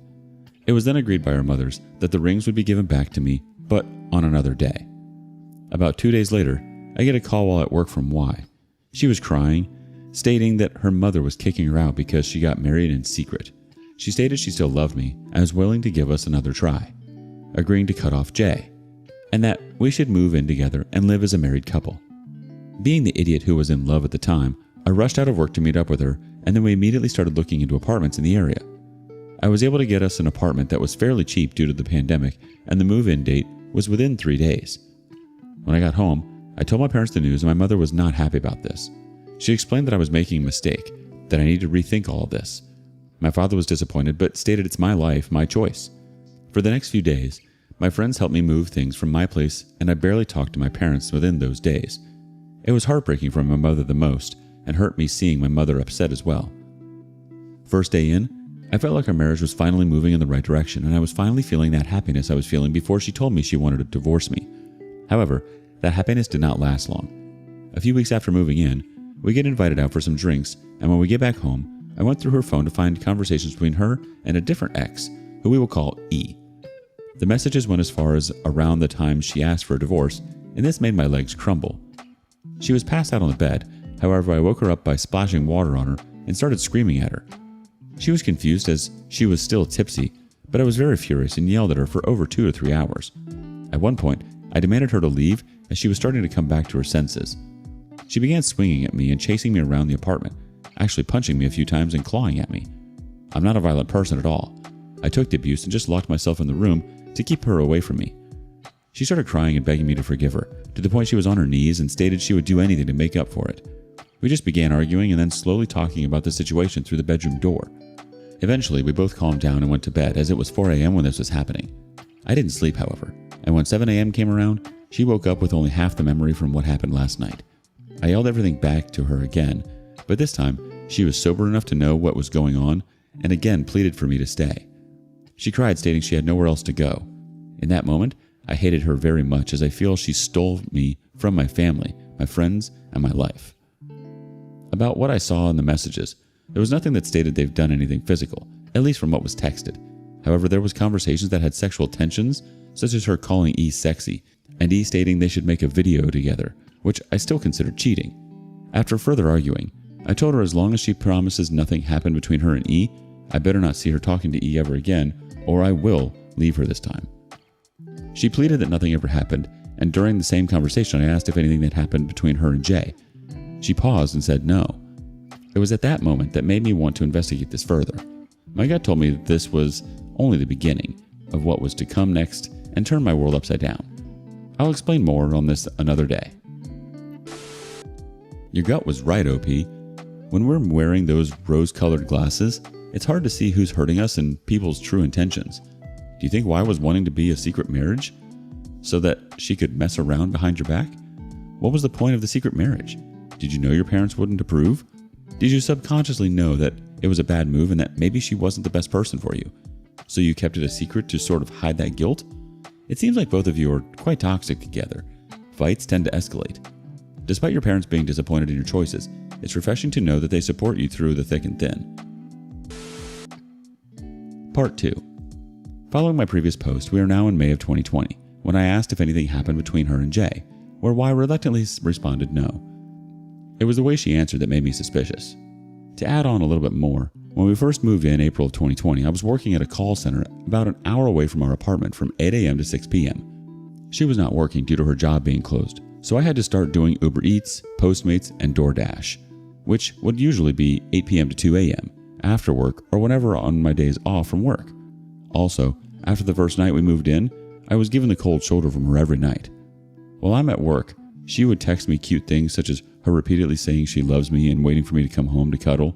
However, once I got home, she would barely touch me or look at me, which led me to discovery about her and E. Anyways, now we're in June of 2020, weeks after the incident. At this point, I'm keeping my distance from her, keeping my same work routine, while also trying to finish college classes online. She was not working yet, but whenever I came home, it was never cleaned unless I did it. Around this time, she also adopted a mini golden doodle, but when we moved in, I brought my Malshi along with us, who she loved dearly until our doodle came around, also giving him the cold shoulder. For the next few months, it's been nothing but the same routine. We tried to talk and go out on dates, but it also ended in silence. I tried to break the ice and see if we can work it out, but she never wanted to express herself. Little by little, I felt my love for her going away as I became numb to her treatment towards me. That was until October 2020, when she finally opened up to me. She apologized for her treatment towards me the past few months. We felt like we were both ready to leave the past behind and just focus on us now. It was us against the world. This felt more powerful when I caught COVID the following month, where she cared for me the way a wife should. She ended up catching it from me once I recovered, and I returned the favor. After that, we started acting more like husband and wife. She finally started getting into my hobbies such as video games, anime, art, and photography, even coming along with me during my late night deliveries where we would vibe out to music and she would help as well.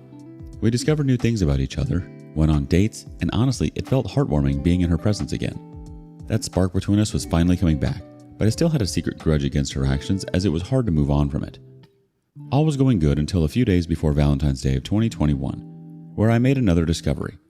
These past months, I still secretly went through her phone every now and then, but honestly never found anything between her and E besides what I already knew. However, I decided this time to take it a step further and look at messages between her and her bestie, who Y would constantly send all the gossip to with the long messages and screenshots.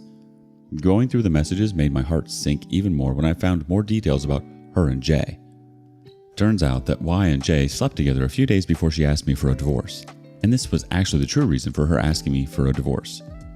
As I kept reading, turns out Y and J had a conversation sometime in October of 2020, I guess for some closure between them, which is why she finally decided to give us a shot. Oddly enough, I was not surprised this time. I woke her up from her nap and just straight up confided about what I just read in a surprisingly calm tone. She started crying and apologizing about it, and then I just stepped out and went for a drive to clear my mind. Many dark thoughts were going through my head, feeling like I had no one to turn to. For the next few days, I avoided her actions as much as possible. We still slept in the same bed, but there was no physical touch between us. Now on Valentine's Day morning, I get a couple of nudges from her in a cutesy tone asking what did I plan for her today. Keep in mind, I'm extremely exhausted from work and my deliveries from the whole week, and obviously, I'm still heartbroken. She started crying, saying that I didn't plan anything for her.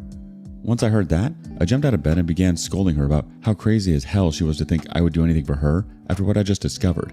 I yelled at her how she does not deserve anything from me and how our marriage is a total disaster. Now you may be wondering why I'm even still with her. Well, at this point in my life, I honestly did not have the energy for anything. I was completely blank. A complete 180 from the person I used to be. I used to be creative, make drawings and paintings, do photography and videography, and always looked forward to the next adventure. But I was hollow, feeling like what's the point of life? I know I'm stupid for this, but it just felt like it was just easier to hide it from the world. We were already so deep into the marriage life that it felt like there was no going back, because if I did, then what would I do now? It was a dead end for me, and I blame myself for relying on her to make me happy despite also making me the saddest. Doesn't mean I forgave her or anything, I just became more numb. So after this discovery, we again entered another period of keeping our distance. Around April of 2021, she took a trip to Peru with her grandmother, and honestly, I was a little excited to have the place to myself for a change. I told my friends the news and they began showing up to my place frequently while she was away, not knowing what I know. They made me feel like my old self again, doing our old late night shenanigans and old activities like game nights, watching movies, or just hanging out. I loved the happiness I was getting back, even if it was for a moment. At the same time, the lease on our apartment was up by the end of May of 2021, and I began speaking to my father about my possibilities.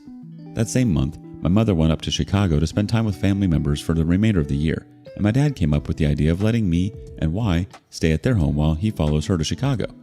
I agreed, but Y wasn't so enthusiastic about it. However, I didn't need her approval. It was either here or having our rent twice the price from before for another year. I moved back in with my parents in June of 2021. Y is still in Peru, but was returning in the next few weeks. I finally felt at home again, moving back into my old room and seeing the layout that represented my spirited youth I once had. I enjoyed my last few weeks of freedom, but I knew this happiness wasn't going to last forever as Y finally returned from her trip for Peru. The next part of this story is where crap really hits the fan, almost costing me my life. Honestly, you weren't that deep in the marriage. It was a year and a half. This woman did you dirty. You've splashed water in her face, she's physically assaulted you. If that's any indication of how this marriage was going to go, time to hit the old dusty trail. Part 3. My soon-to-be ex-wife cheated on me, ruining a 6+ year relationship. Her life is in shambles now, and I'm happy about it. Part 3. Confrontation. So now it's June or July of 2021. Y and I are living at my parents' home. I started a new job in sales and was able to advance pretty quickly to a supervisor role within 2 to 3 months, which paid well enough to afford my dream car. As for my marriage, we had a steady relationship for the remainder of the year. We had our good and bad moments, but overall, it was still a blank feeling I had. I didn't know what I felt towards Y, whether it was anger, sadness, depression. I just felt like the marriage was existing for no reason. By the start of 2022, there was a bit of reconciliation between us, enough for us to start going out on dates again. We opened up more, but we were still wondering where our marriage stood. Everything was seemingly okay until May of 2022, where my life flashed before my eyes. I invited my friends over for a hangout at my parents' place to watch a boxing match. I told Y about it and stated how it will be only for a few hours and to expect some yelling as we get passionate about sports, and she was okay with it. As the fight kept going, we kept getting louder and louder, to the point she was angrily texting me to keep the noise down. She would come out to grab snacks or use the bathroom, only to keep slamming the door back to the room. After the fight, one of my friend's truck had a dead battery, so I used my car to jump it. While we were jumping it, the 4 of us kept conversating about another half an hour. While we were talking, Y demanded me through text to come inside repeatedly, to which I texted back that we're finishing up. As I'm just about to head inside, Y storms outside the house and heads to her car. I asked if everything was okay, but she had a very serious look on her face and she angrily pushed me aside. Before leaving to Chicago, my dad installed outdoor solar lights in the front yard. The way Y's car was positioned, her only way out was through a grass area that had one of these lights. She revved up her car, and before she took off, I tried to stop her from running over the light and asked her what was wrong. She paused for about 5 seconds, then stepped hard on the gas and almost ran me over. I jumped out of the way as fast as I could, getting grazed on my knee. She drove off fast, dragging the light beneath her car, scraping the road. I sat on the ground with a surprised look on my face, thinking how she just almost ran me over. My friends helped me up and asked if I was okay. I just looked at them in shock, and they offered their help. I told them to just go home while I went back inside, shaken up from the moment. I kept calling Y's phone to see why she did what she did. I go inside our room, then find her phone on the ground unlocked. I go through the phone for the first time in months. It turns out there were still secrets to find out about Y. Turns out Y and J actually had a continuous affair for months, ranging from March 2020 to October 2020. I finally felt something in my heart and brain to do what needed to be done a long time ago. It's about 2 a.m. I was still freaking out about this incident. I repeatedly called my sister, who lives down the road from me, about what just happened, but with no response. Y returns and tries to enter the home, but I manage to lock the door with an additional lock. I sneak out the back and drive over to my sister's house while hyperventilating as Y pursued me. I get to my sister's house knocking, but as Y pulled up in the driveway, I began knocking frantically at my sister's, and her husband finally opened the door. This caused Y to back off and drive away. I explained the situation to my sister and cried to her about what just happened, and finally opened up about how she cheated on me in the past. It was a hard pill to swallow, but I was ready to finally let this marriage go. I asked her to accompany back home to make sure Y doesn't try to hurt me again. When we get there, Y was already packing up her belongings. I kept my distance for about 5 minutes, then asked her to give me back the rings and the keys. She already expected this, as she had them in her pocket, already gave them to me. She grabbed her suitcase and took out her golden doodle with her. My sister and I talked a bit longer, and then she finally goes home. That night was a long one for me. I slept at about 6 a.m. only to be woken up about 7 a.m. to knocking on my window from Y. She spent the remainder of the night in her car and asked if I could at least take back the golden doodle inside. As much as I wanted to, I ignored her knocking. This went on for about 30 minutes. Later on, I reached out and met up with her to talk about the situation. I finally told her about everything I knew and decided it's better for us to separate. She cried and begged me to let us work this out, but I was tired of the emotional and physical abuse all these years, the lies, the heartbreaks, everything. As toxic as it sounds, what followed afterward for Y was actually satisfying, as it felt like it was karma for everything she has put me through. I will sound like a dick in the next part, but I believe I deserve a genuine laughter for once. Yikes. How could she expect you to work out anything with her after she tried to run you over? In your parents' home, no less. Part 4. My soon-to-be ex-wife cheated on me, ruining a 6+ year relationship. Her life is in shambles now, and I'm happy about it. Part 4. Y moves back in with her mother, but not for long, as she does not get along with her stepfather and has too much pride to be living under her mother's roof again. She ends up finding her own place in August of 2022, stating that if I ever wanted to make it work out, I was always welcome to move back in with her. My parents come back from Chicago about a week after we separated. A majority of the furniture in our bedroom was hers, as she made me throw out my items, such as my bed and my drawers, and replace them with hers, as it looked more classy. Besides the bedroom, we had a couch, tables, kitchen appliances, etc., all boxed away in another room in the house. The day she told me she was coming to take her belongings, my father and I left everything out in the driveway, but did not bother to help them move anything into the truck. She brought along her mother, stepfather, her uncle, and her 2 aunts, who I would say are not all physically strong people. Her grandma was also there to mostly watch, but helps with little things to move. What took my father and I about 30 minutes to move and maneuver out of the house took them 2 to 3 hours to put in a truck. We peeped through the window, having a few drinks, and laughed about how they were struggling while they were all talking crap about me and my family. I don't know why they included my family, but then again, they're a family who talks crap about everyone and everything. When Y moved into her apartment, she was working a new job she got through her field of study, which paid well by the hour, but didn't get enough hours. She had too much pride to work a second job, as she felt like this was below her. Because of this, she struggled to keep up with her rent, electricity, water bill, car payments, insurance, etc. She reached out to me a couple of times asking for money, but I refused to help her as I felt like her financial problems had nothing to do with me. Y would try to gaslight me to give her money, saying I shouldn't let her golden doodle suffer along with her, which I replied that she should go ask her lover for money. I was surprised to learn later on that she told her mother the truth, and her mother took my side and stated she should not be giving her money either. The rest of her family still hated me for not wanting to work it out after she cheated, but their opinions don't matter because none of them were married themselves. Months went by. We were still legally married. Y agreed to go half on the divorce fees, but did not have the money. During these discussions, she admitted she still had hope for us to work it out, as she still had love for me and believed I loved her back. Called me stupid, but I did love her back, but I just knew I couldn't keep playing this game anymore. Despite everything she's done to me, it's still hard for me to hate her, as this is someone I've grown close with in high school, who's helped me when I was at my lowest point in life, and made me happier than anyone else ever could. Yet she still managed to break me and made me feel like I will never be good enough for anyone ever again. We still have each other on social media, and even though she claims to be struggling with money, she always seems to be out every weekend at the clubs. This usually ends up with her drunk, texting, or calling me, stating she was wrong for how she treated me. Whenever I post on my Instagram or Snapchat stories about being out late at night, she's usually the first to see my posts, usually within a minute. She acknowledges that I look happier without her.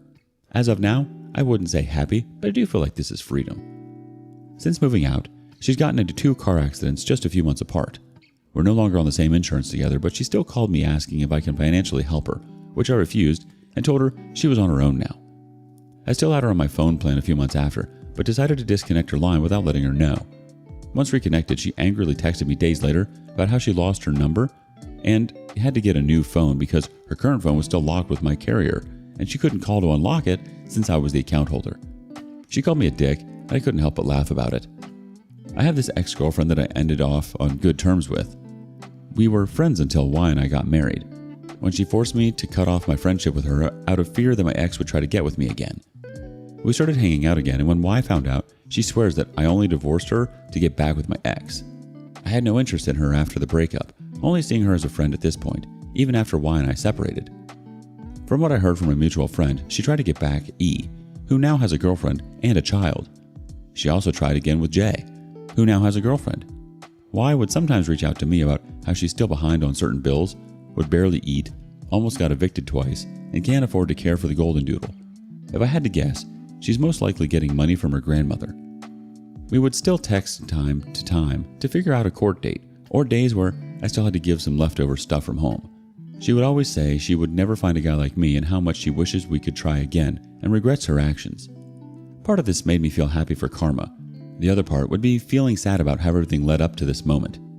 Around March of 2023, we went to court to finally file our divorce. While waiting for our turn, she stepped out in the hall to cry her eyes out while I just sat there not knowing what to think. After about 10 minutes, it's finally our turn and we begin signing away.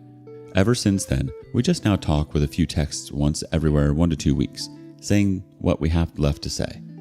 As for myself, I was promoted to manager a month after we separated. I stayed in this position until November of 2022. As I was overworked to the point of getting no sleep, I was able to find a better paying job, one that I continue to work for to this day. During the marriage, I've gained weight from overeating to help cope with my depression. I've been going back to the gym, but need to work on getting a routine. I have big plans with my friends for the summer and myself for later this year. It's now June of 2023. I wouldn't say life is perfect, but whenever I'm having a bad day, I think about how Y's life is basically falling apart now ever since we've parted ways. It makes me feel like she deserves to feel what I've felt for 6+ years.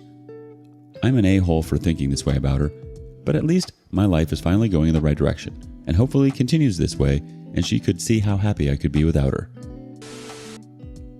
You're not an a-hole for thinking that way. She played you like a drum throughout your marriage and took advantage of the fact that you were young and in love. She only ever wanted to work it out when things were going bad for her. She needed you far more than you needed her, OP. It's time to let her go. Epilogue.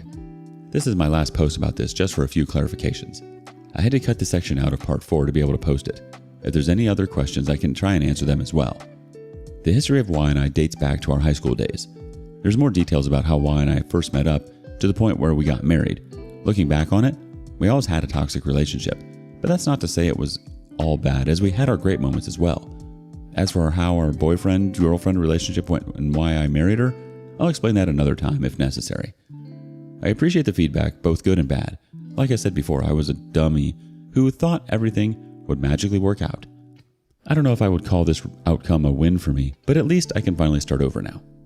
To the readers that think this is made up, I don't have the time or capability to come up with a story like this. I'm posting my experience as a way for me to get this off my chest. I'm not the best when it comes to expressing myself in person, and Reddit probably isn't the best place to do it. But posting here with other people who had similar experiences made it easier for me. But thanks for still actually reading all these long posts. Sadly, this isn't my first rodeo. There's a relationship I had before this that broke me and made me who I am today. Sounds dramatic, but that's the best way to put it. I'm open to talking about it one day. Divorce update. For those who don't know the story, I have several posts about my wife and I on my page if you want to read it. I apologize for the long posts if you do. Anyways, today I'm going to court to meet up with my wife, who we're calling Y. She texted me on Monday, June 26th to remind me we have a court today, June 30th. Yesterday, she gave me one more reminder, and I also asked her for a few things I still had left from her. I asked for some things as well. We still have each other on social media where we still see each other's stories. I don't snoop or anything, I just happen to see it when I'm seeing other stories. I suppose she has a sort of new boyfriend now, or at least is working up to it, as she's been posting text messages between her and the same guy. I don't think it's to get me jealous or anything, but knowing her, she likes the attention from other people, as she did the same thing when her and I were becoming a thing. But I don't feel any jealousy or hate towards her. I'm actually relieved she's moving on. The way I see it, someone else is taking over my old problems. They have no idea what type of hell they're getting into. All I can say is good luck, they're going to need it. As for court, I actually feel excited about it. I can continue to move on with my life, and she can finally be out of the picture. She stated that even after the divorce we can still be friends, mostly because of the golden doodle we have together. Despite me loving that dog, I have to let this all go. After we finalize everything, I will block her on everything so I don't have to see her or hear about her again. As for myself, I haven't tried to meet anyone new. I don't really have it in me to try again. Main thing holding me back is the trust issues and my own insecurities. Usually when I've been in a relationship, it's always been the female that made the first move on me, including Y. I should really change that though. But for right now, my main focus is work and bills that I'm close to paying off. One of my friends is now training me at the gym. So far, I've lost 10 pounds. My friend group and I are going on our summer trip next week. We have multiple locations to stop by within our state.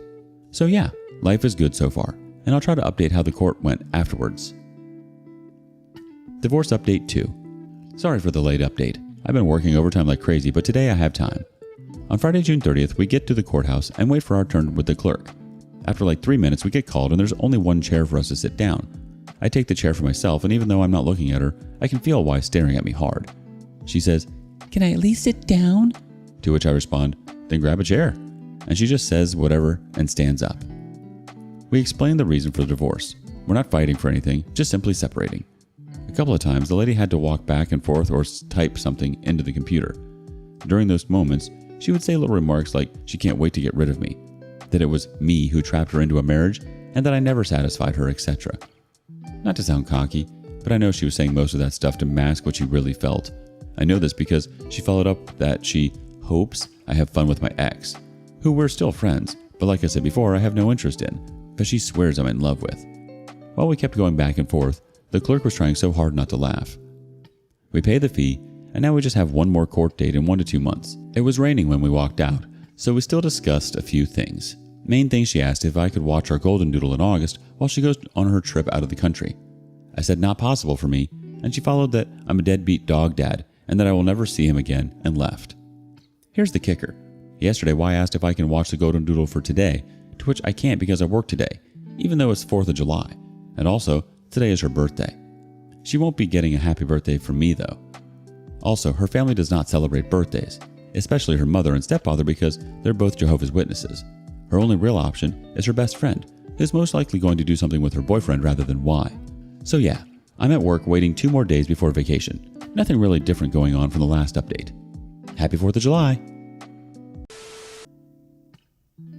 It's always a green flag when your partner has a good relationship with their family. But what if it's too good? Like I'm talking cousin on cousin good. Today on rSpace, this story will make you second guess having a partner who still speaks to their family. If they don't have a family, they can't be kissing any of them, right? Wife slept with her cousin in my house, under my nose. So I did this. Hi, I'm Sam, male 35, married to Anna, female 32, for over a year. We met on a dating site where we both were enrolled to find serious partners for marriage. Entering the 30s and surrounded by friends and cousins who already have a toddler puts pressure on a single man, don't they? I didn't have a serious relationship for many years, so I'd take the help of these sites to find a woman. Anna was also going through the same phase. Being a woman, she was subjected to the additional stress of losing her fertile years just after entering her 30s.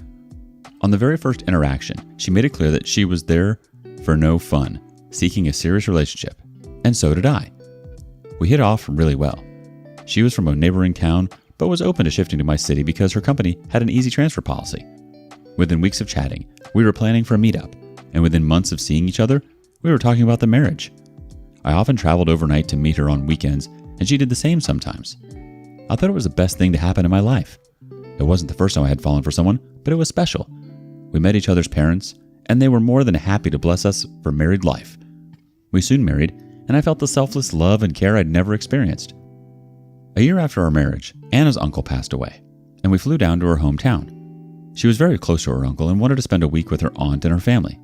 Although she asked me to return as my work was stalled, I offered to stay with her to help her cope with the loss.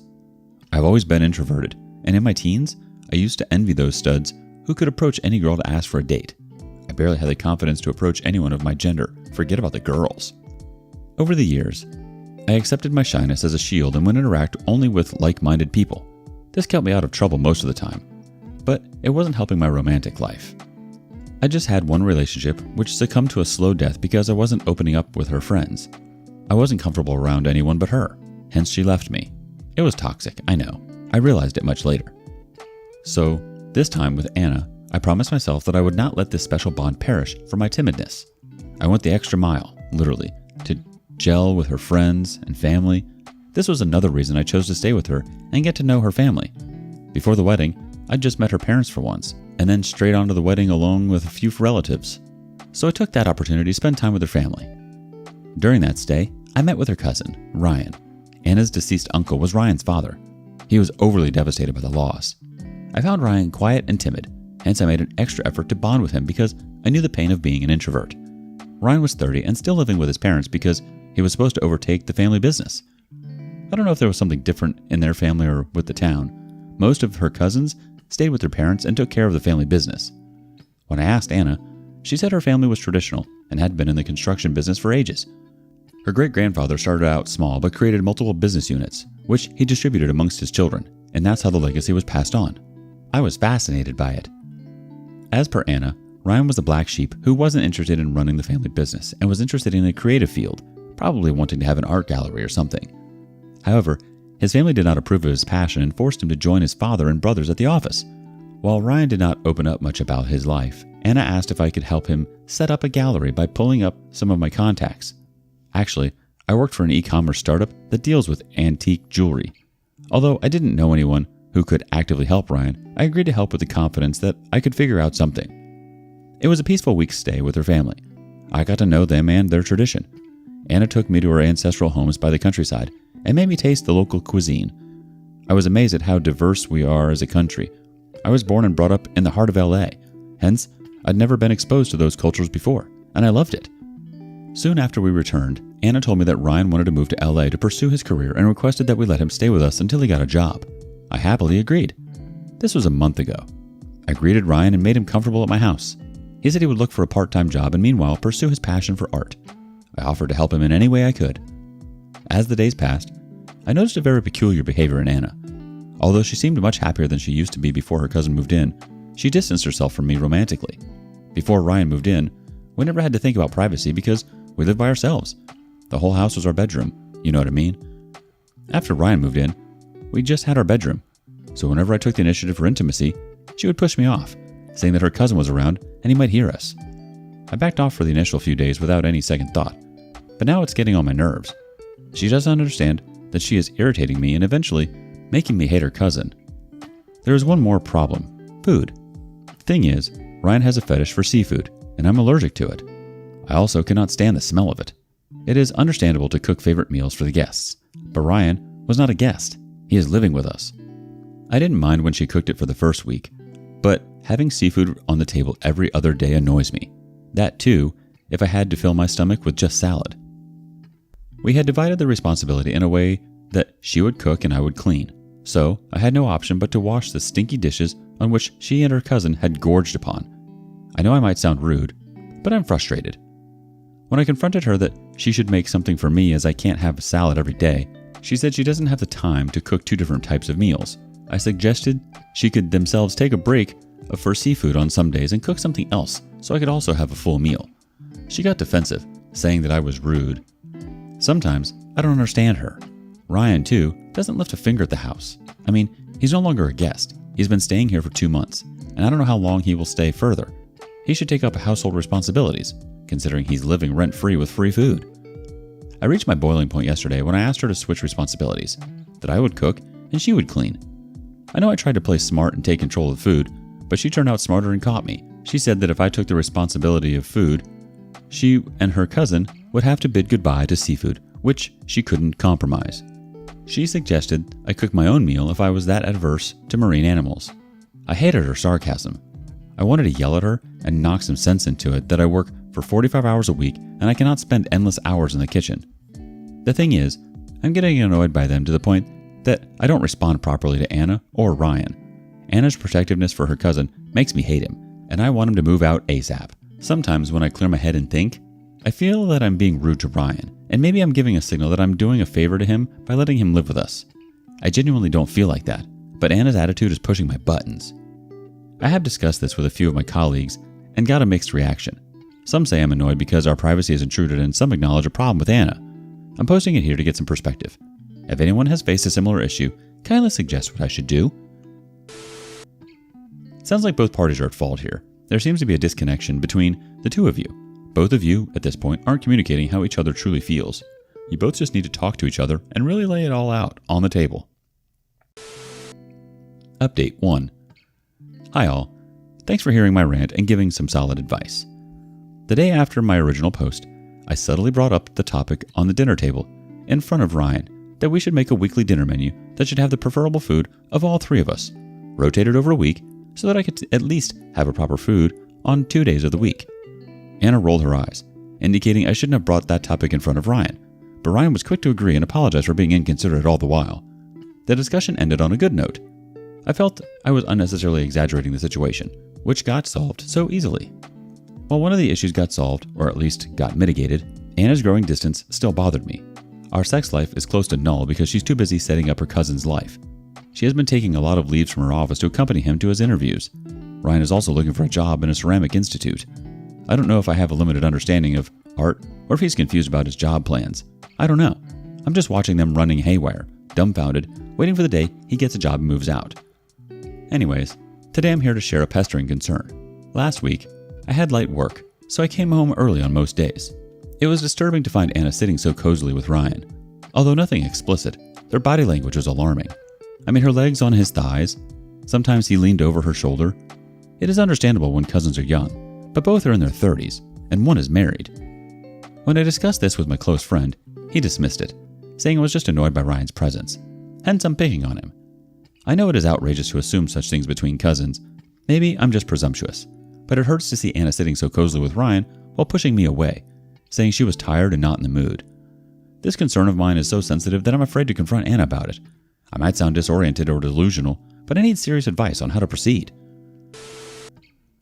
That does seem too close for comfort to do with a cousin, but it's hard to presume things when we don't really know their relationship or their history, so I can understand your hesitation in bringing this up to her. But I think it's natural to think that their closeness might be too close for cousins. A leg resting on his thigh might surely raise some eyebrows. Update 2. Hi. I know I'm updating after a long time. It has been the most disturbing and traumatic time of my life. I'll jump straight into the update. I caught Anna sleeping with Ryan. Soon after Ryan shifted, I had a disturbing feeling about seeing them together. However, I ignored it.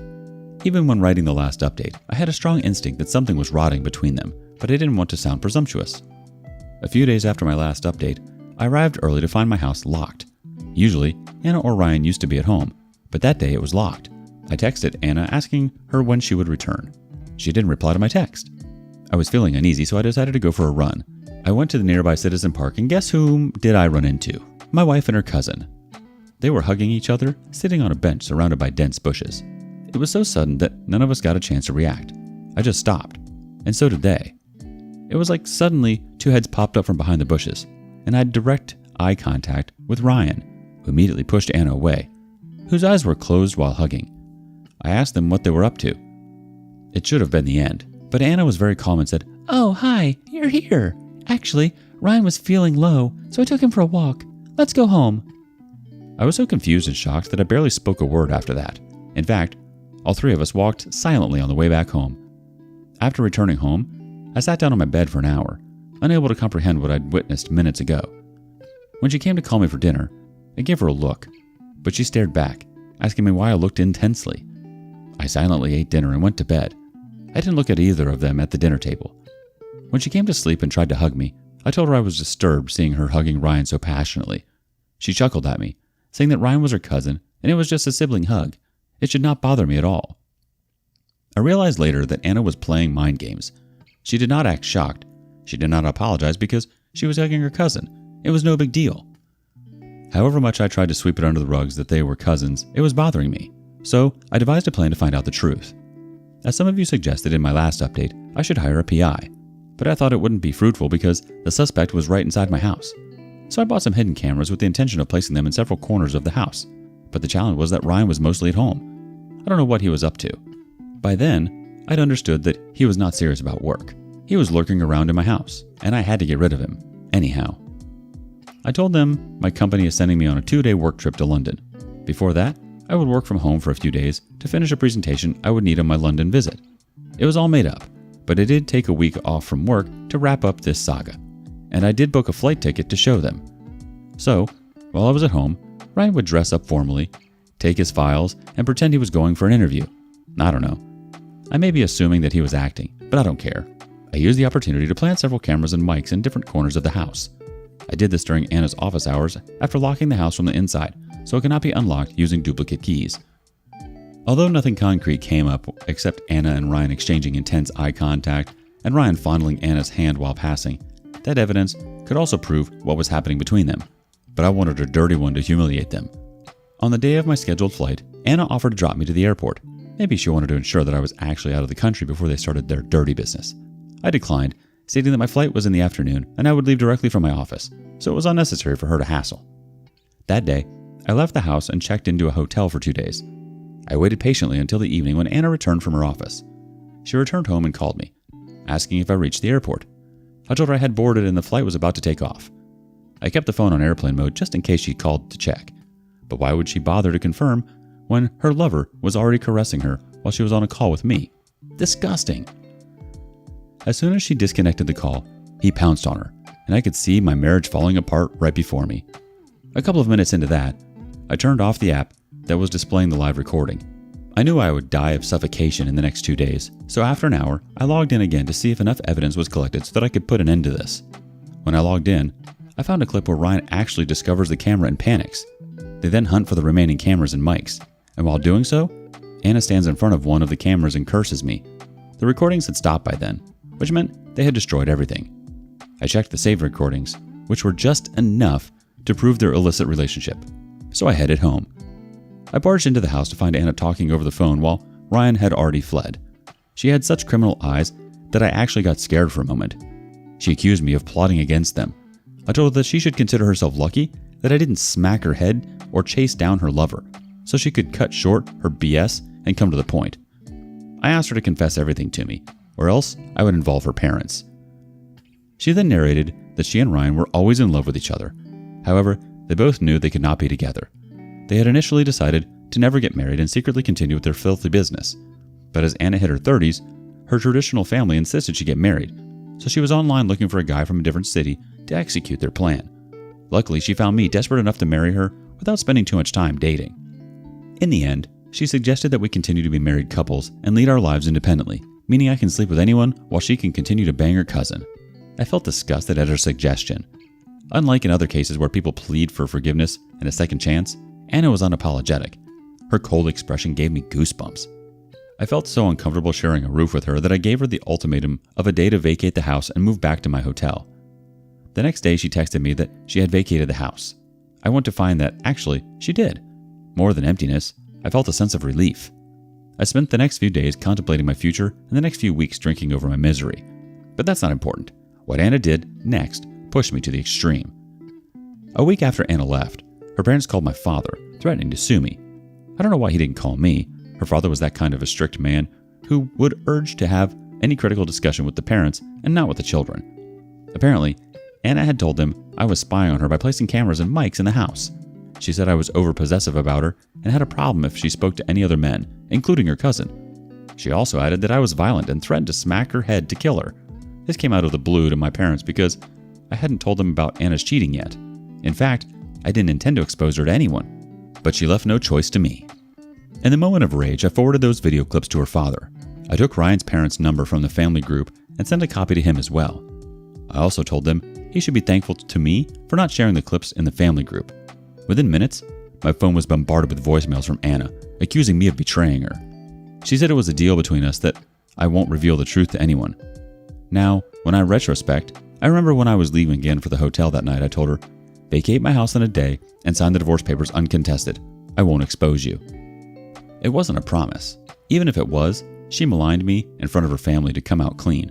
Her father threatened my parents to chase me down. What else did she expect me to do in that situation?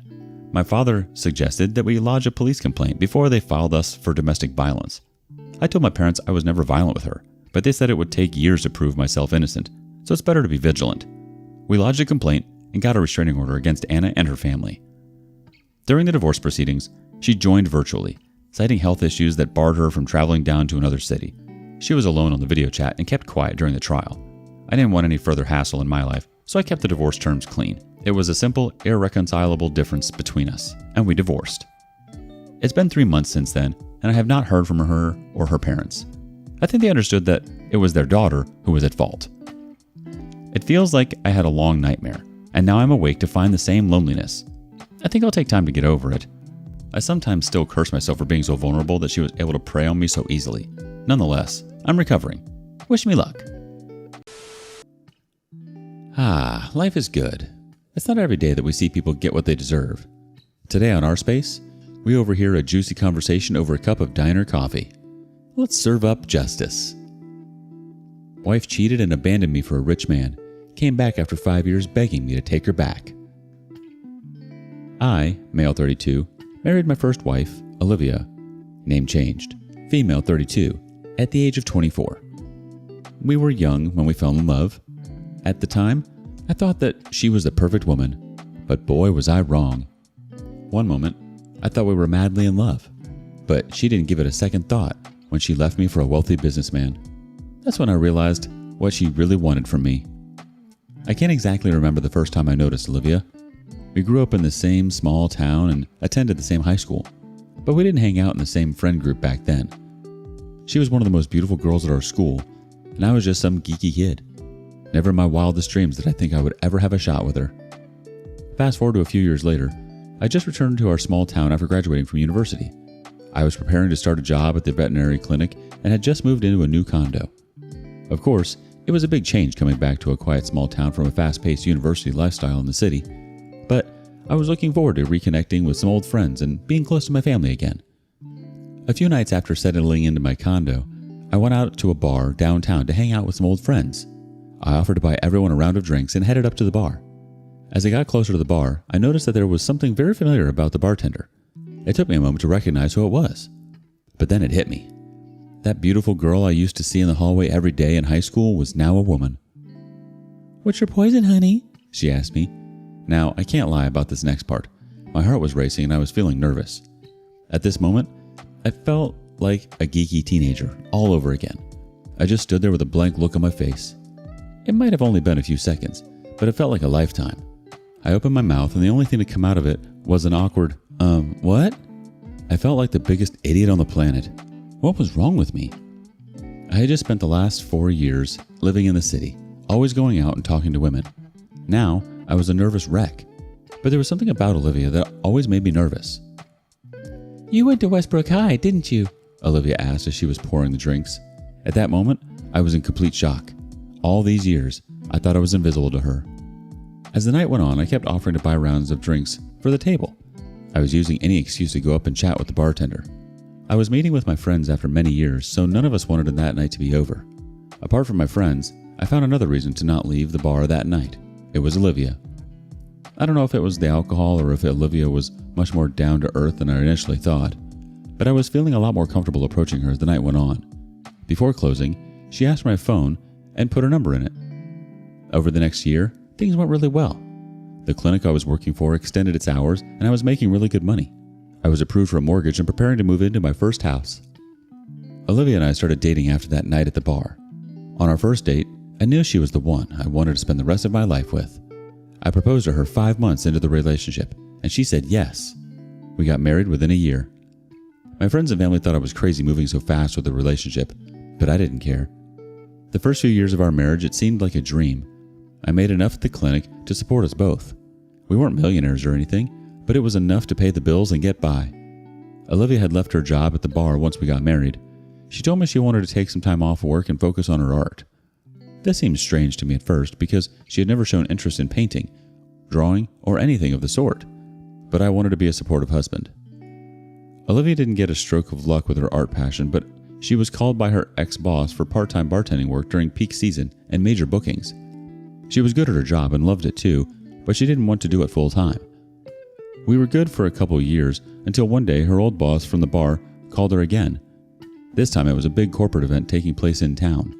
CEOs and business owners from all over the state were traveling to our small town for investment and expansion of their businesses. It was a month-long summit. Olivia's boss needed some skilled and seasoned employees for that event, and hence Olivia was called in for it temporarily. She too readily agreed to it because the pay was really good. I didn't think anything of it at first, but I started to feel like something wasn't right a few weeks into the gig. Olivia was working every single night and she was staying out later than usual. It was usual for bartenders to wrap their day post-midnight, so I didn't bat an eye. For the first few days, she was home by 3 a.m. After a week, one morning my alarm went off at 7 a.m. Olivia wasn't in bed next to me. I checked my phone and saw there was a text message from her saying that it was the last night of corporate events, the people were staying late, and she had no idea when she would be done. After all, these were some big-shot customers willing to put out a lot of money. I didn't mind thinking it was just one time. However, as the days passed, her schedule got me suspicious. I used to leave for work at 8 a.m. and on most days she wasn't home until then. By the time I came back home, she was already gone. So it was more than 4 or 5 days since I had seen her. I asked her what time she was getting back home and she said 9 a.m. But I checked the CCTV footage on my house. According to it, she used to come home by the afternoon, by 12 p.m. Surprisingly, she didn't look tired when she came home. Also, no bars are open in the morning, or at least they don't let the night shift employee continue during the day. I was always a trusting husband, but this didn't feel right. So, in the 4th week, I decided to leave for work at 9 a.m., but she wasn't home by then. I decided to clear the air and put an end to my thoughts. Hence, I went to the hotel where she was put up. It was a 5-star hotel where the business summit was happening, and Olivia's company got the contract of managing the bar and the bartending service for that event. On my way, I got her a berry smoothie, knowing they were her favorite and a fresh croissant. I was going to drop it off for her at the bar. When I arrived, the bar was closed. The doors were locked, the lights were off, and the place was dead quiet. I went to the reception of that hotel asking about the bar. The receptionist gave me a look for asking about the bar at 10 a.m. in the morning. She told me that the bar closes at 1 a.m. sharp. I inquired that there was a business summit going on, and for that reason, if it was possible that the bar section of that hotel was running until morning. She got perplexed at my question and said that the bar closes at 1 a.m. sharp and cut me off. I sounded creepy to her, maybe. Before this moment, something in the back of my mind was telling me she had been lying. I just didn't want to believe it. I texted Olivia asking where she was. She said she was at the bar. I sent her a picture of me standing in front of the closed bar and asked her to come out wherever she was so that we could talk this out. She said that she would reach home in an hour. I had something important at work, so I had to go to the office, but I was distracted most of the time. I texted Olivia not to leave the house until we have further conversation. I rushed home after wrapping up my work. As I reached home, Olivia's car was in the driveway. I somehow sensed that things were not going to be the same when I walked through that door, but I wasn't expecting the surprise that I got. When I stepped through our front door, I could tell something was different about our house. I was never one to pay attention to the little details. That was always Olivia's thing, but something was off. Olivia was sitting at our kitchen table. She looked stiff and uncomfortable, the look of someone who had news she didn't want to share. That's when I noticed 3 packed suitcases behind her. She wasn't saying anything at first, which made me very uncomfortable. I don't know if she couldn't figure out the words to say or if she was just waiting for me to say something first. Every second felt like an hour as I asked her about the packed suitcases. That's when she started crying. She tried to tell me that she got an opportunity she couldn't pass on and was leaving to chase her dream. Her voice was trembling and she couldn't make eye contact with me. That told me everything she was saying was a lie. I could feel my blood boiling the more she lied. I'm usually mild-tempered, but something about the person I trusted the most lying to me set me off. Out of frustration, I slammed my hand on the table and yelled at her to speak the truth. During our 2-year marriage, this was the only time I had ever raised my voice to Olivia, but being lied to can bring out the worst in a person. That's when she came out with the truth. I almost wish I had never had asked to hear it, because I can still remember the pain to this day. My wife was leaving me for one of the businessmen she met at the bar, some millionaire that lived upstate. It is 5 years since then. Of course, it was a tough period for me, but the details of that are not relevant. I sold the house we were living in and moved into a nicer neighborhood. I'm now married to a beautiful and ambitious woman named Kara, and we're expecting a baby. Life is good, so why talk about the ex? For the past few years, Olivia has been nothing but a distant memory. But a few days back, I got a text from her that she was back in town and wants to meet. I ignored her messages, but she pinged me nonstop, saying that it was something urgent. Here's the thing.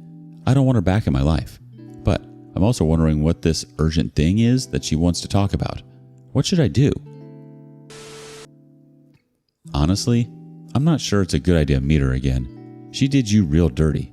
I mean, she cheated on you with someone who had a ton of money and then decided to leave you for them. Or, sorry, she left you for the money.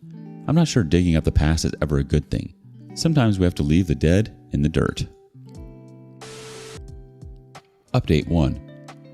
Thanks for the suggestions, everyone. I know it's been a few months since I posted an update. Kara gave birth to our baby boy a few weeks ago, and we're adjusting to being first-time parents. As some of you suggested, Olivia may want to meet up because she wanted to apologize. I could give her the benefit of the doubt and agreed to meet up with her for a coffee. When I first arrived at the coffee shop, I saw her sitting in a booth waiting. She smiled as soon as she noticed me. For a brief moment, I thought some of you may be right, that maybe all she wanted was forgiveness. At first, she tried to play it off cool. She made small talk like anyone would when they were catching up with someone they hadn't spoken to in years. But I noticed she was up to her old games. As she talked about moving back into town, she would look for excuses to move closer to me or to touch my hand. I would inch away or brush her off, but I could tell she thought she could win me over. I moved back from her and told her to stay put in her limits. I could see her cheeks turn pink as she realized I wouldn't crack. She said she missed me. I knew this wasn't true. It took her an instant to decide to leave our marriage when an established millionaire paid her an ounce of attention. Not once over the past 5 years has she tried to reach out to me. That's when I told her to cut the crap and tell me the reason for her urgent meeting request. She started crying, and for the first time I didn't feel bad seeing her in pain. This was just a sliver of the emotional pain she caused me when she left. She said that she knew that she betrayed me and I hate her, but I was the only person I can turn to. She was right, I did hate her. But I still cared for her as a person, as weird as that sounds. A part of me did not want to know what her deal was and why it involved me. I asked her what did she want from me. She asked me to lend her some money, $5,000 to be exact. You see, her millionaire boyfriend never put a ring on her finger. When he started hooking up with his hot new assistant, he gave Olivia the boot. Now, she doesn't have a dime to her name. It seems like karma caught up with her after all. I don't know why I was so surprised that this was the reason she asked to meet up. When we were together, I was too blinded by love. But once she left, I realized what purpose I served her. You see, she never actually noticed me when we were kids, but that night at the bar, she overheard my friends and me catching up. She heard all about the good job I was starting in my new condo. Hell, after a few beers, I probably even let it slip how much money I was making. She only saw dollar signs and a man simple enough to fall for charm. Of course, I retrospect all these only after she left. I had no intention of giving her a loan, but I was curious what she had to say. So I asked her the reason she needed the money. She filled me in on all the details of where her life was now. When her relationship ended, she came back, hoping to stay with her parents until she figured things out. Obviously, she hadn't been in touch with her parents all these years, so she didn't know that they sold their house and moved into a one-bedroom beachside apartment. Olivia told me that she needed the money to restart her life, rent an apartment, etc. She also wanted some money to cover expenses while working on a painting that she hoped to sell to a trendy gallery in the city. Of course, I asked her if the gallery had agreed to commission her. She mentioned wanting to focus on art during our marriage, but during the whole 2 years she never created a single painting or anything.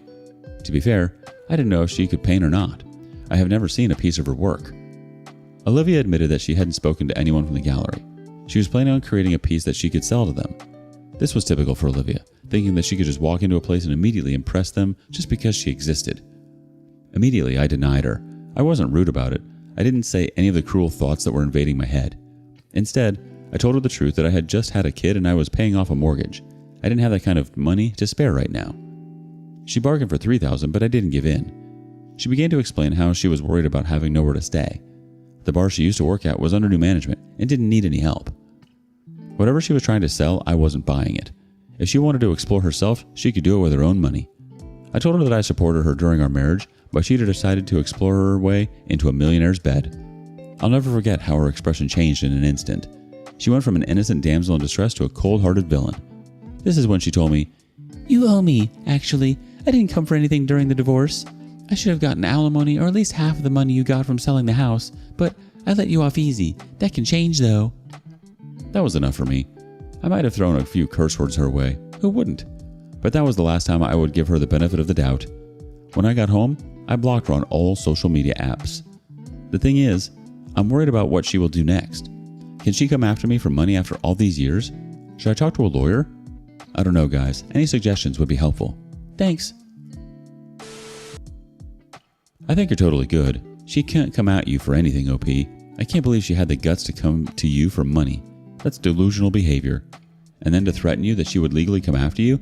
That totally came from a place of fear because she's desperate. Obviously, everything she said before, that was a load of BS. It's scary to think that someone can look you in the eyes and tell you endless lies and pretend to be someone they're not. And she almost had you with the tears. Stay sharp, OP. Update 2. Hey everyone.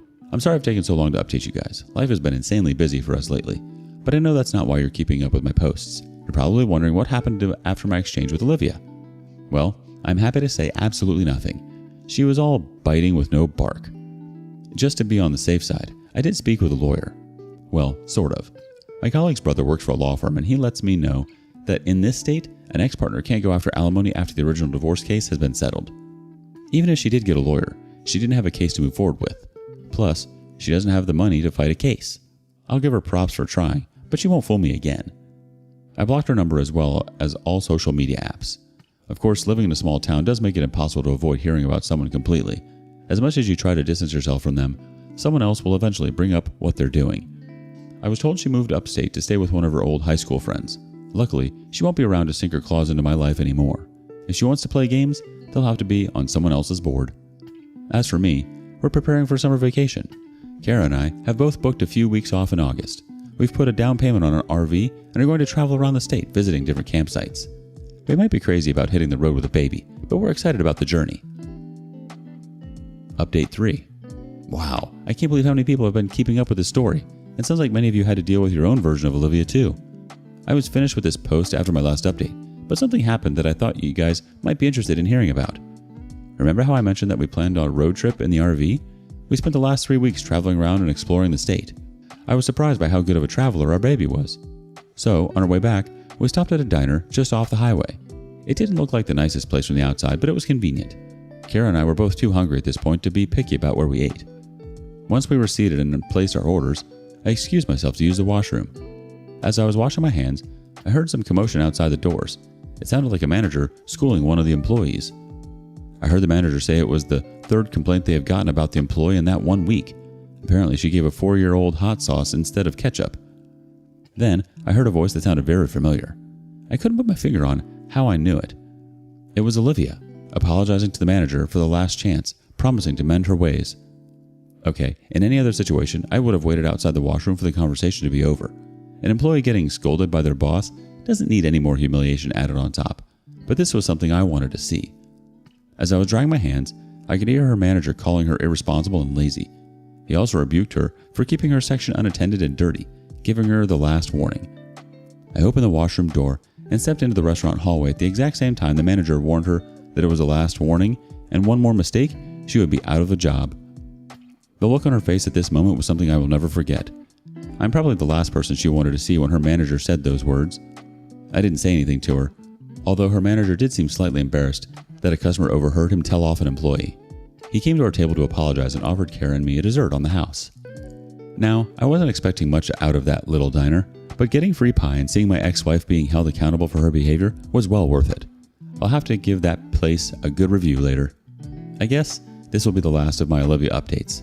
My family and career deserve all of my focus moving forward. I guess she got what she deserved.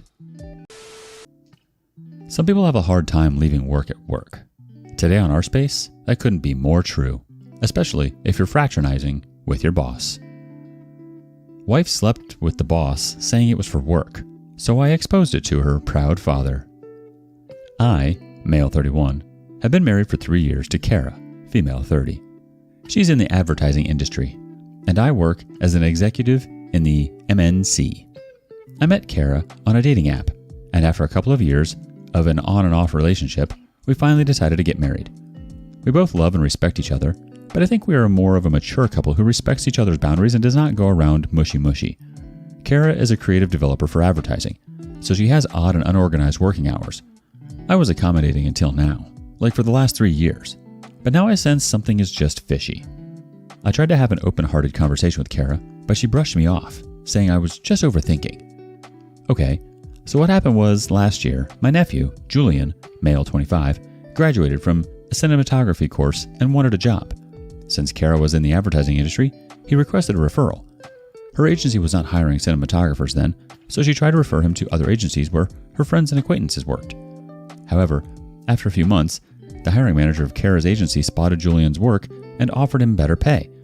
When Kara got to know that Julian got an offer at her agency, she advised against joining it, stating that he shouldn't switch within months and that her agency was not that great. It was a toxic work culture and so on. Surprisingly, Kara had never complained about her workplace being toxic before that discussion. She had been associated with that agency for years now. Her advice raised suspicion in Julian's mind that Kara didn't want him to work for her agency. Although he didn't say anything, it was evident from his straight face that he didn't buy her logic. After Julian left, I asked Kara why she was reluctant to let Julian join her agency. She said that her agency is not good for camera persons or cinematographers because the advertising director is a toxic boss. I questioned her if it was toxic, how she had been working there for so many years, and she had never complained about toxicity before. She said that her line of reports is different. She reports to a creative head who is not toxic, but her friends have informed her that advertising director is a cruel man. The next day I called Julian and tried to give him the same reason as Kara gave it to me last night. He said he had not decided and was still analyzing the offer. He mentioned checking up on the information online from previous employers, etc. I left the conversation there, and I kind of moved on. I didn't check with Julian again on this matter, and weeks passed. Probably a couple of months later, Kara came back home with an angry face. I asked her why, but she ignored me and went for a shower. I thought maybe she was stressed because of some work-related stuff, so I didn't think too much about it. After the shower, she went straight to bed without having dinner. I cuddled her, asking for the reason for her messy mood, convincing her to have dinner. but she refused, saying she was tired and just wanted to sleep. I backed out, giving her the space because after a hectic work shift, sometimes sleep is more important than food or husband. The next morning, she was normal. She didn't say anything, and I, too, ignored it to not make her angry. She came late that evening. I thought it was her usual shift extension or so, but she came, oh my God, she was fuming. She didn't wait for me to ask her the reason. She unleashed her temper on me. Apparently, she was angry because Julian ignored her advice and joined her agency. She went on to say that no one in my family loves her or respects her opinion. I was dumbfounded at her reaction. I mean, it wasn't a big deal if Julian didn't take her advice, right?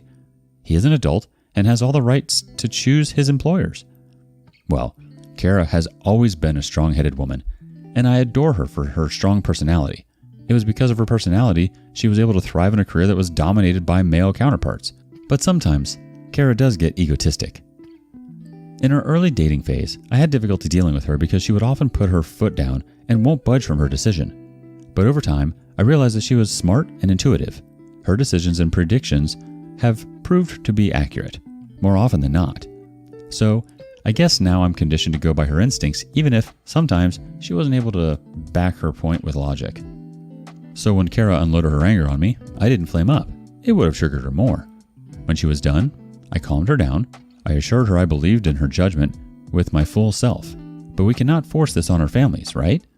I told her that she tried her best to stop Julian from jumping into the fire well. But if he still chose that for himself, let it be. Let him taste that and repent.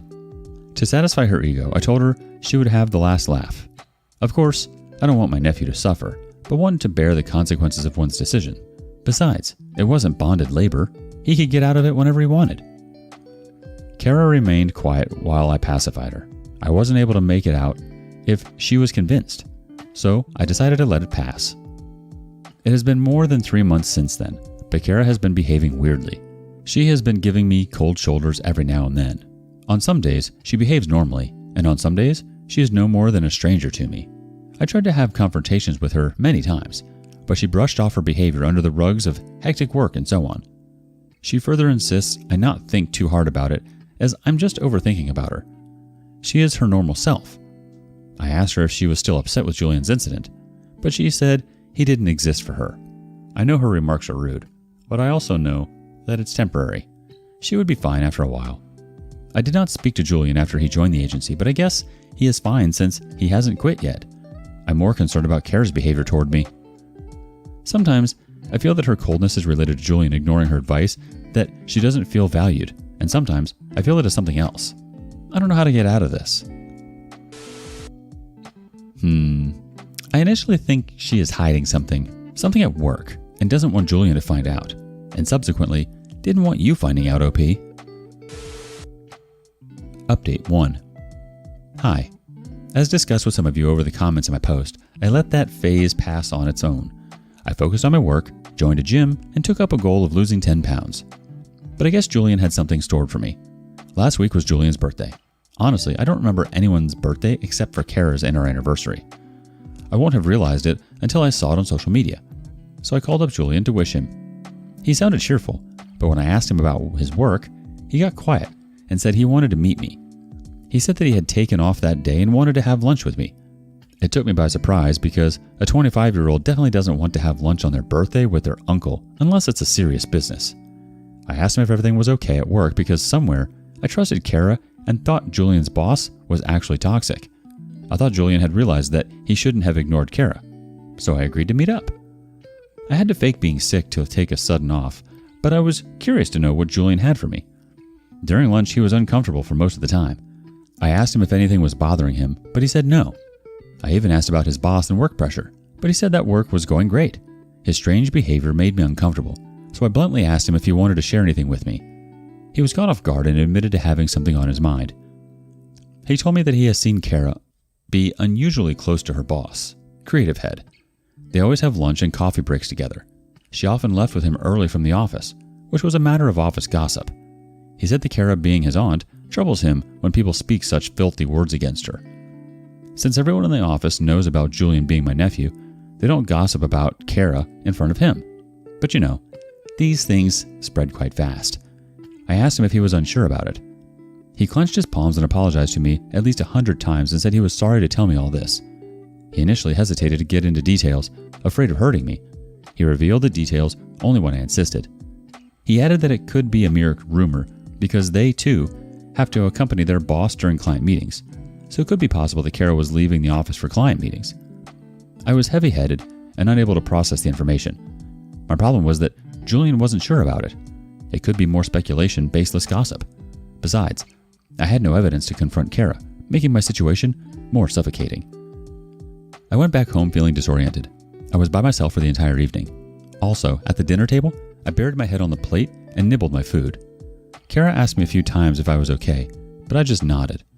I was unable to sleep, yet I tucked inside the blanket frigid. I don't know what I was thinking when I suddenly asked Kara, "What was the exact reason why you didn't want Julian to join your agency?" She was taken aback. She asked me, why did I bring this topic up again? I told her with a straight face that I met Julian today and he was happy with his work, as well as his boss. Kara rolled her eyes and kept down her phone. She took a long breath and said, "Look, you know my intention was not wrong. I'm not sure how he has got along with his boss. Maybe because they both are of the same ideology." I asked her what did she mean by the same ideology.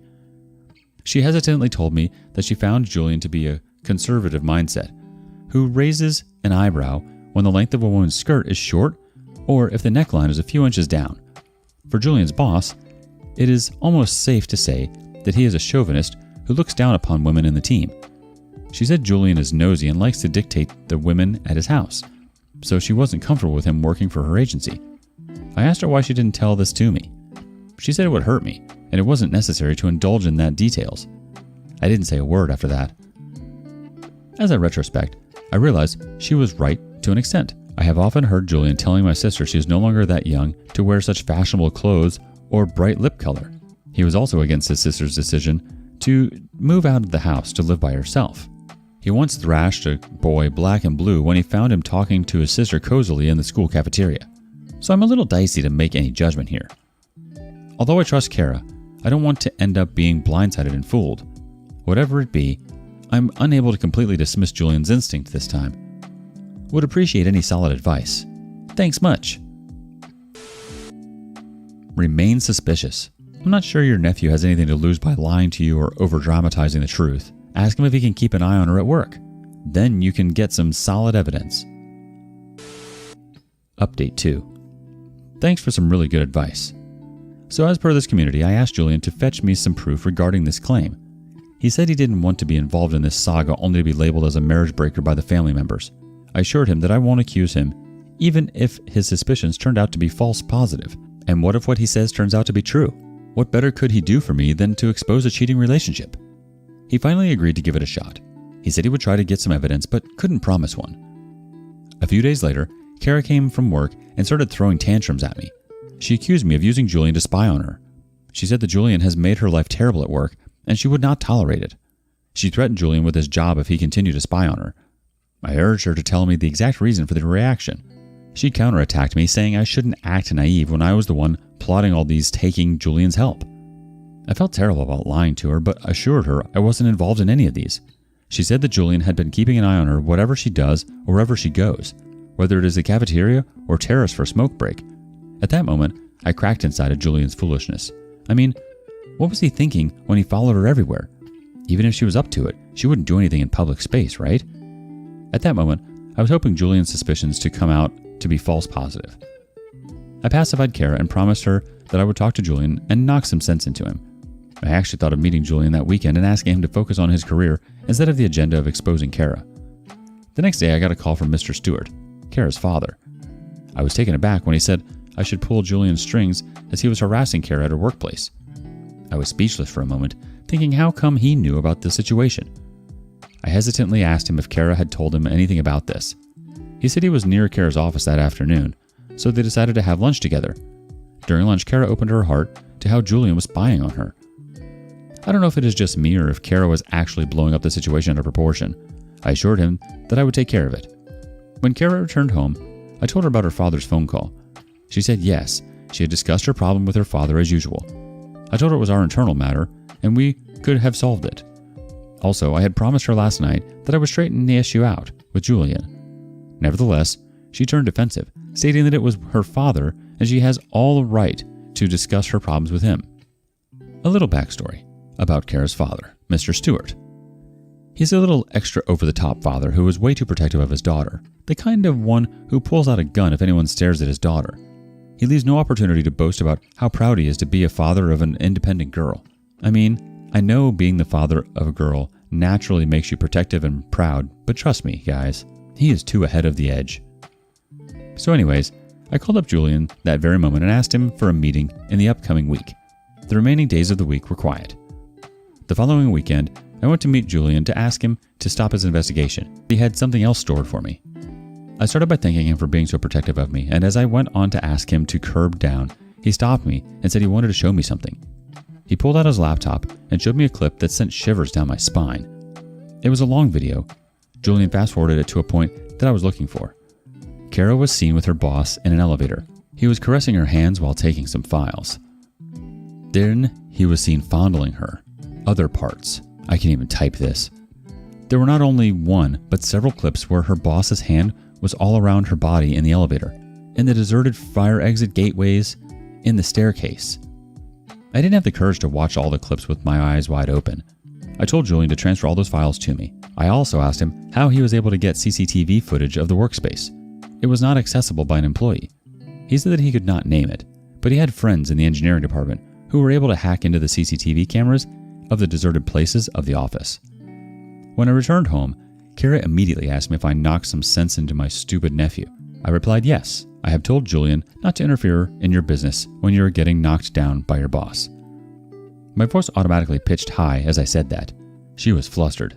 She tried to play the victim, saying that Julian was filled with hatred for her. I yelled back at her, cutting off her drama, and said that I have live proof that her boss was playing with her body. She did not back off until I showed her the clips. She was frozen for a moment before returning to her narcissistic self, threatening Julian for intruding employees' personal space and threatening the security department of their job for leaking CCTV footage. I couldn't place my finger on her reasoning. She said it was forged and asked me to verify the evidence before tarnishing her reputation. I told her bluntly that I had all the evidence of her going to the hotel rooms with her boss. I said I had hired a PI, and he gave me all the information. I was playing a bluff because Julian had given me the details of the hotel where Kara and her boss frequently lodged for their dirty business. Although I didn't have any other information besides the hotel's name, I just played bluff and told her I knew all the details that she and her boss were lodging into XYZ Hotel. She bought my bluff and was lost for words. She sat down and said that I needed to hear her out before making any conclusion. I said I was all ears to listen to her. She said, Well, I'm in advertising industry. It's part of the business, right? I need to keep my boss happy.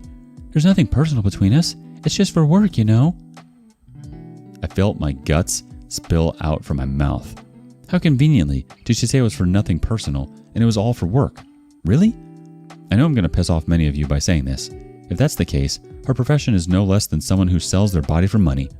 I can't believe that she was putting up this whole woman empowerment thing, that she was thriving in a man's world with her head held high. No, not with her head held high, but with her knee bent down. I told her I wouldn't buy her logic, which was pure cheating. I made it clear that cheating was the end for me, and I would be filing for divorce. Saying that, I locked myself in the room, packed up some stuff, and left the house. While I was leaving, I told her that she could vacate my house as soon as possible, and next, we would meet in court. She didn't say anything. I lodged into a hotel for the night and took the next day's flight to Florida. I'll be honest, I wanted to run away from my miserable life. I called up my lawyer friend that very night and explained the situation. He took all the details from me and said he would send the divorce papers in a week to her residential address, her parents' house. Now, I want to get done with the divorce as soon as possible. I also know that it is not going to be easy. I don't know how I'll survive, if at all I will. Yikes. I can't believe that she actually said, I need to keep my boss happy. How dare she try to blame Julian for making her life miserable at work? She did that herself. People aren't dumb. They see things. It's clearly cheating. It has nothing to do with business. Additionally, it sucks that Julian had to be the middle person and risk his job for you. Sounds like you have a great nephew, but a terrible wife. I'm sorry, OP. Update 3. Thanks for all the support, people. So, I was still in Florida when my lawyer sent the divorce paper to Kara at her parents' house. A few hours after I got the confirmation from the lawyer that the paper had been shipped, I got a call from Kara's father. He immediately started yelling at me, accusing me and my nephew of being chauvinist and egotistic. He said I was divorcing Kara because Julian and I could not stand her successful career. I was perplexed by his allegations. After he was done accusing me, I asked him if he really knew the exact reason, but it was definitely not what he thought. I told him that I didn't know what Kara had BS'd him, but I had all the proof for my claims, which I shared with him at the very instant while we were on the call. I asked him to check his phone. He was just silent. The first part of the silence was when he was checking the videos I sent, and the next part was silence due to embarrassment. I told him I was sorry that he had to see such clips of his daughter, but I had no choice but to share them. I'm no saint.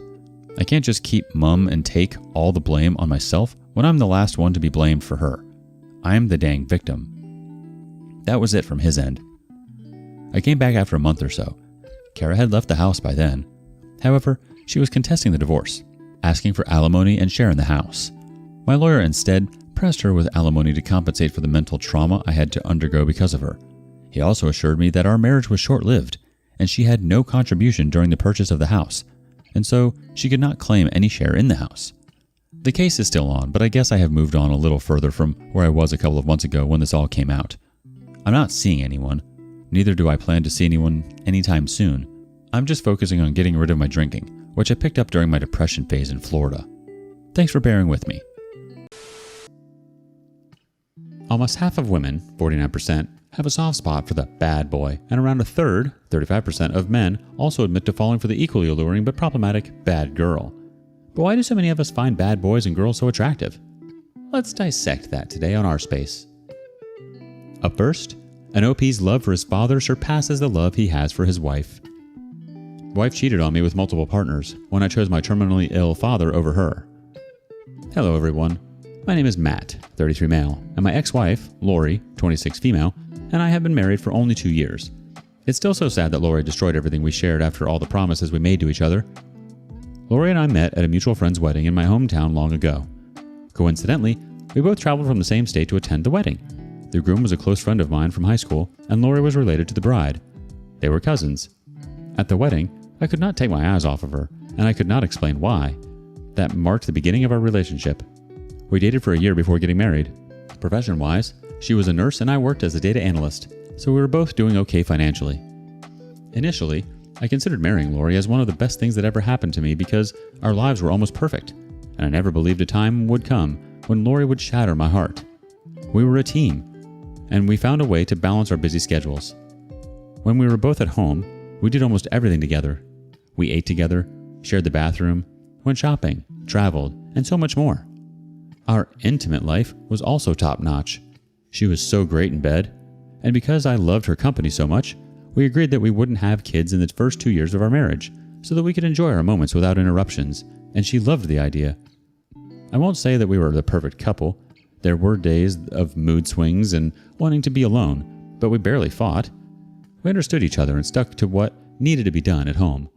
The only time Lori and I had something to fight about was when I found out she was entertaining a conversation with a man flirting with her on Instagram, and I was so mad.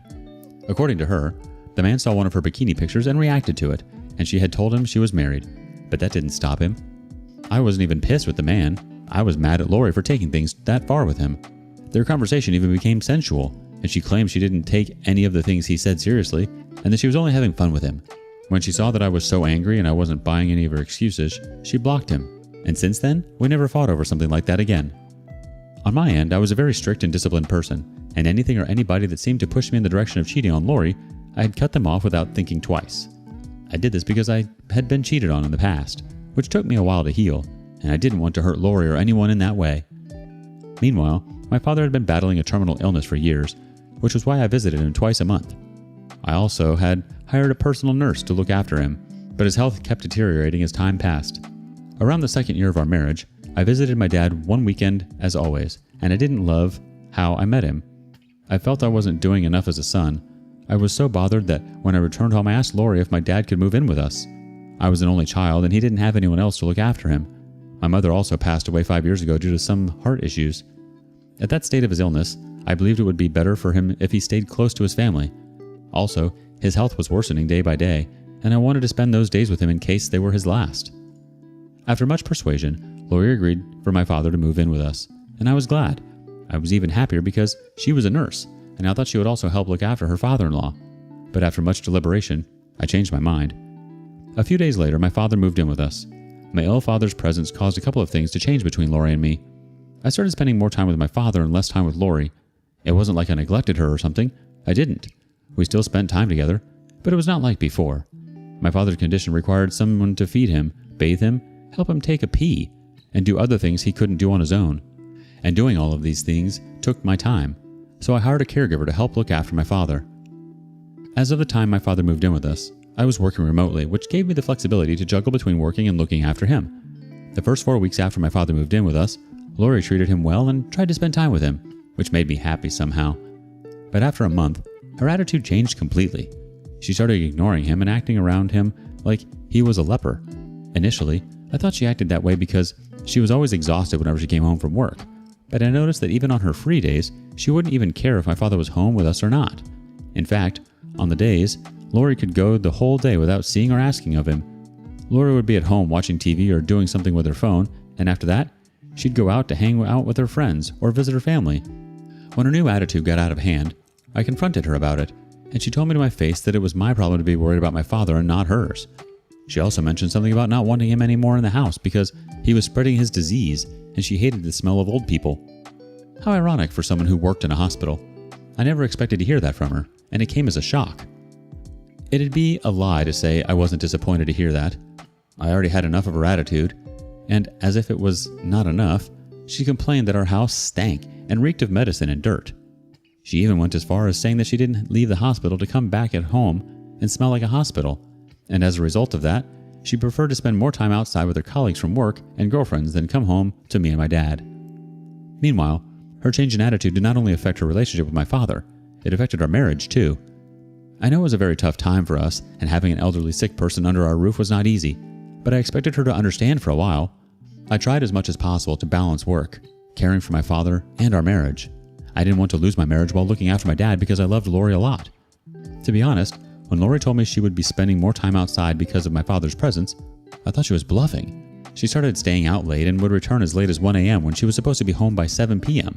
The first time it happened, she said something about going out to drink with her friends at a bar, and they lost track of time and stayed out late. But after that, it became more of a habit. On some nights, she would not return home, which became very annoying. If I asked her why she didn't return home, she'd say she had to cover up for a sick colleague, or she chose to work extra time. As she continued with this new lifestyle, we fought more and more. She became very insolent, called me names, and said hurtful words at the slightest provocation. Sometimes she wouldn't hesitate to start a fight in front of my father. Also, she stopped cooking, doing the dishes, and cleaning the house. She left everything for me to do. All she did was sleep at home on some nights and leave as early as 7 in the morning. It even got to the extent where she stopped inviting her friends and relatives home because, in her words, she didn't want to infect them with my father's disease. While all this was happening, she came home one night to tell me she'd be going for a 1-week vacation with her girlfriends, her fellow nurses, and I kicked against it. I was hurt that our marriage was in shambles, yet she was more concerned about hanging out with her friends for a whole week. Despite my disappointment, she still went on her vacation. By the time she returned, I was livid after a week of no communication and her posting her bikini photos, photos of the food she ate, and places she went to on social media. She was no longer the Lori I married, and it hurt me so much that she abandoned me in that season of my life. I needed her support and presence the most. Out of anger, I told her to return to where she came from, and without showing remorse, she rolled her box and left the house. This act alone broke my heart. Days passed, and she didn't call to apologize or fix things between us. She wasn't even concerned about me or my ill father. Thankfully, I had a caregiver who took off the responsibility of caring for my father from my shoulder, and I could focus on other things. I had to accept that being away from Lori was messing with my head, so I swallowed my pride and reached out to her. When she refused to pick up my calls, I went to the hospital where she worked at. We talked and I asked her to come back home with me, and she insisted that she would think about it, but after much persuasion, she agreed to come home with me that day. I know you will all say I'm a simp or a weak man, but you won't understand the state of my heart and how lonely I was then. I loved Lori and wanted us to fix whatever was going on between us. After we went home that day, I tried to please her for about 3 days. I served her breakfast in bed and did other things she loved to make her happy and win her heart back. I even went as far as apologizing for any inconvenience my father's presence caused in our marriage and hoped things would get back to normal, but it got worse. That same week, Lori slept out of the house again and did not return the following morning until later in the evening. It was almost like she was telling me, Do whatever you want to do. I'm not changing my mind about us. And I got the message. In addition to everything happening, she started posting pictures of her at nightclubs, drinking and smoking with her girlfriends, and she wore more seductive and exposing clothes. Even with all of this happening, I still believed our marriage was worth saving until I saw a video that changed everything. One night, while they were out drinking, one of her close single friends, who I also followed on Instagram, posted a video of them hanging out and having fun as usual, and she took turns recording each person that was there with them. She recorded Lori making out with a man. His left hand was inside her skirt. At first, it felt like my mind was making things up. After rewatching the video multiple times, I realized the only explanation for her change in attitude, sleeping out, staying out late, and talking back at me was because she was cheating on me. You might think I should have been heartbroken and in tears after seeing the video, but I wasn't. I was in a rage. Yes, I was disappointed, but I was angry and disappointed. I saved the video on my Instagram saver and waited for her to return. As I expected, she did not return home that night, and when I asked her the next day, she didn't come up with a good reason and just ignored me. I knew she was already cheating on me, but Lori was wise and good with words, and she could say she kissed her affair partner under the influence of alcohol, so I knew I had to gather more evidence. On one of the nights when she was deep asleep, I accessed her phone with her fingerprint, and to my greatest surprise, I found out she was on 3 different dating apps. She created different profiles, and she mentioned that she wanted to have fun and make new friends. Seeing this definitely took me by surprise, and as if that wasn't enough, I found a WhatsApp group chat she belonged to. It was a group chat of 6 ladies, the same ladies she went on her recent vacation with, and the funny thing was, she was the only married one among them. On the group chat, they said all manner of nasty things to each other and teased each other about the men they all slept with. On reading further, I found out that Lori slept with 2 men in the space of 1 week while she was on her fancy vacation, and she even shared with them that her experience with the men was one of the best experiences she had in bed. I couldn't sleep throughout the night because of what I saw on Lori's phone. Deep down, I wanted it to be a bad dream, but it was 100% reality. When Lori woke up the following day to mind her business as usual, I confronted her about it, and she was angry I went through her phone without her permission. She showed no remorse that she was cheating on me with multiple men. Instead, she blamed me for pushing her to do everything she did. She even said that if I wanted our marriage to work, I had to choose between her and my ill father. That was the most hilarious thing she had said in weeks. First of all, it was bold of her to still think we had a marriage after sleeping with every Jack and Jill she met. I told her our marriage was over and kicked her out of my house. There's no way I would pick her over my father. And when I told her our marriage was over, she was stunned and said I was saying that because I was mad. But after I threw her stuff out of the house, she understood I wasn't just mad, I was serious. She had never seen me so angry in our 3 years of knowing each other. I told her to return to her men and have fun like she wanted. She left, expecting me to return and beg her like I did the last time. I've contacted the lawyer that will be handling our divorce case, and I can't wait to get it over and done with.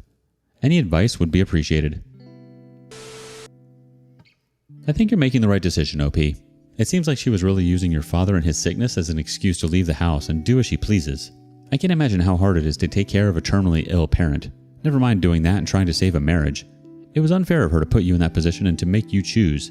If she truly loved you, she would have supported you in the decision to bring him into your home. Even if she wasn't interested in personally taking care of him, that's fine. I get it. She's a nurse at work and she doesn't want to be a nurse at home too.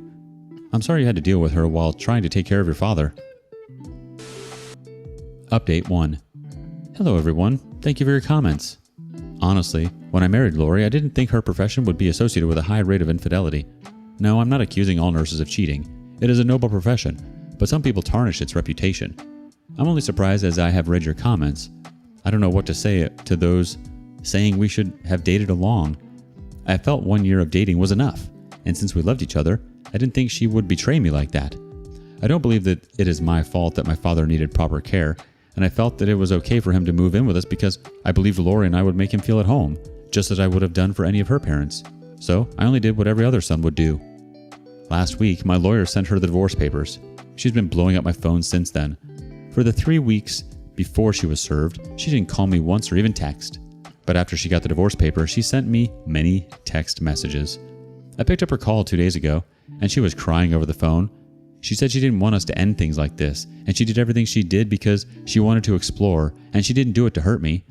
I didn't want to listen to the rest of her crap, so I hung up the call. Even if Lori did not cheat on me, neglecting my sick father and telling me it to my face that it was not her problem to worry about my father was enough to hurt me. Somehow, I feel divorcing her will not make her feel the same pain I feel, so I've come up with the perfect idea of revenge. So, there is one of Lori's closest friends, Andrea, I've been recently talking to. She was the one who posted the live video on Instagram. Last night, Andrea came over to my house to help me look after my father. It was her day off, and we ended up sharing a bed. I don't know if I'm moving too fast, but I'm sure Lori won't be happy that her closest friend and I are getting close every day. I know I'll be judged and called sick, but you know what? I don't care. The situation in which I'm in is unexplainable. My wife cheated on me by sleeping with several men, and my father is on his deathbed. How do I keep myself sane? A part of me just wants to take a picture of us in bed together and send it straight to Lori, but that would be me being childish, right? Meanwhile, I notified Lori's family that we will be divorcing, and I didn't fail to tell them how much of a whore Lori is. Her mother was so disappointed when I broke the news, and she even asked if we could work things out. She tried to preach about marriage and endurance, but there's no way I will be enduring a whore. I'd rather die single. Now, Lori will know what it feels like to live with her parents' disappointment forever. For once, I never expected that a day when I'd have to share my story on this platform would come. Let's say Lori has refused to sign the divorce papers, and I will make another update as soon as she does. I think you're right to feel upset that she chose not to support you or your father. I feel like that's another level of betrayal. And hey, if Andrea in your bed makes you feel better, then by all means. It might not be the healthiest coping strategy, but it's definitely a coping strategy. Update 2. Hello everyone. Thank you for your comments. First, I would love to clarify that I'm not using Lori's friend Andrea as a rebound. I've always liked her, but because I'm a very disciplined man, I could not do anything because of Lori. As an adult, I know what is good for me and what isn't. We aren't dating yet. We are only close friends with benefits and respect for each other. So, 3 weeks ago, Lori saw a picture of me and Andrea, which I had posted on Facebook, and she started calling me. When I didn't take her calls, she left me voicemails saying she knew I was trying to get back at her by hanging out with her friend, and it was working. She begged me again, and she swore she would change. She said her parents were giving her a very tough time, and she missed coming home to a man and was tired of one-night stands. I knew she was only trying to emotionally manipulate me to take her back, and it wasn't working. When she was tired of crying on the phone, she switched to reminding me of all the promises we made to each other and how she was ready to start afresh. Eventually, I got tired of her spamming my voicemails, so I asked my lawyer to remind her about the signing of divorce papers. After my lawyer sent her the intimation, she showed up at my house, unannounced, the next day. Unfortunately, Andrea was at home with me that morning, and when Lori saw her, she tried to fight her and make a scene. I was so angry that she was disturbing the neighbor's peace, and I asked her to leave. Funnily enough, she said she wasn't going because we were still married, and she had a right to remain in my house. It was absolutely crazy.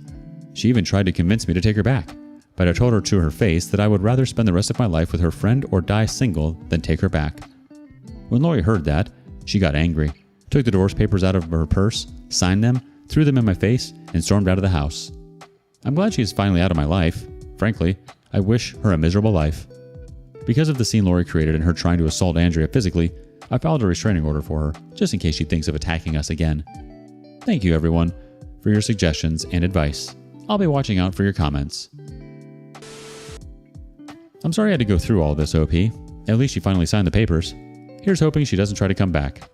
It's funny how they always try to come back as if they didn't know they caused so much hurt, as if people don't have feelings. To just throw your whole history in your face like that. Like I said, I think people who love us unconditionally take it upon themselves to support us in whatever it is we are going through, and sometimes that may mean having to take in certain family members who require a little extra help. However, it isn't always the case. She's a desperate fool who's so out of touch with reality and was looking for a way out. She used your father and your soft spot for him as the door. She's playing checkers. You're playing chess. Sleeping with her friend was definitely a checkmate. Wishing you and your father all the best, OP. Sending you both love. What would you do? Have you hooked up with your ex's friend to try and get back at them? Confess in the comments below. When one door opens, another one closes. But can the same be said about an open relationship? Today on rSpace, is looking to add a third party to your bedroom play a red flag? Let's discuss that. Up first, a simple request for some might not be so simple for others. My 43 male girlfriend, 36 female, asked to open the relationship, and I just pointed her to the door. So, like the title says, my 43 male girlfriend, 36 female, asked that we open the relationship, and I just pointed her to the door. Was it too much? I strongly believe that in a monogamous relationship, when someone asks to open it, well, it's because that person saw something else out there and is ready to try it instead of working on the relationship. Basically is blindsiding his or her partner.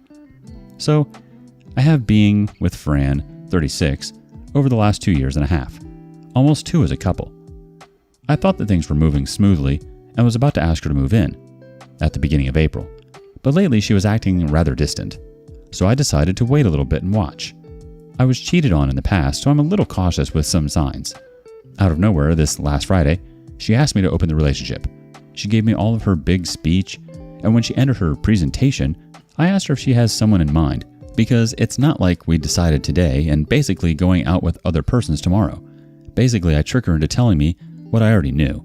And yes, she has someone in mind, which means to me that either she already did it or she has it all set up. So I got up, walked around the apartment while she was trying to sell that this could be good for both of us in our relationship. By the time she ended talking, I handed her one of my sports bags with all of her stuff in it and tell her to leave the spare key over the table on her way out. That we are done, and she knows why. Then I went to the couch and turned on the TV, just trying to look indifferent and save face. She was speechless for a while, about to cry, but before she could say something, I tell her that I didn't want to talk about anything and she should leave. As soon as she left, I felt like crap, so unworthy, cried a little, and as right now, I'm still mourning. My phone has been going almost nuclear with all the calls and texts I received from her friends of both sides about my extreme reaction over her simple request. Don't know what she told them. So now I'm sitting wondering if I really went overboard and at the same time fighting the urge to run back to her. Because deep inside, even knowing my feelings for her are still there, the trust is gone and I'm not going to spend all my time watching her movements. It's not healthy. Maybe in time. Really, I don't know. Before anyone pointed out, yes, I know, my reaction is pure reflection of me, not what she did or what she was about to do or could do. So, did I go overboard? Ask for an opinion and the community will provide. Our first one goes like this. What you did was fine. If she was not satisfied with a relationship, she should have handled that with you, not by planning a sex date with someone else. The OP replies, thanks, my point exactly. The next piece of advice states, you were very nice to her considering what she did. Anyone who says any different is no friend of yours. The OP replies, it's not like I think I did wrong, but some of my friends are trying to patch things up because they care and telling me that I was too extreme in the hope of we could find a way back. So even if it sounds silly, asking perspective from unknown people helps. Another community member chimes in, handled perfectly. You did nothing wrong. She already had feelings for another person, at least sexually. So she should go have fun with them. She just doesn't get to go have that fun and have you. If people in your life don't understand that, then they can pound sand too. No, I don't think you went overboard, OP. I think these comments have a point. She already had feelings for someone else, and she was looking for an excuse to be with them while not having the guts to just leave you. And she can't go on test driving other folks while still being with you. That's not how an open relationship works. If she wanted out, she should have just said that and not put you in a position that you aren't comfortable with. I mean, sure, you may have been coming from a place of insecurity, but it was unfair for her to put you in that position. Update. First of all, thanks for all of your replies and upvotes. It never crossed my mind that this post would have this much attention. I just wrote to put order in my ideas and vent a little, and with the hope of a few people told me if I went overboard. But I didn't expect the amount of replies I got. So many thanks for all of that. Some people pointed that maybe I went overboard, that maybe she wasn't aware of my position on the subject. I replied to some, but there were too many comments to get back to it all. So to clarify, maybe a year back, approximately, we had a couple of friends in a similar situation, and for like a month, that was the main theme of conversation on our group for friends. And every time I said that, for me, is a big no, and if one person in a relationship needs to be with other persons, well, he or she should leave. About the friends trying to mend things up, well, they weren't totally aware of the situation. Yesterday after I posted here, and with my ideas more defined, went to see a group of them and told them my point. All of them agree with me at different levels. Some of them wanted to let it go, others wanted to burn her at the stake. Of course, a few girls in the group pointed that I could do things in a better way, and also there were a few questions about if I could consider giving her another chance. But for me, the main issue is not feelings. I know that I love her, but the trust is gone, and I don't want to find myself wondering all the time what she's up to. After I left, my friends talked to the other persons that weren't there, and basically the waters have calmed. If you were wondering what she is doing, really I don't know. I got a few texts from her, but haven't read them yet. and don't think I will do it soon. Anyway, I know it's not much, but this is all I got for now. Note, when I first joined this part of Reddit, I didn't get that people got here by posting their relationship troubles, but I do get it now. I think you're right about the trust. Her eyes have been wandering and that can hurt. Obviously, she has her eyes on someone else and her attention outside of your relationship. Final update. My 43 male, girlfriend 36 female, asked to open the relationship and I just pointed her to the door. Hello to every stranger interested in how things ended. I wasn't much on the idea of posting another update, but some people have been asking, so here it is. Finally, after listening to various friends and some Reddit users, I talked to her, just to sort things out. Last Friday, we met at our regular place where we take coffee. At the distance, she looked great. So great that I just wanted to say F it and drag her back to my place. It took a lot of restraining to not do it. When I got close to her, I noticed her sadness and she still has her eyes irritated from crying. We sat, and before she could say a word, I asked her to tell me the entire story and that please don't let anything out of it, that I need it, and then I would ask her a few things and also needed all the truth. The story is pretty basic. Around 2 months before she asked for the open relationship on her girls' dancing night out, they met this exotic, good-looking guy. During the first month, he was the new flavor that all the single friends in the group were trying out, which leads to the girls taking and sharing experiences. Eventually, this guy, that was having his way with all the girls around him, set his eyes on Fran and began to flirt with her, taking her to the dance floor, having fun. Well, here's when she should have stopped things, because we had an arrangement with dancing night that she would stay away from any guy because we guys are pigs and it's pretty rare that a guy just wants to dance. Anyway, because of the excitement, she went for it, enjoyed the attention of this guy, and had a great time dancing. Looking at the timeline, this was around the time I noticed that Fran was distant. Moving forward a few weeks, her friends were sharing more intimate stories about the guy, and that got into her mind. She found herself fantasizing doing it with him. Also, he was trying to make a move on her too, but from what she told me, she didn't go for it because she was with me. Drinks and drunken friends are bad counselors, and once the idea of opening the relationship came out, they were over 2 weeks chatting about how to convince me that because long time ago I had threesomes and also swinged a little, I should be okay with the idea of an open relationship. But threesomes and swinging are things you do as a couple, and out of the pure excitement, at least for me, and was a long time ago, early 20s. All this led to the day she asked to open the relationship. She told me that she and her friends never thought that I would end the relationship in the moment, that the worst scenario would be me getting angry and saying no, so there's no big deal in just asking. At this point, I interrupt her and tell her that she should know better. We were together over 2 years and always shared my thought about everything with her. She agreed. At this point, I explained to her that I didn't break up with her for the question. I did it because there was already a guy, so for me, that was a major trust issue. If this was some concern that came out natural, maybe we could have worked it out. But in the worst scenario, maybe we could found an alternative, but the way things were, it was an alert for me. We went around the topic for a while and then I began to question her. Basically, I asked if she was intimate with him at some point. She said she wasn't. If she developed some feelings for him, no, she didn't. And lastly, if she has seen the guy again, and that was also a no. Even if that is not much, that was a small relief. But I explained to her that I can't go back to her. I need to close this for my own health. As I told her, that we share a lot of friends and I don't want to lose any of them because of this and wouldn't be fair to ask them to choose. So we can behave like adults and keep things friendly. If my friends take one side, it's because they want it, not because I asked them to. She said how sorry she is, that if she could, would undo everything, but she knew it can't be done.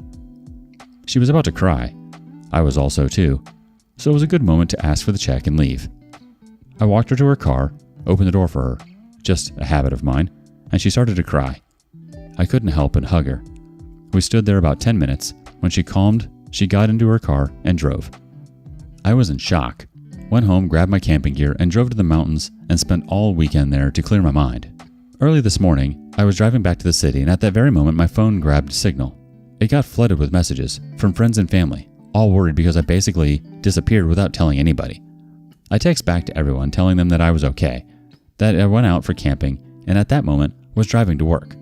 Also, I got a text from her, something along the lines that she feels that we are not over yet, and that she thinks I need more time to leave all this behind me. and she will wait in the hope of it. I haven't texted her back because I'm pretty sure I'm done, but experience has taught me to never say never. So for now, I'm going to take it easy, doing what I like, and see where things take me. Well, that's it. Thanks for all your support and advice. P.S. Sorry about my English. Now more reactions from the community. First up, good job standing up for yourself. The moment she got another guy in her mind, she's no longer respecting you. Do not take her back. There are plenty of good women out there that will treat you right. Well, now she can get all the attention and sexual experience with any guy she wants, while being single, of course. Only vile humans wish to explore their sexual desires while still in a relationship with others. The OP replies, to be fair, the mind played tricks on us, so having thought or fantasies is pretty normal. Take action is the issue. Here's where I draw the line. I don't wish her ill or anything. At the moment, I'm just a little sad. Not gonna lie. Going back had crossed my mind a lot of times, but I just play in my mind the scenario of me back with her and also wondering and having the need to check her phone. And that's a big no for me. I don't believe she is vile, only we weren't on the same page. Also, I think, deep inside, she wasn't on the same page with her own self. Anyway, time to move forward and see what life has ahead for me.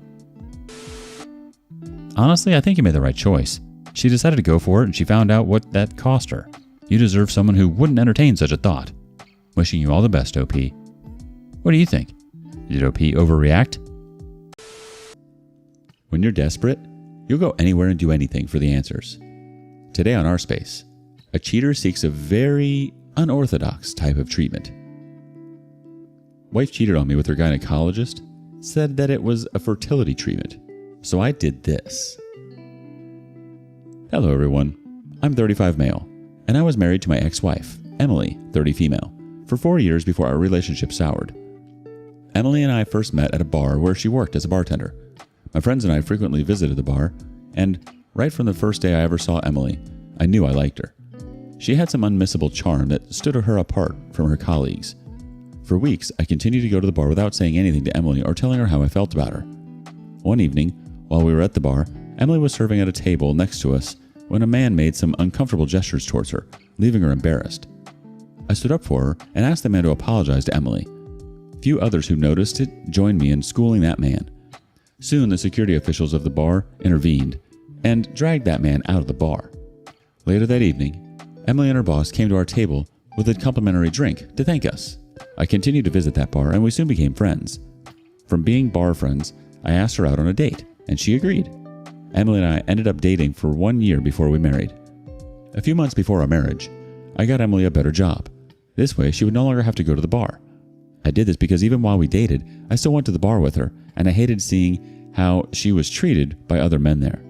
I wasn't comfortable with the men glaring at her and checking her out. So with some friends' help, I got her a job as a waitress in a fancy restaurant. Emily could not get a good paying job because of her educational qualifications. She had completed high school and tried community college for a year, but she couldn't continue because she couldn't afford to sponsor herself. So she had to take a break and work. On my end, I worked as an assistant lecturer at the university where I was doing my master's. Because I loved Emily so much, her educational background did not matter to me. I had even secretly put money aside for her college and planned to tell her when the money was enough. Apart from Emily not attending college, she was street smart, hardworking, and open-minded. She was always ready to try out something that would bring her new results, and she was always eager to learn. Her open mind and eagerness to learn something new were the attributes I loved most about her. During the first 2 years of our marriage, we were happy and immensely enjoyed each other's company, but there was something that bothered me from time to time. At the beginning of our marriage, I wasn't concerned about it, but after 3 years and Emily could not conceive, I became very bothered. While we were dating, Emily and I talked about the number of children we wanted and even had their names in advance. We both agreed on having 2 kids, and it didn't matter if it was 2 boys, 2 girls, or a boy and a girl. What mattered the most was that we'd have the first one in the first or second year of our marriage, and we'd have the second child some years after the first child. It was a perfect plan, and I looked forward to it. I wanted a situation where my first child would be at least 14 years old when I turned 50, and the second child would either be 10 or 8. But I was worried when the first 2 years of our marriage passed, and we were slowly progressing to the end of the 3rd year without Emily conceiving. Emily knew I loved children and was aligned with the plan, but sometimes she gave me mixed signals about having the baby. We ran a series of tests, took medication, and did fertility tests. All the tests confirmed that we were both fine, but I still didn't understand why Emily could not conceive. I couldn't even trust the test results from only one hospital, so we did the test at different hospitals, and the results were all the same. When we eventually clocked 3 years together and didn't have a child, this began weighing me down. I had been disappointed so many times in other areas of my life, and I didn't think I'd also be disappointed in the area of having children. By the 3rd year of our marriage, the bond between Emily and I was slowly fading.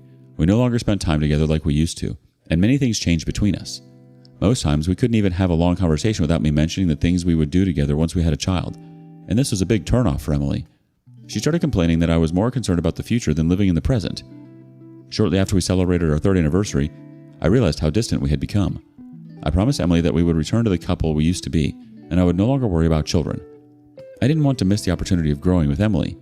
She was happy and explained that God gave children, and whenever our time comes, He would bless us with children. I knew she was right. As Christians, we both believed that God was the one who gave all the good things to men, including the children, and whenever it was time, He would bless us with kids. I also repeatedly told myself that not having kids did not mean Emily and I were not complete. And with this new consciousness and mentality, I stopped worrying about kids. I started looking for new ways to spice up my marriage and enjoy life with Emily. It didn't matter to me anymore if we had kids in the future or we didn't. I even nursed the idea of adopting a child later if Emily could not conceive. Meanwhile, by the 3rd year of our marriage, Emily was already in college for a 4-year program. She was in her 1st year, and I was sponsoring her with the money I had put aside.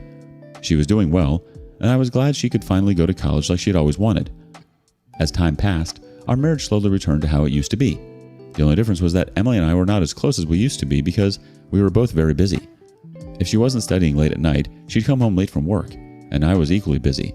Deep down, I knew a time would come when we'd be busy, and I didn't make a fuss about it. I tried my best to be a supportive husband. If I returned home early, I would make dinner for us, take out the trash, clean the house, and do other things to relieve her stress. On weekends, I would let her rest, and I'd clean the house, shop for groceries, or do the laundry and cook. Then, in the evenings, we'd go out to have fun or drive around the city. A few months after I stopped talking about kids or mentioning them in our conversations, I noticed that Emily still went to appointments with her gynecologist.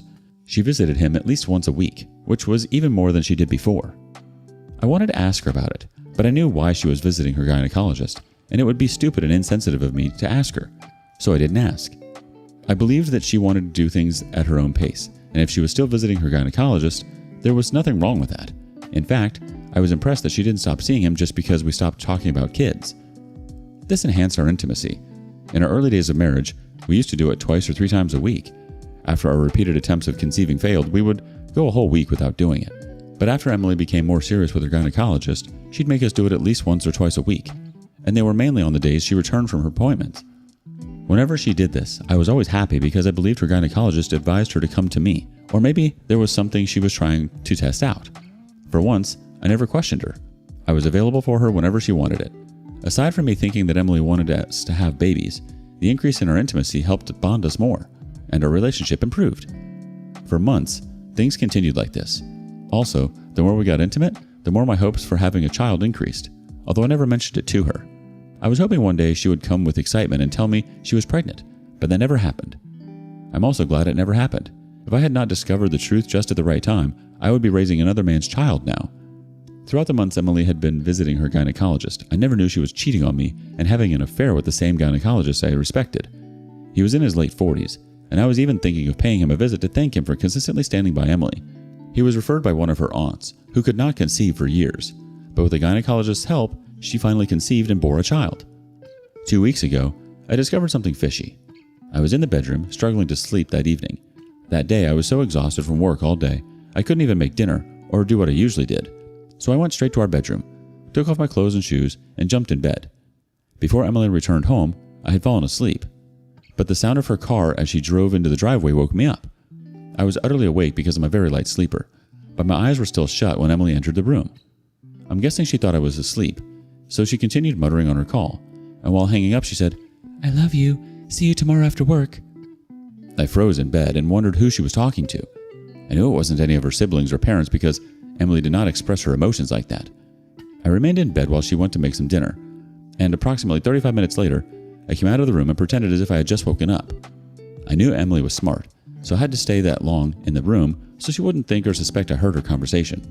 I intended to wait for her to fall asleep and then access her phone to see who she was talking to. Honestly, I didn't care if she was talking to her best friend or another female. I wanted to be sure she was not cheating on me or doing anything behind my back. Later that night, after Emily slept and snored, I accessed her phone. The last number she called was her gynecologist. I did not want to believe it when I saw it, so I went through her text messages and WhatsApp chat. She was not a social media person, and aside from LinkedIn, she was building a professional brand. The only social media app she had was WhatsApp. As I went through her WhatsApp, I noticed she chatted more with her gynecologist than she chatted with me. In fact, we barely chatted at all. Our WhatsApp conversation was filled with different grocery lists. We used it to list the items we needed at home, so either of us could stop and shop for them on our way back home. I went through their chat from the beginning to see the timeline of their relationship. I even went to the living room to reread the messages. I still could not believe that Emily had been cheating on me for almost 7 months. I didn't even know what to do or say. I was so angry at Emily for ruining everything we had worked for. She wasn't even afraid I could stop her college sponsorship because of her infidelity. When I was done crying and washing my swollen red eyes, I took screenshots of their conversation from when they started dating and sent them to my phone. Then I cleared every trace that I touched her phone. I spent the rest of the night reading countless stories from the Reddit community who had encountered similar situations. The following morning, when she woke up, she asked me why my eyes were so swollen. I told her I was watching a very emotional movie all night and ended up crying. She just laughed at me and didn't say anything else. She didn't know I knew, and I didn't act like anything else was off. Even with all I had seen on her phone, I still wanted to see with my eyes that Emily was cheating on me with her gynecologist. So that evening, I left work early, drove to the fancy restaurant she worked at, and parked 2 houses away from the restaurant. I knew she didn't have classes that day because she told me before she left the house in the morning. Around 7 p.m., Emily finished her shift, and I watched as she got out of the restaurant and entered her car. She drove off immediately, and I tailed her to the hospital. I waited for her to park in the hospital's parking lot and go into the hospital. Once she was in, I parked too and waited for some minutes before I entered the hospital. It turned out that she had an appointment booked with her gynecologist. I had to tell the receptionist that I was Emily's husband. I lied that she had left her phone in the car and wanted to give it to her before leaving. It was the only intelligent and believable lie I could come up with, so the receptionist directed me to the gynecologist's office, and in no time, I was on the floor. I knew what was going on between Emily and her gynecologist, and I knew our marriage would never remain the same after that day. So, before I boldly burst them, I turned on my phone's video recorder, and without making a sound or knocking, I opened the door and walked in. As I had expected, Emily was lying on those long chairs that had been adjusted down, and she and her gynecologist were doing it during hospital hours. I ensured to record it so that she or the judge didn't dismiss my case, saying that it was an examination or something because a gynecologist does access private parts. Immediately, I opened the door, and Emily saw that I was the one. Her face turned pale, and she pushed the gynecologist away. The gynecologist was scared and confused at the same time, and when Emily told him I was her husband, he froze. I didn't make a scene or yell. I stood by the entrance of his office, recorded the video, and walked out. The reaction confirmed that there wasn't any examination going on, but a foul business. Emily ran after me half naked. When I got into the elevator, taking me to the ground floor, she stood there and begged me to listen to her. Her voice was so loud, and people were already coming out of their rooms and offices to see what was happening. I had to fake a smile with the secretary on my way out, and I drove home. When I got home, I texted her and told her not to bother coming home, and that was it. I changed the locks of my house. For 2 weeks, Emily has not come home, but she has been blowing my phone with calls and messages. I did that because I wanted to clear my head. Apart from posting this here, I haven't told anyone about her cheating yet, and it's eating me up from the inside. I have decided that I do not want our marriage again, but before we divorce, I want to punish her and let her feel the pain she put me through. I'm so confused right now and I don't know what to do. Any suggestions would be appreciated. Oh boy, I'm sorry, OP. To think that you were paying her gynecologist to really give her those thorough internal examinations. Yikes. I think you know exactly what to do. First off, stop paying for her treatment and her schooling. Cut her off completely. Protect yourself and buckle up. Update 1. Hello everyone. Thank you for your comments and for your suggestions. I'm still shocked that Emily could do this to me after everything I did for her. Emily was always my priority, and I put her needs before mine. I should have taken so many expensive courses to help improve myself, but I didn't take them because I wanted Emily to attend college. I pushed all my savings to sponsor her. I'm still deeply hurt, and I don't think I'll ever get over the pain she has caused me. So someone here commented that I play with her a bit and make her publicly humiliate herself before I serve her the divorce papers. I think it's the best thing to do, and I have also decided to withdraw all my support from her education. If she wants, she can continue college with her peanut earnings. It's not my business anymore. 3 days ago, I took Emily's call after weeks of not talking to her.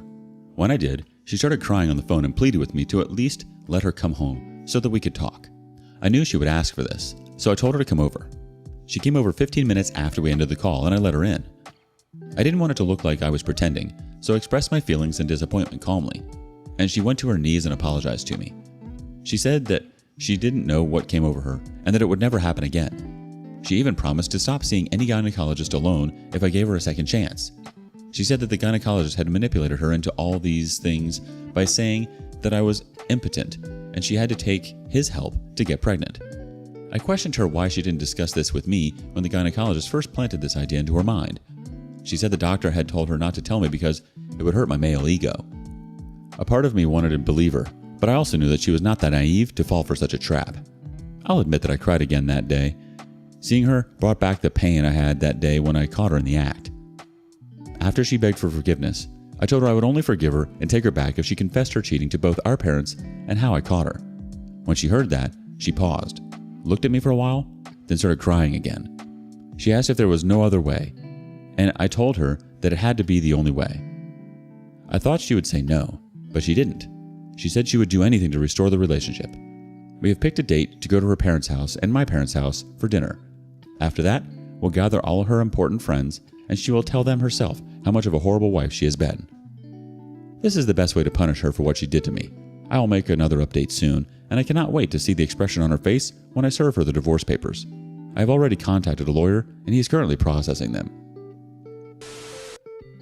Wow, it's not surprising that she'd try to make up some ridiculous story about trying to get her gynecologist to impregnate her. Again, making it seem like you were the sole issue as to why you two couldn't have kids. Joke's on her. Turns out you actually have some serious balls to serve her divorce papers after she humiliates herself. And another thing, it's gross to think that her doctor is having sexual encounters in his office. It's extremely unprofessional, among other things. Update 2. Hello everyone. So I'd love to announce that Emily did everything we agreed on. But before I tell you how it happened, Emily and I are officially divorced. Yep, I followed the plan, and she got what she deserved. So, regarding Emily openly confessing to everyone, we first went to her parents' house for dinner. They were so happy to receive us, but could also sense that something was wrong with Emily. No kidding, she looked miserable, and anyone who saw her could easily tell all was not well. While we were in the middle of dinner, Emily announced to her parents and siblings who were at home that she wanted to tell them something, and everyone got alert. Suddenly, she started crying, and in a teary voice, she told her parents that she was cheating on me with her gynecologist, and I caught her. Her parents and siblings were shocked when she said that, and they nearly choked. They all turned in my direction, but I kept a straight face and continued to eat. Her father was the only one who started yelling at her, and the rest of the family could not utter a word. The more her father yelled at her, the more she cried, and after I was done eating, we left together. No one said anything. It was so awkward. I'm sure her parents were shocked to see the both of us come and leave together. The next day, we went to my parents' house, and Emily told them the same thing. My parents could not believe it. They knew Emily to be calm and reserved, and she did not look like someone who would do such a thing. They were so disappointed, but they left the decision to me. After we met both of our parents, I was satisfied with the results. I knew her parents were disappointed in her. The looks on their faces and expressions said so. While returning from my parents' house, I dropped her at the motel where she was staying after I discovered her cheating. She expected me to take her home as she had done whatever she was told. I asked her to come home the next morning. When she came to the house the next day to see her stuff neatly packed on the front porch. She was shocked because she expected us to restart our life. Poor thing. When she came in, I handed her the divorce papers. She started crying. I told her it was over between us and that I only wanted to teach her a lesson. At that moment, she flipped and started yelling at me for ruining her life. She even said she was doing me a favor by sleeping with her gynecologist because she knew I was impotent and could not make babies. The joke was on her because I was not impotent. Despite her, I asked her why she had not conceived yet since she was so fertile, and that got to her. She was so pissed, and she started throwing things at me. I angrily kicked her out of my house, and we officially divorced a week later. As for the gynecologist that slept with Emily, I sent the screenshots and video I recorded to the hospital authority. I even posted this on social media, mentioning the doctor and the hospital's name. It didn't go well for the hospital administration. He was suspended for doing a patient during hospital hours. Emily could not even return to him because his marriage and career were ruined because of her. I now feel fulfilled, and I can't thank you all enough for your suggestions. Thank you once again. Sometimes karma is a little late, but she always comes around. Today on rSpace, do beautiful people really get away with murder? Or was karma just taking the scenic route? Up first, this OP starts to question why his daughter shares his brother's same blue eyes. Looks like his brother has been hanging around too close to home. My wife of 22 years cheated on me with my brother 17 years ago. Not even sure where to start this story. My wife and I dated all of high school and went to college together. We have literally been each other's everything since we were 14. We were each other's firsts. We married at 20 and had a kid at 23. We scratched our way up to the middle class from literally nothing. It could be an understatement to say that our lives are so intertwined that separating would be catastrophic for both of us. I love this woman with every fiber of my being, which makes this betrayal so much more difficult. Fast forward a few years to 2006, when our daughter is 2 years old. My brother, 5 years older than me, is recently divorced from his wife. He was trying to get back on his feet, so I wanted to help in any way I could. I offered him our spare room for as long as he needed it. We cooked for him, cleaned up behind him, and helped him get his life together. After a few months, I noticed that he and my wife were buddying up a lot more than normal. I started noticing things that didn't quite sit right. I'm yada-ing a lot of details, but eventually they started texting all the time and talking on the phone when he wasn't at our house. I knew there was something going on, but every time I brought it up, I was made to feel like a jealous idiot. After a while, there was little to no attempt to hide it. I went into a dark spiral of depression. The only thing that kept me going was my daughter. This went on for several months. One day, I finally checked my wife's phone and saw that they had been sexting. My world absolutely fell apart. Trying to be the bigger person, I called them both together for a sit-down. They both agreed that nothing had ever been physical. They looked into my eyes and swore to me that the sexting was the extent of the affair. I swallowed my pride and tried to forgive in an effort to keep my family together. I would not hesitate to say that this incident broke my brain. I have suffered from severe depression and anxiety as a direct result of this betrayal. Fast forward 17 years to present day. My wife and I have had another child. Our lives are finally becoming comfortable. Life is good. On some idle Wednesday, my wife and I were talking and I caught her in a small lie. After needing her for hours, she finally admitted to kissing, snuggling, basically dry humping, over-the-clothes fondling, sending nudes, and phone sex. My life seemed to fall apart worse than it did 15 years ago. I called my entire life into question, including the fatherhood of my second daughter. She has his blue eyes. I spoke with my brother and let him know that I had my wife's side of the story, but now I needed his. Based on how they matched up, would decide on how drastically I would take this.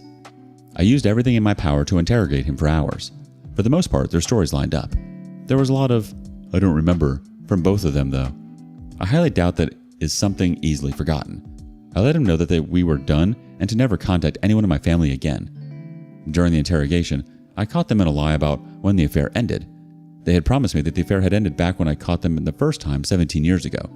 However, through some Sherlock-level observations, I proved that their affair kept going after I caught them. This devastated me. I was so fragile, betrayed, and broken, I considered just ending it so many times. And she knew this. They both did. It kills me to know that I was so close to ending myself and she couldn't keep herself from him. Fast forward a month. After catching my wife in more lies, her entire story unraveled and she admitted to having sex with him while she was at a work conference. She claims that this only happened once and that it was very awkward because he couldn't maintain an erection. She said she faked an orgasm, he finished, and then he immediately left. According to her, they never had any more physical contact and my brother married another woman and has been with her ever since. I may be a fool, but I am confident that the affair ended about 6 months after I caught them the first time. I don't know if I should believe that she has been faithful ever since. So anyways, here I sit. I have been married to this woman that I adore for 22 years. Our entire lives are woven together, so much that I question if either of us can function without the other. I feel betrayed all over again. My wife is telling me that she lied to me to save our marriage, and that I can't hold her responsible for dumb things she did 17 years ago. I'm really trying to make peace with this, but I don't have a clue where to go from here. Is it worth ruining my life and decimating my family to teach my wife a lesson about something she did 17 years ago? Am I just being an idiot for believing her? I honestly don't know, but I feel that dark abyss of depression slowly creeping back to the front of my mind. It frankly scares the hell out of me, and I don't know where to go from here. I am trying to maintain some semblance of normality for my youngest daughter. She has 4 years of high school left, so my plan right now is to move into our basement for the next 4 years. I don't know if this is a good idea or not. I don't feel like a man. I have lost all confidence in myself. I just feel like some useless weakling that can't stand up for himself and has been made a fool of time and time again. Please help me, anonymous strangers of Reddit. Ask for help? The community will respond. First response says, "You can't hold her responsible for something she did 17 years ago? What? Come on. This is someone who isn't remorseful and wants you to move on and forget about it. That's what you're dealing with, and that sucks. That's not love." The next person says, "You absolutely can and should hold her responsible for having an affair with your brother and almost driving you to suicide. You can and should hold her responsible for gaslighting and the lies and the cheating. She's calling what she did dumb. It's actually abusive. And she's still remorseless now." Update. Everything went sideways this morning. I caught her in another lie and she finally admitted that they had sex multiple times in Fleabag Highway motels while I was away for work, just like so many of you said. So slight change in plans. I have a lawyer. My daughters both know. Her family knows. She's moving to the basement until alternative arrangements can be made. I will be keeping the house. Thank you all for your kind words and support. Update 2. I'm doing a little better. My brother still refuses to respond to me. I'm pretty sure that he blocked my number. So I decided to tell his wife, his ex-wife, his daughter, my niece, as many of his friends as I knew, and his employer. If I can't have my pound of flesh, I will spread my chaos in his world. Despite not having anyone to turn to, I feel like I am in a better place. I honestly thank all you anonymous internet strangers for giving me the pickup I needed. Out of the posts and replies, I don't think I got a single negative one. That speaks to all of your quality and caliber. This will probably be my last update. I promise I will pay it forward. I'm so sorry, OP. This isn't easy. No one should ever make you feel like you don't belong here anymore. And I'm so sorry you had to go through that. These are two people who are supposed to love you and be there for you and support you unconditionally. It doesn't matter if it happened 6 months ago, 6 years ago, or 16 years ago. It happened and she needs to take responsibility for her actions. Honestly, the fact that you feel like you're in a better place speaks volumes.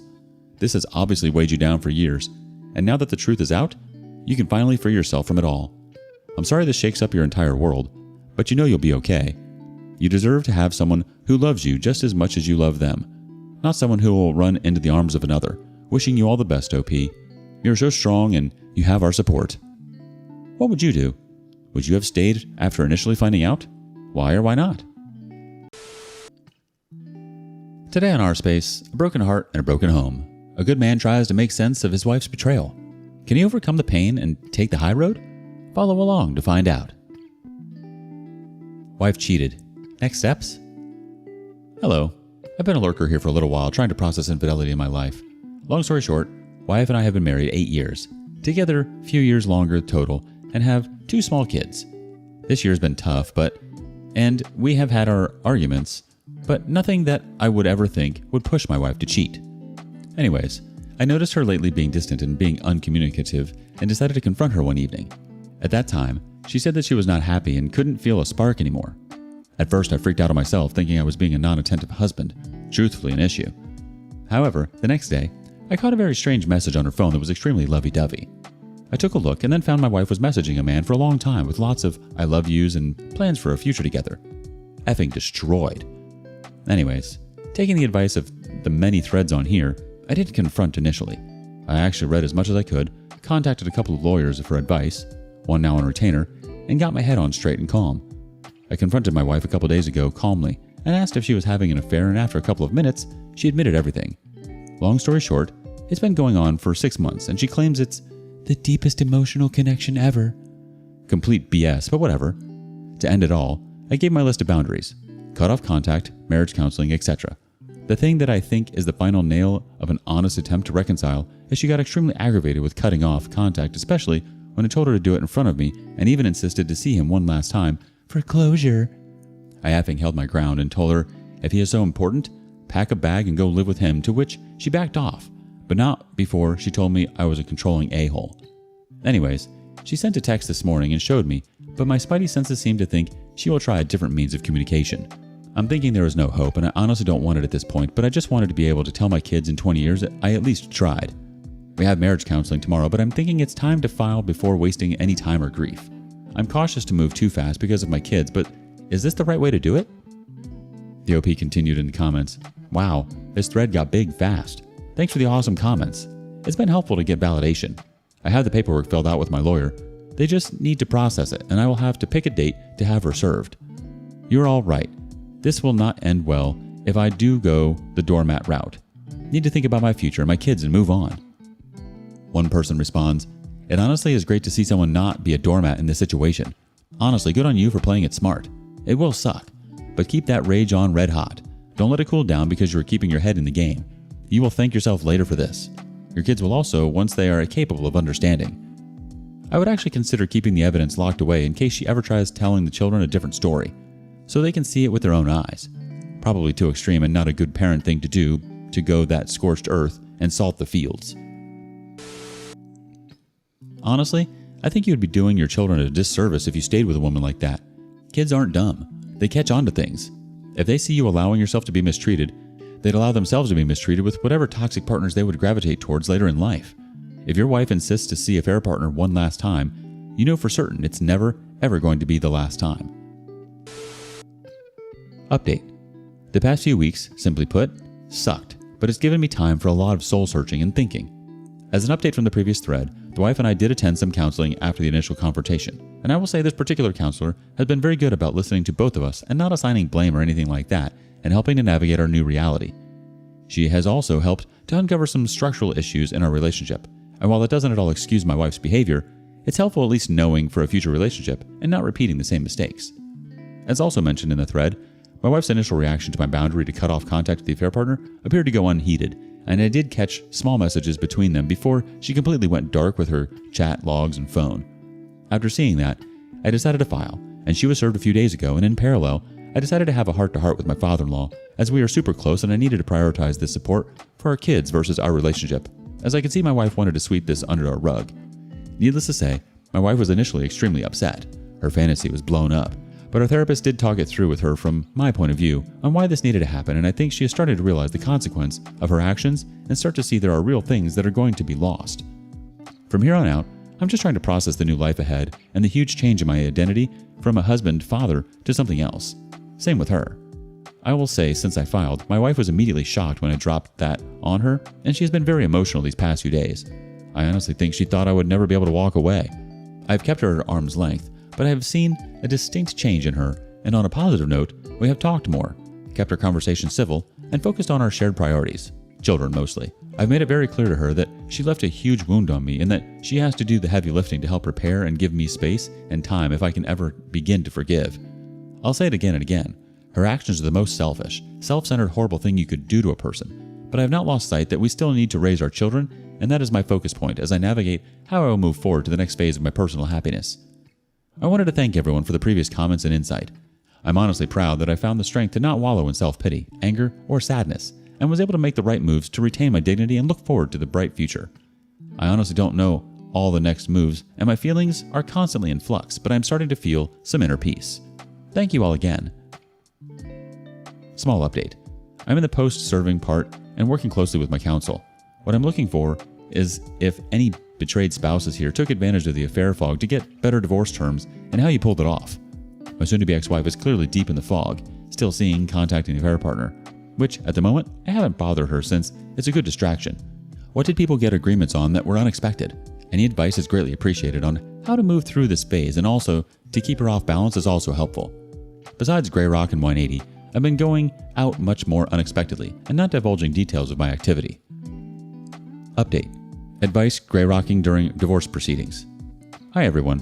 I posted a few threads about my ongoing saga, but the abridged version is wife cheated, I caught her, she gave me the "I love you, but not in love, and affair partner is the greatest emotional connection ever" BS, and has trickle truth, gaslit, everything to the script. I then proceeded to drop papers on her, and well, here we are a few weeks later. Long story short now, in the post-serving phase and have to cohabitate for now since I want to spend as much time with my children as possible. I'm now in a separate room too, so this has helped me begin to get that distance. I've implemented the Grey Rock with my soon-to-be ex-wife, generally trying not to be interested in any discussion, but I have to fake it a little, especially with kids around. They are still small, but try to be upbeat as they can sense a lot. I'm also not making myself available in the evening, going out with friends, working out, whatever. Any other advice on how to best handle the situation? It's a delicate balance. I want as much bonding time with my kids and have sucked it up for family dinners and whatnot. Any other do's and don'ts? Honestly, it seems like you're making all the right moves, OP. The best thing you can do right now is your children. As you said earlier, your children look back and see how you treated their mother as you were going through this will speak volumes of your character. It will serve as a huge lesson on how to treat others who have wronged you. You're a great father, OP. Update. I've made a few posts prior, and to those that don't know the story, it's simply, wife cheated, greatest emotional attachment ever, love you but not in love, etc. I threw down papers, and while I'm just over 1.5 months after D-Day and working like hell to move on. The purpose of this post is not for any update. All I can say is the process is ongoing, and I will give the appropriate update at the right time, likely a while.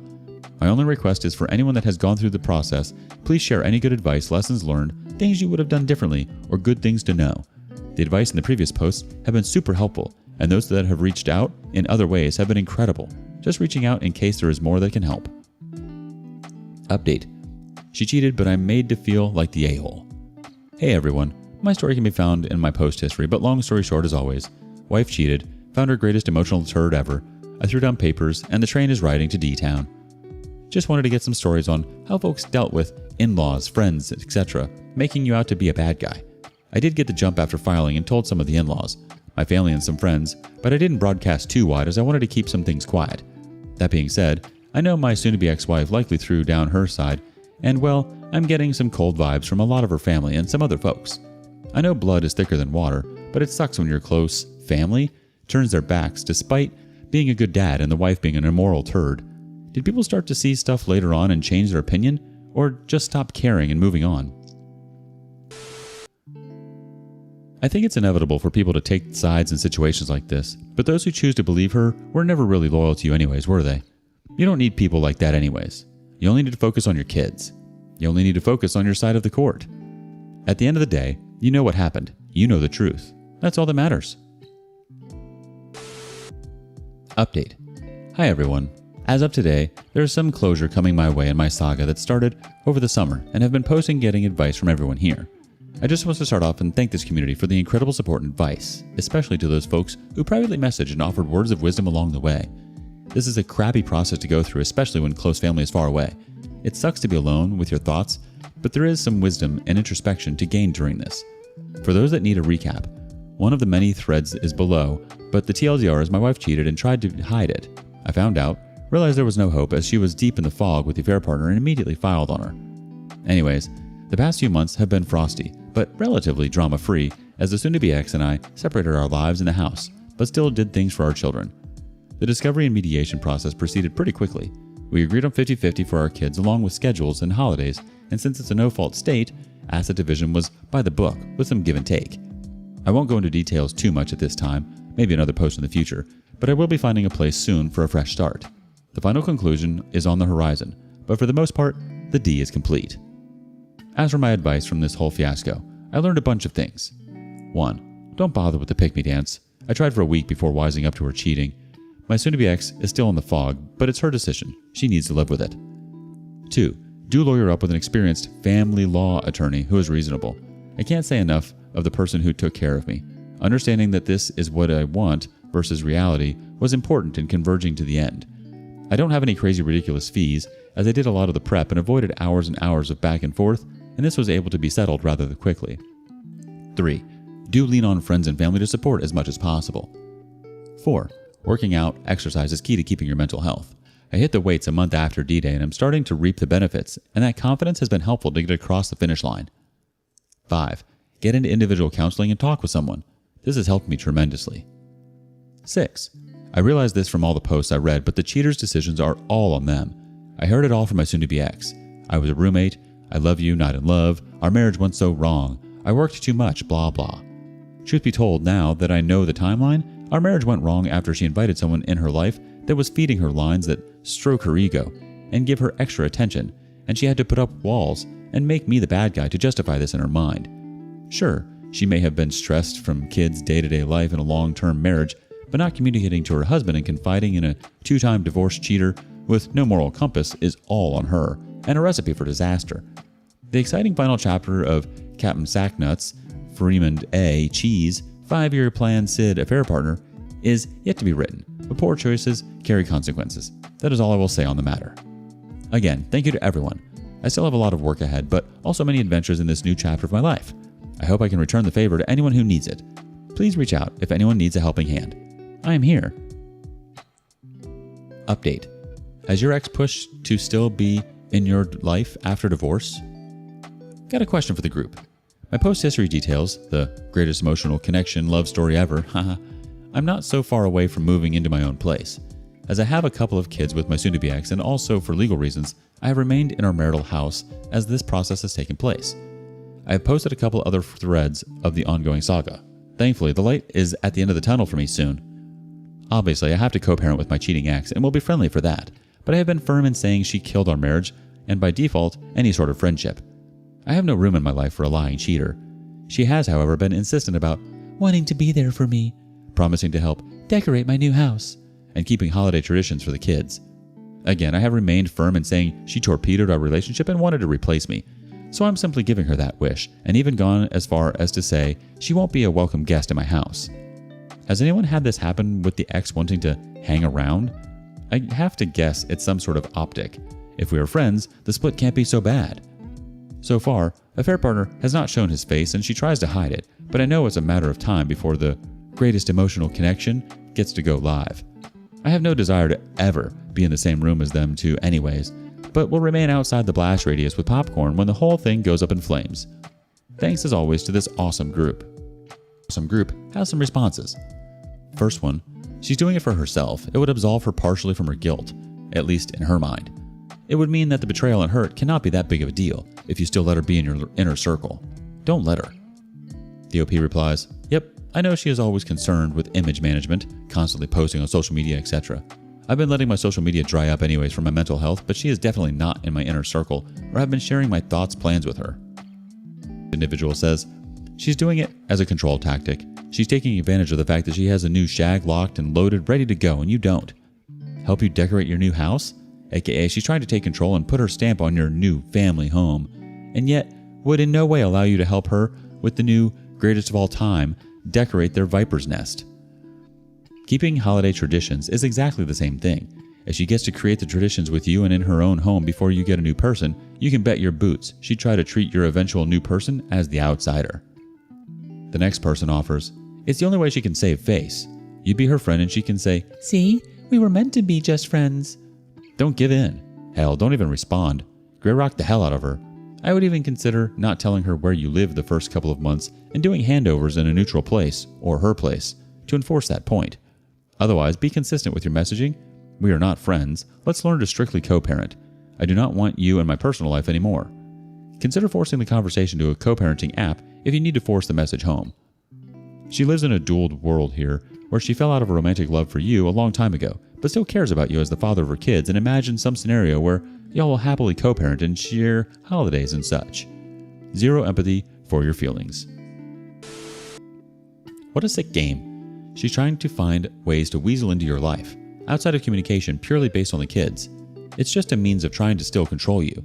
She doesn't want to be your friend, she wants you to be her puppet. Update. As of today, the official decree went out and I am no longer married. I also picked up the keys to my new house and will start the process to move ASAP. I did choose to take a buyout as I felt it was best to start fresh in a place of my own to make new memories, and I really got lucky. I found a nicely kept up house barely a minute away from my current home. Huge fenced-in backyard, wood fire pit, big garage, and primo location.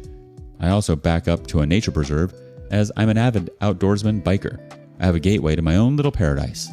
Some will ask why so close. Well, I want to be close to my kids because they need to know their dad is close by for when they need me. Thanks to the advice of this community, I kept my mind focused on what was important, started a workout program, and also dove headfirst into a new career opportunity that recently paid itself huge dividends. I have not bothered with online dating or seeking out a new partner and will likely enjoy the single life for a while. I have my 2 little kids to focus on and fully plan on focusing on them and my personal growth for a little while. As for my ex and affair partner, I honestly have started to let go of that disaster.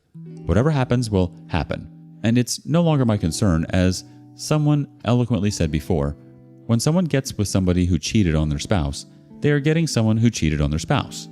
I did my best as a husband and father, and it's time for someone else to appreciate it. Thank you for all the messages, advice, well wishes, and so on. My life has depended on this so much these past months when I didn't have very many close by to turn to. For those that are at the very beginning of this crap deal, please keep putting one foot in front of the other and surviving every day.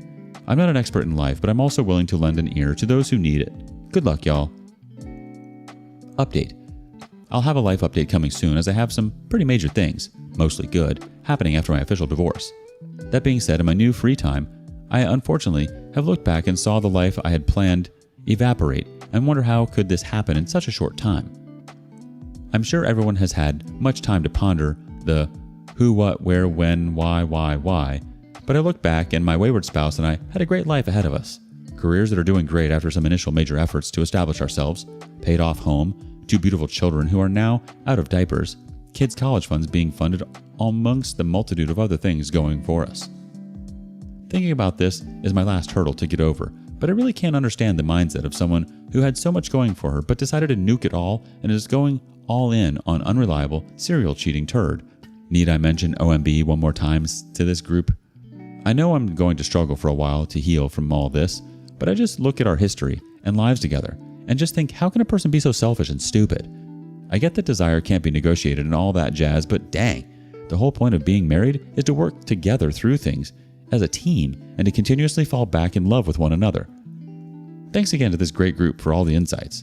I know I will likely sound like a broken record, but these forums have been great to vent this stuff. Honestly, it doesn't really make sense, and I think we can drive ourselves crazy by trying to figure out and understand the whys. That being said, I think one main reason is insecurity. Your ex was just an extremely insecure woman. Update.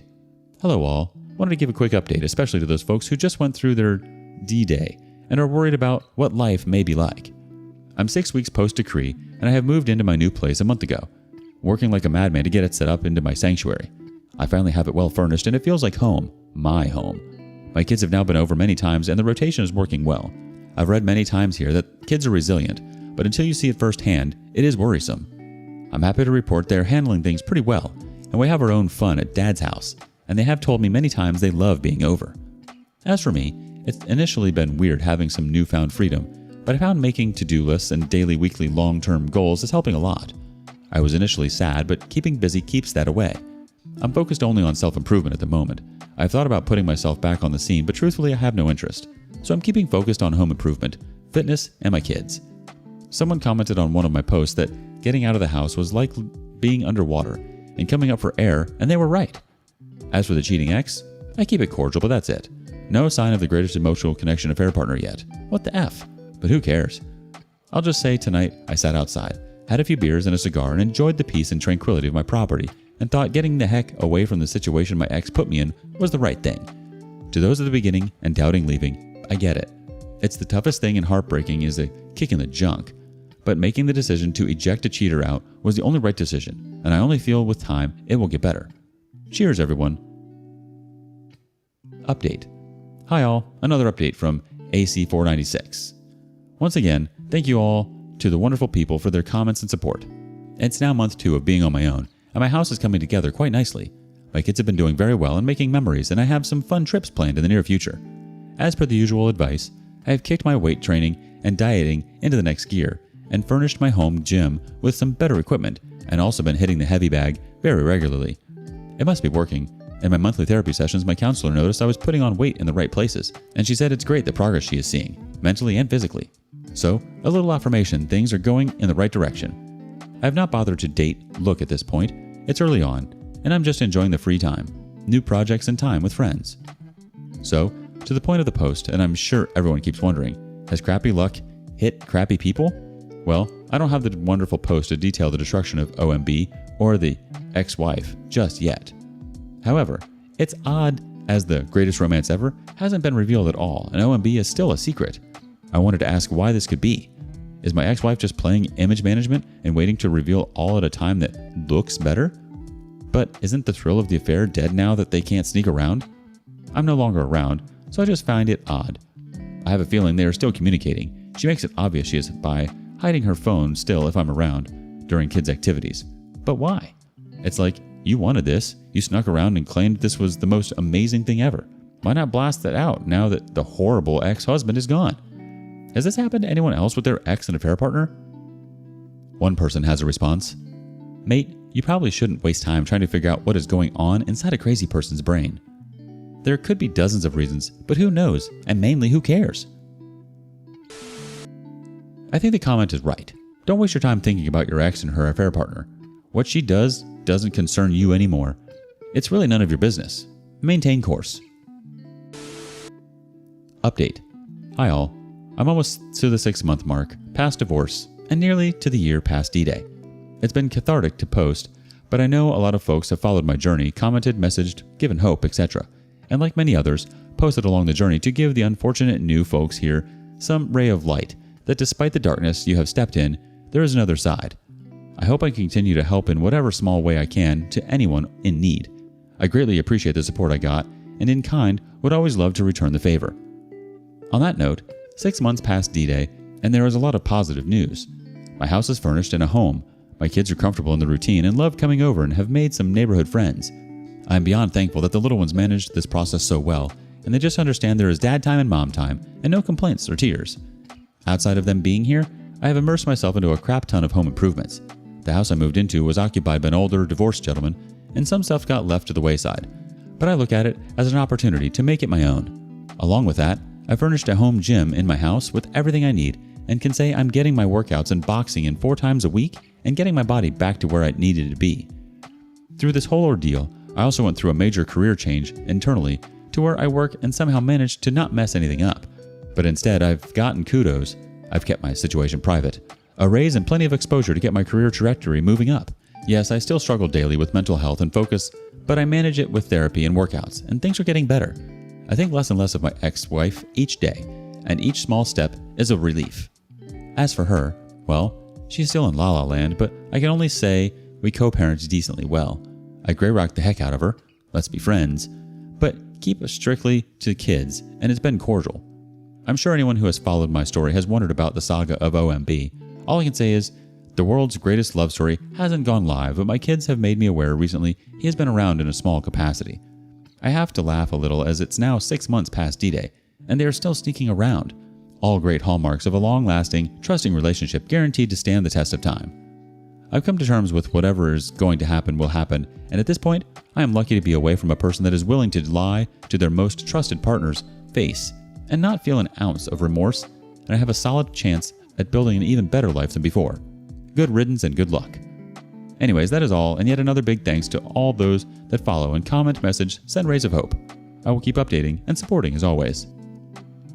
Update. Hi y'all. Thought I'd pass on the thoughts of a good conversation I had with a buddy last night over many beers. It's amazing sometimes how the world's problems can be solved on Friday night.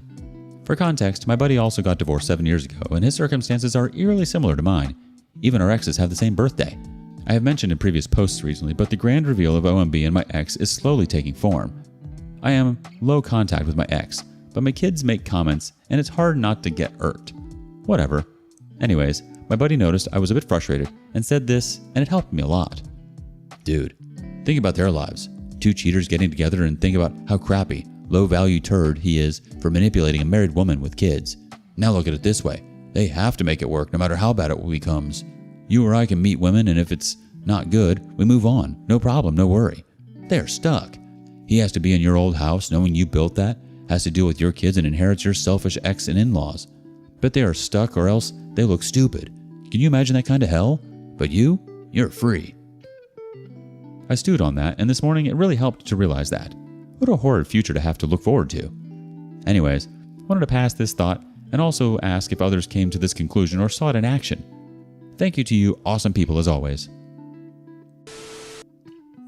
Wow, that makes a lot of sense. Trying to play house in a home that affair partner never built. A home that he helped to destroy. Update. Affair partner is invited to my kid's birthday. Hi all, it's me here. A big thanks to this lovely group as always. I have something to get off my chest for those that remember my saga. I've been progressing well, and I have some big updates coming soon as I like to post positive things in my journey to help those in their journey. But for now, I'm in need of advice. Background. My daughter's birthday is coming up this weekend. I already celebrated last weekend with my family and had a small thing. Nothing crazy, and my daughter loved her presents and cake. Well, the ex-wife is having her usual, "Look at how awesome I am" party this weekend. I did get an invite, but I just found out the other day that good old OMB, affair partner, is confirmed going to be there. I called out my ex-wife saying this was a pretty crappy thing to do, but she didn't reply. Better yet, the ex-wife's coworkers and family and friends who knew about the affair will be there, and the party is at my old house. Enemy territory. This is just horrid overall, as it's my daughter's party after us divorcing, and I can't help but feel it's a setup. This is lose-lose, and after talking with some other supportive members here, this feels like entering a pit of vipers. The only thing I can think of is going in dressed well, fresh haircut, and showing off my new physique. Hey, I've been doing the work, and staying a little while, but either way, I just don't like this. I feel this is super manipulative of the ex-wife. She knows exactly how she is playing this and wants me to do something petty. Any advice is appreciated. Edit. Wow, the responses have been awesome. You guys are all awesome. I will try and respond to each and every one when my day calms down. Here's a response from the community. Don't go. You already had your party for your daughter and have celebrated with her, and it sounds like she enjoyed it. That's all that counts. Tell your ex-wife you don't associate with homewreckers, plural, and you'll separate the parties from now on to avoid cross-contamination. Ultimately, it's up to you. You can choose to go and be the person you are today, the person who has grown so much since the whole debacle. You would be showing up as a person who your ex-wife can never live up to. It does seem like a very toxic environment to put yourself in, but if you feel you're above it all and it can't faze you, then go. She may not even expect you to come. It might have just been to hurt you in hopes that she'd get the upper hand on you. Anyways, you shouldn't feel obligated to go, and you've already celebrated with your daughter, so I'm sure she'd understand. Final update. Hey everyone, I wanted to thank the massive amount of support I got on my post from earlier this week. Since the beginning of this saga, this community has been my lifeboat and saver with advice to get me through all of this. Thank you all, it truly means the world to me. As for the juicy update, well, this is a good one. So I initially told the ex-wife that I'd be joining. What I didn't do was tell her I'd changed my mind. I waited until Saturday morning to pop by the house and drop off my daughter's card and present. Well, unbeknownst to me, the kids were dropped off at Grandma and Grandpa's house for the morning, and as I drove up into the driveway, in my sports car I may add, none other than OMB's turd wagon was on the side of the road. I strolled into the backyard quietly with a smile and surprised both the ex-wife and OMB as they were putting up decorations. The look of utter terror was on both their faces, and I crap you not, OMB didn't look me in the eyes once, but was like, "Oh hey man." Haha. Honestly, when I look at both of them, I didn't feel the anger, but just a sense of how sad you both are. Good luck together. Is that growth? I kept my composure and just said, I'm here to give my daughter her present, but I won't be joining. The ex-wife was shocked, and I swear in the nicest voice I have ever heard in my life, she darn near pleaded for me to join. I said, thanks, but no thanks. I will go to your parents' place to give my daughter her gift, and parted ways. I did give a, hey, see you later, bro, to OMB before strolling out, head held high. Not more than 3 minutes later, I got a phone call from the ex-wife again, pleading to come to the party, but I held my ground and politely refused. A few minutes later, I dropped off the gift, went into the ex-in-laws for a few minutes, and played with my kids, and said my goodbyes, all very kindly and not mentioning the situation. As for me, I kept myself busy tending to my house. I got a good workout in, much needed after a break, and I went out on a date. Ultimately, it was kind of a bust, but she was nice, and at least it was a distraction. My daughter called me today and thanked me for my gift, but she didn't ask why I wasn't there. So like everyone said, she was so busy she didn't pay attention. So there it is. I know if I would have went, I would have set myself back a ton, and for nothing instead, she told everyone I'd be there, and with me a no-show and OMB there, I'm absolutely certain people put 2 and 2 together on why. Now, I can go about my weekend not feeling like I'm mentally exhausted and do some fun things. Thank you again, everyone. Excellent. That was definitely a sign of growth, OP. Well done. I think you needed that. Update. Hey everyone, this is going to be a short but rather humorous update to my previous posts. The outreach was incredible. Thank you all for your advice, and I'm still smiling from the rope-a-dope I pulled last week. I've really had a really good week since then. Anyways, here's your Friday humor. Some background. Since after D-Day, if those that have followed my saga may remember, my in-laws dropped me like a hot potato. I get it, blood is thicker than water. However, I have had one member of my extended family reach out, and we regularly hang out. He is truly a man of character. Well, I got a text on Saturday during the party. Hey man, let's grab some beers this week. Your presence is missed here. Fast forward to the other day. We meet, start consuming beers, and get down to business. He first starts talking about the awkward shice show the party was, with people clearly looking at their feet at the situation. Apparently, OMB was not introduced to anyone. The ex-wife was deliberately apart from him during the party and was mostly directing him on things to do, and the in-laws didn't bother to talk to him and sat with themselves looking pretty annoyed. He clearly was a fish out of water and actually went inside most of the time and avoided most everyone. It was also a quiet comment amongst some of the in-laws, aunts, uncles' side of things that, "This party is classless." I swear, I'm heading toward indifference, but I just laughed my butt off. My absence was well understood and my earlier gift giving to my daughter was also known. So it seems like the family had full understanding of my absence.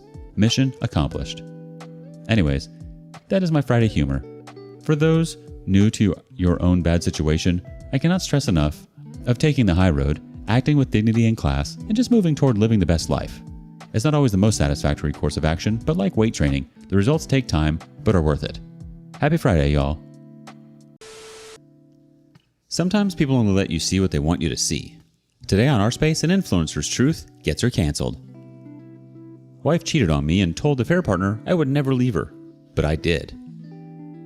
Hi guys, I'm 28 male. About 3 weeks ago, I discovered that my wife of less than a year, Bianca, 27 female, had been cheating on me. When Bianca and I started dating, she told me she had recently broken up with her ex-boyfriend, whom she had dated for 3 years and was currently single. I was also single then, and had not dated for 2 years because my previous relationship left me scarred. Since we both had been hurt from our last relationship, Bianca and I promised to never cheat or do anything that would hurt each other. I knew I would keep to my end of the promise and hoped Bianca would do the same. We dated for 2 years and some months before we got married. Being with Bianca brought me the most happiness out of all my exes. She was a natural humorist and always had a way of making people around her smile. The first few months of our marriage were filled with laughter and fun. I always looked forward to being with her. While Bianca was a social media influencer and had her own online store, I worked as a data analyst for a big tech firm in our town. I'll admit that there were days when my job was so demanding that I didn't spend enough time with Bianca as promised. In a month, I would miss our dates twice because I was either overwhelmed with completing a task at the office or completely forgot we were supposed to attend a function together. Each time this happened, I tried to make it up to her, which would settle it. Her favorite chocolate was Snickers, and gifting her a box of Snickers or a few bars would always make her happy. 6 months after we married, my company allowed me to work 3 weeks remotely and 1 week on site. When this happened, I was glad I could finally spend more time with Bianca since her social media influence was something she did remotely. She was also happy when I told her about my new work schedule, and things started returning to how it was for us. Within the first 4 weeks I started working remotely, I noticed something off with Bianca. I knew always being on her phone was part of her job as an influencer, but I noticed something else. Every time Bianca was on her phone and I walked close to her, I saw she would quickly change the app she was on and would switch to something else. Even though I wasn't standing next to her, I could tell what she did by her body and finger movements. Aside from that, she became secretive with her laptop, and each time she heard my voice or I walked in her direction, she would close the laptop and pretend she wasn't using it. Everything always happened so fast, but she never knew I had been observing her. One day, when I couldn't take it anymore, I confronted her about it. She said that I was being ridiculous and that she had nothing to hide from me. That day, she was doing something on her laptop and she even asked me to come and take a look to clear my curiosity. I did, and there was nothing suspicious about it.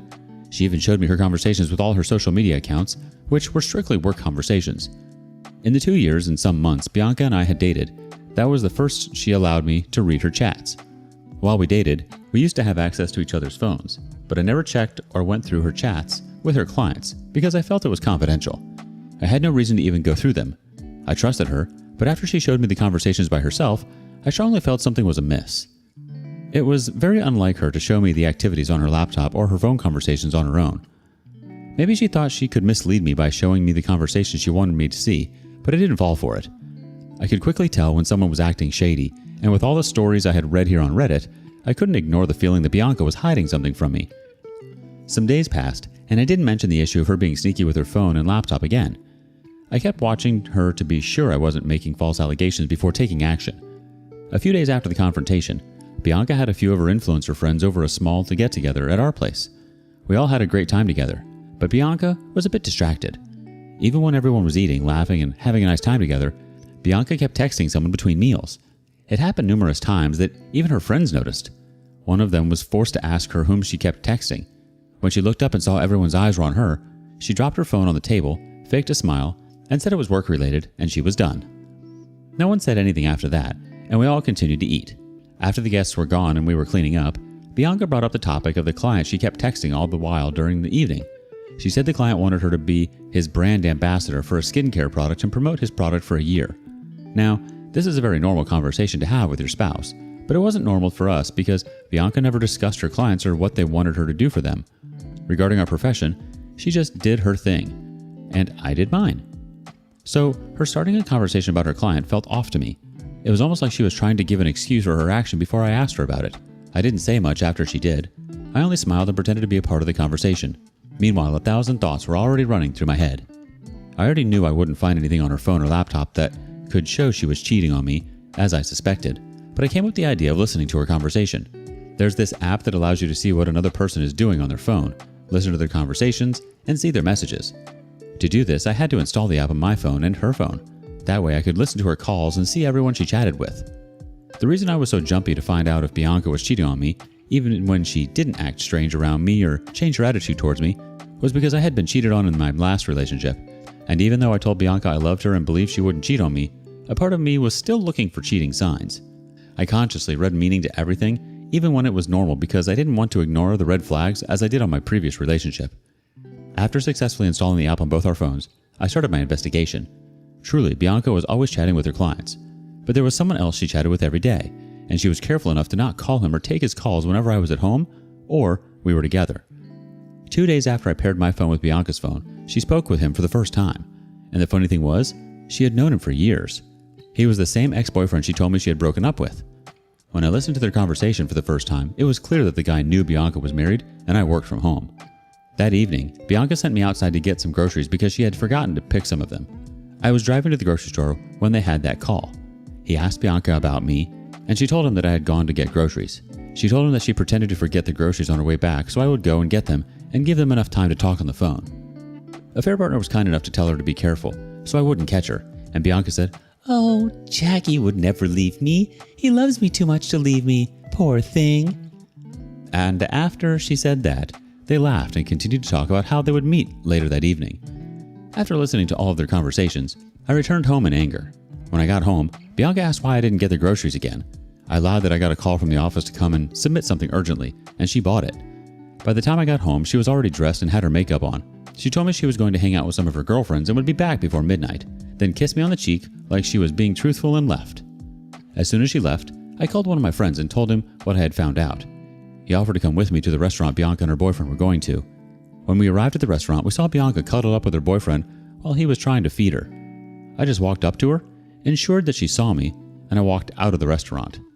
Everything happened so fast, and her facial expression showed she was shocked to see me there with my friend. Immediately, I walked out of her. She got up from her table and followed me. At first, she wanted to pretend she hadn't done anything wrong, but when she saw my friend recording her, she knew she had been busted. As I expected, she came up with an excuse that she had come to meet with her client and that it wasn't what it looked like, but I didn't say a word to her.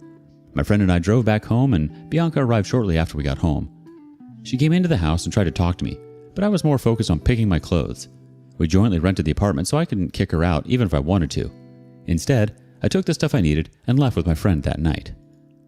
Since that night, Bianca has been sending me multiple messages and calling me repeatedly. After weeks of not taking her calls, she sent voice notes of yet another series of lies. She said that her ex-boyfriend, whom she was cheating with, wanted to connect her with a big client, hence she went to meet him. But somehow she felt cold because of the tiny strap gown she wore, and he tried to cover her. This was supposed to explain why they were cuddling each other, and she thought I would buy it. Until now, she doesn't know that I paired our phones, and I still see the conversation between them. Just 3 days ago, I made a recent discovery. There's a contract that Bianca has been doing for more than 2 months now where the pay is great.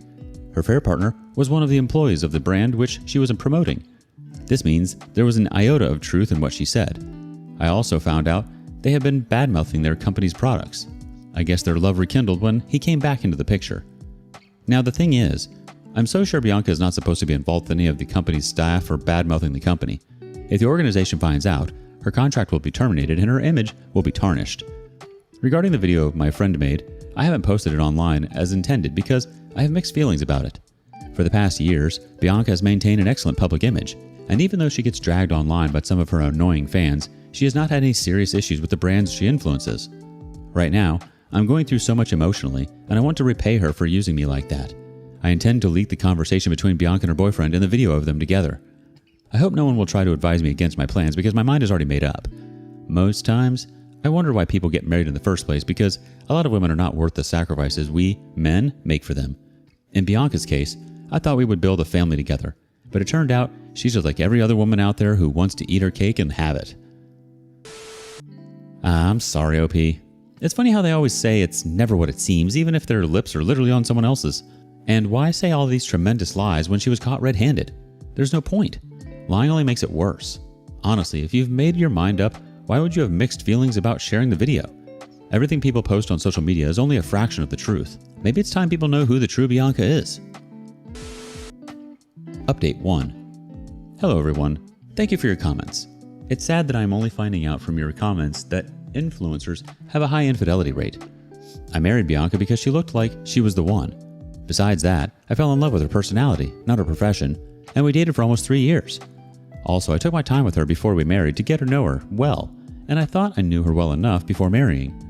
She told me she had cut off ties with her ex-boyfriend and would never have anything to do with him again, even if he were the last man on earth. Her words.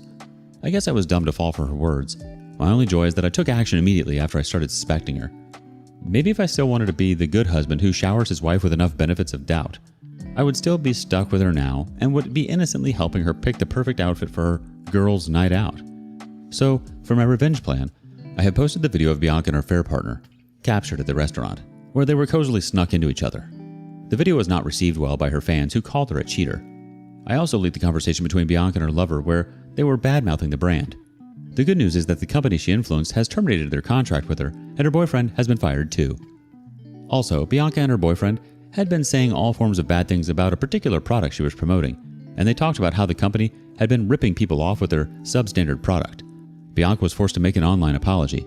She had to take back everything she said, and then had to deal with the company afterward.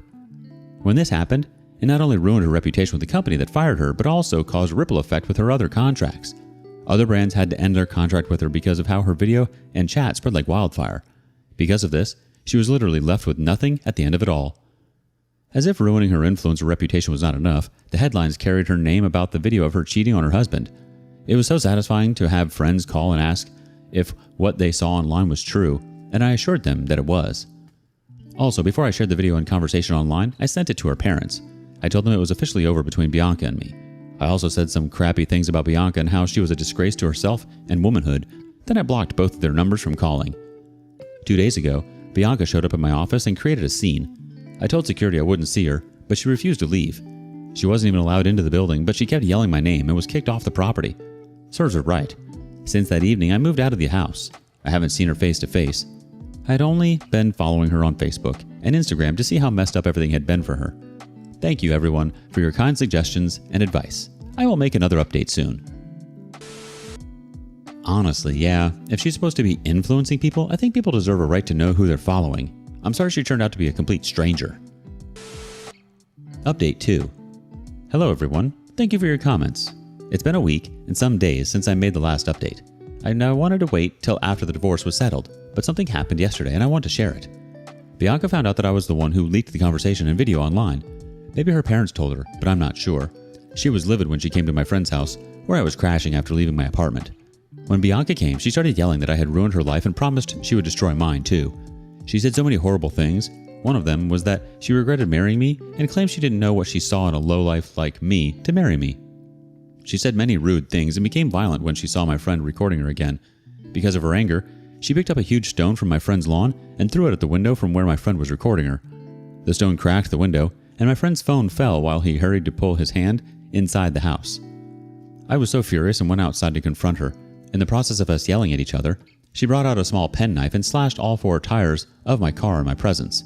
Then she used the knife tip to scratch a long line from the front door to the back door and said, "Well, how do you like your new car?" Then she left. I have never been so angry in my life. Right now, I cannot move my car unless I changed all 4 tires, and I cannot drive the car around with a long scratch mark. My friend insisted that I sue her in court, and he had everything recorded from inside the house. He will also be suing her for the damage to his window, and he isn't even joking about it. I have decided to sue Bianca because I cannot let her get away with the damage she did. She will pay every penny it costs to replace all tires and spray paint my car. Concerning her social media presence, she has been very quiet lately. The rave about her infidelity and bad-mouthing the brand she was promoting has gone down, but she has not been making her Instagram live videos, reels, and other things she used to. I also forgot to mention that many people unfollowed her mainly because of the video. People commented that they used to envy our marriage and how she painted us to be perfect couples online. They even found it difficult that she would do such a thing in our first year of marriage, which was meant to be our honeymoon phase. Anyway, what has happened has happened. I cannot condone infidelity just to look perfect in the eyes of people I don't even know. I'll make another update once everything has been settled. Thank you for your time. There's no such thing as perfection, OP. Like I said, anyone who posts their life on social media and makes it out to look perfect is hiding something, and their lives are always far from perfect. Clearly, she had some demons. She unleashed those demons on your tires. Update 3. Hello everyone. I know it has been a while since I made my last update.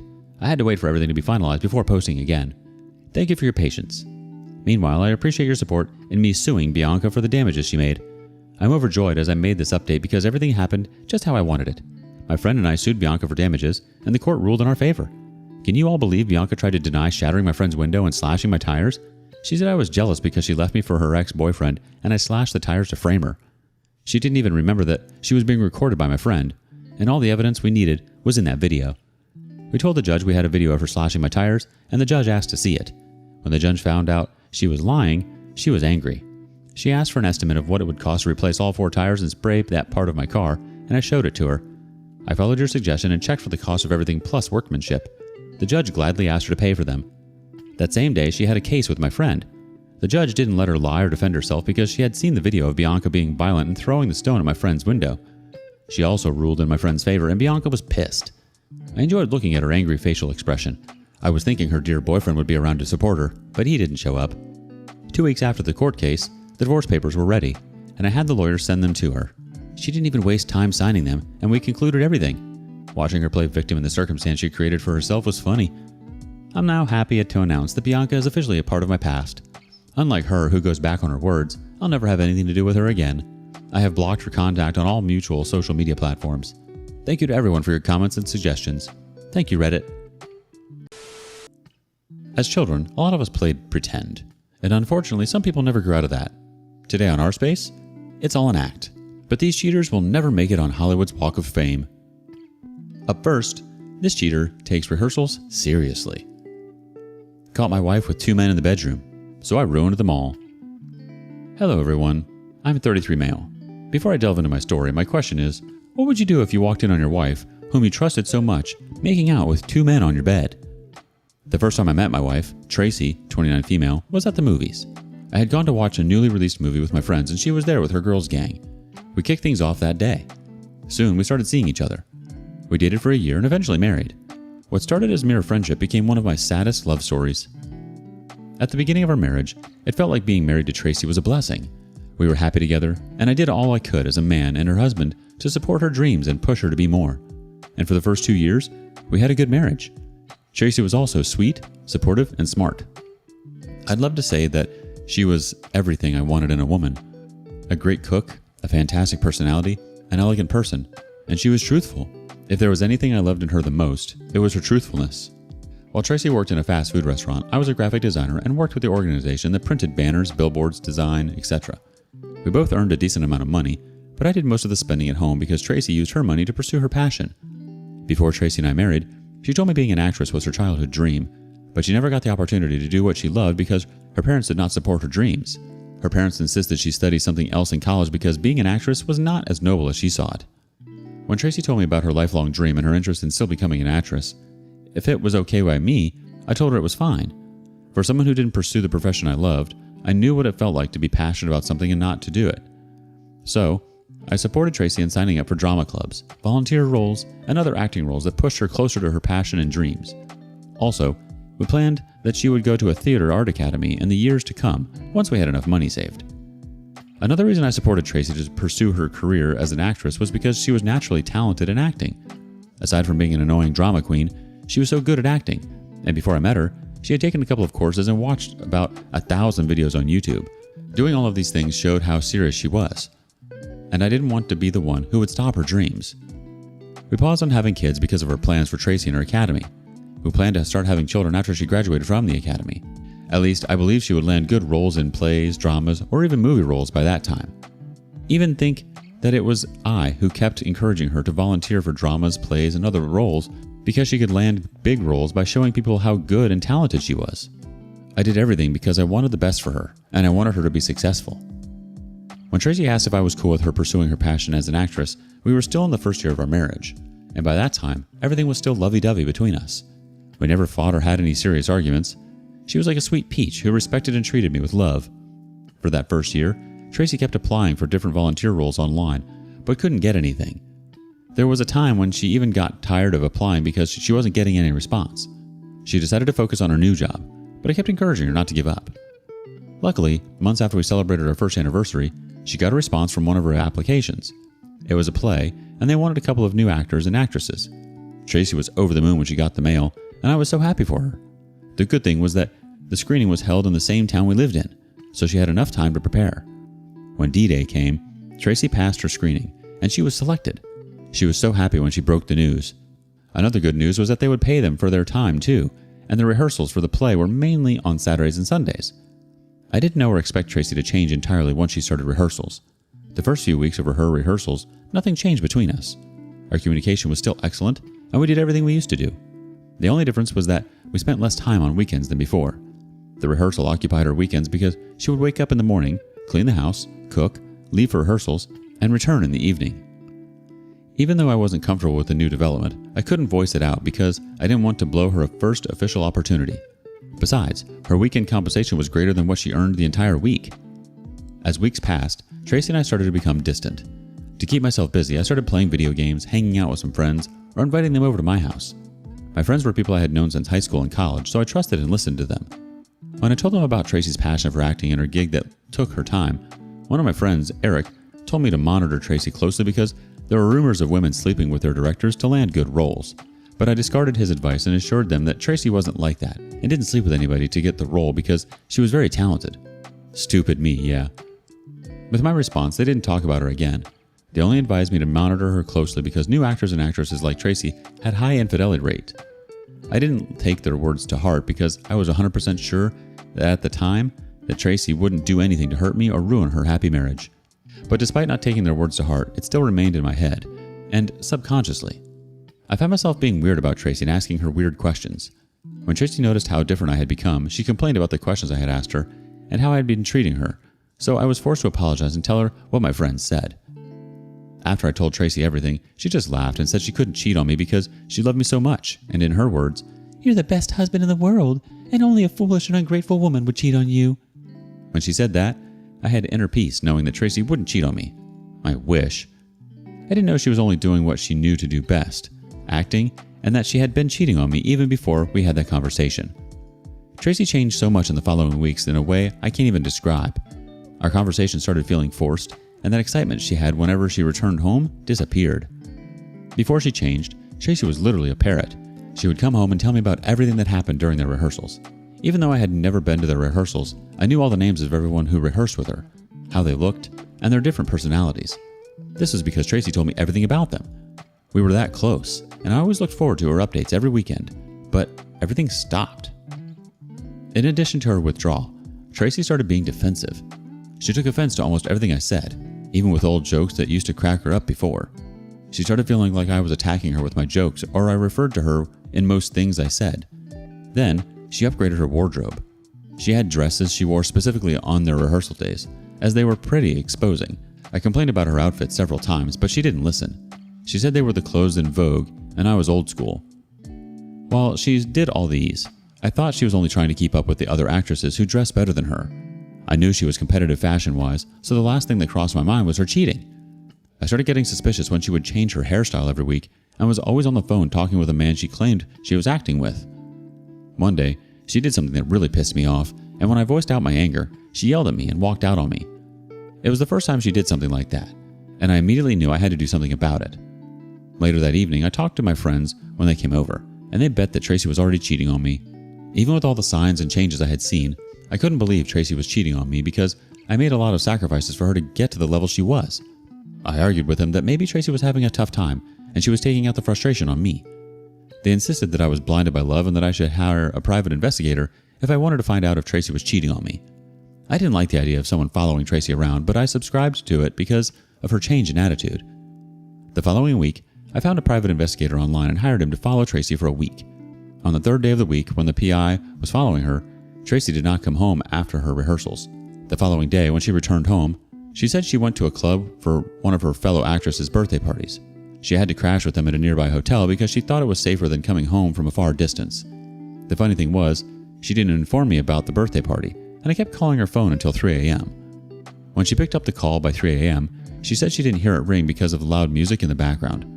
Then she lied that she told me about the all-night birthday party, but I wasn't listening.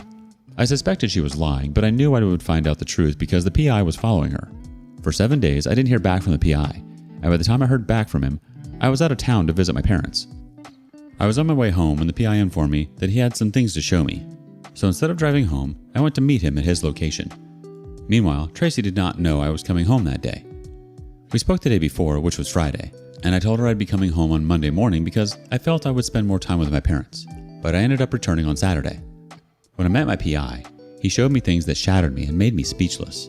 He had photos and videos of Tracy with a blonde guy who turned out to be her affair partner. There were pictures of them making out in Tracy's car, affair partner's car, going shopping, eating out, and a video from the night Tracy told me she went to one of her fellow actresses' birthday parties at a club and didn't hear the phone ring. Through that video, I found out that she was with him the entire night. They went clubbing together, but left around 10 p.m., and they drove to his apartment, where she spent the rest of the night. So, it meant she had seen my calls but deliberately refused to take them. I was shocked that Tracy cheated on me. She looked like someone with whom I could build a promising future, but she blew that up. So, after the PI showed me all of those pictures and videos, he told me he followed Tracy that evening too, and she was currently with her affair partner in my home before he left to call me.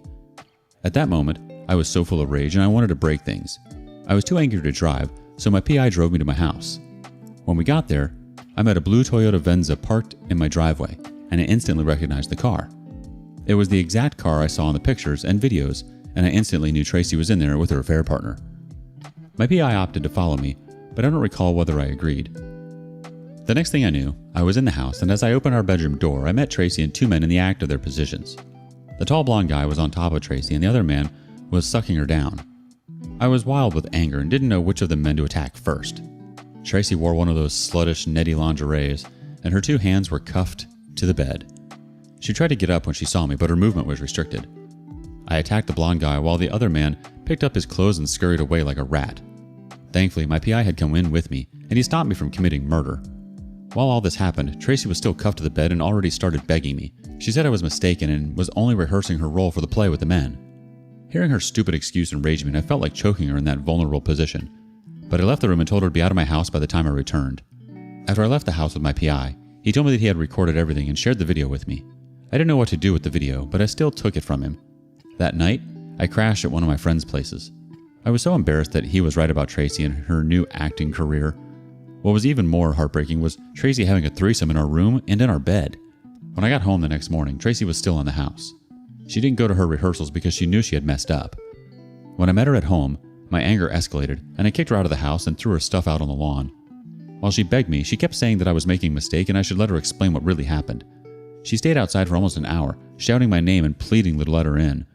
But after acting like she was remorseful, she became abusive, called me names, and left afterward. This happened last week, and I finally dared to share it here because I have not been myself since the day I caught Tracy with those two guys. I don't know how all of this happened right under my nose.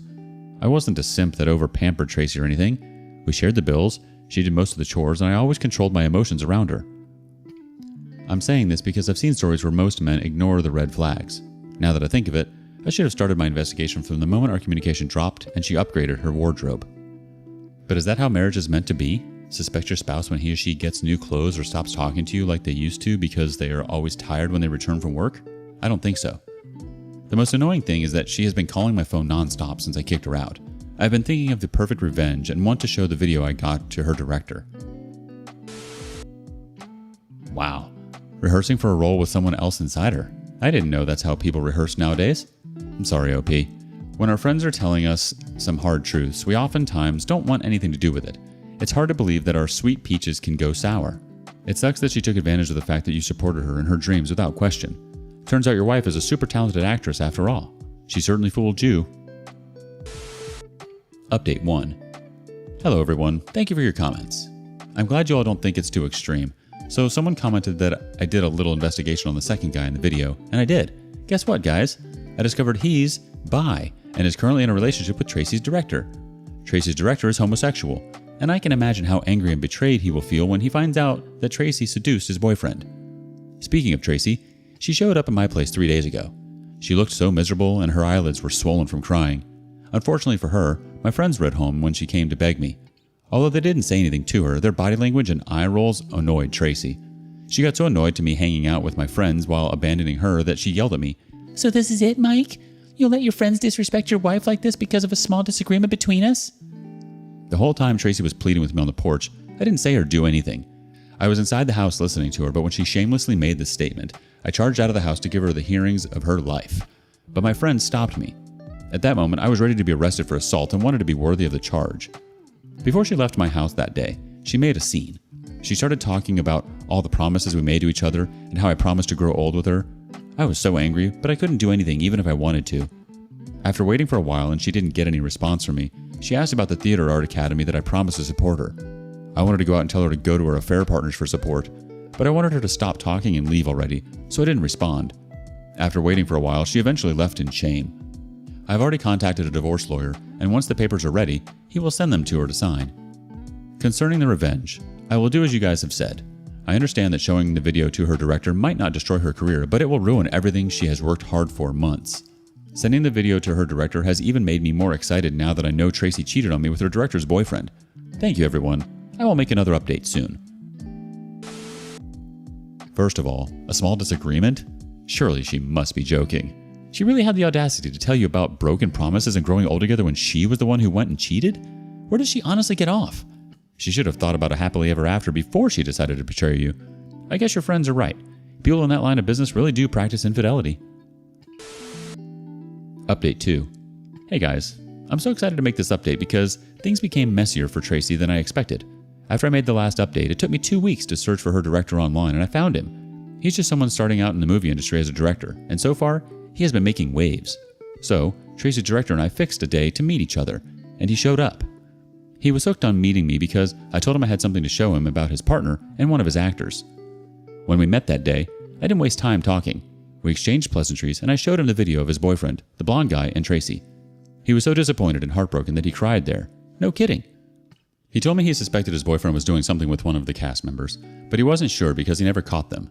Also, he claimed his boyfriend had cheated on him once in the past, but he, the director, forgave him, his partner, because he pleaded it happened while he was under the influence of alcohol.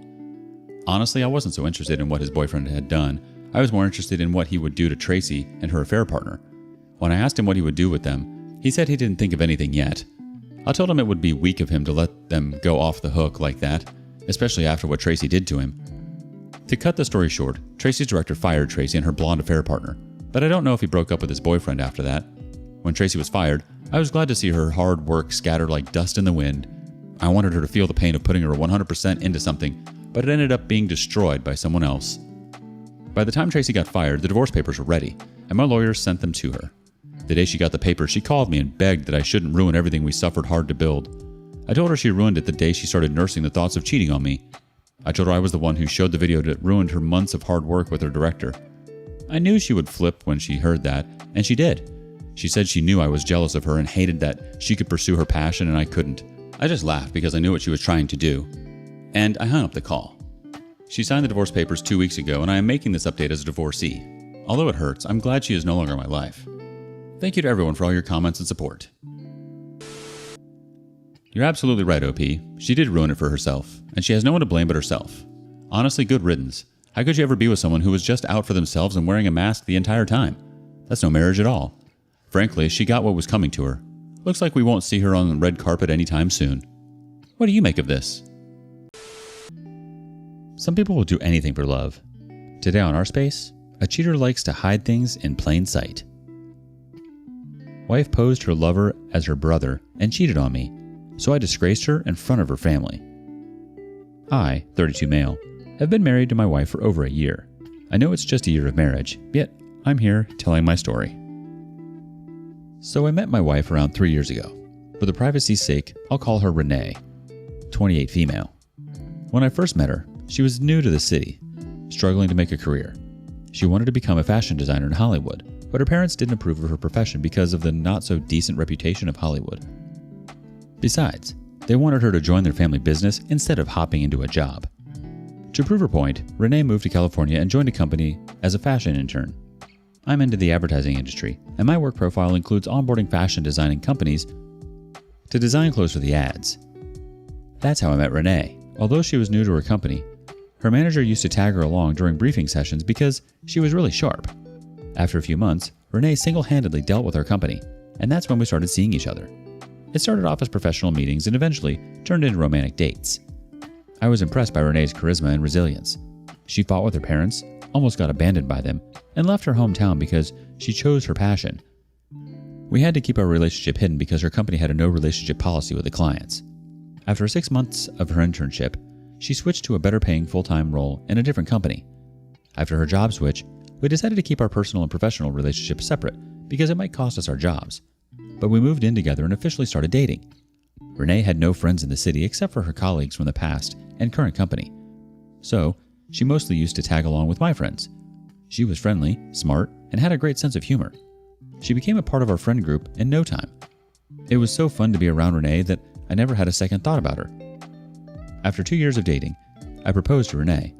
She gladly said yes, but was also worried about not having her parents on board. The thing is, her family is conservative Christian, while I'm not at all. Hence, she was worried that her parents would be upset about it. They were already not happy with her career choice.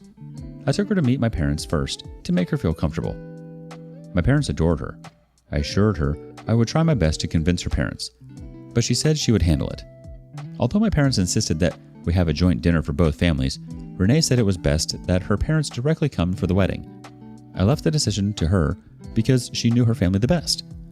My mother found this weird, but I assured her everything would be fine. During the wedding preps, I asked Renee if she wanted to have the wedding in the traditional way as it happens in her family, but she said that we could have it the way we wanted. As Renee said, her parents arrived on the day of the wedding. I was prepared for the tough conversations with them, but surprisingly, her parents were sweet. According to Renee's account, I imagined them to be a conservative, sulky, and rude parent, but they were nothing like that. On the contrary, they were very polite and gentle with everyone. My mother was relieved to find them so warm. I lauded Renee for doing a great job at convincing her parents about the wedding, but she didn't acknowledge it much, and we could discuss this later. After the wedding, I asked if she wanted to visit her parents because she had never returned to her hometown after leaving it for her career. She said that she was running hectic at work and would visit them when the workload subsided. 5 months ago, I had to visit Tokyo for work purposes. It was a 4-day trip, but I got it extended for a week to explore the city. It was all fine, and Renee knew about it ever since it was planned. However, on the day I was supposed to leave, she said she would be bored alone for a week. Hence, she would fly down to meet her parents. I felt weird at her sudden plan. Besides, I wanted to accompany her to her hometown, but since I was leaving for a week, I could not tell her anything. During those 5 days, we remained almost distant. I was busy at work and exploring the new city, and I thought she was busy with her family, as she had met them after so many years. When we both returned, I told her I wanted to visit her family because I had not met any of them except for her parents, whom I met for just a few hours. She said that we can plan it next time. A few weeks after her return, she said she wanted to share something with me. It was about her brother. I was surprised because she had never talked about her brother earlier. During our dating phase, when I asked about her family, she told me that she had a brother, but she also said they were not on good terms. When I didn't find her brother at the wedding, I asked her, but she said that they were not that close and he might be taking care of the family business in her father's absence. Renee revealed that her brother was gay, and when her conservative family got to know about this, they took him to therapy to make him straight. I raised my eyebrow at this revelation. She said that she lived in a small town where people still consider homosexuality to be a mental illness, and besides, her parents were conservative. However, after several years of therapy, when her brother continued with his orientation, her parents disowned him. That was why they wanted Renee to take over the family business. Her brother didn't take his family's abandonment easy and found solace in drugs. He went so far into the addiction that he had to be in rehab. That was the reason her brother was missing from her wedding. I was disappointed that she didn't tell me about all this before. She sobbed and said that she feared I would judge her for her family background.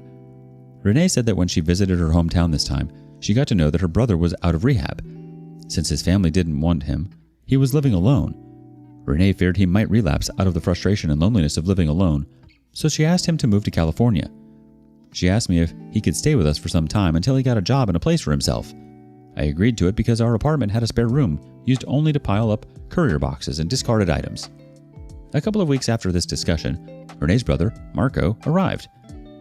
He is a year younger than Renee, hence she's protective of her baby brother. He was a timid guy. I thought his self-confidence had shrunk due to his disturbing past.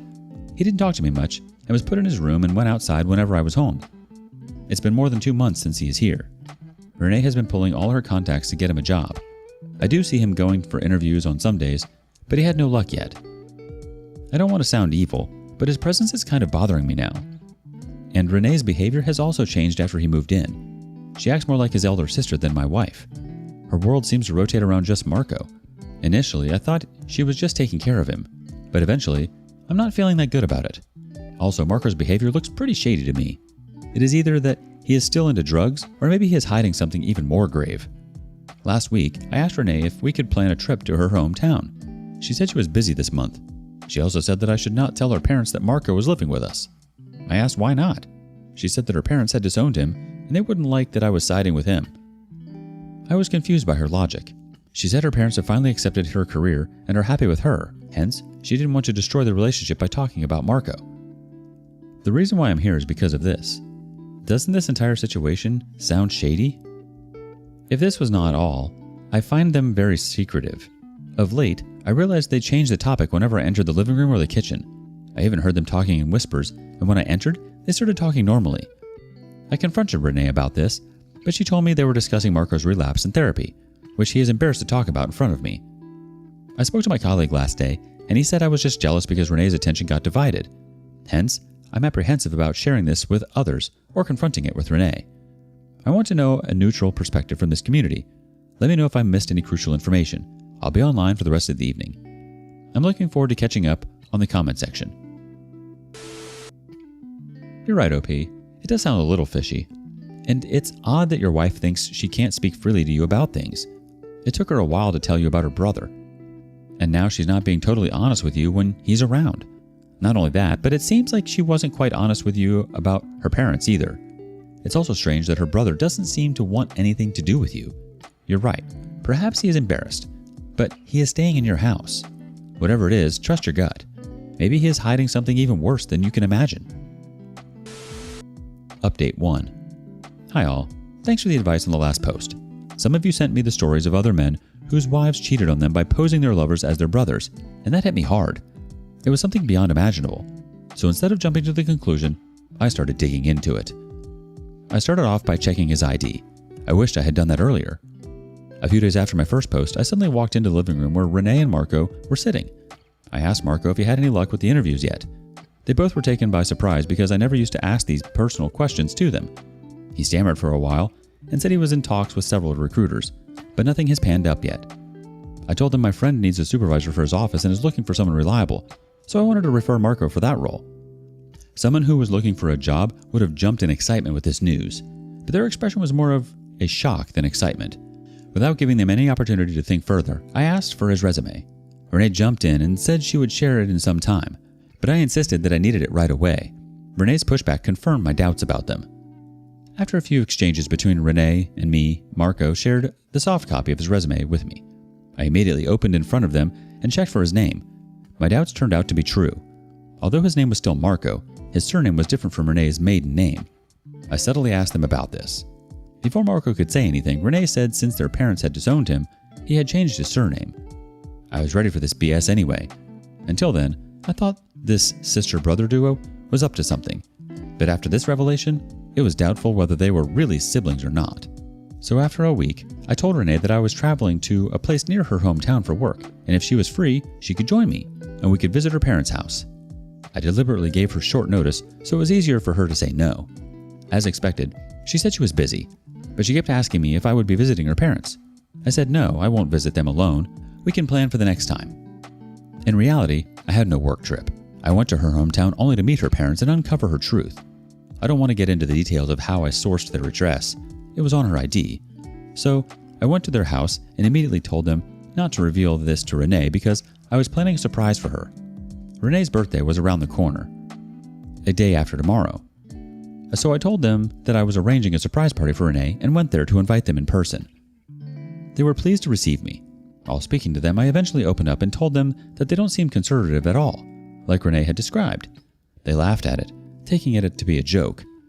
Then, I started probing them about their faith, and to my surprise, it came out that they were not at all conservative. I then started asking about their business. I kept it subtle, so as not to raise any suspicions. Her father said that he intended to retire from his company next year and take it easy on life. I grabbed the opportunity and asked him how his business would run after their retirement. He said his son is already handling his business quite well, so he is best suited to be his heir.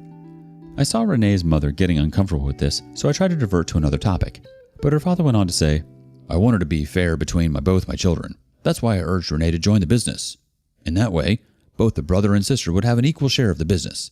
As Ryan is my son from the first marriage, Renee and my wife both are insecure that he would not give the business share to her. Since you're a family now, I'm telling you that I'll be fair with both of my children." He said something further that he was unhappy about Renee's career choice, but by then I had zoned out after hearing his son's name to be Ryan. I was choking from inside and wanted to breathe, so I cut him off in the middle and said that once they came for Renee's birthday, they could sit and sort out the difference. I didn't get to meet Ryan, but I saw him in the family pictures in their hallway. While leaving, I again reminded them not to tell Renee that I had visited them. It was supposed to be a surprise. They happily nodded. I felt so disgusted knowing that Renee was indeed having a lover in my house, posing him to be her brother. I went to meet them on Saturday, so it was almost a week before Renee's birthday, which was on Thursday. I felt so uneasy to share the house with her that I never returned home after meeting her parents.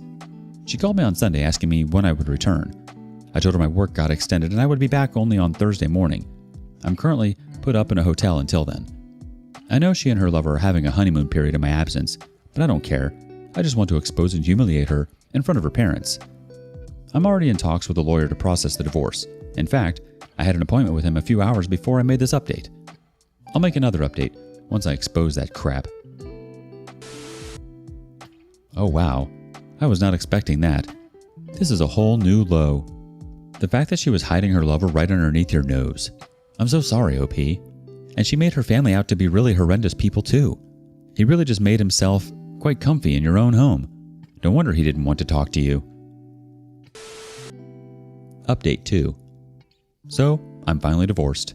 I know it took a while to make an update, but I wanted to wrap up everything and update it all at once. For people who commented that I ignored all the red flags when it was clearly displayed all over my face, the thing is, I didn't notice or take any of it as absurd when it was happening. It sounded weird only when I retrospected the incidents after Marco's arrival. If you look at any solo event, it doesn't look shady. Only when everything gets added up does it sound obvious. And now everyone is taunting me that I was a simp to ignore it. Cool, moving on. As I mentioned, I invited Renee's parents for her birthday on Thursday. I went home on the same day. She was home. I felt so awful seeing her face that I didn't even wish her on the birthday. She thought I had forgotten. In order to sound cute, she hugged me and asked me to wish her. I played along and wished her. She said that I should take her out to celebrate her birthday. I said that I was tired and wanted to take a shower first. By the time I came out of the shower, Renee was already dressed up and ready to go out. I pretended to ignore her and went to bed. She played out her cute self, yelling at me to dress up and take her out. I said that I was having a terrible headache and needed a nap. I asked her to wait for a couple of hours. She got upset, but I assured her the wait would be worth it. I wasn't sleepy at all. I was, in fact, heavy-hearted, anticipating the confrontation which was just about to happen. An hour later, I got a call from Renee's father that they were just about to arrive. I hurriedly got out of bed and went outside. On my way out, I saw Renee and Marco talking and cooking inside the kitchen. She even asked me where I was going out in a hurry. I said that there was a courier outside and I was going to collect it. I went outside and waited for a few minutes before I saw them. I greeted them and took them inside. That was the moment. It was not only a moment of shock and despair for Renee and her lover, but her parents were equally shocked. It meant that they already knew about Marco. Renee looked at me, asking for an explanation. I said, "Oh, Ryan didn't come. It would have made things easier, isn't it?" Her father gave a disgusted look at Renee and asked her what Marco was doing at her house. She started sobbing by then. I sarcastically said, "Why are you saying this? Isn't he supposed to be your son?" Renee begged me to stop. Marco wanted to leave, but I stopped him by his shoulder and told him to sit. Her mother insisted on knowing the truth, so I told her everything. Marco and Renee were frozen to death. Her parents gave a despised look at them. Her father turned towards me and asked if I knew everything. I said no. I got to know the truth when I visited them. He went on to reveal everything which was left uncovered. He said that Marco was Renee's boyfriend from college, and he had always been a drug addict and a bum sucking on Renee's pocket money. Hence, they had to cut off giving any money to Renee. They wanted her to join the business so that they could track her expenses, but Renee chose to fund her boyfriend, so she left the house and took up a job. When Marco's addiction reached its peak, his parents admitted him to rehab. Renee could not bear the loneliness and moved to California, and that's when we met and got married. Her parents said they were really happy when they got to know that she was marrying me. They thought she had moved on from Marco, but there she was, sitting with him in my house. I looked at Renee and asked if all these restarted when she visited her parents during my Tokyo trip. She looked at me with a straight face and said yes. She admitted that she kept me away from her family because she feared her past getting uncovered. She admitted that she had moved on from Marco while she was with me, but when she got to know that Marco was back from rehab, she could not control herself and went to meet him. During the meeting, Marco convinced her that he was a changed man and urged her to divorce me. Renee could not take that risk right away unless Marco got a job, so they both planned the entire thing. It was true that Renee was not on good terms with his stepbrother Ryan, and hence she used that opportunity to pose Marco as her brother in front of me. Marco interrupted that he never liked the plan of staying in my house, but Renee forced him to. Her father was so disheartened that she lied so much about them and portrayed them as villains just to have her boyfriend. The situation got so worse that her father choked Marco by his collar and dragged him out of the house while Renee pleaded with him to stop. I just kept staring at her, at how smartly she was playing her game. Her parents apologized to me for everything. I told them they need to not be sorry for what Renee had done. I also informed them that I was going to file for divorce and Renee needed to leave the house right away. Renee didn't resist. She silently went inside the room to pack her belongings, but her father was not in the mood to take her with them. He stood up, saying that she had created this mess and now she has to bear it. While leaving, he told Renee that her drugged boyfriend had cost her everything good she had in life. They left the house without Renee. Soon after they left, Renee also left. She didn't look at me or say anything. She just lowered her gaze and walked away. I don't know if I should feel good for taking my revenge by humiliating her, or if I should feel bad for her misery. A month ago, my lawyer called her to check the address at which the divorce needed to be shipped. She said that she would visit his office and collect it. My lawyer informed me that she arrived at his office an hour later. As soon as he handed over the papers to her, she just glanced at the terms and immediately signed in front of him, handed back the papers to him, and left. A week ago, we were presented before the magistrate for the divorce finalization. She was alone. She looked miserable and was quiet during the entire trial. In the end, when she was questioned, she affirmed agreeing to my terms. Actually, I didn't have a lot of property and wealth that she would have fought over. The house in which we were living was also rented. Since she was working, I was not asked for alimony. In fact, I was being considerate in not charging her with alimony for cheating and fraud. Our divorce was finalized uncontested. I know I'll get a lot of heat for letting her slip so easily. The thing is, she had already lost everything. Her marriage, her family, her dignity. There was nothing left with her to be destroyed. Yesterday, her mother called me asking about the divorce status. I told her that it was over. She cried, saying she heard that Marco had again started taking drugs and she feared he would destroy her daughter and take her down the path of drugs and crime along with him. She also said her father had disowned her from the will, fearing that she would shower all his hard-earned money on that drug addict Marco. I empathized with her and hung up, asking her to take care. I wonder how someone can be so stupid as to love someone to the extent of losing everything. If a woman like Renee, who was so intelligent and sharp, could be so stupid to fall for Marco, there is nothing much left to talk about others. Yes, the fact that she didn't want to go back to her parents' place makes sense now. Why would she want to be with someone who dragged her down? Why do people want to be with someone like Marco who cost them everything good they had in life? What is the appeal? Honestly, this isn't on you, OP. She's a weak person. If she wants to throw her life away, then let her. It's a hard reality for her parents to swallow, but they're doing the right thing by not enabling her and her poor choices. What do you make of this? Thank you for joining us today on rSpace. Be sure to like and subscribe and hit that notification bell so you don't miss out on our next video. See you next time.